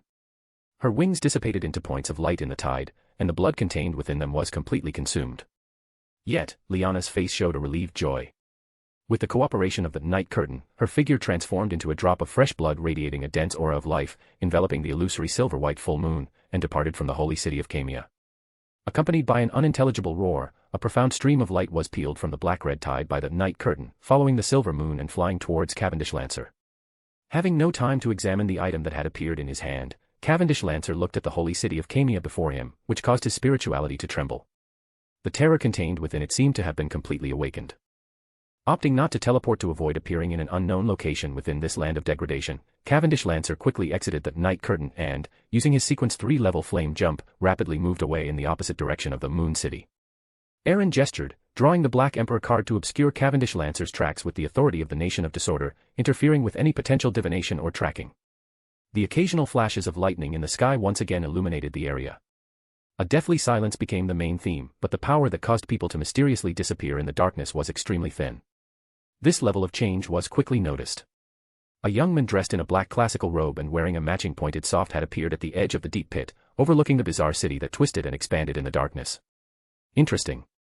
With a slight upward curve of his lips, he adjusted the crystal monocle on his right eye, then directly jumped into the deep pit, leaping into the bizarre city. In less than 10 seconds, Amon, wearing a monocle, reappeared at the exact spot he had stood, the smile on his lips becoming even more pronounced. The next moment, Amon split into countless figures. Some were pure clones, some were symbolic replicas, and some were afterimages left behind by continuous flashing and actions. The sky enveloped in darkness and the surrounding wilderness were now filled with Amons. They were densely packed, wearing pointed soft hats and monocles, blocking every loophole. Some of these Amons transformed into mottled, ancient, blue-black intertwined wall clocks, while others became pure starlight. They simultaneously raised both hands, thumb to thumb, index finger to index finger, forming an oval. Within the oval, starlight illuminated, perfectly encompassing the holy city of Camia in the deep pit. Immediately after, the Amon's hands abruptly spread apart, as if tearing something, making it seem a bit heavy. From numerous monocles, layers of shimmering light surged out wildly, annihilating the power continuously gushing from deep within the city. With a tearing sound like paper shattering, the area where the holy city of Camia was located seemed to turn into glass, and under the intense impact, countless cracks appeared, breaking apart piece by piece, inch by inch. He intended to steal this ancient city that had undergone an anomaly. As if sensing something, the Amon's smiles simultaneously vanished. They looked at the slowly peeling space with some regret, adjusted their monocles, and actively gave up on stealing. Their figures, covering the mountains and plains, then disappeared. On the plain not far away, a dim yellow light was particularly dazzling. A terrifying 4-meter-tall figure emerged, followed by dark, illusory feathers that intertwined with light and shadow, forming 4 pairs of deep yet sacred wings. This was Stiff, the Angel of Holy Word, a devoted follower of the true Creator. An extremely dark and defiled aura formed across, both illusory and real, around this Angel of Holy Word, and a curtain of shadow subsequently appeared. Stiff, the Angel of Holy Word, first gazed at the now anomalous city of Camia, then slightly tilted his head to stare at the plain where the Amons had gathered earlier, and his deep, hoarse voice echoed. Blasphemers shall be punished. The 4 pairs of deep yet sacred wings gently flapped, drawing the curtain of shadow to cover the plain, and an extremely degenerate aura permeated the air. Worms of time emerged from various corners of the plane, gathering to form Amon. He calmly looked at the curtain of shadow, and the corners of his mouth curled up. It was as if he was saying, "I'll remember you." With a melodious chime, an ancient and mottled clock appeared, and its hands paused simultaneously. This caused the surrounding environment to solidify, and Amon, in plain sight, departed under the gaze of the cross. The desolate plain once again returned to deathly silence. After an unknown period, Stiff's deep but sacred wings slowly retracted, and the illusory cross had long vanished without a trace. This angel of holy word silently left the holy city of Kamia, and after discerning the direction, walked into the depths of the darkness. The time limit for borrowing spirituality had expired, and the stinging pain in his mind forced Cavendish Lancer to stop his flame jump, finding himself now in a square. The light formed by the flame jump seemed to be hindered by an invisible force, only able to illuminate half of its usual range. A flash of lightning streaked across the sky, momentarily brightening the surroundings. Using this lightning, Cavendish Lancer saw incomplete statues erected around the square. Some had their hands bound behind their backs, others were wrapped in thorny roses, and some resembled mummies, giving an immediate sense of restraint. Aaron, seated on his throne, also witnessed this scene, but he did not sense any hidden danger in those incomplete statues. In his mind, he recalled records about Kvastor, the aberrant king. Ugly and distorted, mummies wrapped in thorny roses and bandages. To have arrived at a city-state that once worshipped this aberrant king immediately after leaving Kvastor's fallen land. Although he found it somewhat coincidental, given Cavendish Lancer's current state, Aaron did not let him explore further. After all, finding a relatively safe place, quickly recovering his spirituality, and promptly sacrificing the few items he had painstakingly obtained to the nation of disorder was the most crucial task. Tingen, Zutland Street, 124. Given the intelligence provided about Eugen of the psychology alchemists and his recent promotion leading to spiritual instability, Dunn readily granted Klein a full 2-day leave. Watching the sky gradually turn yellow, several tarot cards suddenly appeared in Klein's hand. With a whooshing sound, the cards, like sharp blades, diagonally embedded themselves into the wall. Nodding with satisfaction, he put the tarot cards back into the space within the traveler's brooch. Klein muttered with some emotion. "Is this what a clown is? With this mystical item, my close combat abilities can even rank among the top in the Nighthawks team. I really look forward to what abilities the next sequence will bring." After familiarizing himself with his newly acquired Beyonder abilities, Klein locked the door and sat on his bed, beginning to meditate. He cautiously and slowly controlled the slight overflow of the potion's power through this method. When he opened his eyes again, the red moon was already high in the sky. After a moment of thought, he took out his dagger, set up a spiritual wall in the 4 corners of the room, walked 4 steps counterclockwise, and arrived at the gray fog space. Klein stood at the head of the bronze long table, looking down, only to see the boundless gray fog and crimson stars that seemed to remain unchanged forever. However, after advancing to sequence 8, he found that he could connect to more stars, meaning he could draw in more members. Thinking this, Klein noticed that the crimson star, which had been quiet for a long time, once again showed faint contractions and expansions. Klein extended his spirituality with great interest and once again saw the young man who had spoken giant language before, seeing him kneeling in front of a pure crystal ball. This young man still wore a black tight-fitting suit, different from the styles of the northern continent's various nations. His appearance was blurry and distorted, only vaguely showing brownish-yellow hair. He knelt there, constantly praying in an exceptionally pained tone. Klein listened intently, understanding what the other party was saying with his rudimentary knowledge of giant language. "Great God, please cast your gaze upon this place you have abandoned once more. Great God, please free us, the people of darkness, from that cursed fate. I am willing to dedicate my life to you, to please you with my blood. Abandoned place, people of darkness." Klein silently repeated these keywords, recalling the forsaken land of the gods, mentioned in both church scriptures and Emperor Rosel's diaries. Klein's eyes narrowed slightly, unsure if his guess was correct, but remembering what Mr. Emperor had said after his promotion, a strange sense of urgency lingered in his heart. This might be an opportunity. His fingers tapped the edge of the bronze long table. After 3 taps, he made a decision, extending his right hand to touch the illusory crimson star. The crimson mass immediately erupted, light flowing like water. Having activated his spirit vision beforehand, Klein looked at the young man who suddenly appeared at the very end of the bronze long table and had already realized he was still an ordinary person. After a simple Q&A, Klein was basically able to confirm that this orphaned young man indeed came from the legendary forsaken land of the gods. After all, he didn't even know the 7 deities. Klein couldn't think of any other possibility for such an isolated land of darkness. Thinking of this, his thoughts immediately diverged. Klein leaned back in his chair and leisurely spoke. "I have no interest in the blood and souls of mortals, but I can give you an opportunity. I am a fool who likes equivalent exchange. You can obtain what you desire from me, and from others similar to you, with everything you can acquire. Note, the value must be equivalent. This can make you powerful. Perhaps one day, you can rely on yourself to free the City of Silver from its curse and let the sun reappear in the sky. Derek listened quietly, then silently lowered his head. After a while, he replied. I want to become the sun. I want to obtain its initial sequence potion formula from you. In exchange, I am willing to offer you the most common giant pathway initial sequence, Divine Blood Warrior, potion formula from the City of Silver. Divine Blood Warrior. Klein was stunned for a moment, guessing that this might be an ancient name for the warrior potion controlled by the God of Combat Church. At the same time, he sighed inwardly. Good thing the request wasn't excessive, otherwise this fool would have to renege on a debt. But the suffering I endured while divining the eternal blazing sun finally came in handy. Recalling the scene in the Chaos Council, Klein, using his connection with this gray fog space, replicated the Sequence 9 Bard potion formula from his mind into a spiritual light spot, allowing it to merge into Derek's body. The anxious expression on his face instantly froze. Feeling the information suddenly surging into his mind, Derek became even more convinced of Mr. Fool's greatness. However, the surprise on Derek's face quickly faded. Whether it was crystallized sunflowers or adult firestone birds, these clearly did not exist in the abandoned land eternally shrouded in darkness. Chapter 269 Chaos Hunter. Observing the emotional colors of the young man from the City of Silver, Klein instantly understood the problem. Maintaining his posture, he calmly added, I've organized a gathering here, with people similar to you. You can exchange items that you or the City of Silver might need. However, for the next 2 days, it's best if you don't go out and try to avoid staying in the same room as others. Derek breathed a sigh of relief. Looking at the parchment that suddenly appeared before him, he wrote while responding in a low, somewhat nervous voice, Thank you for your generosity. What price do I need to pay to join your gathering?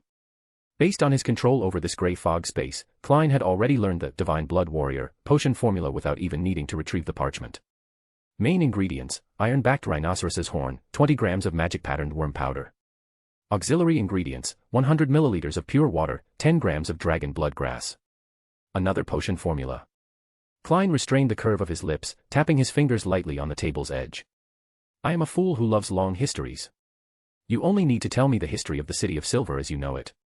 The crimson light receded, and Klein watched as the young man opposite him turned into a phantom and gradually dispersed. The creator of everything. Omnipotent and omniscient God. Klein leaned back, repeating the keywords from son Derek's earlier words in his mind. He was not unfamiliar with the creator of everything, the creator mentioned in the Book of Storms, the Revelation of Night, and folk legends had similar titles, and the true creator, worshipped by secret organizations like the Aurora Order, was also described similarly. However, omnipotent and omniscient God was the first time Klein had heard it in this world. Neither the Evernight Goddess, the Lord of Storms, nor the mysterious Lord of Order had ever claimed to be omniscient and omnipotent. Another member duped, no, another member developed. Klein reined in his thoughts, then couldn't help but chuckle and shake his head, mocking the current strength of the Tarot Club. The leader, the fool, was only Sequence 8, and had just advanced at that. And the City of Silver, which Sun said had no hope, possessed at least 3 high-ranking powerhouses at Sequence 4. Sighing, Klein took out the citron pendant. Previously, to deal with the inevitable inspection from the church, he had put aside the matters of Baron Randa's first generation and Mr. Azek, which he had learned from exploring the ancient castle, and had not yet dealt with them. I should tell the Nighthawks about Mr. Azek's matter. Looking at the divinatory statement manifested on the parchment, he performed a pendulum divination.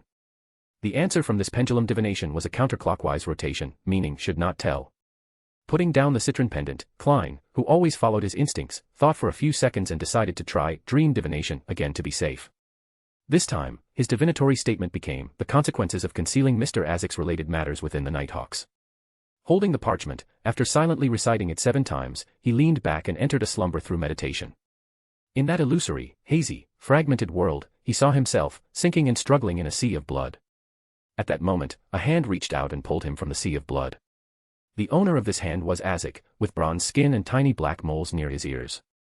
The scene shattered and reassembled. Klein saw himself inside a dark, cold mausoleum, with coffins all around him lying open.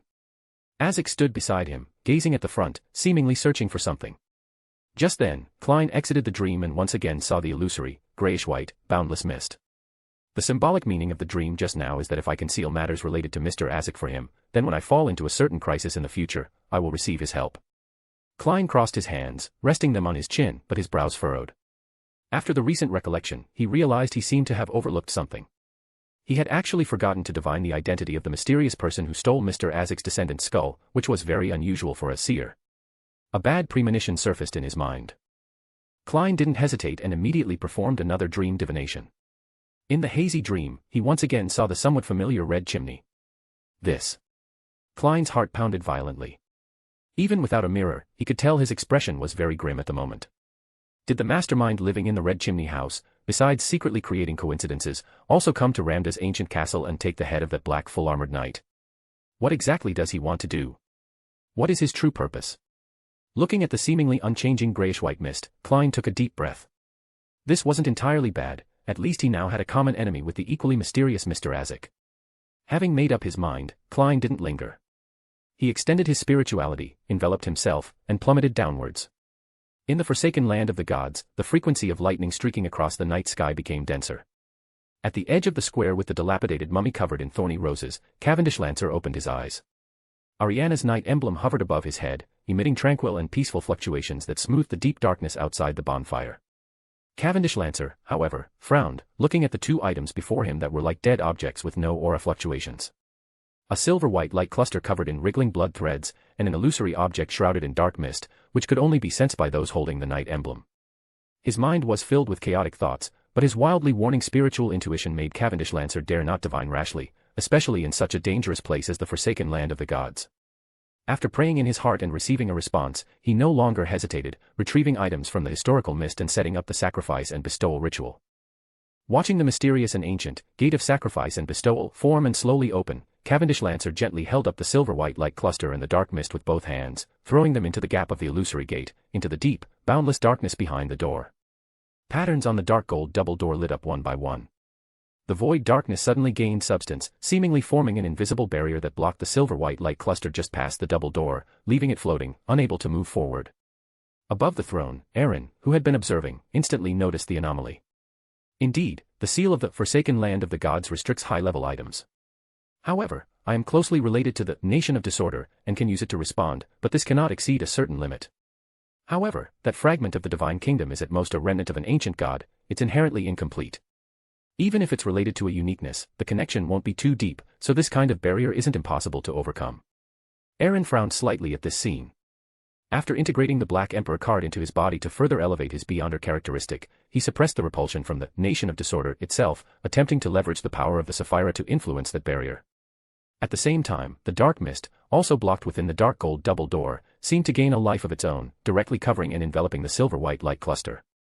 Aaron, who had already activated his incomplete mythical creature form, keenly noticed that the resistance suddenly weakened by more than half. Following his spiritual intuition, he immediately raised the sun-chasing scepter in his hand, and a dense dark gold mist poured into the now substantial void darkness. A crisp sound, as if echoing deep within the spirit body, reverberated. The deep, illusory shadow instantly vanished into the rippling barrier. Deep within the forsaken land of the gods, at the peak of a mountain, stood a massive cross, between reality and illusion. A blurred figure was hangman there, with several ancient wooden stakes piercing his body, stained with still flowing but not dripping blood, nailing him to the cross. An illusory, unreal crisp sound echoed across this desolate land. The hangman figure on the massive cross suddenly faded, spreading into a curtain of shadow that connected the sky above and the earth below. Behind the curtain, a pair of cold eyes seemed to be watching the entire world. The next second, the shadow curtain split open, revealing a dark, lightless interior, with faint echoes of illusory tides. A wisp of dark gold mist was exhaled, landing before those cold eyes. In the central part of the forsaken land of the gods, the angel of holy word, Stiff, who was searching for blasphemers, stopped. He slowly knelt, his expression solemn and devout, closing his eyes, and praying in a low voice. The giant formed by dark gold mist looked down at the items flying out of the dark gold double door. Aaron, who had activated his incomplete mythical creature form, suddenly felt an inexplicable irritation. Before he could ponder, the illusory shadow originally attached to the surface seemed to have exhausted its power, flung out by the suddenly expanding silver-white moonlight, transforming into an unreal, void crystal that fell into the corner of the grand palace. The entire nation of disorder reacted, like water boiling to a fever pitch. Vast power, like boiling steam, spontaneously activated, converging into a torrent that completely submerged, layer by layer, and tightly bound the suddenly expanding silver-white moonlight and Dancine power. As the controller of the Sapphira, Aaron clearly sensed that the fluctuations generated by the two opposing forces had nearly reached the level of a king of angels. The power spontaneously activated by the Sapphira far exceeded the level Aaron himself could mobilize. Feeling the Sapphira's rampage, Aaron, who had been in his semi-mythical creature form, did not stand idly by.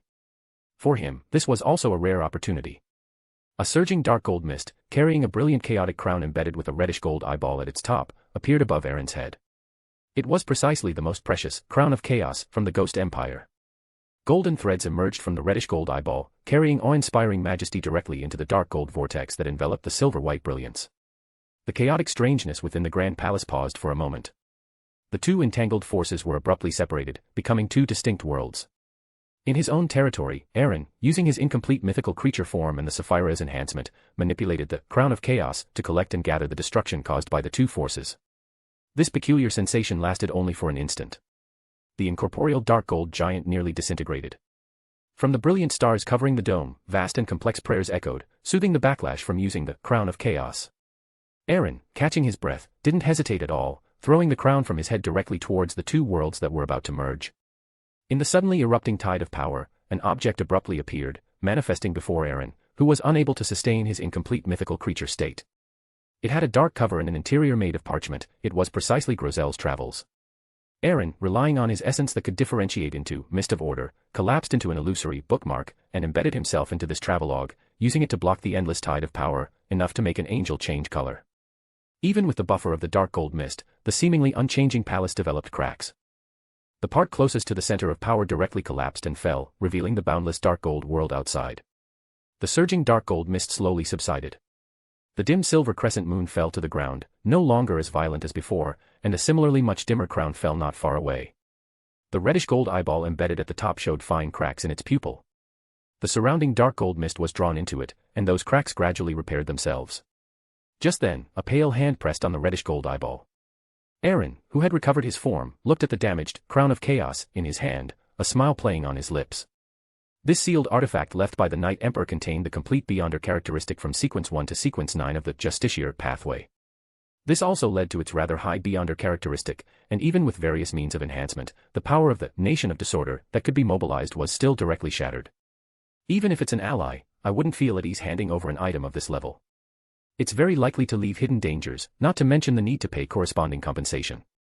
Aaron, who was only at Sequence 4, could only rely on this place, which belonged to the highest level of the Justiciar pathway, to effectively suppress and gradually dissolve and differentiate it over time. But since obtaining this sealed artifact, my separation stopped abruptly at Sequence 4. The Sequence 3, Chaos Hunter, Beyonder characteristic, which I most desired and needed, has been elusive. And the only ones who control the Justiciar pathway are the Castilla family and the Augustus family. Unlike Loen, even with Erodes's help, Aaron would find it very difficult to accurately hunt a Chaos Hunter in the unfamiliar Faceac. Startling the snake would easily attract the attention of the Castilla family's Hand of Order, making the benefits uncertain and the risks extremely high. And the only Chaos Hunter I know of is Prince Grav. Unlike Chuni's Korg, who has already become a Beyonder characteristic, Prince Grav, who holds a Grade 0 sealed artifact, ranks among the top 5 in the Augustus family. Such a powerhouse, who absolutely knows the secrets of George III, if attacked, would directly make me lose the advantage of foresight and bring uncontrollable changes. Before I have the strength to overturn the table, it's better to develop discreetly. Chaotic thoughts flashed through his mind. Looking at the shattered reddish gold pupil, Aaron's spirituality diffused. With the suppression of the Nation of Disorder's Beyonder characteristic, he finally succeeded in separating that Chaos Hunter Beyonder characteristic. Chapter 270 Restoring the Moon Kingdom. In the center of the palace, as if swept by a hurricane, Aaron stood amidst the ruins, gazing at the translucent hexagonal crystal in his hand, with faint golden patterns shimmering within it. It was worth the effort. Aaron contentedly put away the Chaos Hunter Beyonder characteristic in his hand, then looked at the surrounding, utterly catastrophic scene. The dispersed spirituality connected with the Nation of Disorder, conveying the intention to restore it to its original state, and within 2 breaths, the magnificent palace returned to its former glory. Aaron sat back on the throne and beckoned for the other items he had obtained from Kamaya, the holy city in the forsaken land of the gods. Looking at the silver-white crescent moon in his hand, shrouded in dark golden mist as if it were a dead object, constantly suppressed by the Nation of Disorder, Aaron carefully sensed it, leveraging the Sapphira's authority. A divine kingdom is an ability exclusive to a true creator, an extension of the corresponding sequence authority. Its nature is very peculiar, it is a unique domain generated by authority. Although this was only a fragment of a divine kingdom, Aaron intentionally activated it. During the clash of authorities, he could still glimpse some information and analyze it through this. Divine kingdoms are very similar to many mystical items that still have many effects without Beyonder characteristics. They are all like talismans or divine descent vessels, which, although lacking beyonder characteristics or uniqueness as their foundation, contain power derived from beyonder characteristics or uniqueness. Although the abilities they possess are powerful, they have time limits. However, a divine kingdom's duration is nearly infinite because the power it contains and its essence are simply too high-end. This is the only special property bestowed by a true creator. The best example is City of Miracles, Levid, located in the deepest part of the subconscious ocean within the book world of Grozel's Travels, which shielded Aaron from disaster just now. However, due to the visionary's peculiarity, Aaron didn't want to leave a mark in the subconscious ocean there, to avoid leaving a handle and to prevent awakening the subpersonality of the Dragon of Imagination, Ankwelt, contaminated by the Chaos Sea, which lies in its deepest part. Aaron had never deeply explored it. Aaron withdrew his gaze from the silver-white crescent moon floating before him, pondering the information he had obtained, his thoughts drifting far away. Sequence 1, Attendant of Mysteries of the Seer Pathway is an angel who serves mysteries. Only by initially grasping the authority of the corresponding domain can one create a prototype divine kingdom like the Realm of Mysteries. What about the Arbiter Pathway? Or rather, at what sequence can I, with the Nation of Disorder, establish my own divine kingdom prototype? Aaron's gaze involuntarily turned to the surrounding magnificent palace, seemingly unchanging since ancient times. He suppressed his curiosity and understood why the Sanguine were so eager to obtain the divine kingdom fragment. Although the Sanguine currently control most of the divine kingdom, the incomplete authority due to its fragmentation, coupled with the precarious astral world barrier and the surrounding outer gods, means that the Sanguine's own pathway is closely related to outer gods, and they will only be increasingly affected. With Lilith feigning death and unable to personally protect them, the Sanguine currently either seek the protection of other deities or complete the divine kingdom, using the symbol of complete authority and their bond with the Sanguine to resist potential corruption. Pinching his brows, Aaron condensed a cluster of spiritual light points and cast them into the star symbolizing Louise on the dome, informing her to prepare. The three Sanguine dukes would know what to do next. Not rushing to open the door of sacrifice and bestowal, Aaron, waiting for Louise or rather the Sanguine's reaction, looked at the unreal void crystal. Aaron, who had used true vision throughout, knew the origin of this item clearly. It was an item taken from the holy city Kamaya by the Evernight goddess's power projection. It was also with the cooperation of the Evernight goddess's residual divine power within it that Aaron, by coordinating from inside and out, pierced the barrier and retrieved these two high-level items from the forsaken land of the gods. This should be why the Evernight goddess didn't propose an equivalent condition before. This characteristic itself is one of the conditions. The holy city Kamaya should still contain other beyonder characteristics left by ancient gods, but unfortunately, the divine power there has been completely activated and is unusually dangerous. Moreover, such a large commotion must have been noticed by the true creator and Amon.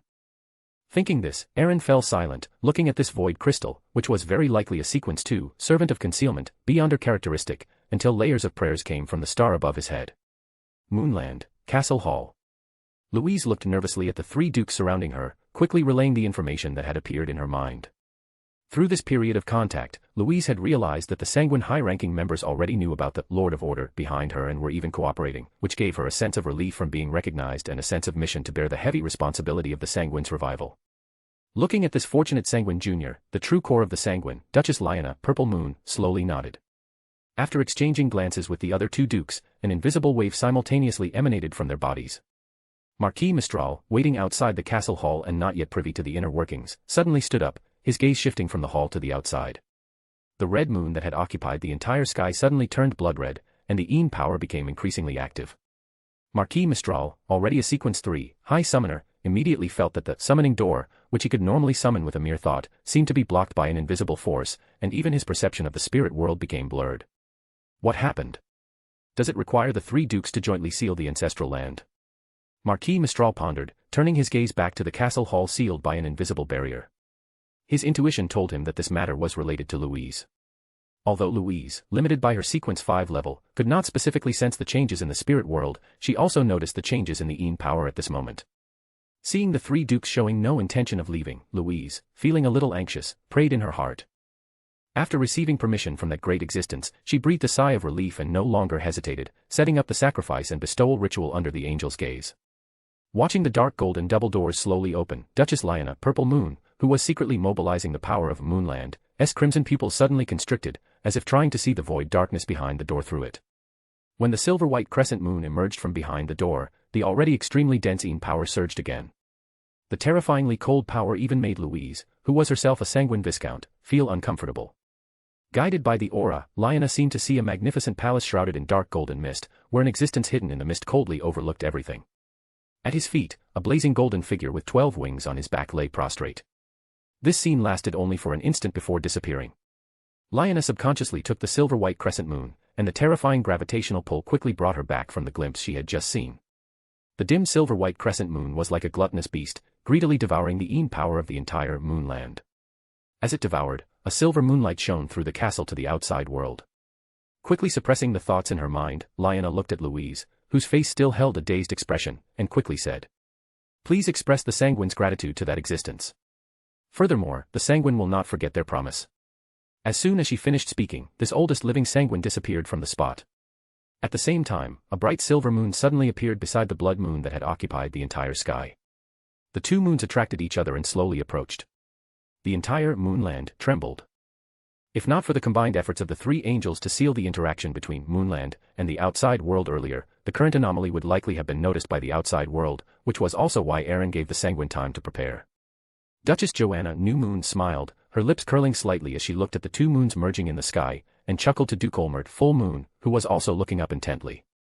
"I have waited for this day for a long time. Lyanna needs to repair the divine kingdom and is unable to suppress the power of the ancient god on the wilderness. The rest of the matters still require our action." Olmert nodded slightly, withdrawing his gaze from the sky. This ancient Sanguine, who also existed before the great catastrophe, looked at the black vines and thorns covering the hills. They were constantly growing, emitting an evil and mad aura.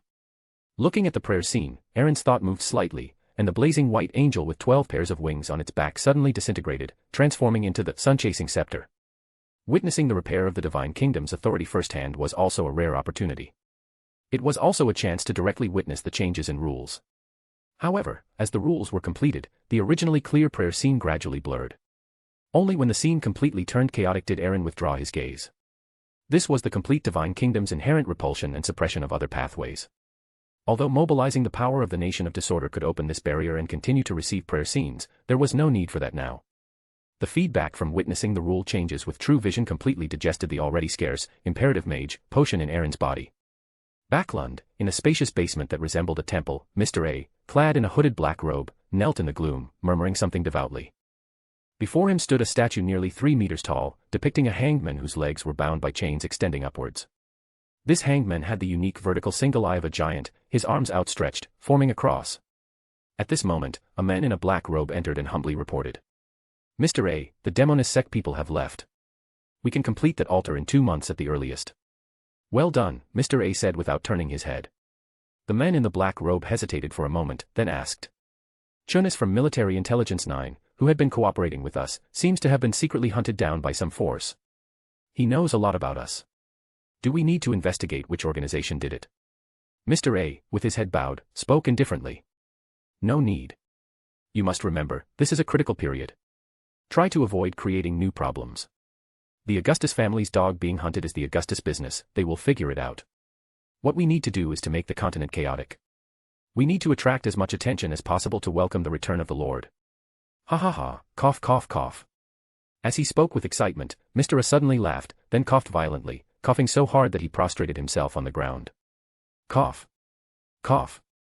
He coughed up clumps of blood-colored fragments, and these fragments, upon landing, still wriggled as if alive. The man in the black robe immediately lowered his head, pretending not to see anything. After a long while, Mr. A finally calmed down. He crawled forward, his mouth pressed against the ground, licking back all the blood-colored fragments he had just coughed up. At this moment, Mr. A no longer seemed as leisurely and indifferent as before, always maintaining a condescending attitude. Now, he seemed very suppressed, struggling to control something, and the sense of danger he exuded sharply increased. Sweat unconsciously seeped from his forehead, and the man in the black robe controlled his voice to be low, saying, "Yes, I will engrave your teachings in my heart. I will do everything to welcome the Lord's advent. I will continue to contact Military Intelligence 9. I shall take my leave now." Nodding silently, Mr. A slowly stood up. Ignoring the hurriedly departing black-robed men, he walked directly to the statue. Suddenly, his knees buckled, and he fell to the ground, rolling down several steps. He lay there, and the shadow beneath him rapidly turned crimson. Flesh and blood then melted, seeping into it, making the shadow like a new, skinless, monstrous person separating from his body. After a moment, Mr. A's breathing gradually calmed, and his taut body slowly relaxed. And the separated flesh and blood flowed back again. Everything seemed to return to normal. Mr. A, with an extremely beautiful, feminine face, showed no sign of pain. He quietly knelt before the inverted giant statue, resting his forehead on the cross, remaining motionless for a long time. Suddenly, he tilted his ear, as if listening to something. After a brief pause, Mr. A suddenly raised both hands and snapped off his right index finger with a slap of his left palm. He put the bloody finger into his mouth, chewing it with a crunching sound like a snack. Gulp. Mr. A's throat moved, swallowing the bitten finger into his stomach. His body suddenly trembled, as if being grabbed and shaken by an invisible person. In this state, Mr. A extended his right hand and wrote words on the ground with the blood flowing from his wound. Those words were not the giant or dragon languages that could leverage natural powers, nor the Hermes language used for rituals, but the most ordinary and common Loan script. The crimson color quickly condensed, and the words formed several sentences. Find the origin of order and darkness. The great emperor of the Chaos Sea. The Lord of Order who wields rules. Find his favored and followers. As the content of the divine revelation ended, Mr. A stopped trembling, and a new finger grew from the wound, wriggling. He lowered his head, carefully looking at the words he had just written, and the corners of his mouth slowly curled up in the shadows. Only obey your divine oracle. Mr. A humbly prostrated himself on the ground, seemingly having found the meaning of existence. At the same time, almost identical blood-red characters appeared in various hidden branches of the Aurora Order across the northern and southern continents. The saints and divine envoys above Sequence 5 of the Aurora Order received this divine revelation almost simultaneously. Chapter 271 The Celestial Sex Plan. Some readers also helped point out a few typos in previous chapters, but my permissions only allow me to modify chapters from the last few days. Earlier chapters are already locked, and I can't change them, so those few typos will just have to remain as they are. O. Also, regarding the many readers who asked when Cthulhu will appear, I'll take this opportunity to give a unified reply. Based on the timeline, there are still 2 years, but most of the previously laid plot threads have been resolved. Only 1 or 2 remaining loose ends haven't been tied up yet, such as the Ghost Empire and the Forsaken Land of the Gods. After these remaining plot holes are filled, the next 2 years will be fast-forwarded while maintaining a smooth narrative, so it should arrive very soon. Please don't worry.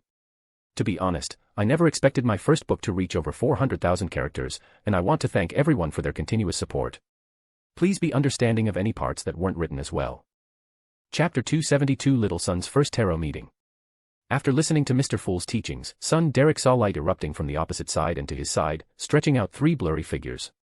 Audrey looked around half a circle, suddenly froze, and then heard Mr. Fool's perpetually steady voice. This is a new member, codenamed Son. A new member. Audrey was startled at first, and her excitement, which had been due to arriving in the southern continent, grew even more joyful.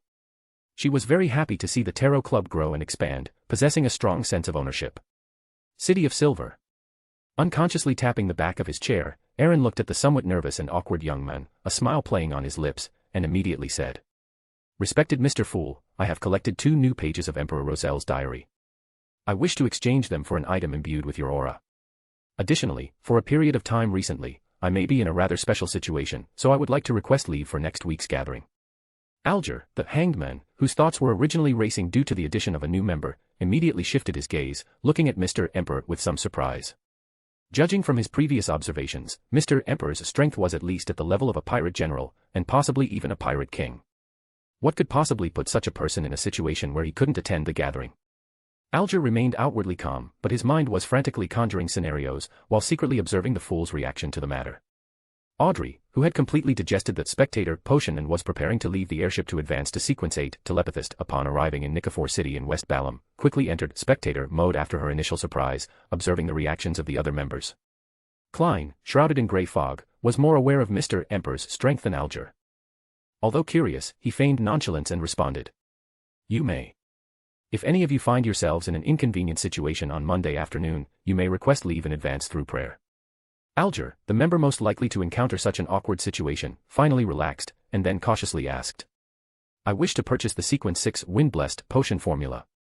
Even with the help of the acting method, he had only digested a small portion of the Seafarer potion, but this did not prevent him from planning ahead. Seafarer potion formula. Followed by Elf Songster's Seafarer.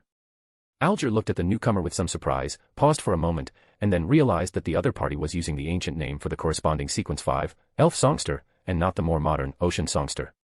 Feeling a little uncomfortable under the gazes of the other members, Derek hesitated and struggled for a while before continuing. I can help you get this formula. But it will take some time. After speaking, he felt guilty for not being able to produce it immediately and forced an explanation. This sequence originated from the Elven race. Although our city of Silver was once under the rule of the giant king's court, after the all-knowing and all-powerful lord appeared, the city of Silver became independent. The city of Silver once explored city-states under elven rule. Due to the difficulty in finding materials, the wind-blessed potion formula was not strictly controlled. In every previous exploration mission of the City of Silver, members of the elite squad would more or less obtain some formulas, materials, and strange items from monsters and from those abandoned and ruined cities. And in this process, it was quite normal for someone to secretly keep a little something. As long as it didn't involve anything too important, the captains and higher-ups tacitly chose not to pursue it. Over time, certain formulas began to circulate through unofficial channels in the City of Silver, but due to limitations in potion materials, for example, there was no ocean near the City of Silver, the value of sailor pathway potion formulas was not high. Elves, City of Silver, all-knowing and all-powerful lord. Audrey's eyes sparkled, and she instantly recalled the ancient history Aaron had once told her, becoming even more curious about the new member's origins. Aaron's mouth twitched slightly. He hadn't expected Sun to reveal his background so quickly, but he didn't speak up. With Amon present, he had no immediate plans to explore the City of Silver. Moreover, his energy would soon be devoted to exploring the lost Loen.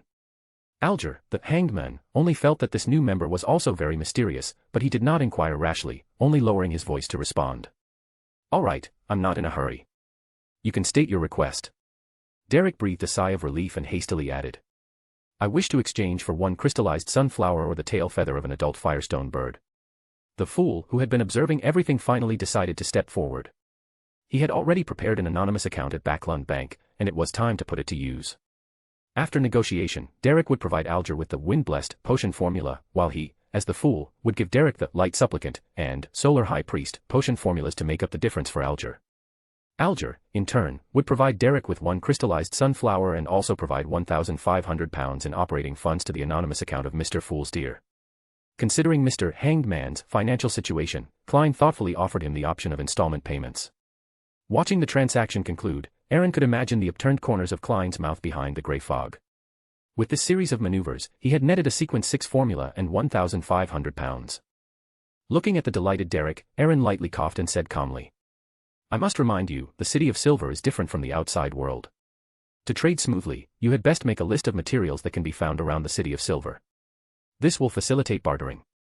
Unless you want to trouble Mr. Fool every time."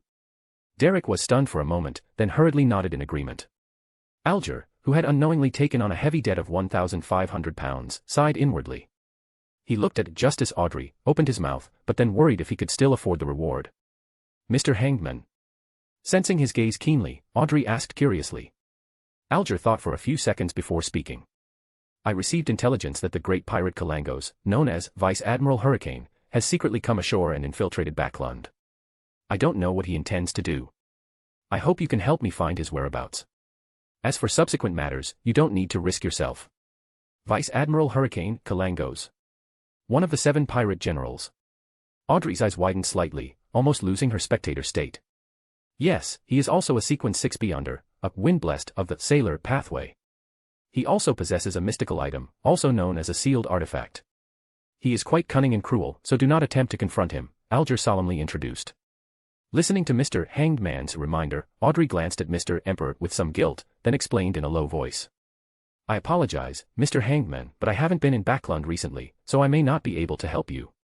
Hearing Audrey's response, Alger was silent for a moment, then suddenly turned his head and looked at Klein, saying, "Mr. Fool, may I request your dear to provide assistance at a crucial moment? I will offer a price that interests you. My dear is only myself." Klein eased his emotions by internally complaining, and smiled slightly. "Provided my dear happens to be in Backlund. All right." Alger withdrew his gaze, a mix of disappointment and anticipation. After discussing what needed to be discussed and sharing what needed to be shared, Klein, the fool, seated at the head, smiled and announced that the meeting was over for the day. He then watched the 3 old members rise and bow skillfully, and saw Sun imitate them a beat later. He pressed his right hand forward, severing the connection, but he did not leave immediately. Instead, he rematerialized the 2 diary pages provided by Mr. Emperor. Adjacent Beyonder pathways can be interchanged at high sequences. A mysterious organization wielding the blasphemy slate. After a long while, Klein finally put down the diary pages, feeling both eager and puzzled. After calming himself, he beckoned to retrieve Mr. Azek's copper whistle from the pile of sundries. Klein wrote down a divination statement on paper, closed his eyes, and leaned back against the chair. In the hazy, indistinct world, Klein suddenly saw a black mausoleum. It resembled a pyramid but was inverted and embedded into the ground, almost buried. And within this ancient mausoleum, dense black fog obscured everything. The scene shattered, and Klein abruptly awoke, opening his eyes. This is definitely not the style of mausoleums in the northern continent, nor even the fifth epoch. Using divination to recall the knowledge his original self had learned in the history department at Hoi University, as well as the information he had reviewed within the Nighthawks, Klein quickly pinpointed the origin. This is a reverse pyramid from the southern continent, signifying entry from the human world into the underworld. And whether in the former Balam Empire or its branch, the Highland Kingdom, only the so-called descendants of death could build such mausoleums for themselves. In a sense, this is a symbol of death. Thinking of this, Klein was lost in thought, and a terrifying idea suddenly occurred to him. Could it be that Mr. Azek is a descendant of death, or rather, that he obtained such a long life because he made some kind of deal with death? According to the relevant chapters in the Revelation of Night, and the internal records of the Nighthawks, Death was an evil deity who had caused a catastrophe in the northern continent at the end of the fourth epoch. That period was known as the Pale Era. Although the initial age of Ramad Castle is untraceable, it wouldn't be earlier than the Pale Era, so that means. Klein sat silently on the bronze high-backed chair, and above the grey fog, a deathly silence fell. East Tark County, Russell, Duke's mansion. The crimson before his eyes faded, and Aaron slowly rose, putting away the gold coin he had exchanged from Klein. After dispelling the spiritual wall and opening the door, he saw his father, Gusmanwil, looking gravely at Pallas Soloi, whose figure was somewhat illusory, sitting in the living room, while Alwyn Gallo stood silently by the window. Seeing Aaron appear, Gusman's expression softened slightly. He gestured inquiringly at Pallas Soloi, and after receiving an "it's fine" reply, he slowly spoke. The ancestor already knows your plan. You can summon his projection if necessary. Additionally, he told me to give you this item. As he spoke, a pale blue illusory portal opened, and a dazzling crown, seemingly carved entirely from gemstones, flew out. It was precisely the Grade 0 sealed artifact, Crown of Stars, held by the East Tark family. Because Valna's true state needed to be concealed, Aaron had not asked it to come along, but the Grade 0 sealed artifact, Crown of Stars, which was essentially formed by an apprentice pathway sequence to Planeswalker, might prove to be of great use at certain moments. Aaron did not decline. He took the Crown of Stars and watched it gradually become transparent, leaving a pale blue mark on his left arm. Then he looked at Pallas Soloi, whose figure was illusory on the sofa, and smiled. The necessary preparations have been made, Elder Pallas. We will still need to rely on you greatly. Let us first rendezvous with our allies. Pallas subtly glanced at the mark on Aaron's arm, and his figure dissipated, revealing the trickery pendant. Using this anchor, Aaron nodded to Alwyn Gallo, was grabbed by the shoulder by this ancient bane, and instantly entered the spirit world. With the power of an angel, in just a few breaths, Aaron arrived outside the Nation of Disorder. Stepping out of the spirit world, he saw a somewhat nervous Chartreuse, and standing opposite her, a stunning woman draped in a long purple robe with intricate patterns. Having observed her with true sight in the forsaken land of the gods, Aaron recognized her at a glance. This was the oldest member of the Sanguine, Duke Purple Moon, Liana. Through the subconsciousness left in the Nation of Disorder, Aaron clearly perceived that the aura emanating from this Sanguine Duke was far beyond what it had been before, already surpassing Alwyn Gallo, who stood beside him. The elevation in status brought by a complete divine kingdom. This thought flashed through his mind, and Aaron's face broke into a brilliant smile. Congratulations, Duke Purple Moon, on successfully restoring the Nation of Disorder. Next, I may have to trouble you. Liana, who had already sensed that this demigod was not simple, withdrew her gaze from the somewhat nervous Chartreuse, turned her head, and gently responded. It's no trouble at all. This was already the Sanguine's promise to you. The long-cherished wish of several epochs has finally been realized thanks to that esteemed one. The Nation of Disorder has just been restored and still needs someone to guard it, so I will accompany you on your exploration. Moreover, if necessary, I can temporarily borrow power to break through the seal and return you all to the Nation of Disorder. After Aaron nodded, he looked at Chartreuse. The lost Nguyen is at the bottom of the sea. At that time, I will have to trouble your majesty to take care of us. Electric light shimmered around her, obscuring Liana's gaze. Chartreuse's right pupil turned silver, and an unfamiliar, cold voice emerged. You can rest assured. I have already signed the contract, and naturally, I will not violate my previous promise. Having received a satisfactory answer, Aaron felt incredibly confident now. For angels, several Grade 0 sealed artifacts, and the ability to summon Will Septon's help if necessary, he dared to venture in even if Amon was hidden there. No longer hesitating, the subconsciousness within the Nation of Disorder slightly raised its hand, and a star above the dome suddenly lit up. This was formed by the prayer of the former Black Emperor's first mate, Fear Viscount Bert Mustang. Aaron intended to use this to pinpoint the location of the Black Emperor, and with the corresponding coordinates, he could directly traverse the spirit world to reach it. Chapter 273, Convergence and Attempt. As Aaron poured his spirituality into it, this star continuously contracted and expanded, not by much, but persistently. Amidst the illusory, overlapping whispers, Aaron saw a slightly blurry image. Thin mist permeated the azure sea, where a massive, three-masted sailing ship, nearly 100 meters long and covered in pure black, floated. 3 paint-black sails hung high like banners. On its deck, leaning against the cabin, stood a mottled stone chair 2 to 3 meters tall. Seated on the stone chair was Nast, wearing a spired crown and a magnificent long robe with a black base and silver trim. The entire Black Emperor was far from as bustling as when Aaron first encountered it. It seemed only Nast's most trusted confidants remained. In any case, as the most renowned ghost ship of the 5 seas, the Black Emperor did not need people to pilot it. Aaron's gaze, however, did not linger on Nast but on the crow's nest, where a figure was looking out towards the mist-shrouded west. It was a lady wearing a lace-collared blouse, with an ankle-length gray skirt and high leather boots that seemed somewhat unconventional. Her soft hat, from which a fine black veil hung, had chestnut-colored long hair flowing naturally down both sides. Bernadette is here too.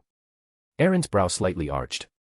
But putting himself in Nast's shoes, the best helper would indeed be this former princess. However, this is also good. It's a chance to show these two the rallying power of me, the Lord of Order. Although not yet revealed to the world, my high-end combat strength is already comparable to more than half of a righteous deity's church. This might even reduce the difficulty of incorporating Nast. Suppressing the thoughts in his mind, Aaron raised his perspective. As his true vision, through the thin mist, marked the spirit world coordinates corresponding to the Black Emperor, he suddenly detected something unusual to the west.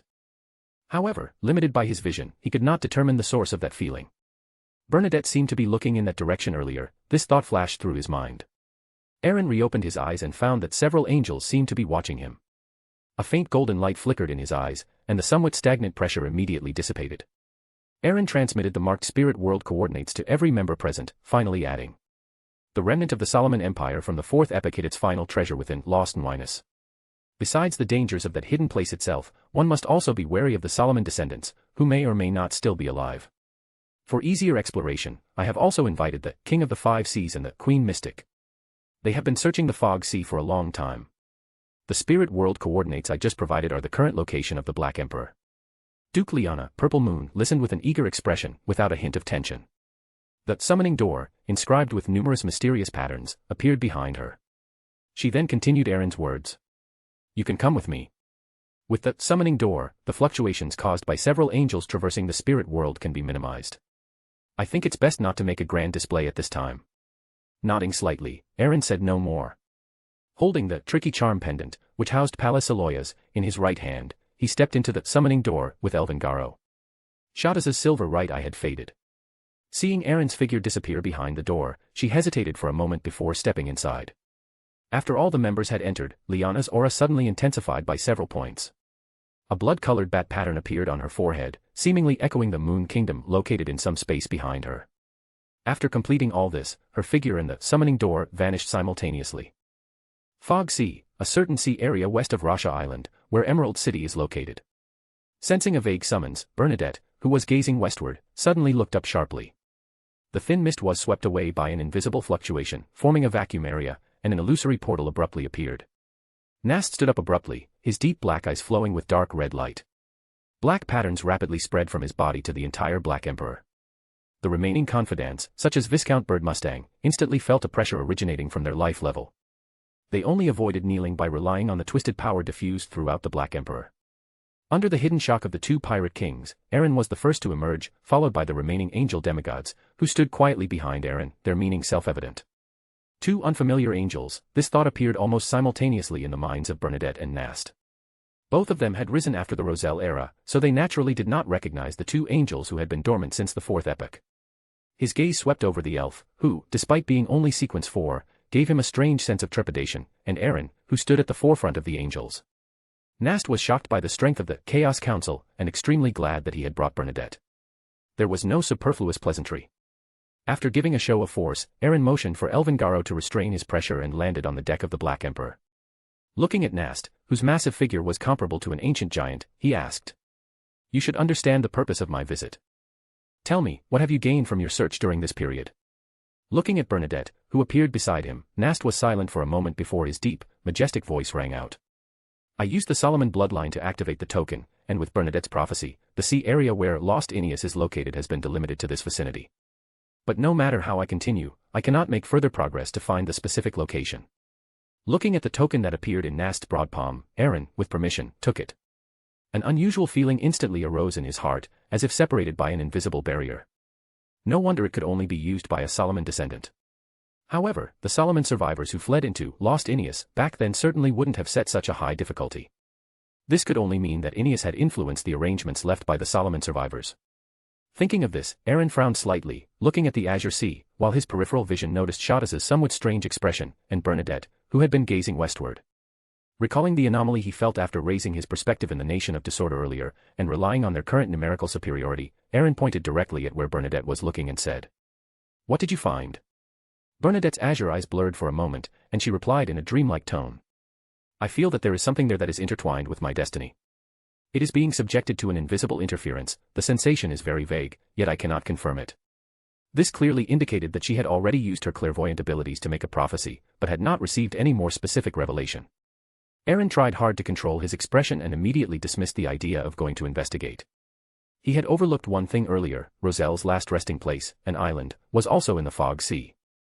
Recalling his repeated offenses against outer deities, Aaron was unsure whether Roselle's self-seal, which had been corrupted, had loosened, allowing Bernadette to sense certain auras. Moreover, characteristics of the same sequence attract each other. In the ethereal realm, beyonders, sealed artifacts, and beyonder items of the same sequence would gradually converge towards higher-level existences.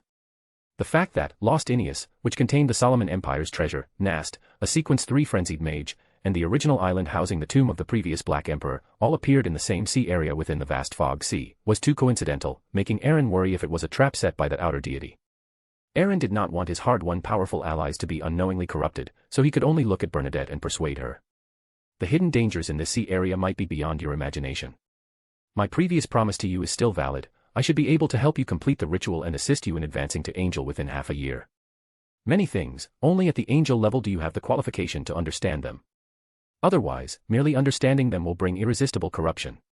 A flicker of something unusual passed through Bernadette's azure pupils. She looked at Aaron, who was still only Sequence 4, and a slight curl appeared at the corner of her lips beneath the fine black veil, but she still nodded and no longer gazed westward. Nast, who also heard Aaron's words, saw the dark red light in his eyes flicker slightly. The sense of urgency and uncontrollable curiosity made him even more eager to achieve Sequence 2 Duke of Entropy. Seeing that his objective had been achieved and the United Front ideology established, Aaron then looked at Shadas, who was gazing at the azure sea. Sensing Aaron's gaze, Shadas, whose right eye had turned silver at some point, curled her lips. After nodding, silver-white electric arcs surged around her, and she leaped directly into the sea. Signaling Bernadette with his eyes, the deep red in Nast's eyes grew even darker as he stared at the azure sea. Although he didn't think the elf could solve the current predicament, this was also a good opportunity to observe the other party's true capabilities. Tinjin City, Ulsna Street. The afterglow of the setting sun cast its light upon a luxurious detached house. A lady in a black dress, with fair and smooth skin, half knelt before an open safe. Her brown hair flowed like a waterfall, yet it could not conceal her ample figure. Madame Sharon stared intently at the black and white photograph on the bottom layer of the safe. It depicted a young man with delicate features. Her eyes flickered with disgust, pain, and finally, transformed into madness. Amidst suppressed cries of pain and madness, Madame Sharon, surrounded by black flames, took out a deity statue carved from white bone and placed it before her, beginning to pray in a low voice. The statue was palm-sized, vaguely depicting a beautiful woman with extremely long hair that extended down to her ankles, each strand distinct and thick like venomous snakes. At the tip of each strand of hair, an eye was carved, some closed, some open, densely packed. The prayer, whose meaning was unknown, was suddenly interrupted by a maid's knock on the door. A dark glint flashed in Madame Sharon's eyes. After putting away the primordial demoness statue, she opened the door. The maid, also dressed in a black dress, stood outside and spoke softly. "Madam, Councilman Maynard invites you to be his guest tonight." A smile blossomed on her exquisite face. Madame Sharon, picking up the maid's face with her right hand and looking at her blushing cheeks, said alluringly, "No rush, tonight, I have all the time in the world." Chapter 274 Preliminary Exploration. Nicaphor City, West Balam, Southern Continent. The city walls, previously ravaged by war and largely collapsed, have now been repaired and perfected, but the various array patterns attached to the walls to resist beyonder attacks have not yet been fully replenished due to material limitations. Aside from escorting the rotated Grade 1 sealed artifacts, the airship's cargo hold stored mostly spiritual materials prepared by the Church of the Evernight for this purpose. Audrey stood by the French window, looking at Nicofor City under the setting sun with a face full of surprise. The architectural style, so distinct from Backlund, East Chester County, and even Loen, fully satisfied her curiosity. Daly, with much less makeup, stood beside Audrey, holding Susie's leash, and reminded her as Nicofor City grew closer. Miss Audrey, Nicofor City experienced a year of war before, and many facilities were severely damaged. There isn't a dedicated port for airships, so the landing will be a bit bumpy. Recalling the feeling of weightlessness, Audrey quickly nodded and moved away from the French window with Susie. On the top floor of the airship, something on the surface of the silver-white box in the hand of Christette Sessima, the sword of the goddess, instantly shattered and disintegrated, receding like a tide. Almost in the same second, the top floor of the airship seemed to plunge into darkness, and all the surrounding brilliance appeared to be drawn into that box. Christette Sessima's body rippled as if merging with the darkness. He quickly opened the box and took out the pure white-bone sword inscribed with mysterious patterns. After a low prayer to the goddess, Christette Sessima drew a crimson moon on his chest and raised the pure white-bone sword, temporarily unsealing the airship seal, which had been personally set by Archbishop St. Anthony. A brilliant dawn instantly appeared in the darkness, but it was smoothed away by the deep darkness. A dark green eyeball floated above the bone sword, with a faint halo flowing around it. The sealed artifact, Demon Slaying Eye, serial number 1-37, originated from a demon hunter who fell at the end of the fourth epoch. Its holder can gain exaggerated strength, and a spirit between God and men, can conceal their malice and certain actions, and effectively interfere with divination and prophecy. It fully retains beyonder abilities such as the Demon Slaying Eye, and is sensitive to traces of evil, corruption, and pollution. The side effect is that after more than 10 minutes of use, the Demon Slaying Eye will merge into the holder's spirit body, turning them into a monster eroded by madness.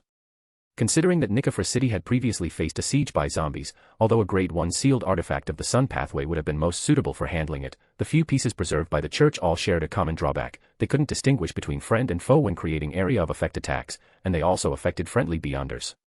Especially since it had an instinctive restraint on the Evernight pathway, the prayer power required just to seal it behind Cheney's Gate was something the Nicofor Diocese, which had just undergone the ravages of war, could not bear. After various considerations, the Holy See finally chose 1-37, which also had a restraining effect on evil and corruption but had lower sealing difficulty and cost. With thoughts flashing through his mind, Christette Sessima took a deep breath, suppressing 1-37 with the holy relic, letting the deep darkness engulf his figure. Nicofor City, Evernight Church. As a focal point for Folsack and the Rose School of Thought, the originally towering and majestic church now appeared somewhat dilapidated due to the war. The afterglow of the setting sun suddenly disappeared, and within the entire church, all the praying believers felt the arrival of darkness for a moment. In front of Cheney's Gate beneath the church, a beautiful lady in the Evernight Church Archbishop's robe calmly watched Christette Sessima's figure emerge from the darkness, her clear voice carrying a soothing tranquility. Praise the goddess. The Holy See and His Excellency, Eye of the Goddess from Voltec City have already informed me. Thank you for your escort, Deacon Christette. Looking at 1-37 behaving obediently in Archbishop Lygia's hands, Christette Sessima couldn't help but feel a little disconsolate. Even if I gain the recognition of a holy relic, and my combat power can rival a newly advanced Sequence 4, my control over power is still far from sufficient. I wonder when I can advance further. Despite his myriad thoughts, Christette Sessima's expression didn't change much. After drawing a crimson moon on his chest, he responded. I will be responsible for leading the team to clear beyonder incidents near Nicofor City. After I'm done, I'll hand over the Grade 1 sealed artifact that needs to be sent to the Holy See. Thank you for continuing to guard Cheney's Gate during this time. The aftermath of a war involving a large number of beyonders does not end with the war itself. If not dealt with promptly, a large number of dead wraiths could breed even more terrifying monsters. The previous Duke of Dongtak has already left the southern continent, and Lygia must remain at Cheney's Gate to guard the activated Grade 1 sealed artifact to prevent accidents. The battlefield outside the city has not undergone large-scale cleanup. Cheney's Gate behind Lygia slowly opened, and darkness surged out like a tide, engulfing the Archbishop, leaving only a gradually weakening voice. The team sent by Duke Dongtak has also arrived in Nicofor City. They can temporarily fill the vacancies left by the many Nighthawks who died in battle and will provide assistance for your cleanup. Christette Sessima nodded slightly, looking at Foss Ellen, the frenzied mage, who revealed his figure in the darkness not far away. This frenzied mage wore a pure black ring on his right hand, dispelling the hostility of the sealing power behind Cheney's Gate. In the higher-lying western district of Nicofor City, Audrey had just stepped off the airship's gangway when she saw Alfred, who had been waiting for a long time. Her gaze subconsciously swept around but did not find the person she most wanted to see. Although a little disappointed, Audrey quickly entered the spectator state, adjusted her emotions, and approached Alfred with Susie, her melodious and sweet voice carrying a hint of confusion. Alfred, how did you know I was in West Balham? I clearly told father we were supposed to keep it a secret.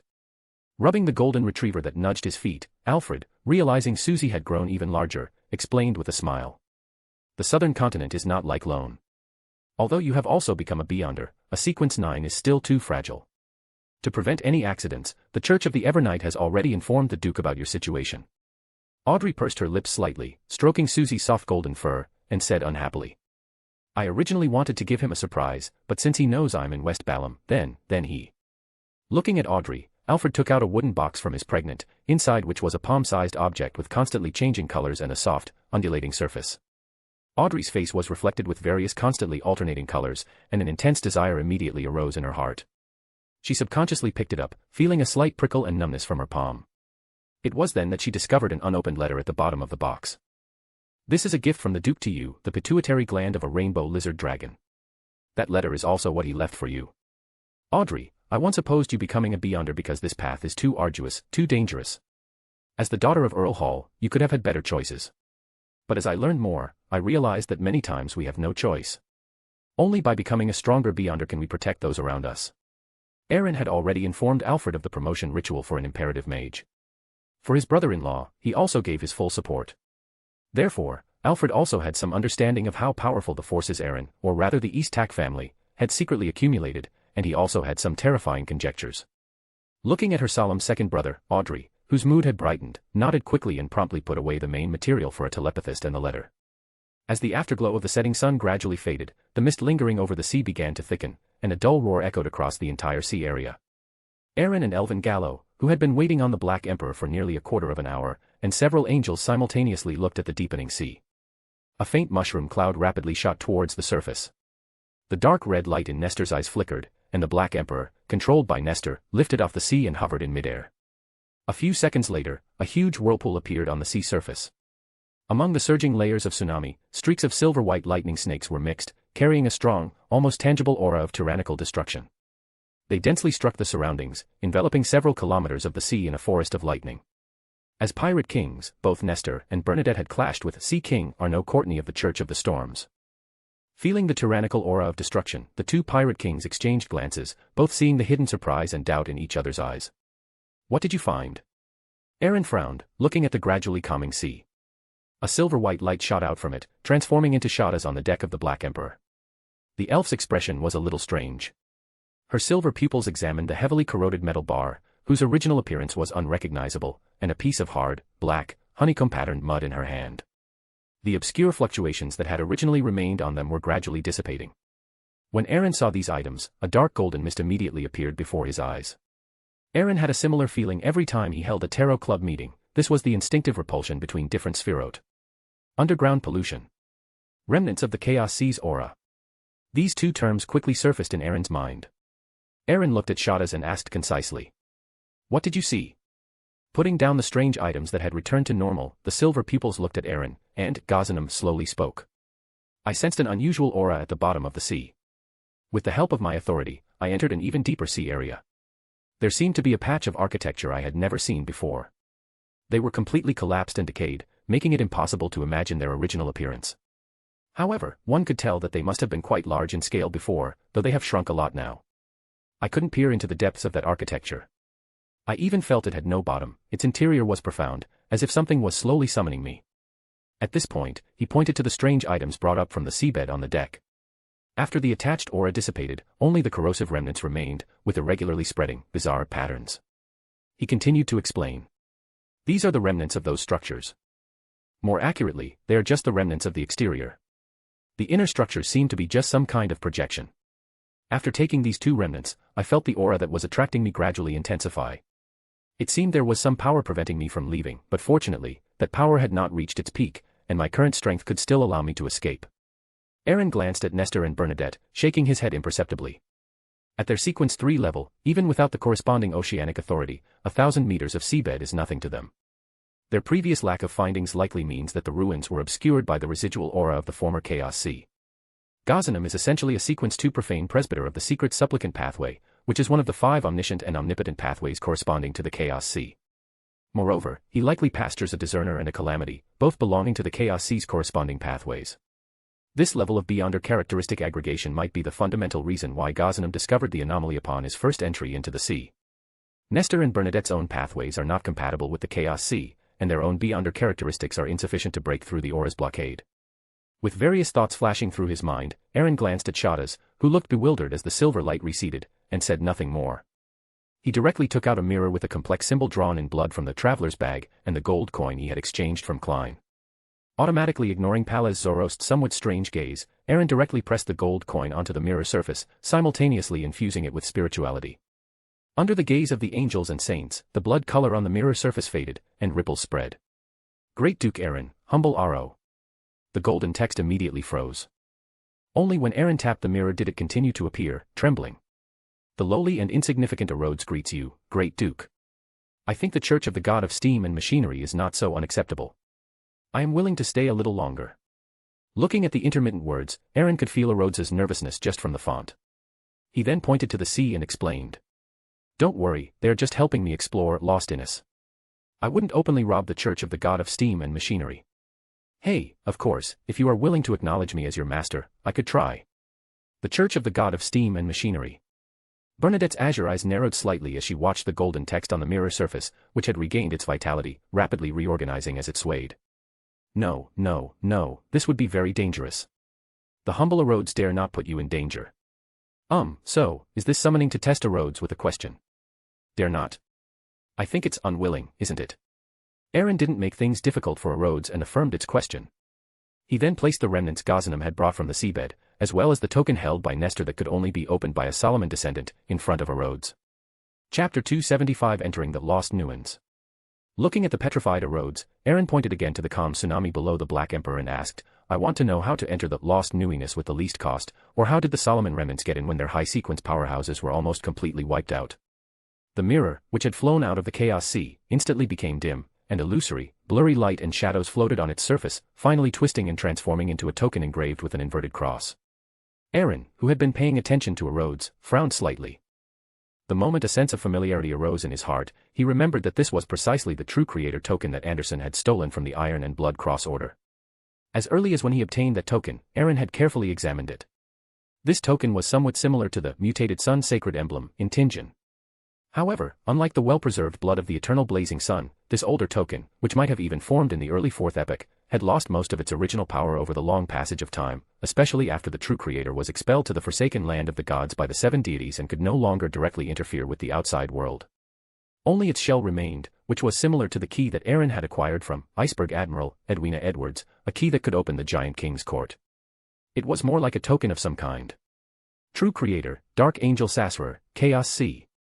A series of thoughts flashed through his mind, and Aaron saw large sections of pale text appear at the very top of the mirror's surface. There was once pollution from underground, but after the cataclysm, the pollution receded, coupled with the abyss's repulsion, leaving only residual traces of the pollution. After the Black Emperor of the Solomon Empire fell, that existence protected the Solomon remnants who fled to sea, allowing them to enter the Lost Nueness. Unlike the fallen Solomon, Erodes dared not directly display that being's name, but beside the pale text, on the chaotic mirror surface, a one-eyed giant was depicted, hanging upside down by chains on a cross, with a pair of indifferent eyes opening from the shadowy curtain behind the cross. This was the widely circulated image of the True Creator in the outside world. Viscount of Fear, Bird Mustana and other trusted subordinates had already been transferred to the bottom of the ship by Nastor when the summoning door appeared on the Black Emperor, as these secrets were like poison to them, who had not even mastered divinity. Excluding them, the weakest person present was a demigod, and everyone had already realized who Erodes dared not name. Looking at the pale text, Pollution from Underground, appearing on the mirror, Duchess Purple Moon Liana, who had experienced the cataclysm, and Shadas, whose eyes were silver, immediately changed their expressions, seemingly recalling some unpleasant memories. The text on the mirror did not stop there, and the inverted cross illusion disappeared. Your Great Duke, the most convenient and least costly method I know is to have a high-sequence beyonder of the secret supplicant pathway use the corrupted token to recreate the former passage. However, the remaining aura of the underground pollution will also attract the attention of that existence in the forsaken land of the gods, and it is highly likely to attract the Angel of Fate from the Aurora Order. Humble Erodes has answered your question. The aura above the spirit world is about to disappear. I look forward to the next opportunity to serve you. Looking at Erodes, who was making excuses to slip away, Aaron did not make things difficult for it. He put away the mirror, pondered the method Erodes had mentioned, and looked at Shada's with an inquiring gaze. Aaron, who was still thinking about how to speak, saw Shada's close her eyes, her body becoming dim. In front of her, a sea that encompassed all colors and all secrets, difficult to describe in words, faintly appeared. In the collective unconscious sea composed of many dim lights, a ray of light detached and transformed into a blurry phantom in front of Shada's. A not quite real, pitch-black eye appeared on the forehead of this phantom, as if a dense shadow was hidden within. In just a breath's time, the phantom became as black as ink, emitting a strong aura of corruption. Bernadette, who possessed a strong adventurous spirit, observed the strange black shadow appearing before the elf with her azure eyes. Silently, a pair of eyes also appeared on her forehead. Unlike the previous one, these eyes were almost transparent, cold and emotionless, and lacked eyelashes. The eye of peeping. As these eyes rotated slightly, Bernadette endured the corrupting aura spreading through her senses and noticed two illusory, unreal thin lines extending from the elf's body. One was connected to the strange black shadow, while the other merged into the collective unconscious sea. Her spirituality continuously surged into the eye of peeping, yet she still couldn't clearly see the source. With the true vision provided by the Nation of Disorder, Aaron also observed the scene. However, he understood Ashada's, or rather Kohainam's, true nature better than Bernadette, and a guess had already formed in his mind. Kohainam's true body might be hidden in the unconscious sea near the Sunia Island elven ruins. This should be her virtual personality, separated by borrowing the authority of herding the discerner. Shada's had already reopened her eyes, glanced coldly at Bernadette, and pointed to the black shadow filled with corrupting aura in front of her, saying, "It can also fulfill the mirror's request, but due to some limitations, it can only reopen the passage for a maximum of 3 minutes."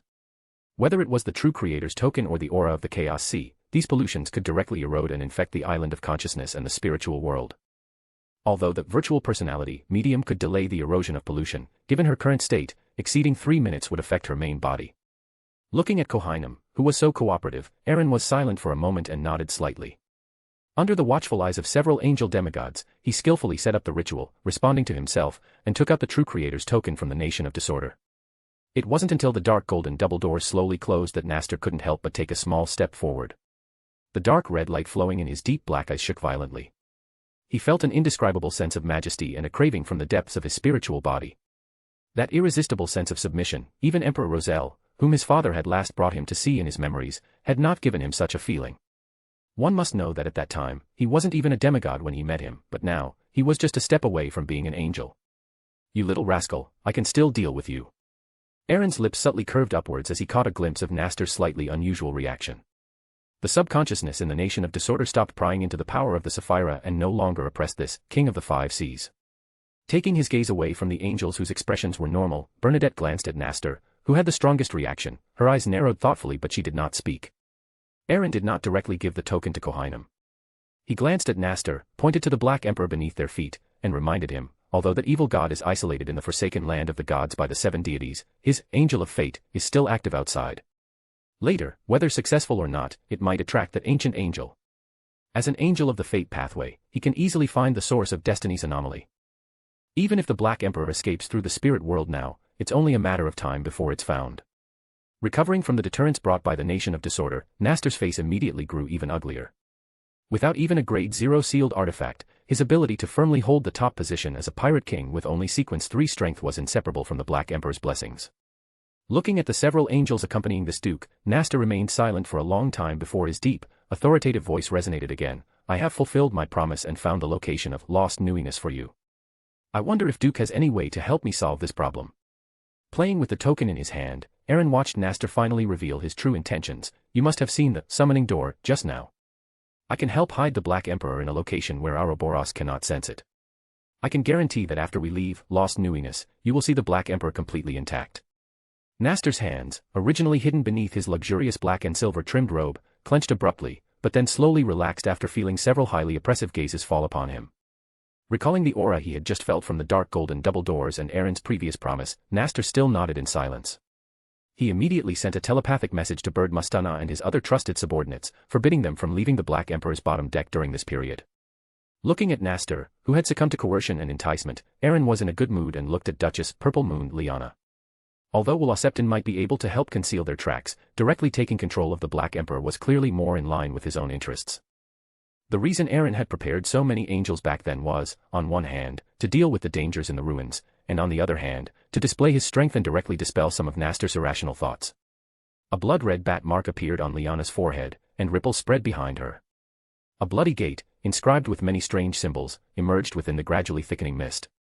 Under Nastor's manipulation, the Black Emperor gradually dematerialized, then was enveloped by the silvery white light that poured out from behind the open blood-red door. As the blood door vanished, Aaron didn't hesitate, directly throwing the token in his hand to Shadas, who had been waiting for a long time. Black tentacles extended from the phantom in front of her, wrapping around the token and rushing directly towards the deep sea.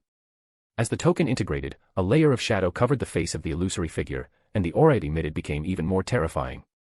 One pair after another of pitch-black wings spread out from its back. The crimson moonlight suddenly vanished, and darkness became the ruler of the sea area. However, this darkness was different from a normal night. There was no moon, no starlight, only blurry shadows appearing one after another. Standing in such darkness, Aaron always felt as if someone was pressing against him from behind, yet he clearly knew it was an illusion and did not blindly turn around. Under true vision, he saw that when those pitch-black wings covered the sea surface, a large amount of illusory, pitch-black gas immediately surged from the depths of the seabed. At one point, Aaron seemed to see another illusory, pitch-black, viscous ocean within it. This feeling was fleeting, and before he could ponder it, the sea surface beneath his feet seemed to be stirred by an invisible force, and a massive whirlpool appeared. Nastor, whose face had been fluctuating between light and dark due to the Black Emperor escaping his control, suddenly looked at the center of the whirlpool, an entrance that seemed to lead to an endless abyss. The token, which only Solomon bloodline could activate, emitted waves of fluctuations. Quick! Damn it! A slightly hurried voice rang out. The originally layered, sky-obscuring pitch-black wings, after absorbing the pitch-black gas rising from the seabed, uncontrollably dispersed into black mist, vaguely forming a giant cross. It's only been 1 minute. Aaron, who also noticed the change, cursed inwardly. His intuition told him that the true creator's swift reaction this time was not only due to sensing the residual aura of the Chaos Sea, but also possibly related to himself. Looking at the reappeared passage, Aaron no longer hesitated, tightly grasped Shadas, followed closely behind Nastor, and entered the bottomless pitch-black passage with the several angels. The out-of-control, virtual personality directly dissolved into the black mist. A blurry shadow hung upside down on a cross, its indifferent eyes, however, peered through the black mist towards the west.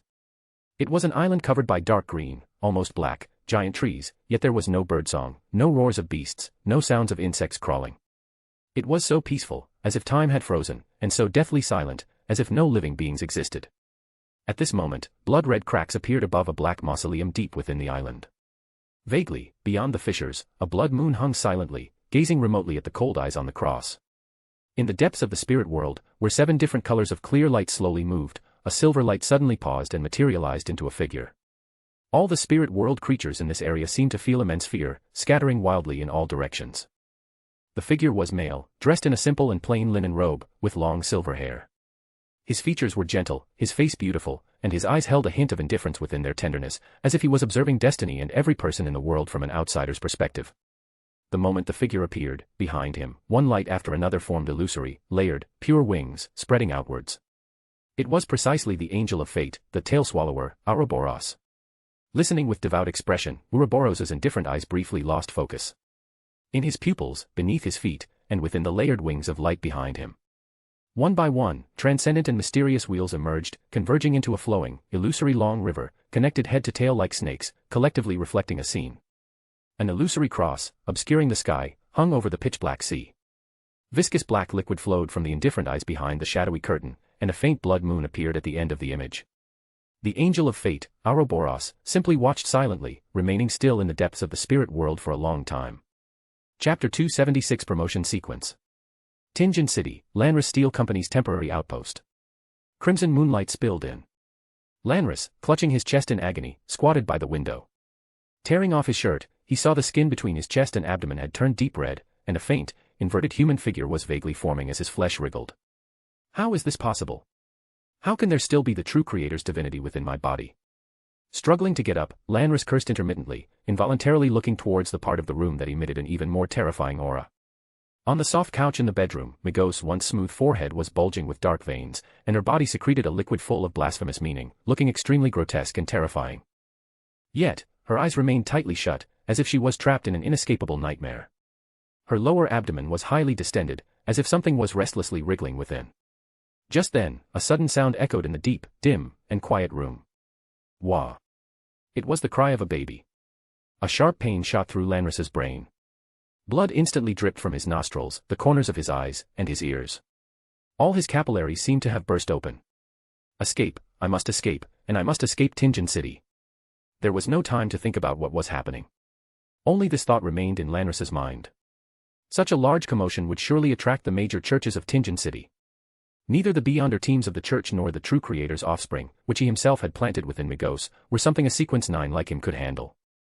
Struggling, he leaped from the window. Kneeling on the deserted street, Lanris immediately felt the discomfort in his body ease significantly. He vigilantly looked around but found that the piercing cry of the baby had vanished, and the expected chaos did not occur. His heart pounded fiercely. Lanris subconsciously looked at the window he had jumped from, discovering that it seemed to be shrouded in a layer of shadow. Within the shadow, the previously distended lower abdomen suddenly stiffened, becoming eerily flat. Migos, who had begun to mutate, returned to normal. Aside from the messy bedsheets, the room appeared no different than usual. Outside Tinjin City, Insangwil suddenly gripped Alzahad, which was writing ceaselessly without anyone holding the pen, and found several new paragraphs on the notebook. The layout of Tinjin City does not seem to be developing in the direction Insangwil desires. Dunsmith's problem has been alleviated. His condition is clearly improving. He has actually mastered the acting method. And this was taught to him by the Nighthawk's Klein Moretti. And the evil god's offspring hidden within Migos seems to have sensed the aura from the Sea of Fog, wanting to be born prematurely. Poor Insangwil's ultimate plan is about to be aborted before it even begins.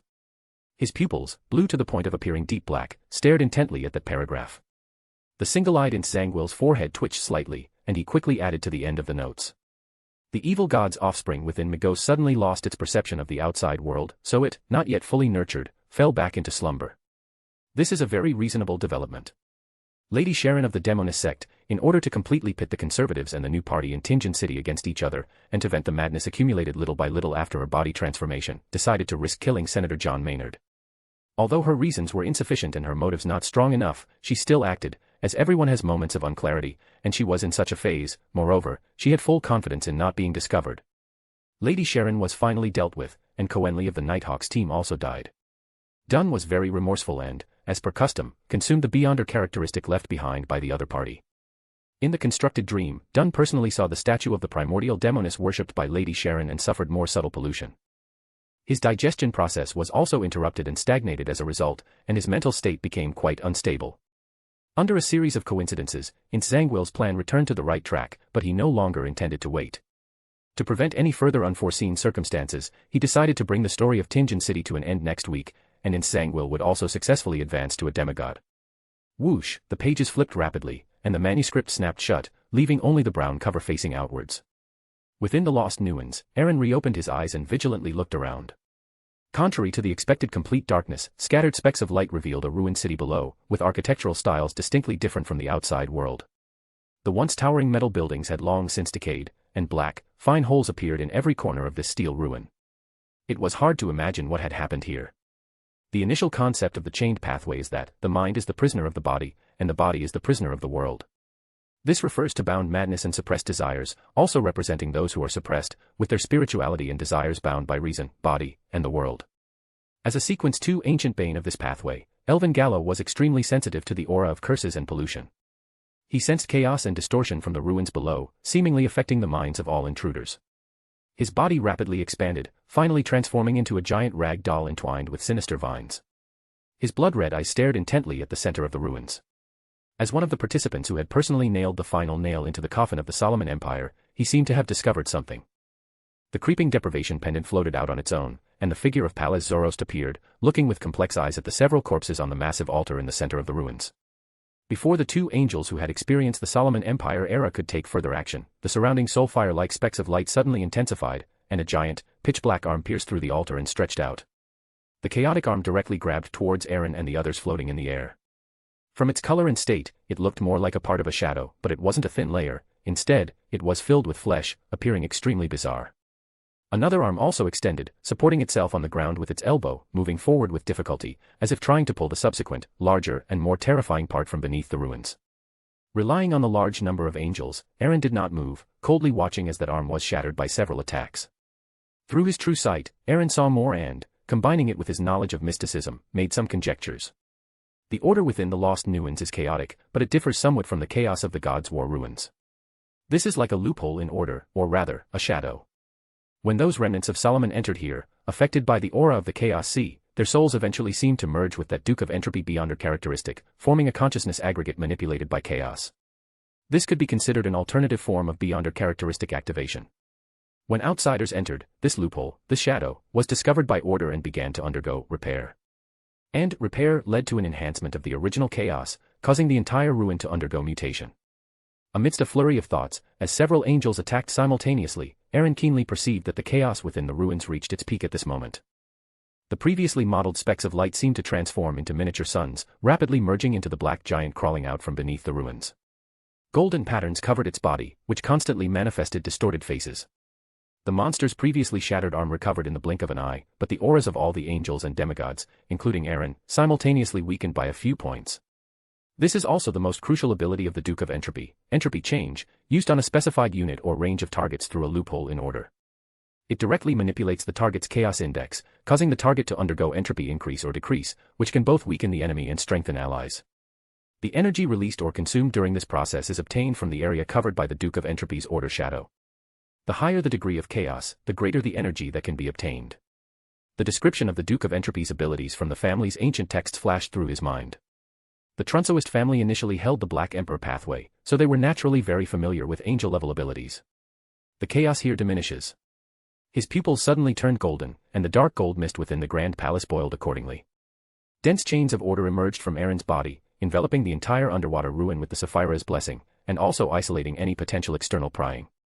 Seemingly sensing the aura of the Nation of Disorder, the Duke of Entropy, besieged by several angels, emitted black mist from his body.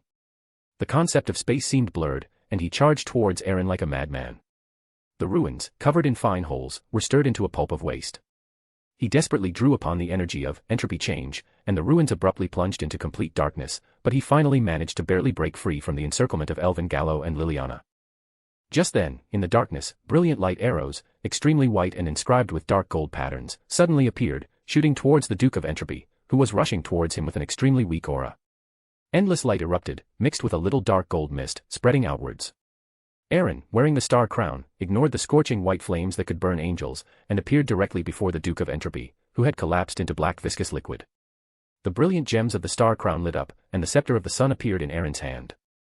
Without the slightest hesitation, he directly plunged it into the black viscous liquid, which was still twisting and wriggling, trying to reform its shape. Accompanying the crisp sound of shattering, countless roars that simultaneously erupted gradually subsided. The souls that had merged into the Duke of Entropy Beyonder characteristic were finally completely purified. Seeing that this activated Beyonder characteristic had fallen into silence, Aaron did not hesitate. Following his spiritual intuition, he looked up at Palaz Zoroast, who had not yet acted. Palaz sighed softly, looking with complex eyes at Elvin Gallo, who was collecting the Solomon treasures scattered throughout the ruins. His figure dissipated, forming a colossal, ancient, mottled phantom above the ruins. This phantom was like the surface of a stone-carved wall clock, divided into 12 sections in total. Each section was either grayish-white or greenish-black, intermingled with clear boundaries and distinct symbols. As the hands rotated, an indescribable, invisible torrent emerged, as if traversing long history. Feeling the invisible torrent enveloping him, Aaron, who was already prepared, subtly moved his thoughts. A certain star above the dome within the Nation of Disorder immediately lit up. Forsaken land of the gods, Moon City. The high priest Nim, standing on the high platform, prostrated himself devoutly. Under his leadership, the residents of Moon City, who had already gathered around the platform, chanted together. You are the source and shadow of order, you are the great emperor of the chaotic realm, you are the chaotic beacon who wields rules. You are the creator, maintainer, and judge of the world's order. Prayers originating from the canon of order, mixed with the chains of order spread throughout Moon City, seemed to connect to the Nation of Disorder. With the Saphira's authority, Aaron connected all of this to the invisible river of destiny constructed by Palaz Zoroast. The chains of rules within the lost Nuens, originally permeated by shadows, were slowly being replaced by dark gold chains of order. Using the authority of fate grafting from the Trojan horse of destiny to allow this avatar of Palaz to temporarily gain the complete Sequence 1 authority, with Aaron's active cooperation, the Sequence 1 Palaz stole the anchors and authority he had condensed from Moon City, grafting and replacing Nuen's original chaotic rules. A sense of incompatible control surfaced in his heart. Resisting the urge to immediately advance, Aaron subtly moved his thoughts, and the previously chaotic ruins were immediately separated. All the Solomon treasures hidden beneath the ruins flew towards Elvin Gallo, who had dispelled his mythical creature form. You all go first. My staying here to advance is enough. The chains of order vibrated slightly, and an undeniable, majestic voice immediately appeared in everyone's minds. Duchess Liliana of the Purple Moon nodded slightly, glancing at Aaron, who seemed to have merged with this world, and opened the passage to the Moon Kingdom. Bernadette, who had gained quite a few Solomon treasures through her eye of secrecy, glanced at the brilliant crown on Aaron's head. She said nothing but pulled Nast, who still wanted to say something, into the blood door. Once the ruins fell silent again, Aaron, who controlled part of the underlying rules of this space, immediately retrieved the Chaos Hunter Beyonder characteristic and 2 auxiliary materials from the Nation of Disorder. When advancing to Imperative Mage, Aaron had already sensed the anomaly in the Nation of Disorder. The mutation brought by advancing to Chaos Hunter could very likely be noticed by Liliana and High Gaunum, so he chose to clear the area. Anyway, with the Star Crown, he could leave at any time without worrying about Ouroboros ambushing him. Looking at the translucent, viscous liquid shimmering with golden patterns in his hand, Aaron, who had already delayed for some time and didn't know how long the authority stolen and grafted by Palaz Zoroast could last, drank it without the slightest hesitation. His thoughts exploded. Aaron's last sight saw his body transform into dark gold particles, and lines of unknown meaning intertwined around the dark gold chains of order. Mad, chaotic thoughts instantly filled his consciousness. Chapter 277, The Special Features of Ancient Evil Objects. The Moon Country, where hills once covered in black vines and thorns were now bathed in a soft, silvery moonlight. The barren hills were lush with green grass, flowers, and grains, exuding a powerful aura of life that completely overshadowed the original strangeness and madness. After the incomplete fragment of the Divine Kingdom merged, the lingering will of the variant King Faster contained within the wasteland was completely suppressed. Louise stood beside her grandfather, Marquis Mistral, her body shimmering with a faint glow. Even though she was enveloped by dense energy and life aura, her current state was still somewhat unstable. This was a clear state of spiritual tide. After the Moon Country was completely restored, its missing authority and symbolic meaning were replenished. The sanguine within the Moon Country became unstable during the full moon. This was not like the variants who would go mad and lose their minds because of it. Instead, it was a form of enhancement. However, the sudden surge of spirituality, like a rising tide, still placed a great burden on the sanguine, especially those below the demigod level who had not yet mastered divinity. It could even lead to hallucinations or unnecessary dangers due to a temporary increase in inspiration. Crimson, almost black, chains extended from the void, coiling around the suddenly appearing Black Emperor and restraining the ghost ship. After completing all of this, Marquis Mistral looked at Louise and said with a smile. We sanguine counts are outstanding masters of powers in domains such as darkness and moon. Our advancement also needs to be carried out under the full moon. The spiritual tide brought about by the restoration of the ancestral land is similar to the weakened side effects of advancement. Experiencing it more will be very helpful for your future advancement. Enduring the whispers that occasionally sounded in her mind and the accompanying stinging pain, Louise slowly nodded. Although she was somewhat curious why the flagship of the King of the Five Seas would appear here, she controlled her curiosity well and did not ask.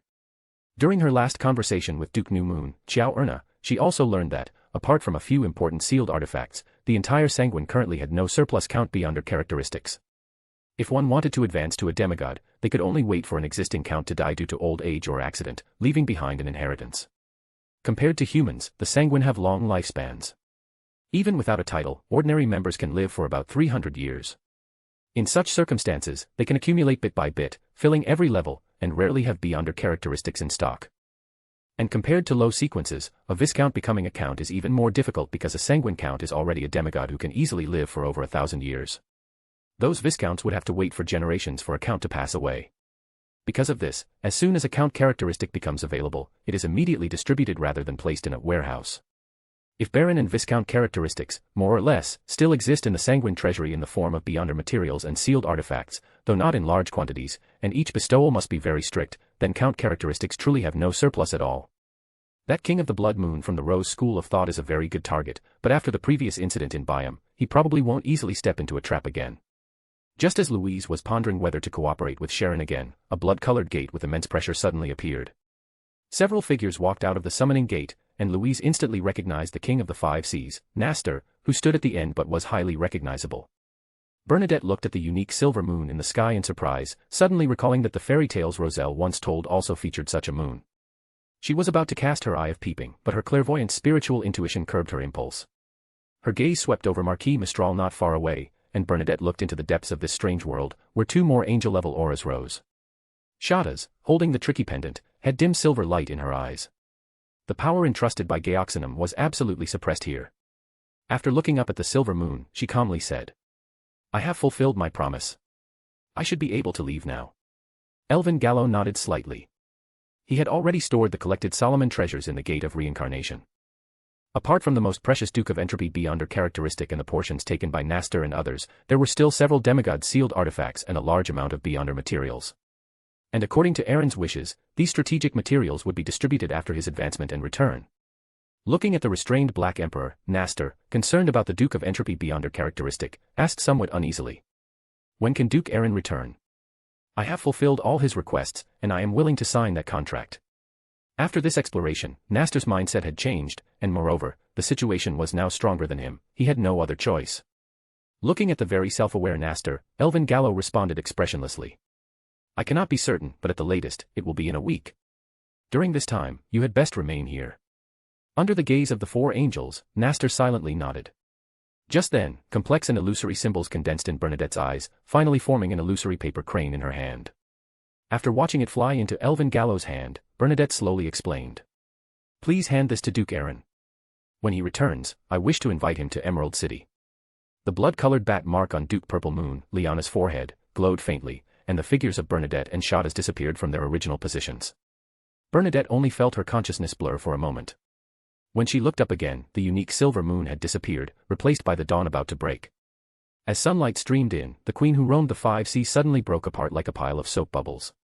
The light reflected by the bubbles under the morning sun refracted into different colors, like a dream. Connaught, the largest port city in Loen's Dongtak County, 49 Red Wutong Street. The light of the early sun was blocked by thick curtains. After setting up the spiritual wall, Sharon, wearing a small black soft hat, gazed at the quietly burning candle flame. She stepped back and prayed in a low voice. Whoosh! Inside the spiritual wall, the wind suddenly intensified, and a rare hint of joy and excitement appeared in Sharon's azure eyes. The candle flame swayed, expanding to the size of a human head, pale as if it had lost all warmth. A translucent head slowly emerged as if breaking through a thin film. Its hair was light gold and smooth, its eyes crimson like blood, and its appearance was bright and elegant. Teacher, Sharon couldn't help but take a step forward, murmuring in a faint, ethereal voice. The head fully emerged, but what followed was not a neck, but an illusory hand holding the ends of its hair. After the hand, there was a dark-colored cuff with intricate patterns.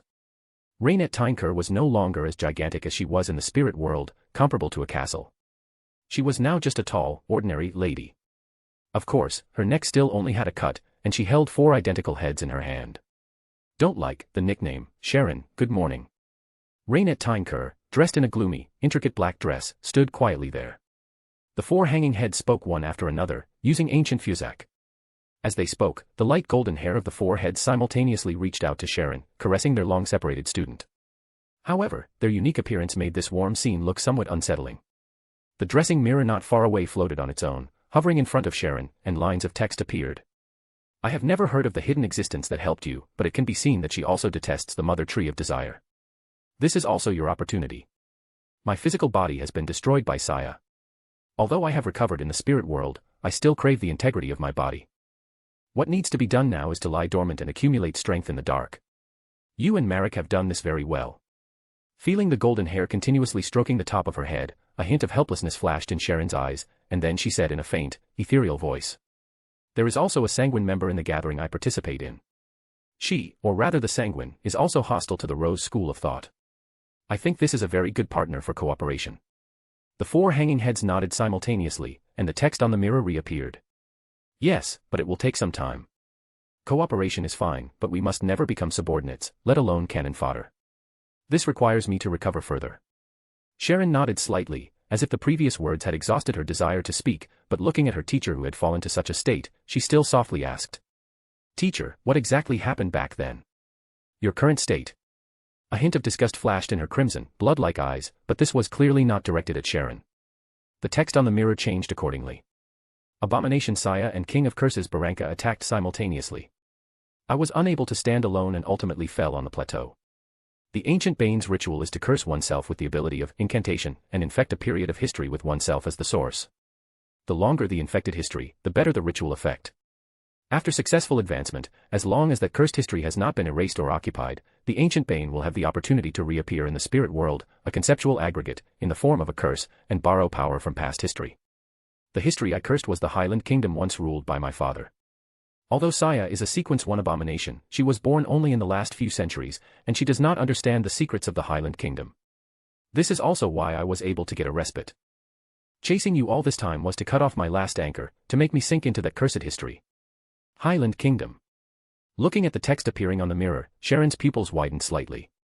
She hadn't expected the ancient Bane's advancement ritual to be like this. After a moment of silence, she continued. Teacher, I am now a puppet.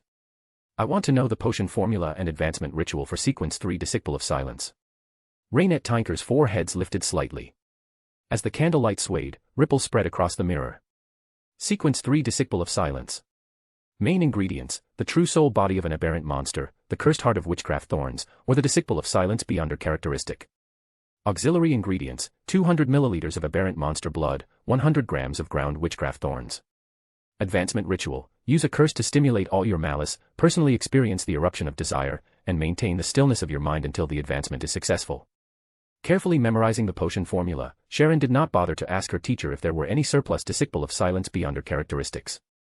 After all, power could be borrowed from cursed history, but beyonder materials could not be taken from the mists of history. The most practical way was to seek help from the Lord of Order at the Chaos Council. Sharon, who was meticulously recording, suddenly found another passage appearing after the formula. Disciple of Silence was formerly known as cursed object. The essence of the ritual is to use the release of desire to blend spirituality with curses, transforming from a puppet into a true cursed object. You must remember to maintain the stillness of your mind to avoid losing control and becoming a monster. Turning her head in surprise, Sharon watched Raynette Tinker's 4 heads, which she was holding, simultaneously blink. Her figure quickly became illusory and shrank back into the pale candlelight. West Balam, Southern Continent, Nikiforo City. In a lavishly decorated bedroom, Audrey looked at the constantly changing luster of the liquid in the bottle in her right hand, which seemed to be able to shine into everyone's hearts. She thought excitedly. Audrey, you're amazing. You succeeded in concocting it on the first try. I wonder what interesting abilities a telepathist can gain. As she thought this, she warily glanced at the door, seemingly afraid that Susie would suddenly burst in, as Susie would open the door by the doorknob. Susie doesn't know I'm preparing to advance to a telepathist yet. She should still be eating biscuits right now. Relieved, Audrey confidently drank the telepathist potion, smoothly passing the integration phase of the beyonder characteristic and achieving advancement. What she saw before her eyes seemed to suddenly become much clearer, and many more things were added. Audrey skillfully used meditation to converge her scattered spirituality.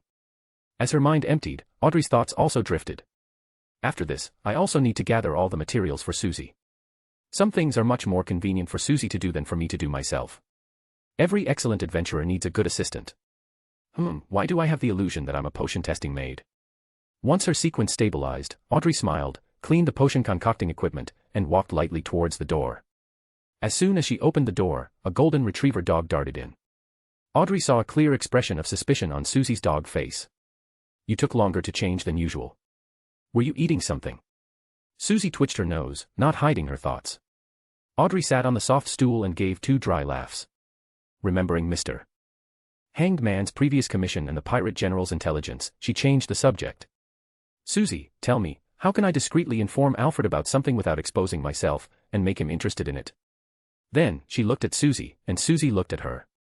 One person and one dog simultaneously fell into contemplation. Chapter 278 The Authority of Promotion. Alfred did not wear his colonel's uniform, instead, he wore a common Backlund black trench coat. His brilliant golden hair fell casually, and his azure eyes were like deep lakes in the forest. Every movement exuded an indescribable sense of majesty. Even without soldiers surrounding him, he clearly presented an aura of authority. He looked at the 2 ladies standing across from the desk, holding many documents, and added gravely. Before you return to Backlund, you will be temporarily assigned to the enforcement team to participate in the operation to clear beyonder incidents around Nikiforo City. These documents contain intelligence provided by the Nighthawks. You can familiarize yourselves with them first. After your merits repay your debts, any remaining merits can be immediately exchanged for rewards, including potion formulas and materials. Nikiforo City generally worshipped the Evernight goddess, and as staunch supporters of the Evernight Church, the Hall family allowed Alfred to receive maximum support here, without fear of being constrained. With the support of the Evernight Church and the Eastern Tak family, after clearing the surrounding chaos, Alfred could establish a new order here at the fastest speed, completing his promotion ritual. Feeling a little nervous under the gaze of those azure eyes, Furs and Zio hastily nodded. Just then, the door was pushed open, and Audrey stood at the doorway, curiously observing the 3 people in the study, with Susie wagging her tail behind her. Seeing Audrey arrive, Alfred voluntarily ended the conversation. Furs, also being tactful, bid farewell and pulled Zio out of the study. Looking at the documents in their hands, Audrey gestured to Susie with her eyes. Only after seeing the golden retriever dog stealthily following the two did Audrey enter the room. After informing Alfred of the intelligence that Hurricane Admiral Kalangos had secretly landed and infiltrated Backlund, Audrey intentionally did not rush to state her position, to show her difficulty and prevent her brother from asking about the source of the information. This was not part of her family education, nor was it something she learned at Beyonder gatherings. It was purely a skill she had figured out herself after advancing to telepathist. Hurricane Admiral. Alfred frowned slightly. A pirate general in Backlund was naturally nothing, but his father, Earl Hall, was, after all, an ordinary person. Even with the protection of the Evernight Church, it would be difficult to fully protect him at critical moments. His expression immediately turned serious. Alfred looked at the conflicted Audrey and immediately responded. I will immediately telegraph this matter to Father and seek confirmation from Archbishop Antony. Furs walked down the corridor, which was covered with a velvet carpet, looking at the documents in her hand with a headache, muttering softly. Please, we are only sequence 8. A sheriff is fine and doesn't back down from a fight, but what can I, a trickmaster, do? Am I supposed to perform a trick for those zombies and ask them to lie down in their graves obediently? Preferably, they should give me all their valuable materials first. Glancing at her chattering friend, Zio put away the documents in her hand, scratched her short golden hair, and ignored her complaints, directly adding a jab in her mind. No, more accurately, these tasks also include wraiths and evil spirits. I don't think they would want to watch your tricks. Also, in the study just now, why didn't you just say it? Furs rolled her eyes helplessly and retorted crossly. The aura from Colonel Alfred was so oppressive I could barely breathe. How dare I say no? The two looked at each other, both seeing the helplessness in the other's eyes. Zio self-comfortingly concluded. The more dangerous the mission, the higher the reward. There's no such opportunity in Backlund. Perhaps we can both advance to sequence 7 before returning to Backlund. As she spoke, she looked at the golden retriever dog that had been stealthily following them. As a sheriff, she had long noticed Audrey's pet dog following them, she just hadn't paid it any mind before. Now that they were going to the Evernight Church to meet with Miss Daly, they naturally couldn't let Susie continue to follow. Her eyes slowly turned golden, and Zio's body exuded the unique majesty of an arbiter. The golden retriever dog immediately shivered, whimpered, and turned to run away. TSK, I actually saw a mix of grievance and curiosity on a dog's face. As expected of Miss Audrey's dog, it's truly unique. The open-minded Furs quickly composed herself and commented cheerfully, watching the golden retriever dog flee in disarray. Zio rolled her eyes, stood on her tiptoes, and patted her friend's head. For that colonel, who was clearly a mid-sequence beyonder, this distance was not far at all. If he overheard, she didn't want to be targeted in such a dangerous place. Layers of prayers awakened Aaron's consciousness from chaos. Everything he perceived seemed to lose its substance, becoming illusory and reverting to its most fundamental essence. Constructing the world's underlying rules, chains of various colors interconnected, intertwined, and spread infinitely, enveloping the entire world. Aaron's own chain of order was merely one link among those myriad chains. Aaron struggled to gather his body but could not find a sufficiently accurate and clear self-positioning. He felt as if he was about to get lost in this area, and his mind was filled with various symbols of unknown meaning, urging him to move forward constantly, making it difficult to return to the real world. Using the prayers, Aaron barely managed to control himself. As his consciousness gradually blurred and his body slowly descended, he desperately searched for something that could confirm his existence. Finally, he saw a broken dark gold light spot deep within the endless chains of order, infinitely high above. His heart stirred, and following his intuition, he flew towards it in a posture of soaring through the cosmos. Inside the light spot was a world completely enveloped by dark gold mist. At the center of this world was a magnificent palace, exceptionally familiar to Aaron. To the side of the palace, in an area that was originally always shrouded in mist, an illusory moon city rose from the ground, and its residents appeared within it. A realization dawned on Aaron. As he passed through the moon city, his consciousness naturally differentiated, completing an invisible connection and making his positioning clearer. The trembling sound of illusory chains came. The originally insignificant dark gold was gradually spreading to other chains of order that constituted the world's underlying rules. As if pulled by countless chains simultaneously, Aaron manipulated his consciousness to connect with his starting point and suddenly plummeted downwards. The dark gold mist rapidly thinned and gathered into Aaron's figure, and the chains enveloping the world consequently vanished. He didn't have time to fully grasp his current state. Subconsciously, he raised his head and looked towards the sky, directly seeing the dense dark gold mist, the ancient and majestic palace enveloped by the mist, and the illusory city beside the palace. Originally, the nation of disorder was about to be stirred by his changes, but as his thoughts shifted, all anomalies returned to calm. This proved that he had now truly mastered the nation of disorder, becoming the master of this Sapphira. As for how much power it could exert in the real world, he could not yet evaluate. Fortunately, I allowed the rules condensed by the Moon City to complete the ritual, which seems to have left an imprint in the Nation of Disorder, helping me find myself at the most crucial moment. Aaron rubbed his forehead. That Duke of Entropy Beyonder characteristic transformed into a triple shadow crown dotted with specks of starlight, and attracted by the escaping aura of the Nation of Disorder, it voluntarily floated before Aaron.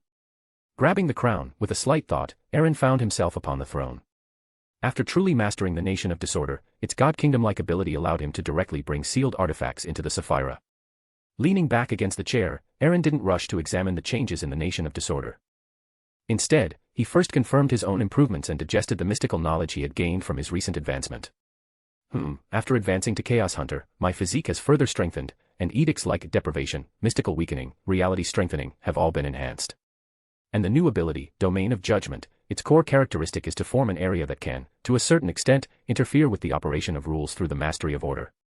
This is similar to the common combat method of high sequences in the Black Emperor pathway, but unlike exploiting loopholes in order, the power a Chaos Hunter can exert depends on the rules of order interference they control. It's like adding one's own imprint to the operation of rules. He doesn't need to actively change the rules of the Domain of Judgment to create any combat environment for himself. Instead, the surrounding rules will actively support him and restrict enemies. Even without the aid of other sealed artifacts, he can achieve Beyonder abilities close to spatial teleportation, which feels a bit like what he says goes. And targets being hunted will be targeted by the rules of the Domain of Judgment, experiencing slowed spirituality recovery, increased negative effects from sealed artifacts, etc. The longer they stay in the Domain of Judgment, the deeper the interference of the controlled order on the rules, and the more restrictions on the enemy. Moreover, for every successful hunt of a high-level Beyonder from a certain pathway, the edicts within the Domain of Judgment will gain corresponding divine effects. For example, if a misfortune mage is hunted within the Domain of Judgment, one can interfere with fate, divination, and prophecy to a certain extent, and even achieve some precognitive effects, somewhat similar to a devil's malicious perception. The benefits brought by hunting are closely related to the target's sequence and rank. Aside from lacking the most direct high-burst damage, a Chaos Hunter is almost omnipotent within his own domain. Aaron couldn't help but think of Prince Grove, who was also a Chaos Hunter in the Loen royal family, guessing that his wielding of the Grade 0 sealed artifact in the Sun domain might be to compensate for the deficiencies in attack. Gathering his thoughts, Aaron's eyes instantly blurred, as if stained with a golden-yellow color, and at the same time, a dense dark gold mist flowed within them. A substantial majesty emanated from him, stirring the mist that enveloped the entire world. Feeling the surging power filling every part of his body, he leaned slightly forward, extended his palm, and declared in ancient Hermes. Execution. Accompanied by a whooshing sound, an invisible and immense force swirled into a terrifying hurricane, raging within the palace. Looking at the mess on the floor, Aaron's lips curved upwards slightly. Even without the enhancement of other items, relying solely on the Sapphira power he leveraged, he could exert angel-level power within the Nation of Disorder. After thinking for a moment, Aaron raised his right hand again and gently lifted it upwards. In an instant, the boundless dark gold mist immediately boiled. One by one, slightly dim rays of light gathered together, condensing into a translucent angel with illusory wings on its back, according to Aaron's will. Unlike the empty shell before, this was an angel with corresponding rank and power, an angel of majestic sanctity and immense pressure. I don't need to attach the Black Emperor card, nor do I need to borrow the Scepter of the Sun. By myself, I can leverage the power of the Nation of Disorder to the greatest extent, allowing the Angel of the Lord of Order to become a true Sequence 2 angel. However, this angel cannot respond to prayers, cannot be maintained for too long, and only exists in prayer light spots and a few attacks. It also possesses the ability to cast edicts. But that's enough. Advancing to Chaos Hunter has freed me from the last restraints. Some things no longer need to be so cautiously considered. After examining himself, Aaron moved his thoughts to restore the palace to its original state, then slowly stood up. He was preparing to leave the palace and examine what exactly the Moon City that had suddenly appeared in the Nation of Disorder was all about. Within the Moon City, which was formed by an boundless dark gold mist, Aaron's figure appeared. He simply glanced around and immediately discovered an anomaly. The most obvious point was that this illusory Moon City seemed to be constructed from a blend of faith and the power of the Nation of Disorder. Gently touching the illusion of High Priest Nim, a broken sentence suddenly appeared in Aaron's mind. Great Lord of Order, I wish to offer everything I have, praying for you to bring salvation to Moon City.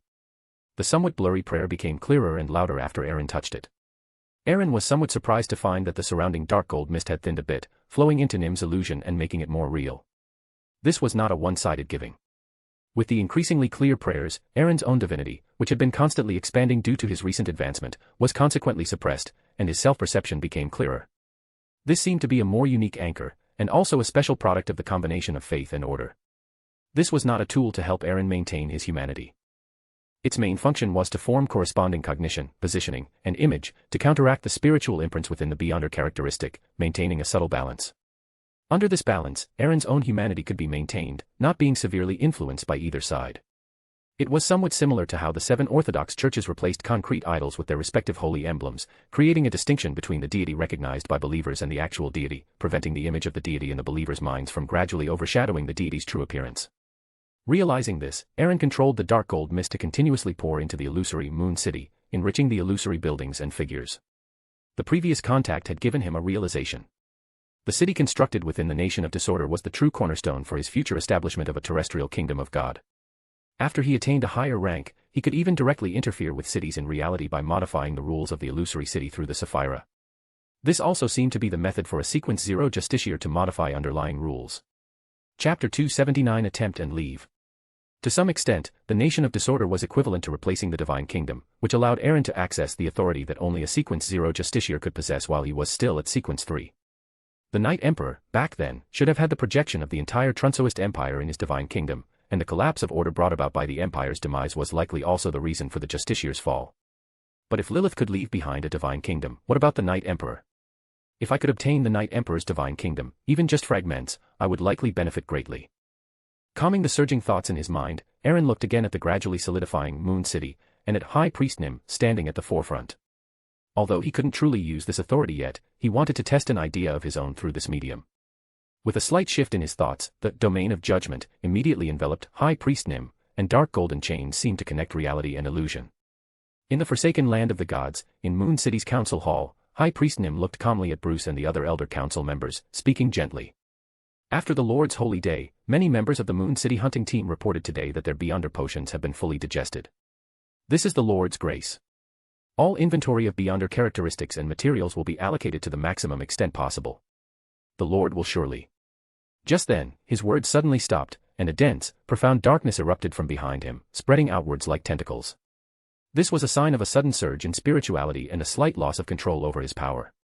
However, as an experienced night watcher, Nim quickly regained control of his power. In a trance, he seemed to see a majestic figure shrouded in dark golden mist. Indeed. Aaron withdrew the domain of judgment, and the High Priest Nim, who had been rendered black, returned to normal.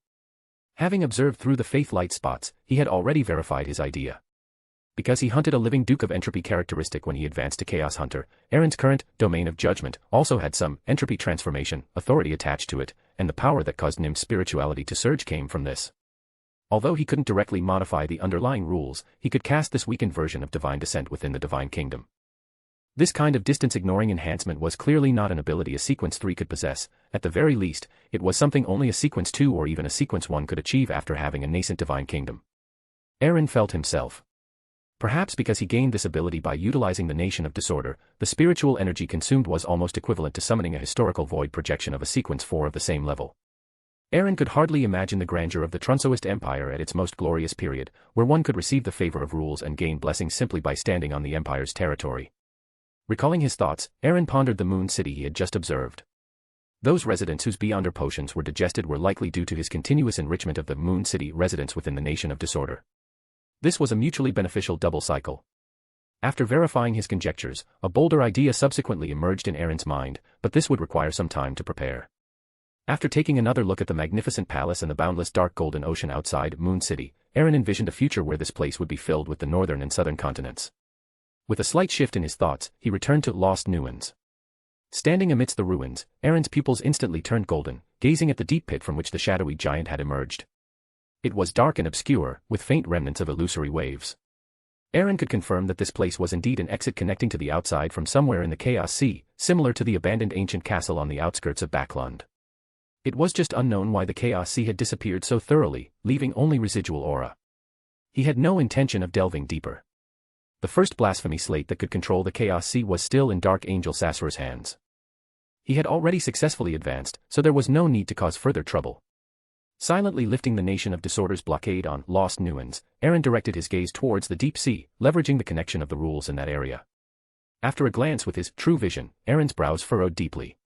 Although the original True Creator's phantom had disappeared, and the Aurora Order's Angel of Destiny he had predicted hadn't appeared, the pervasive pollution in the sea area made him feel uncomfortable. As he was pondering what had happened during his advancement, a dense dark golden mist suddenly appeared before Aaron's eyes, and a strange sense of crisis emerged in his heart, like a prey being targeted by a venomous snake. Without the slightest hesitation, the domain of judgment instantly enveloped him, isolating external perception. The crown of stars appeared above his head, with brilliant light flickering. A gray-blue door of exile, with 7 brass keyholes quietly appeared before Aaron. Although he couldn't yet confirm the source of the danger, anything that could bring him such a sense of crisis would surely be tracked by ordinary teleportation or spirit world travel. Only the sealed artifact, Door of Exile, a Grade 0 sealed artifact, was the best escape method. Without wasting time risking sensing the source of the danger, Aaron decisively stepped through the door. Anyway, the value of this ruin had already been squeezed dry. On the murky ocean where scarlet mist drifted, a strange, tentacled octopus sea monster's body was constantly expanding. Lumps of flesh split open, and one by one, octopuses with faint scarlet hues emerged. These monsters showed no signs of distortion. Each of them smoothly took a crystal monocle from the void with their tentacles and placed it over a position resembling a human's right eye. After glancing at the blurry island to the west, where scarlet mist continuously surged, they looked back at the deep seabed. This aura. I didn't expect there to be a complete Sapphira in the outside world. How interesting. What a pity, just a little bit more, and I could have used the rules to directly appear before that fellow. That scholar of yours who entered the forsaken land of the gods seems to be his believer. I have a premonition that by following this clue, I will soon find Palez. The octopus almonds didn't care about the continuously gathering scarlet mist, which seemed to possess vitality. Their bodies suddenly exploded, and clusters of brilliant light spots dispersed and vanished from the spot. After using the Door of Exile from the Crown of Stars to change location several times, Aaron only teleported back to Irussel after confirming that the sense of dread had disappeared. Given my current Beyonder pathway, any existence that can still give me such a sense of dread must be at least a sequence 1 angel or higher. I immediately suppressed the anomaly of the Nation of Disorder after my advancement, so it shouldn't be those two from the Augustus family and the Castilla family. Although the Moses ascetic order has been tracking me, the hidden sage would never act rashly after what happened last time. The greatest possibility is that Palez Zorost's use of the Worm of Time and Trojan Horse of Destiny abilities attracted Amon's attention. He followed the anomaly of destiny to the Fog Sea and had been waiting until I lifted the concealment. Aaron pondered the various possibilities, but his figure had already appeared in the underground hall of the Ancestral Tower, where he saw Walna Weir and Elvin Gallo, who had already returned from the Moon Kingdom. Feeling the aura emanating from Aaron, Elvin Gallo's blood-red eyes froze for a moment, experiencing a sense of daze as if the Night Emperor who once ruled the world had reappeared. His voice involuntarily deepened a few shades. Congratulations on your advancement. I have brought back all of Solomon's treasures. Materials below demigod level, Beyonder characteristics, and sealed artifacts have been stored in the family treasury. There are still 4 demigod sealed artifacts remaining. As he spoke, his chest, entwined with sinister vines and thorns, split open in the middle, revealing a terrifying, profound, and indescribable aura of death and pressure. Aaron, who was distracted by calming the anomaly in the Nation of Disorder, calmly watched as a gate of white bones slowly emerged from the split body. With his current strength, he could already see the true form of this Grade 0 sealed artifact. Mysterious symbols, rendered in pale and eerie green, appeared one by one, intertwining on the white bones. After forming a hole, they collapsed inwards, transforming into a boundless, slowly rotating dark vortex. A total of 4 items, emanating dense spiritual fluctuations, flew out from within the vortex and quietly floated before Aaron. Tinjin City. After dealing with the mad Mrs. Sharon, Klein returned alone to Zutland Street by rental carriage. The crimson moonlight shone on his face, flickering between bright and dim. In his mind, Coenly, who had vomited out his internal organs, and Dunn, whose mouth was covered in dark red blood, appeared alternately, making his thoughts both chaotic and scattered. Coenly is dead. I remember he just got engaged. His parents are still alive. What was the captain doing just now?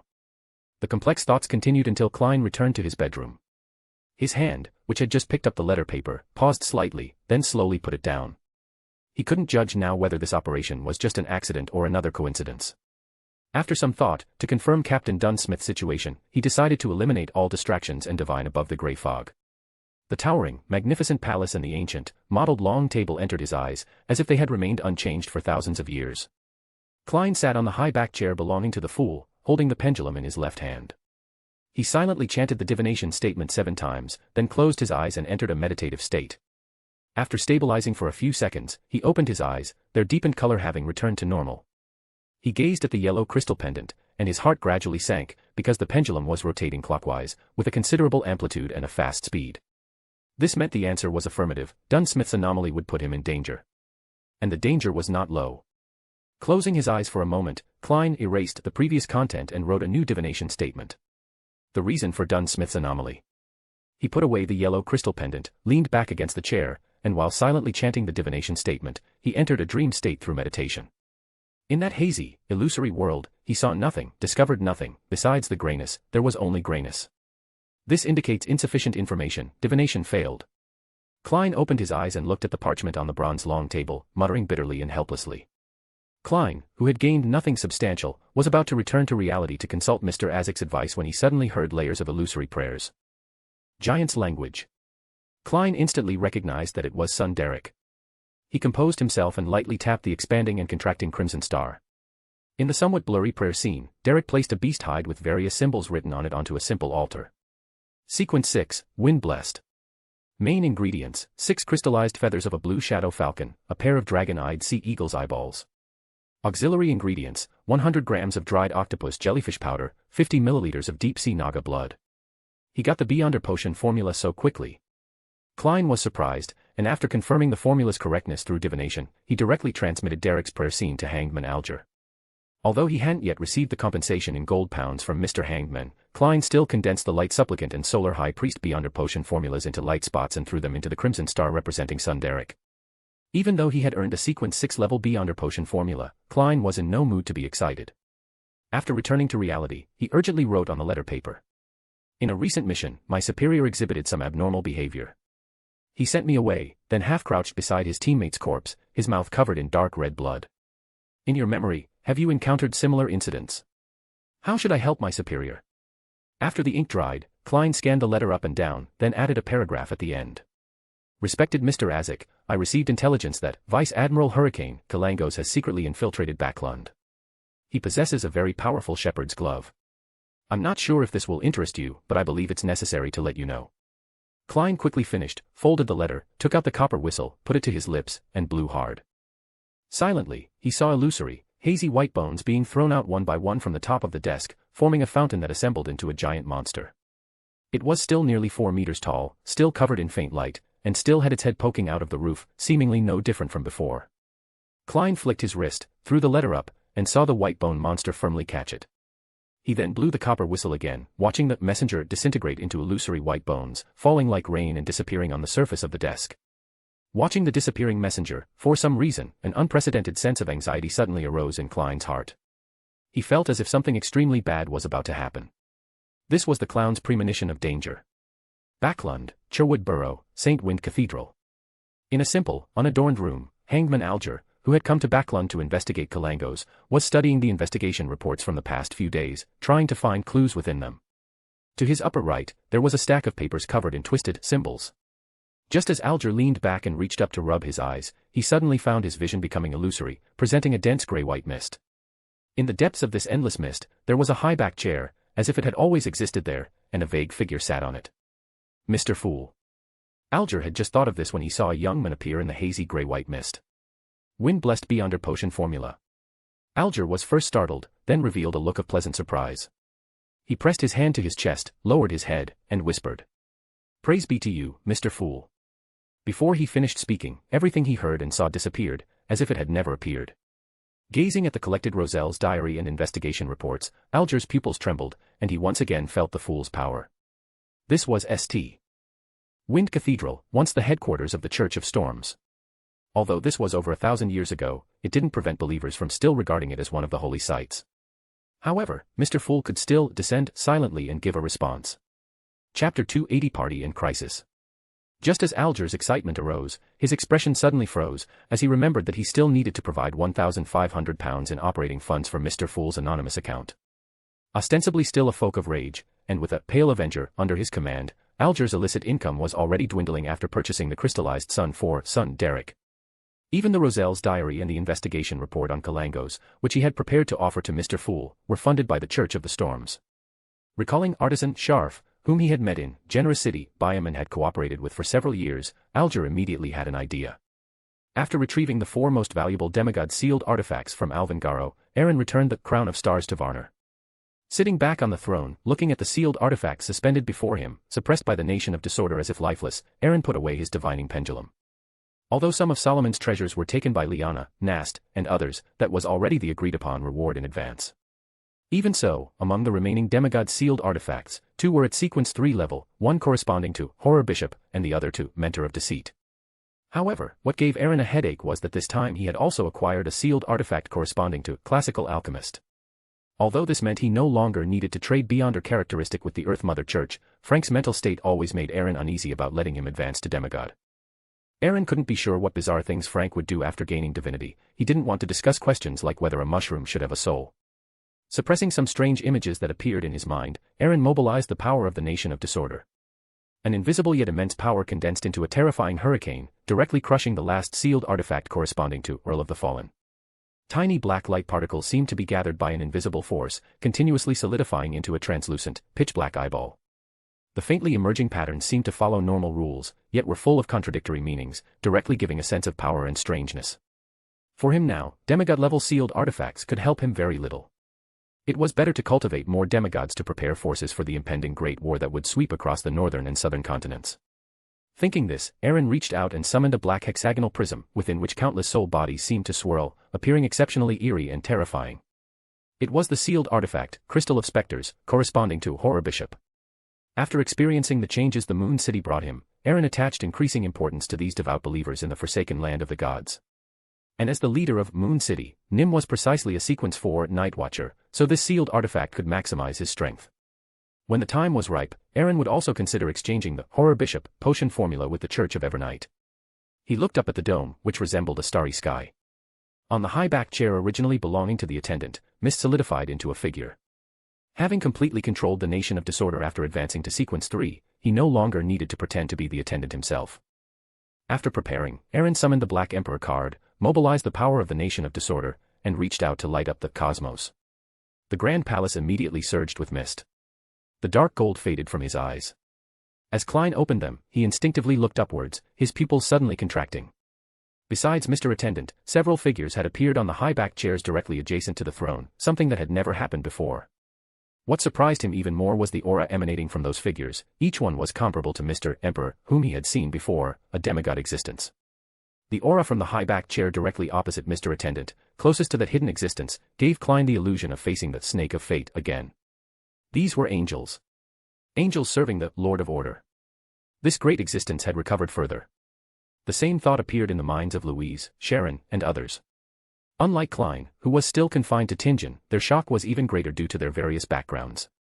Looking at the silent magnificent palace, Aaron overlooked the new members who were digesting the information appearing in their minds, including Alvin Garrow, Cavendish Lancer, Faust Ellen, and the Moon City High Priest Nim. Nim's body trembled slightly, not expecting that he, who had been submerged in darkness in the forsaken land of the gods, could actually see a divine kingdom that only existed in ancient texts. Suddenly, a black hexagonal prism radiating a strong attraction appeared before him. Just as Nim was surprised, a majestic and grand voice came from the throne deep within the palace. This is a sealed artifact formed by a Sequence 3, Horror Bishop, and it is also a reward for Moon City. The hidden dangers in the forsaken land of the gods have already awakened. You now only need to lead Moon City to accumulate strength and await the opportune moment. Satisfied, Aaron withdrew his gaze from Nim and calmly spoke to the council members, who harbored various thoughts. The apocalypse, which even gods cannot escape, is approaching. A great change sweeping the world is about to arrive. Your time is running out. Klein, somewhat nervous from these words, recovered from the words Sequence 3 and, thinking he was only Sequence 8, couldn't help but feel bitter. After the initial surprise, Cavendish Lancer pondered and replied. Great Lord of Order, an anomaly occurred in the forsaken land of the gods a few days ago. It seems something happened to the true creator, so I am still staying in the King of Aberrant city-state. Recalling the terrifying pollution pervading the fog sea, Aaron thought of Roselle's hidden mysterious island and immediately understood. His tone was indifferent and casual as he replied. That is not something you can understand now. God of Wishes Kotar, hidden in the forsaken land of the gods, is the problem you most need to pay attention to. If you discover his whereabouts, do not act rashly. He still holds a Sequence 1, Attendant of Mysteries beyond her characteristic. You can continue searching along the clues of the puppet city. Attendant of Mysteries. His originally relaxed expression turned solemn. Cavendish Lancer respectfully bowed, then sat back in the high-backed chair and fell silent. From the moment he heard about the forsaken land of the gods, Klein held his breath, inexplicably connecting it to the city of silver mentioned by Little Sun, guessing that the so-called Moon City might also exist in the forsaken land of the gods. Before he could lament that this existence already had a large number of followers in such a place, his hand instantly felt slightly hot, and 4 black dots, perfectly forming a small square, appeared on the back of his hand. This was the mark that only appeared when he entered that grey fog space. With the clown's spiritual perception, Klein quickly pinpointed the source of the anomaly. He subtly covered the back of his hand and muttered to himself, "Attendant of Mysteries. This title is related to that mysterious grey fog space." This thought inexplicably appeared in his mind. Klein watched as Sharon and Louise reached an agreement in a few words, preparing to cooperate in hunting the King of the Blood Moon. Thinking that he had to trouble Mr. Azek just to deal with a low-ranking pirate general, Klein immediately felt that he, as the fool, was truly losing face. Listening to the council members' conversations, which started at the demigod level, Klein silently dismissed the idea of asking about the potion formula clues after Clown. Having just advanced, he was not in a hurry. Just as the gathering was about to end, Klein exchanged a demigod-level slumbering charm with the new member, Moon City High Priest Nim, using his self-made sunlight charm. Fainapotter Kingdom, outside Fainapotter City. Aaron left Irithyll after the gathering. Feeling the fluctuations from the darkness mark, he opened the traveler's door and stopped far outside the city, gazing at Fainapotter City enveloped in scarlet moonlight. He looked at the continuous golden churches and the holy emblem of life, surrounded by symbols of wheat ears, flowers, and springs, engraved on their outer walls. His purpose for this trip was to retrieve the creation he had previously entrusted to the Earth Mother Church, but he dared not approach too closely, fearing the hand of order in the city.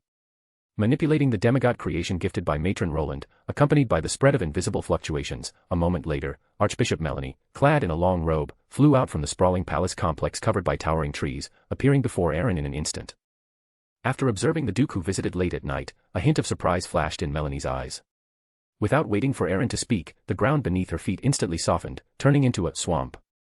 Divine Favorer, this was refined according to the flesh and materials you provided. I have sealed the nightmare ability to prevent the Beyonder characteristic from polluting this spiritless body. As her voice fell, a naked man was spat out by the swamp. He had a high nose bridge and dull gray eyes. It was Dunsmith, created through life transmutation. After examining him, Aaron praised without any burden. Praise the merciful mother, life transmutation is truly an incredible miracle, but some subtle details still need to be modified. Looking at the archbishop with green hair mixed with wheat ears before him, Aaron lightly tapped his finger, and Dunsmith's hairline on his forehead instantly rose a few centimeters. Archbishop Melanie, who had originally wanted to hear some valuable opinions from this unfathomable divine favorer, immediately fell silent. Tingen City, Blackthorn Security Company. Leonard, who had just returned from investigating the disappearance of Lanris, silently looked at Klein, and at the Tingen City Honest Men newspaper spread open on the table. The most prominent position in the newspaper published a piece of news. Lady Sharon, the widow of the old Baron Hoy family, was involved in the sudden deaths of Councilman Maynard. Lady Sharon and her accomplices paid with their lives for their evil deeds, but caused the death of a brave police officer. A brave police officer. Is this how they describe Cohenry? Just like Welch and Naya before. Klein felt a surge of anger in his heart, but had nowhere to vent it, because this was the best way to handle it. According to the internal regulations of the Nighthawks, in order to guard against retaliation from evil forces against their families, even if they sacrificed themselves, their names could not be publicly glorified by ordinary people. Patting Klein's shoulder, Leonard said in a low voice. We are a group of pitiful wretches constantly fighting danger and madness, but we are also guardians. Get ready, this afternoon, the captain will take us to inform their families, to face the scene we least want to face. Silently folding the newspaper and putting it back on the reception desk, Klein nodded slightly. Mr. Azek had not yet replied. Although he felt somewhat unsure how to face the captain, he felt responsible for Cohenry's death and could not evade this matter. As soon as the Tarot Club ends this afternoon, I'll go with the captain and the others. Just as Klein was thinking this, his spirituality was touched. He instinctively looked towards the company entrance, where a visitor stood in the midday sun. She was a young lady, wearing a lotus leaf hat and a loose dress. Her golden hair framed emerald green eyes that revealed a melancholic and serene temperament. But what was most striking about her was her heavily swollen belly. She seemed to be at least 7 months pregnant. Klein was stunned for a moment, feeling as if he had seen this young pregnant woman somewhere before. Suddenly, he heard Leonard exclaim in surprise. Miss Migos. Migos. Yes, the young woman seduced by Lanris. She was pregnant with Lanris's child, and her mental state had been affected, saying that her child could hum and whistle even in the womb. Klein suddenly realized, and was not surprised why Leonard knew Migos. When reinvestigating the people and objects related to the Lanris case, this young woman's photo had been seen by every Nighthawk. At this moment, hearing Leonard's voice, Migos looked at the two with somewhat dull eyes and greeted them politely. Hello. Miss Migos, what brings you to our Blackthorn Security Company? Do you have anything you need to entrust us with? Klein stepped forward 2 paces and asked. He was completely baffled by Migos' sudden visit, as his interactions with this lady were limited to the Seer Club. Migos touched her belly and smiled faintly. I don't know why, but I suddenly thought of coming to Zutland Street, and suddenly thought of coming up to take a look. Her mental problems were worsening. Klein remembered that he seemed not to have activated his spirit vision last time, failing to confirm Migos' state. So he lightly raised his teeth, about to tap them to the left. Just then, he suddenly froze, and a series of increasingly intense thoughts flashed through his mind. Don't look. To see is to die. The clown's precognition of danger was like a bomb about to explode. Klein stood frozen like a statue, cold sweat beading on his forehead. He felt as if he had experienced the deepest, darkest nightmare, almost unable to wake up. Suddenly, he understood something. Last time, he hadn't forgotten to activate his spirit vision, rather, his spirituality had sensed an unimaginable danger, causing him to subconsciously ignore the matter and forget the aftermath. As Klein's body stiffened, he didn't notice that in his shirt pocket, the lucky gold coin from Adimia suddenly emitted a faint, obscure glow, and invisible waves rippled outwards, spreading along the river of fate towards a certain direction. Chapter 281 Adam. In Elusiel, at the Duke of East Taysoc's mansion. Aaron was discussing the East Taysoc family's arrangements in the southern continent with his father, Guzman while Evelina lay on the soft sofa, idly flicking her tail. Although the localized war in the southern continent had ended several months ago, this did not mean that the Fasak Empire and other secretly conspiring organizations would cease their activities, especially with the Grand Bishop of the God of Combat's church having fallen in East Balam. Aaron couldn't confirm how far George III had progressed, but he assumed he was at least at the King of Angels level, and the world-spanning war promoted by the Twilight Hermit Order must already be in secret preparation. The nail that sticks out gets hammered. Aaron didn't want the curtain of this war to be drawn in the southern continent, or rather, in the East Taysoc family's colonies, as this could lead to unforeseen losses. Just then, a paper crane covered in writing flew out of Aaron's shirt pocket. One after another, quicksilver-colored complex symbols leaped from it, forming a short message with dense patterns and symbols.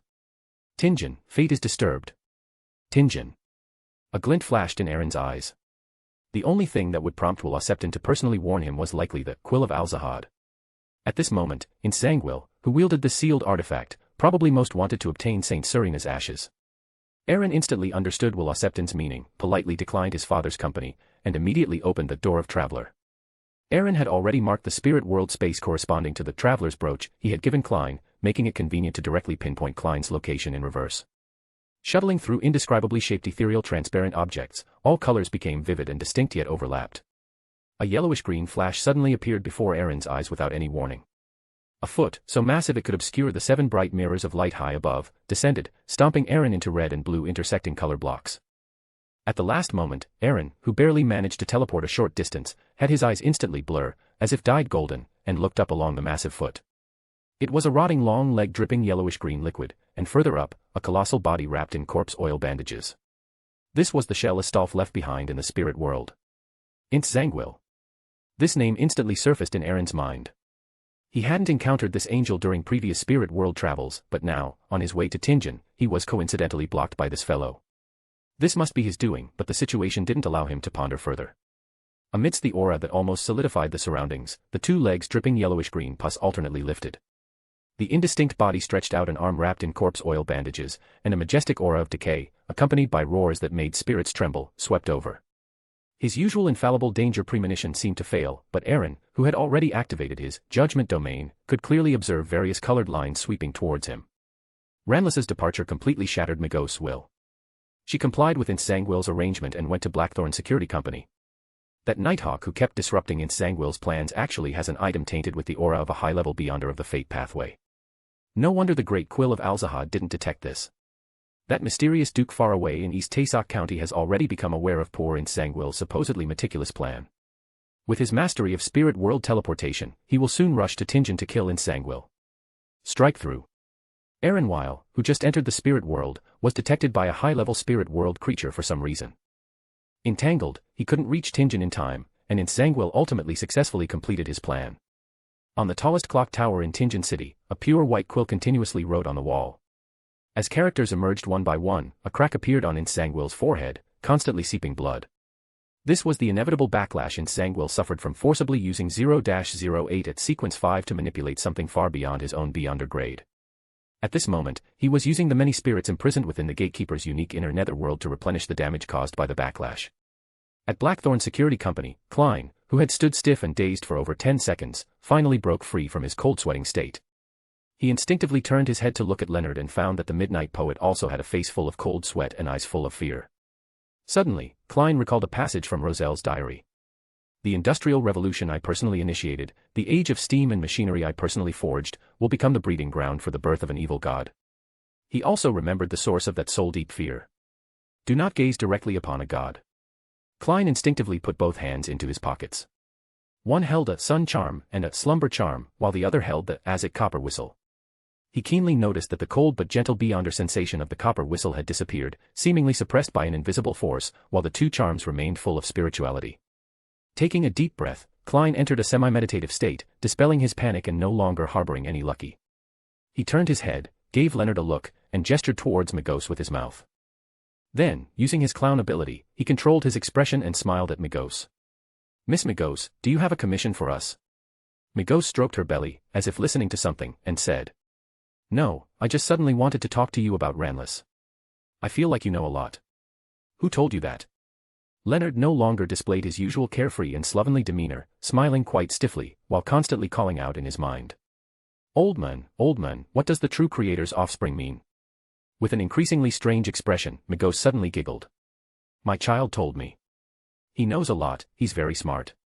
Klein suppressed the urge to curse, secretly took out that slumber charm from his pocket and handed it to Leonard. He wasn't sure if this high-level charm from the City of Moon could appease the thing in Migos' belly, but at least it could buy some time. Instinctively taking the charm, Leonard's mind suddenly heard Palaz Zorost's brief voice. This is a high-level charm of the sleepless pathway. Keep it safe, it can save your life. No matter how Leonard called out afterwards, Palaz Zorost's voice never reappeared, as if he had fallen into a deep sleep.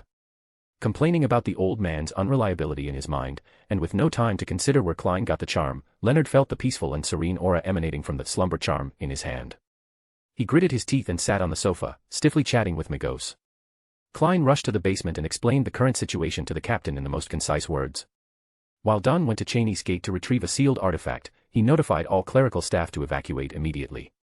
Returning to the basement, Klein was pleasantly surprised to find that the Azek copper whistle seemed to have returned to normal. Regardless of whether it was useful or not, Klein immediately took out the paper and pen for divination and quickly wrote a short letter. The fellow who disrupted my fate and took your child's skull has appeared. He arranged for Migos to enter Blackthorn Security Company at 36 Zutland Street. Migos is likely pregnant with an evil god's offspring. The situation is very urgent. Putting away the letter, Klein stood at the crossroads, directly took out the copper whistle, blew it, and saw the huge skeleton messenger appear before him. In the deep and quiet underground corridor, the nearly 4-meter-tall skeleton messenger, clutching the paper, disappeared before Klein's eyes without causing any abnormal changes. After doing all this, Klein's spiritual intuition was touched. He instinctively turned his head and saw Dunn Smith, wearing a black knee-length thin trench coat, standing silently under the faint blue gas lamp, his eyes deep and dim. He held a palm-sized square urn in one hand, carved with mysterious patterns. The closer it got, the colder Klein felt, as if a chill was quickly seeping into his blood. The scorching white miniature sun steamed with grayish-yellow cursed mist. With the restriction of the judgment domain, Aaron finally saw the true form of this angel's body using the scepter of daybreak. Beneath the rotting, pus-dripping bandages was a bluish-black, one-eyed giant entwined with black thorns. Seemingly completely enraged by Aaron's resistance, the already irrational one-eyed giant's body emitted an even denser cursed mist, as if trying to completely pollute the spirit world area with the power of an ancient bane. Looking at the bluish-black body and the iconic single eye, Aaron instantly recalled the incident Astolf had mentioned before, and felt a sudden toothache. If it were just an ancient bane, Aaron, who possessed several Grade 0 sealed artifacts and was empowered by the Nation of Disorder, was confident he could end the battle within minutes, as this angel's consciousness was chaotic and incomplete. But if it also mixed with high-sequence beyonder characteristics of the giant pathway. Recalling the mark of glory that had protected the City of Silver for thousands of years, Aaron decisively chose to stop. Making a mental note against this fellow, the mark of Evernight emitted an obscure light. Aaron's body instantly vanished as if erased by an eraser. No matter how the bandage-wrapped one-eyed giant roared, it could no longer sense Aaron. After losing its target, it became sluggish again. Its two legs, dripping yellowish-green pus, alternated, carrying the bluish-black body revealed by the broken bandages, and quickly moved away, disappearing into the depths of the spirit world. Time in the spirit world was extremely blurry. The originally pervasive cursed mist seemed to be pulled, forming a vortex that gradually thinned. At the center of the vortex, Rainet Tyneker, dressed in a somber and intricate black dress, with 4 pairs of eyes as red as blood, looked into the depths of the spirit world. In the solemn and quiet black monastery, Aaron's figure appeared. As soon as he opened his eyes, he found Lady Ariana, dressed simply, standing silently before him. Without wasting time explaining, Aaron quickly drew a crimson moon on his chest. "Your Highness Ariana, please send me away." Ariana's expression was as usual. She nodded slightly, watching Aaron's body disappear as if a watercolor painting being quickly erased. Only then did she slowly say, "The goddess watches over you." His consciousness blurred for a moment. Appearing in the outside world again, Aaron instinctively looked up at the midday sky, at the astral world that ordinary people could not gaze upon. His lips moved. Aaron immediately entered a semi-hidden state, and with the help of the Crown of Stars historical void image he summoned, he appeared above Tinjin City. The world seemed to fall into dead silence. Fine cold sweat seeped from Aaron's forehead, and his pupils reflected a simple priest wearing a simple white robe and a silver cross pendant. The true Creator's son, the King of Angels, Adam. He knew I was coming. He was waiting for me here. As this thought arose in Aaron's mind, the eyes of the simple priest opposite opened, and his light-colored pupils were dyed pure gold. Suddenly, black stone pillars rose all around, supporting a magnificent and enormous church. In this church, every pillar, every arch, every surface of the dome was inlaid with bones of different races. They were dense, watching Aaron with different eye sockets, collectively embracing a 100-meter-tall cross. Before the cross, a blurry figure stood there, seemingly looking at everything with pity. This was a church of bones that showed no trace of grimness but instead was full of sanctity. On the walls, windows, and doors of the church, transparent, distorted faces protruded, as if countless souls were sealed within, making beyonders unable to feel the existence of the spirit world and the astral world anymore. And the previous clock tower, and Insangwil on its top floor, were all gone, repelled outside the suddenly appearing church of bones. A strong sense of dread suddenly arose in Insangwil's heart, who had been extending his spirituality from the clock tower to observe Blackthorn Security Company. He instinctively looked up at the sky but found nothing. But the ancient quill he clutched tightly trembled violently, suddenly breaking free and rapidly writing on his black clerical robe. The true Creator's offspring nurtured by Migo sensed an extremely repulsive aura. Feeling danger, it prayed to the true Creator, thus gaining the attention of Ouroboros. Based on certain unknown factors, it is logical for Ouroboros to descend here at this point in time.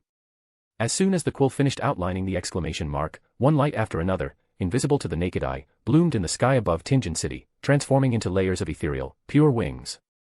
Beneath the covering of the wings, a silver-haired figure was outlined in a kneeling prayer posture, then straightened up. He wore a simple linen robe, his face was beautiful, his features soft, it was indeed the King of Angels, the tail-swallower Ouroboros. Ouroboros's indifferent eyes did not look towards Blackthorn Security Company, but suddenly looked up, and his eyes immediately reflected the church of bones that seemed to exist in another world.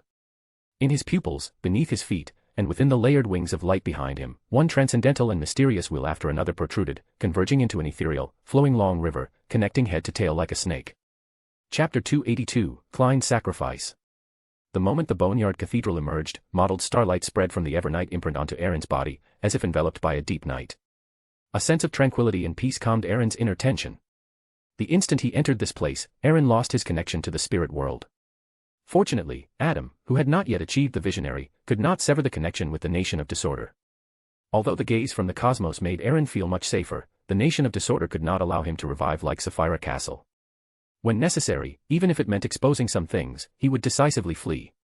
As Aaron pondered what Adam intended to do, he saw streams of light shining through the stained glass windows high up in the Boneyard Cathedral, transforming into layers of illusory, pure wings. Under the shroud of these wings, the Boneyard Cathedral instantly reverted to its initial state, where only dark stone pillars had just begun to rise. Fate restarted. Feeling the familiar fluctuations and watching the Boneyard Cathedral collapse bit by bit, Aaron, as expected, saw the indifferent, angel of fate, Ouroboros. The moment his gaze met those emotionless silver pupils, Aaron's face twitched slightly. Before Aaron and Ouroboros could react further, a 100-meter-tall cross heavily impaled the center of the unformed Boneyard Cathedral, and the blurred figure bearing it then raised his head. Infinite light burst forth, engulfing Ouroboros and Aaron once again. The illusory river filled with the serpent of fate vanished, and the Boneyard Cathedral, filled with bones of different races and countless twisted souls, reformed. Aaron felt his consciousness blur for an instant, and the thought of using the crown of stars to escape solidified in his mind. The coldness from his palm and the echoing prayers in his ears pulled Aaron's consciousness back. Aaron's heart pounded violently as he abruptly looked forward. The church filled with dark stone pillars had vanished, replaced by layers of ancient stone steps. They led to the top of a towering mountain where a giant cross stood. In front of the cross, a blurred giant figure stood, bearing everything, gazing with pity at Ouroboros, who was surrounded by the river of fate. Clusters of brilliant light, carrying an aura of destruction, expanded and contracted. Aaron, at the foot of the mountain, carefully checked himself. After confirming that the starlight-like night curtain had not changed, he breathed a sigh of relief. Looking up at the mountain peak, which was gradually becoming chaotic and unclear, with only shifting light and shadow, Aaron admirably suppressed his curiosity and did not try to peek. As king of angels, closest to deities, merely peeking at their battles would bring some backlash. Although at Aaron's current level, these backlashes would not cause any damage, given the unknown circumstances, caution was the best choice. Ouroboros' arrival must have been caused by 0-08 sensing the danger from Adam and forcibly manipulating that evil god's offspring to draw him here. Damn it, I need to find a way out quickly. No sooner had this thought flashed through Aaron's mind than he heard a strangely familiar voice echoing from the boundless foot of the mountain, precisely the thought he had just had. While looking around in astonishment, Aaron restrained his thoughts from wandering to avoid thinking about Grozel's travels, and continuously chanted the revelation of night in his mind. Just as Aaron turned his head to look, his body suddenly stiffened. Rows of black, high-backed chairs had appeared there at some unknown time, but there was only one worshipper. This worshipper sat in the center of the first row with his eyes closed, wearing a rather simple white robe and a light gold beard that covered the lower half of his face. His hands were clasped in front of a silver cross pendant on his chest, and his expression was gentle and serene. Aaron had no idea when he had arrived. At this moment, Adam raised his head, revealing eyes as clear as a child's. He released the cross pendant and gestured to the seat beside him, his expression peaceful.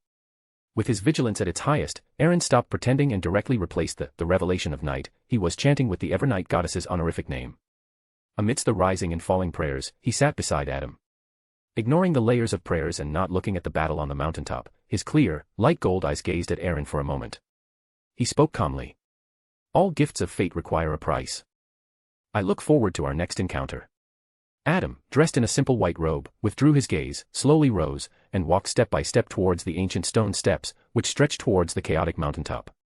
After Adam rose, the rows of prayer chairs rippled, twisted, and then dematerialized, finally forming a palm-sized bone cross.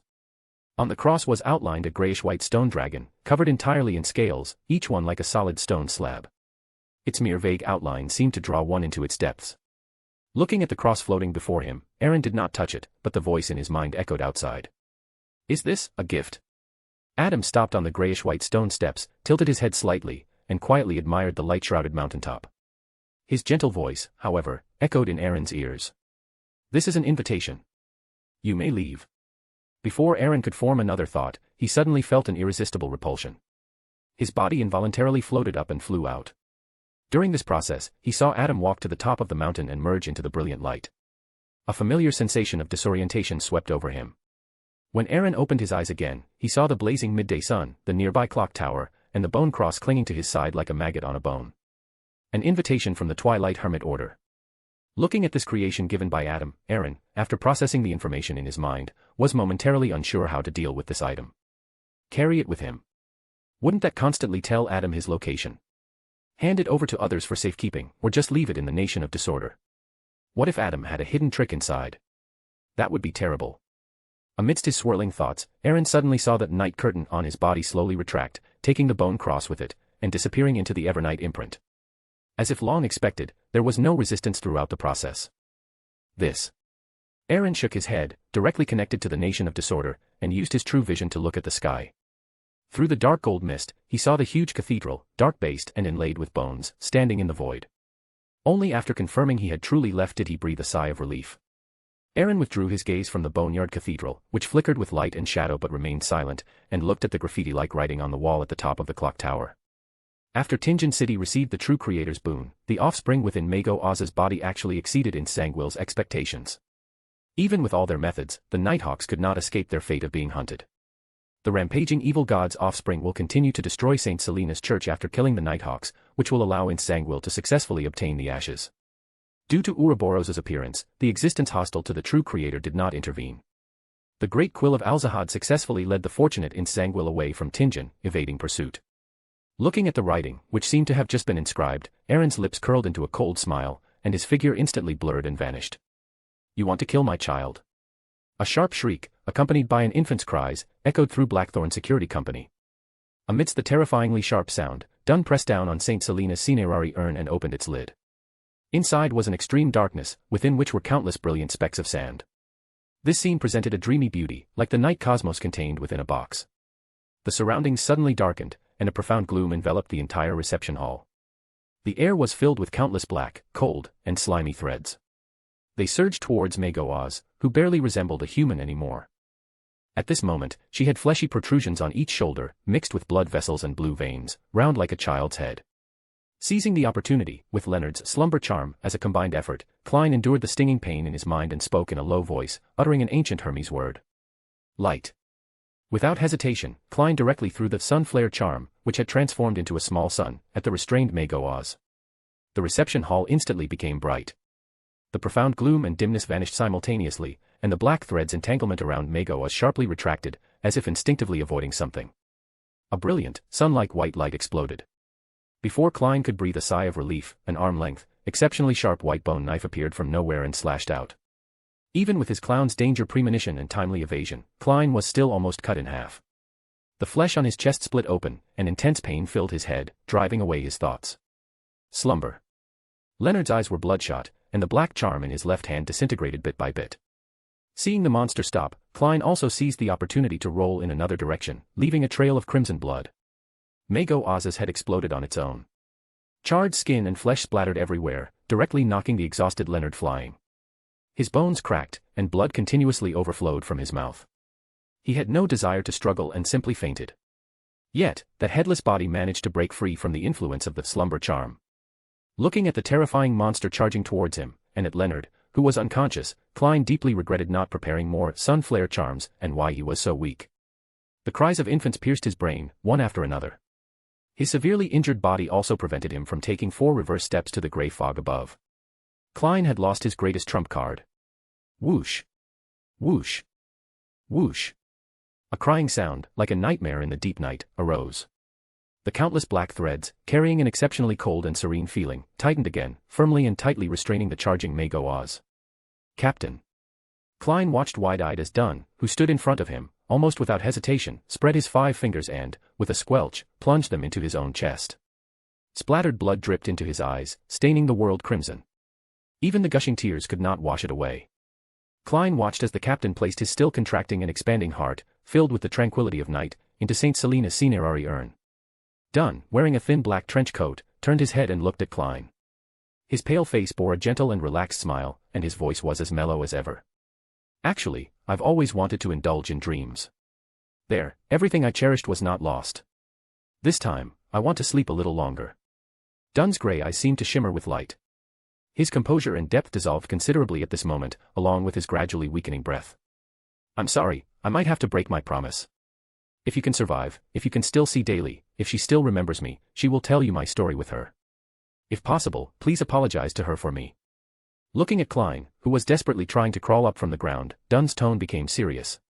As your captain, please let me be self-indulgent one more time. I cannot protect Tingen, but I want to protect my team members one last time. Klein, now, I order you, run. Escape and await rescue from the church. It shouldn't be like this. There must be a way. Klein's expression froze on his face. Intense emotions overpowered his physical pain. Struggling, he stood up. He had to go to that gray fog world. Before he could take 4 reverse steps, he suddenly saw Dunn, whose eyes were dim, trembling as if trying to pounce on him. Klein's pupils contracted, and he froze on the spot. He lowered his head and stared blankly as a slightly pale hand pierced through his left chest, covered in blood. Oz isn't dead. No, a new enemy, that mastermind. Am I going to die? Klein's thoughts rapidly scattered, his gaze almost losing focus, and his body slumped sideways. His breathing gradually stopped. He only felt that hand suddenly pull back, and he only saw a pair of shiny leather boots and a descending hand, a slightly pale hand. As his consciousness plunged into darkness, Klein saw a figure in a pure black clerical robe. His left hand held a beating heart, and his right hand clutched a dull, lusterless quill of Alzahad. Zangwill casually crushed the heart in his hand, looked back at the lifeless Klein, and a smile played on his lips. Ignoring Dunn, who lay on the broken floor, Zangwill picked up St. Selena's cinerary urn that had fallen to the ground. Looking at the brilliant, sand-like particles and feeling the craving from the depths of his spirit, the smile on his face was no longer suppressed. Despite all the unexpected events, he had succeeded. Before the smile could spread across his face, a large hole suddenly ripped open in his chest, splattering blood. An ancient longsword, covered in blood-red patterns and without a speck of rust, pierced through Insangwil's chest, pinning him to the ground.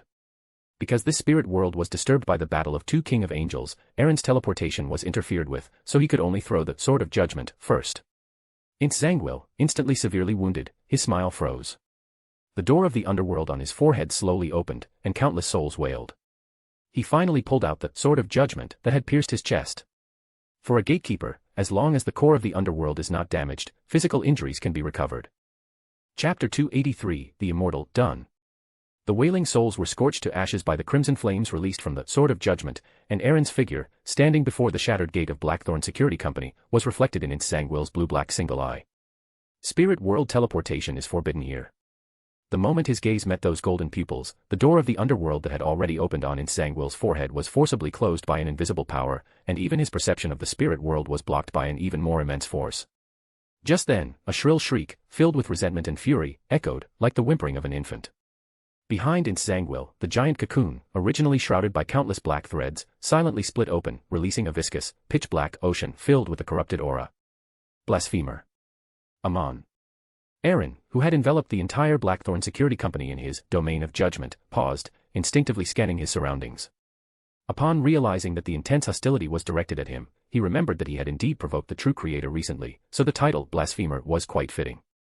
A horribly sharp, corrupted language emanated from that ocean, and Insangwil felt as if his head had been struck by a heavy hammer. But this also freed him from his body's rigidity.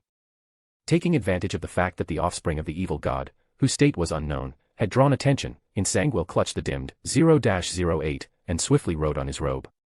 Aaron Will, who arrived for unknown reasons, stunned Insangwil on the spot, temporarily depriving him of all connection to the spirit world. However, the terrifying evil spirit formed by the resentment of the offspring of the evil god's inability to be born successfully helped the fortunate Insangwil evade Aaron Will's interception. The terrifying fluctuations from another battlefield disturbed the corresponding spirit world in Tingen City, causing unpredictable changes. An unknown existence was drawn by the battle, felt great sympathy for Insangwil's plight, and decided to help him, taking him away from the spirit world. Above the ruins, a blood-yellow arm covered in writhing rotten flesh suddenly extended from behind Insangwil, who was wearing a clergyman's black robe. It grabbed Insangwil's shoulder, intending to drag him into the void, into the chaotic spirit world. A cold glint flashed in Aaron's eyes. He did not continue to summon an angel projection to keep Insangwil. Keeping him was more valuable than killing him, but he still needed to teach him a lesson. This sword, once drawn, will surely hit. Accompanied by the low, ancient Hermes language, the Sword of Judgment slashed out. Under the blessing of the Domain of Judgment, the sword light, seemingly capable of shattering everything, appeared directly in front of Insangwil with an illogical speed and trajectory. Feeling the deathly aura so close, a frenzy flashed in Insangwil's eyes. He blocked his forehead with the white quill, placed Saint Selena's cinerary casket on his chest, and leaned his body actively towards the blood-yellow arm covered in writhing rotten flesh. A sharp explosion briefly overwhelmed the roaring, corrupted language. A blood-stained arm fell to the ground, the lid of the cinerary casket was forcibly shattered, and a heart, already gradually decaying, dropped out with it. An angry roar sounded. The blood-yellow arm, with 3 fingers turned to dust, dragged the unconscious Insangwil, who had lost an arm, into a chaotic spirit world. Ignoring the fleeing Insangwil, Aaron tilted his head, his eyes instantly blurring, as if stained with a golden color. He saw through the various wicked corruptions interwoven within the corrupted ocean, locking onto the hidden source. Leaning forward, Aaron raised the Sword of Judgment, and once again declared in the ancient Hermes language. Movement is forbidden here. The corrupted shall be judged. Amidst a wailing sound, an invisible and immense power layered upon itself. A single swing of the sword directly split the dark ocean in 2, revealing an infant-like creature with seemingly 3 faces, oozing foul, viscous fluid.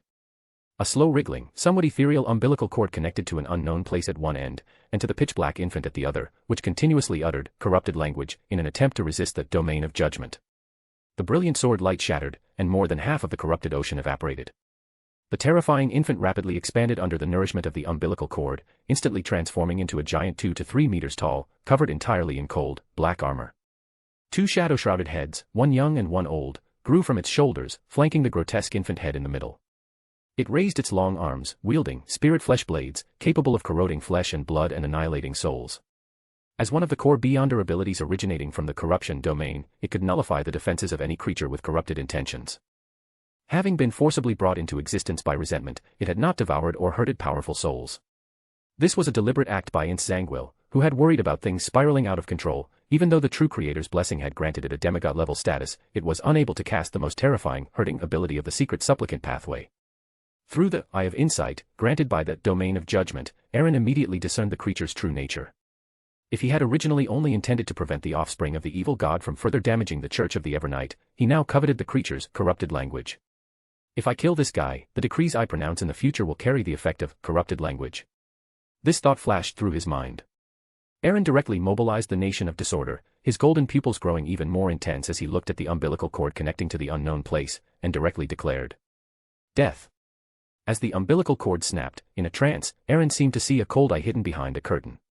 Even with the blessing of the Nation of Disorder, and being infinitely close to an angel in the real world, a layer of viscous black liquid still appeared on Aaron's body.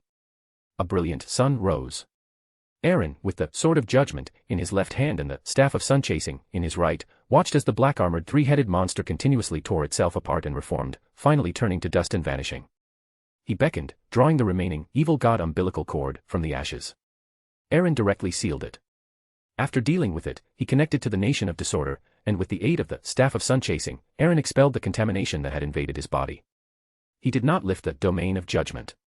With a slight thought, Klein, Leonard, and Dunn appeared directly before him. A stone of life radiating intense vitality flew out of the large hole in Dunn's chest, and his barely sustained vitality rapidly dissipated. Aaron casually put Dunn's heart, which he had recovered from Zangwill, back into his chest. Then he kicked the unconscious Leonard, urging him exasperatedly. "Old man, stop playing dead. Do you think that guy won't find you? If you keep slacking off, I'll just throw you to him on. Hurry up and get to work." After a few seconds of silence, an old sigh sounded, filled with helplessness. "The last time I helped you in the Fog Sea, my accumulated power was already almost depleted, and besides..." Before he could finish, a rectangular, diamond-shaped charm was thrown directly onto Leonard's forehead. One could seemingly see layers of complex symbols extending into the void from the constantly refracting light. It was the "Yesterday Reappears" charm. Watching the charm silently disappear, Aaron directly took out the custom-made Dunn Smith from his spatial pocket and placed it beside Dunn, whose vitality was about to cease. A colossal, ancient and mottled clock phantom emerged, and the ethereal long river entwined around it rippled, enveloping the two Dunns. The large hole in the chest of the real Dunn mysteriously vanished, and his vitality reappeared, while the other body almost perfectly replicated the original death state, its heart falling out and losing all vitality. The clock phantom dissipated, and an aged voice spoke with a hint of incomprehension. That stone of life just now could have completely revived him. Why did you still make me perform a fate transplantation? Are you trying to help him complete the undying advancement ritual? TSK, I didn't expect you to be so generous. Glancing at the unconscious Leonard lying on the ground, Aaron curled his lips slightly. What do you know? This is sentiment. I'm paying for sentiment, it's none of your business. And this only gives him a chance. Whether he can truly achieve undying still depends on his advancement over the next period of time. Looking at Dunn, who was breathing steadily as if asleep, Aaron stroked his chin and asked, "How long can you maintain this level of fate transplantation?" Not understanding what Aaron meant by sentiment, Palez was silent for a few seconds, then replied. He is currently only sequence 7. In my current state, I can maintain it for 1 year. So, within 1 year, he must reach the level sufficient to consume the undying Beyonder characteristic. Otherwise, all your previous efforts will be in vain. He will completely become a luckless one, losing all connection to the real world, and slowly die. That stone of life won't be able to save him either. In Empress Borough, Backlund, at Duke Negan's mansion, a grand ball was underway. It was divided into 2 sections, a ballroom on the ground floor, paved with ornate flagstones carved with intricate patterns, with the Duke's excellent band in the corner. Up the stairs from the ballroom was a circular gallery on the 2nd floor, where guests from different factions held wine glasses, standing by the railing, overlooking the dancing below, similar to watching a fencing match from a viewing stand. Regardless of whether the New Party and Conservative Party were at loggerheads in Parliament, Duke Negan, as a true great noble of Loen, still smiled and raised his glass to Earl Hall nearby. This generation's Duke Negan, Palace, dressed in a dark blue admiral's uniform, set down his crystal-polished cup, took a sip of the blood-red Ormer wine, and said to his secretary beside him, "After the banquet, please invite Earl Hall separately. I want to discuss raising factory workers' wages, improving their working hours, and revising the poor law with him. These are all motions he has been strongly pushing recently. When inviting him, you can first hint to Earl Hall about the matters I wish to discuss. My Negan family must get a share of the interests in the southern continent." Swish, swish, swish. The secretary beside him quickly recorded Duke Negan's instructions. From Military Intelligence 9, and already at Sequence 5, he was Duke Negan's most trusted confidant. The other person accompanying him was a middle-aged man in a black tailcoat, with brown hair and blue eyes, and little expression. He was the Beyonder guard provided by the Church of the Storms, a Sequence 6 wind-blessed. Earl Hall, at another center of guests, skillfully dealt with the enthusiastic people. Just then, a man in a black suit, clearly unaccustomed to such social occasions, approached and whispered into Earl Hall's ear. "Earl, something has happened in Tingen. Archbishop Anthony needs to handle it personally. The Admiral of Hurricanes you mentioned earlier has not been found yet. For your and your wife's safety, I suggest you return to your mansion first." Earl Hall subtly nodded, his expression unchanged as he extricated himself from the surrounding guests. Just as he was about to quietly inquire what had happened in Tingen that required Archbishop Anthony's personal presence, a sharp cry suddenly echoed through the banquet hall. "You are not Grammar. Who exactly are you?" Instinctively looking in the direction of the voice, Earl Hall's pupils slightly contracted. In front of Duke Negan appeared a man in his 30s with a distinctive wide jaw and dark green eyes. With Audrey's reminder from the southern continent, Earl Hall, who had already seen related wanted posters, instantly recognized him. It was none other than Admiral of Hurricanes, Kalangos. Looking at Duke Negan, who had almost instantly broken free from the nightmare, Kalangos glanced with slight surprise at the small conch tightly clutched in Duke Negan's hand, and responded hoarsely. "Dead men don't need to know." As he spoke, the black glove on his left palm suddenly writhed as if alive, and a layer of dark golden, fine scales appeared on its surface. Kalangos revealed a cruel, pleased expression, and his dark green eyes turned pale golden, emotionless vertical pupils. Duke Negan felt a buzzing in his mind, but being someone who also wielded spirituality, he still blew into the small conch filled with strange patterns. Whoosh! A low tide sound spread out, rushing quickly towards the Holy Wind Cathedral. A bad premonition arose in his heart, and a ruthless glint flashed in his eyes. An invisible wave swept outwards. Gentlemen and ladies alike simultaneously fell into uncontrollable fear. They left their hiding places and ran aimlessly everywhere, and the scene instantly became exceptionally chaotic. This made the Beyonders hesitate to act rashly, fearing they might harm relatives and friends. Seizing this opportunity, Kalangos' figure quietly appeared behind Duke Negan, his dark, cold eyes locked onto the target. His right fist, enveloped by rapidly swirling gale, stabbed like a blade towards the target's back. Flesh and blood splattered. Looking at the still-beating heart in his hand, Kalangos sneered. Having succeeded in one blow, he did not linger. Hurricanes swirled around him, and he ran at high speed, crashing through a lounge door and a bay window. Amidst crashing sounds, he lunged outside the house, and with the blessing of the wind, he actually flew a considerable distance, flying out of Duke Negan's mansion. From shedding his faceless disguise, ambushing, and severely injuring Duke Negan's guardian, to killing the Grand Duke, Kalangos took less than 3 minutes. This was the combination he had finally settled on after 7 or 8 years of adjustment, constantly changing the souls herded by creeping hunger. Their abilities complemented each other, making Kalangos appear quite terrifying. Chapter 284, The Avengers from Tingen. Backlund, at the intersection of Hillston Borough and Empress Borough. Alger Wilson walked out of the Backlund bank with a slight ache in his heart. After much deliberation, he decided to sell a Beyonder material he had collected. With his original savings, he had a total of £300, which he deposited into the anonymous account Mr. Fool had previously provided. This afternoon was the Tarot Club meeting for the week. Although he felt that Mr. Fool probably wouldn't bother with such a small matter, having already obtained the wind-blessed potion formula, he still felt he should be more proactive. Just then, a commotion came from the more prosperous Empress Borough. Alger turned his head in surprise, his eyes flickering. He pulled down his hat brim and quickly headed towards the source of the chaos. Kalangos, fully utilizing his wind-blessed abilities, passed through the woods and over the artificial lake with the favor of the wind, shaking off his pursuers. Once the news spreads, my reputation will spread throughout the northern and southern continents, surpassing the 4 kings. After obtaining the blasphemy slate promised by that organization, I might soon become a true demigod. The smile on his face was uncontrollable. He looked around, intending to create the illusion of escaping by submerging into the Tussock River through the drainage ditch, then turning to run into Backlund's economic center, Hillston Borough. By the time the official organizations reacted, he, disguised as a faceless, would have already swaggered out of Backlund. Just as he was feeling smug, his vision suddenly blurred, and the various colors in the darkness became unusually vivid. The greenish-blue trees became even greener, the bright red fruits became even redder, and the deep blue water became even more profound. Everything was like a canvas splashed with oil paint. The clear and bright sky suddenly revealed countless transparent shadows of indescribable forms, with clear, different-colored glows containing mysterious knowledge. Kalangos found himself paused, floating in midair. Beneath his feet was a constantly rising dark water surface, and beneath the water surface, pale hands were reaching out. Damn it! Kalangos realized he had fallen into an ambush, and the ambusher's strength was definitely not low. A giant humanoid skeleton suddenly appeared before his eyes. This monster was 4 meters tall, with pitch-black flames burning in its eye sockets, and its white bones were ethereal and hazy. Kalangos gazed at his enemy emotionlessly, a cold smile playing on his lips. At the same time, the glove on his left palm burst into brilliant light, appearing as if made of pure gold. Kalangos leaned back, arms spread, as if embracing the sun. A pure, blazing light suddenly descended from the sky, enveloping the giant skeleton. The entire painting-like world vibrated violently, and the pale hands beneath the dark water surface evaporated one by one. This was the Beyonder ability of a priest of light. This was a sequence 5 Beyonder ability of the sun pathway. This was the bane of the undead. The brilliant pillar of light dissipated.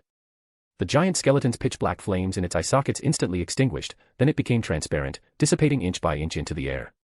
Before Kalangos could use the Priest of Light's ability again to break the painting-like world, his expression froze. He saw another giant skeleton appear to his left, nearly 4 meters tall, with black flames burning in its eye sockets, exactly like the monster from before. Immediately after, similar skeletal monsters appeared one after another around Kalangos, 1, 2, 3, a total of over 100. Those hundreds of pairs of eyes burning with pitch-black flames simultaneously focused on their target. And below, the dark water surface was rising higher and higher, almost touching Kalangos' feet. Pale, ethereal hands grew out again, constantly waving upwards, trying to grasp at a lifeline. Alger, who had rushed quickly from Hillston Burrow, suddenly stopped. His eyes reflected the cold lake surface of the clear blue sky, revealing a tall figure near the waterline. This figure had a distinctive wide chin, brown hair tied into an ancient warrior's topknot at the back of his head, and dark green eyes that were cold yet empty. Hurricane Admiral Kalangos. Alger was first stunned, then both shocked and delighted, barely believing his eyes and suspecting he was hallucinating. Before he could react further, he suddenly saw Kalangos' face rapidly decay, rotting until yellowish-green pus flowed, until flesh fell off piece by piece. Crack! Crack! Crack! Only white bones remained of Kalangos' face. His 2 empty eye sockets detached from their hollows, smashing onto the ground by the lake almost simultaneously. Amidst cracking sounds, Kalangos completely fell apart. His clothes lay on top, covering the rotting flesh and pale white bones, concealing the shimmering light. In less than 20 seconds, Kalangos, one of the 7 pirate generals, died so bizarrely before Alger's eyes. This horrifying scene was deeply imprinted in Alger's mind, making him suspect he was in a terrifying nightmare. What happened? He was a sequence 6 wind blessed. He was the master of creeping hunger. Who did it? Why kill Kalangos? Just as countless thoughts uncontrollably flashed through Alger's mind, a strong gust of wind blew past. An old man wearing a black soft hat and a black robe embroidered with storm symbols, with unusually serious silver eyes, flew in at high speed.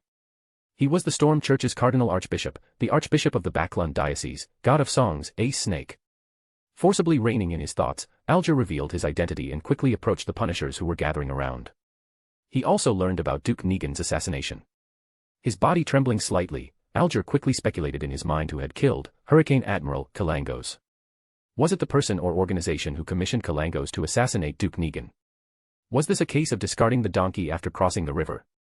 Unable to confirm his thoughts, he immediately prayed silently to Mr. Fool, but to his surprise, he received no response. Mr. Fool. Alger was startled, thinking of a possibility. The one who acted might be Mr. Fool's favored one. He happened to be in Backlund, so he happened to help.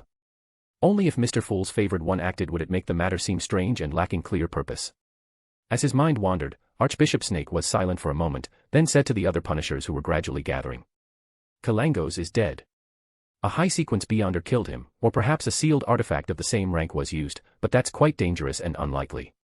After initial observation, I believe it was a high-sequence Beyonder from the death pathway, perhaps a member of the Numinous Episcopate, but not the one I know, or possibly a member of another hidden organization.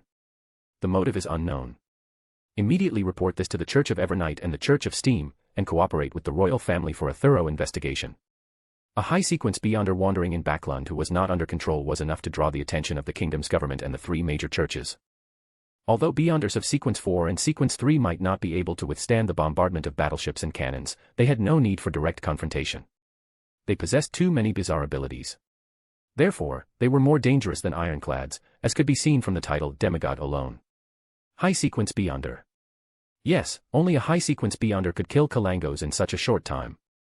Could it be that one of Mr. Fool's favored ones is already a high-sequence Beyonder?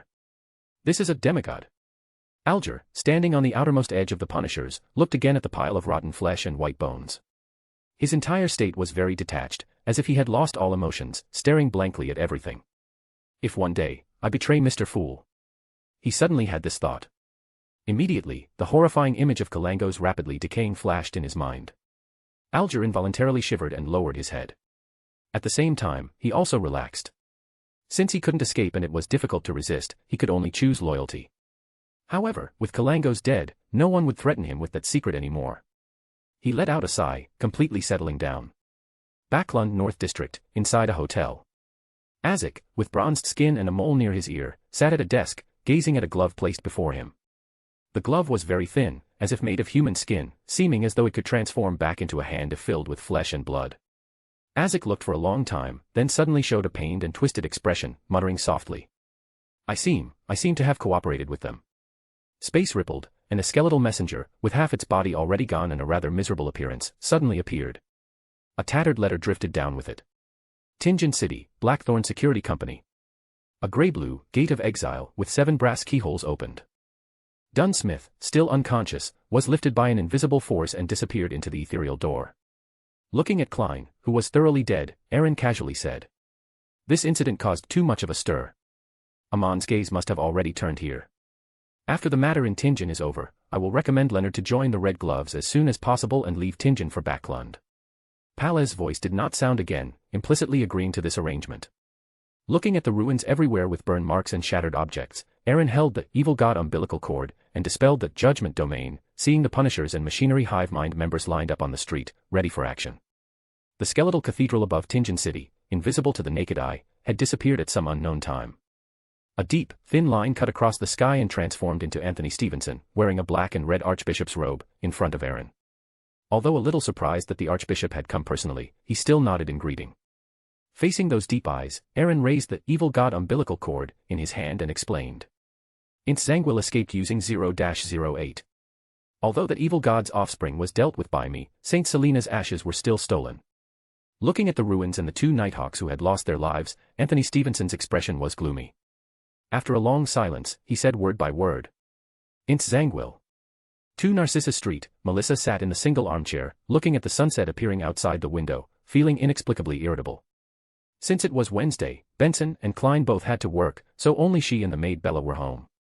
Suddenly, she heard the doorbell ring, ding-dong, ding-dong. Looking at the clock on the wall, Melissa, thinking Klein had returned, hurried to the door.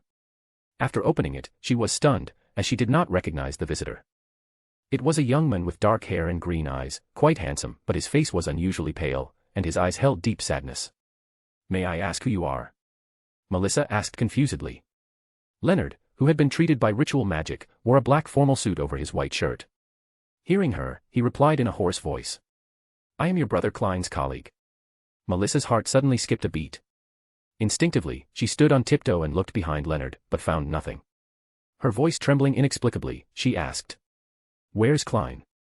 Leonard closed his eyes for a moment, then took a breath and said. I'm very sorry, your brother Klein died at the hands of a vicious criminal while trying to save some people. He was a hero, a true hero. Melissa fell to the ground, her eyes somewhat vacant, listening to Leonard recount the sequence of events. Ever since she was kidnapped by the tuxedo clown last time, she had already guessed some things about Beyonders and knew that Klein's job was by no means just the security company on the surface. After a long silence, as if she had made a decision, Melissa spoke slowly in a hoarse voice. I want to know who the murderer who killed Klein is. I want to become a person like him. Just then, a voice came, immediately attracting Melissa's and Leonard's attention. I can fulfill your request, but once you embark on this pathway, there's no turning back. I can give you some time to consider. Make your decision before I leave Tingen. Following the gaze, Melissa saw Duke Aaron, whom she had met once before. Putting down the slightly strange mechanical construct in his hand, Aaron, who had spirit world teleported here, turned to look at the stubborn Melissa. He pointed to a palm-sized wooden box that had appeared on the desk and said with a smile. However, it seems you've already made up your mind. Inside here are your brother's relics, which can help you on this pathway. Without giving Leonard another chance to speak, Aaron grabbed his shoulder, and their figures instantly disappeared. Melissa stumbled to the desk, holding back tears, and tremblingly opened the wooden box. Inside lay a blood-stained light blue brooch, and beneath the brooch was a piece of parchment. Trembling slightly, she picked up the parchment. Melissa saw that the front was a sequence 9 savant potion formula, and the back simply had a passage written on it. The fool not belonging to this era. The mysterious ruler above the grey fog. The king of yellow and black who controls luck. Deepest within St. Selena Cathedral, Dunn sat up, looking somewhat bewildered at the Evernight sacred emblem hanging on the wall. His memory was still fixated on the hand that pierced Klein's chest. After that, it was as if he had entered an endless nightmare. I'm still alive. He instinctively lowered his head, unbuttoned his clothes, and looked at his left chest. The gruesome wound and missing heart were now completely intact. Chapter 285, A New Beginning. Don't worry, this isn't an illusion created by a nightmare, but in a sense, you are indeed still a dead person right now. A somewhat familiar voice made Dunn's muddled brain instantly clear. He turned his head to look at the prayer room door and subconsciously asked, Lord Envoy. Aaron stood with his hands behind his back, nodding slightly, and calmly explained to Dunn. I have a sealed artifact that can graft fate. I extracted your flesh and blood to create a body, then grafted your dying fate onto that body, thereby completing a swap. Dunn listened, half understanding, but a strong hope suddenly surged in his gray eyes. He asked with a dry voice. What about Klein? Meeting that hopeful gaze, Aaron controlled his expression and said with feigned regret. When I arrived, he had already been killed by Insangwil. I was blocked by a demonic offspring and sealed artifact, 0-08. Although I severed one of his arms, Insangwil still escaped with St. Selena's ashes. His steps faltered slightly as all the information Dunn knew surfaced in his mind. His fists clenched tightly. Insangwil, the renegade archbishop, a gatekeeper who failed to advance, and sealed artifact, 0-08. And I'm just a sequence 7. Glancing at the somewhat dejected Dunn, Aaron added. Fate grafting is not without a price. The grafting only lasts for 1 year, and after a year, the fate of death will return. However, this isn't entirely bad. The corpse collector pathway and sleepless pathway can be interchanged at high sequences. Your situation is actually very suitable for becoming a sequence 4 undying. Although Moon City did not have an undying, it did retain the corresponding potion formula, which was one of the few demigod formulas preserved by Moon City. The ritual required building a mausoleum of specific size and structure, isolated from the spirit world using special methods. It needed to contain detailed murals and documents recording the life of the advancer. The advancer had to consume the undying potion in a dying state and enter the mausoleum alone until the advancement was complete. Due to the loss of the undying beyonder characteristic in the past dark years, the records of the ritual's essence were very vague. Aaron could only guess that the essence of the ritual might be to allow the advancer to pass through the cognitive disorder brought by divinity between life and death, and truly experience death to usher in a new life. And the information provided by the murals and documents could help the advancer quickly reawaken corresponding memories after losing them due to death and rebirth. After all, someone who forgot they were advancing would inevitably fail their advancement or even lose control and die due to their unconscious inaction. The mausoleum isolated from the spirit world was equivalent to a special altar. On one hand, it could assist the advancer in gathering temporarily uncontrollable death power to create an environment suitable for advancement. On the other hand, it could prevent the foundation of the advancement from being destroyed if the advancer lost their memory and couldn't control their power, causing the sublimated core of the underworld to be assimilated by the surrounding spirit world. Undying. Half god, half human, Dunn murmured like a dream. When he looked up again, a madness capable of destroying everything burned in his eyes. Nodding in satisfaction, Aaron casually tossed a mask, textured like human skin, to Dunn, reminding him. Archbishop Anthony has resealed the Channy's Gate, but due to the loss of St. Selena's ashes, the Tinjin City Nighthawks team's standing has been lowered. Items with living characteristics or those difficult to seal need to be transferred to the Backlund Diocese. Also, today is your Klein's funeral. Dunn trembled all over, his lips twitching slightly without a sound. He slowly but firmly placed the human skin mask over his face. His flesh eerily wriggled, revealing a completely unfamiliar face. The only thing unchanged was his pair of deep gray eyes. Non-human roars emanated from the bottomless, gloomy deep valley, like the legendary Devil Abyss. All around were gray rock walls stretching upwards, seemingly supporting the entire area. A faint light came from glowing moss growing in different places. Darkness and depth were the main colors of this world. At the deepest part of the gloomy crack, there was an altar carved with various complex patterns. Although there was no glowing moss here, it wasn't dim. Countless sparkling fine sands floated, like the cosmos at night. Countless black, cold, slimy threads spread, merging with the bizarre patterns on the altar. Insangwil, sitting in the center of the altar with the half-skull of a death descendant in his arms, took out a pure white quill with his remaining right arm and quickly wrote on the altar beneath his feet. Fortunate Insangwil, with the help of the Demoness sect, recovered from his injuries and finally successfully advanced to Night Watcher.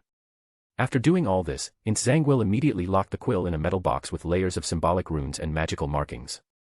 Waving his hand to draw in the sparkling fine sand, which had merged with other auxiliary materials, the gate of the underworld on Insangwil's forehead slowly opened, swallowing the Night Watcher potion. His eyes instantly turned deep black, as if stained with ink, and the intricate patterns around them slowly extended, forming strange and twisted mystical symbols. Accompanied by a suppressed, mad low growl, Insangwil's waist and ribs, his clothes swelled, and his flesh wriggled. For skinless, blood vessel-wrapped arms suddenly grew out. These arms quickly became covered in white feathers, and a deathly aura rippled outwards. At the same time, Insangwil's teeth elongated one by one, becoming sharp, their surfaces embedded with many blurred, tiny faces. In the blink of an eye, this gatekeeper had already sprawled on the ground, becoming a strange monster with 8 legs and white feathers. The entire gloomy deep valley instantly fell into a deathly silence. The insects in the soil died one by one, entering eternal slumber. The half-skull in his arms eerily melted, flowing into the patterns of the altar. From the abyssal gloomy crack, illusory black liquid immediately seeped out, and the water level continuously rose, with pale arms reaching out wildly. This was the fusion of the power of darkness and death. In this bizarre and eerie environment, a pure white quill, emitting a faint glow, suddenly appeared, continuously writing on the altar.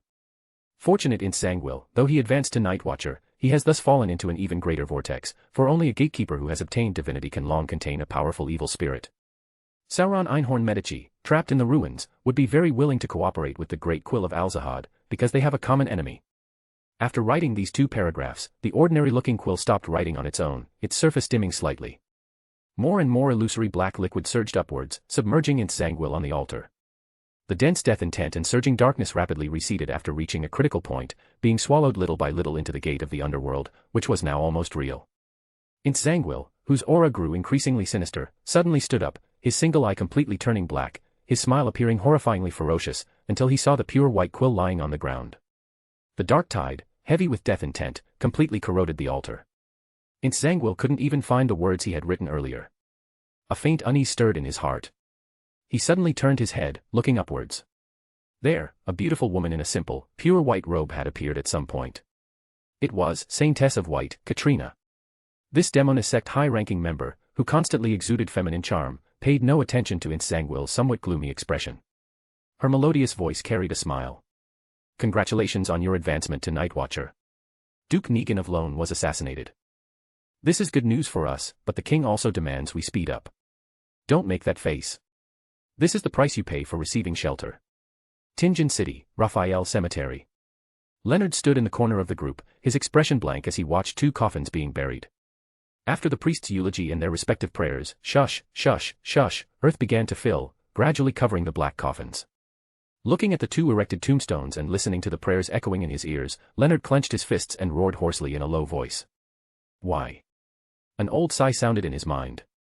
The 0-08 in Insangwil's hand attracted a very terrifying fellow. Even merely speaking his name will draw his gaze. Even at my peak, I would struggle to face him, let alone in my current state. I'm already so old, with old arms and legs. There's no need. I definitely have to hide a bit. Leonard was momentarily speechless, unable to retort. After a few seconds, he realized another key point revealed in the words. He. Is that an angel? Was the old man also an angel at his peak? His lips moved for a moment, his hands loosening and then clenching again. He froze for several seconds before speaking in a low voice. What should I do? The old voice gradually weakened, responding briefly. The blasphemer is coming. You need to apply to join the Red Gloves and go to Backlund as soon as possible to escape Amon's threat. There, you will have a chance to seek revenge on Insangwil. Melissa stood in front of the grave, her eyes unfocused, staring blankly at the tombstone. It bore Klein's black and white photo, a very scholarly one. After a long while, meeting Benson's worried and sad gaze, Melissa said in a hoarse voice, slowly and firmly. Benson, let's go to Backlund. Benson, who was worried about his sister's mental state and was about to comfort Melissa, saw the black-haired man, who claimed to be Klein's colleague, approaching. Her tear-stained face rarely showed a hint of stubbornness. Melissa stopped Benson, who was about to say something, and walked up to him alone. In the sorrowful atmosphere, Leonard somewhat dared not look into the girl's eyes. I respect your choice. Afterwards, I will leave Tingen and go to Backlund. If you need help, you can take this to Backlund, and I will be able to find you. Saying this, Leonard slipped a somewhat mottled, clearly Solomon Empire-era ancient gold coin into Melissa's hand. He took one last look at Klein's tombstone. His epitaph had 3 lines. The best older brother. The best younger brother. The best colleague. A low voice, like reciting a poem, came. Melissa clutched the gold coin in her hand, her lips tightly pressed as she watched Leonard walk away. We are guardians, and also pitiful wretches who constantly face death and madness. The lingering glow of the setting sun cast upon the lonely Raphael cemetery. A gray-eyed man with an ordinary face but an exceptionally composed demeanor slowly walked in, stopping before a tombstone, gazing at its epitaph. A true guardian. The most trustworthy companion. Forever Captain. After a long while, a suppressed, painful voice emerged from his dry throat. I'm sorry, I wasn't a qualified captain. He looked at Klein's tombstone on the other side, his hands trembling slightly as he brushed over the grayscale photo. Standing up again, he was like an evil spirit crawled out of hell, seeking revenge, his deep gray eyes like a dead sea. Dunn Smith is dead. He took a deep look at the photo and inscription on the tombstone, then slowly drew a crimson moon on his chest. After that, he didn't look back, his steps heavy as he walked away, preparing to head to the chaotic southern continent. The space beside the tombstone instantly became rich in color. Isaac, with bronze skin, walked out of the abstract oil painting with a bouquet of white flowers, standing before Klein's grave. He frowned slightly as he watched the receding figure. After gazing for a moment, Isaac withdrew his gaze, sighed, bent down to place the bouquet of white flowers in his hand, and turned to leave the cemetery, also leaving Tingen. Above the gray fog, a crimson star suddenly expanded and contracted. The ripples it cast out gradually overlapped with the ripples created by the other three, turning into a tide that surged and echoed throughout the entire mysterious space, causing a slight tremor. The crimson moonlight shone on the tombstone, with an indescribable tranquility and desolation. Suddenly, the stone slab sealing the grave was moved, and a slightly pale hand stretched out from the soil. Whoosh! The stone slab was pushed open, the coffin lid was pushed open, and Klein sat up, clutching his head, his expression somewhat pained. The resonance of the Tarot Club members' prayers echoed in Klein's consciousness. A dense gray fog appeared before his eyes. Within the fog, a brilliant gate, tinged with some greenish black, was faintly visible. That gate was composed of countless layers of overlapping light spheres, each light sphere being a mass of twisted worms huddled together. Some of these worms were transparent, some translucent, bearing symbols and patterns that were either complex and unspeakable or profoundly meaningful. Before Klein could clearly see the specific details, his mind suddenly buzzed, and in an instant, his consciousness returned to the real world. Suddenly opening his eyes, Klein looked around, a little bewildered. His memory was still fixated on the gleaming leather boots and the hand holding St. Selena's ashes, after which it was like entering a dreamless deep sleep until he was awakened by the continuous prayers. That's right. The Tarot Club. Klein's previously somewhat muddled consciousness instantly cleared. He seemed to have heard a voice he was extremely familiar with amidst the layered prayers.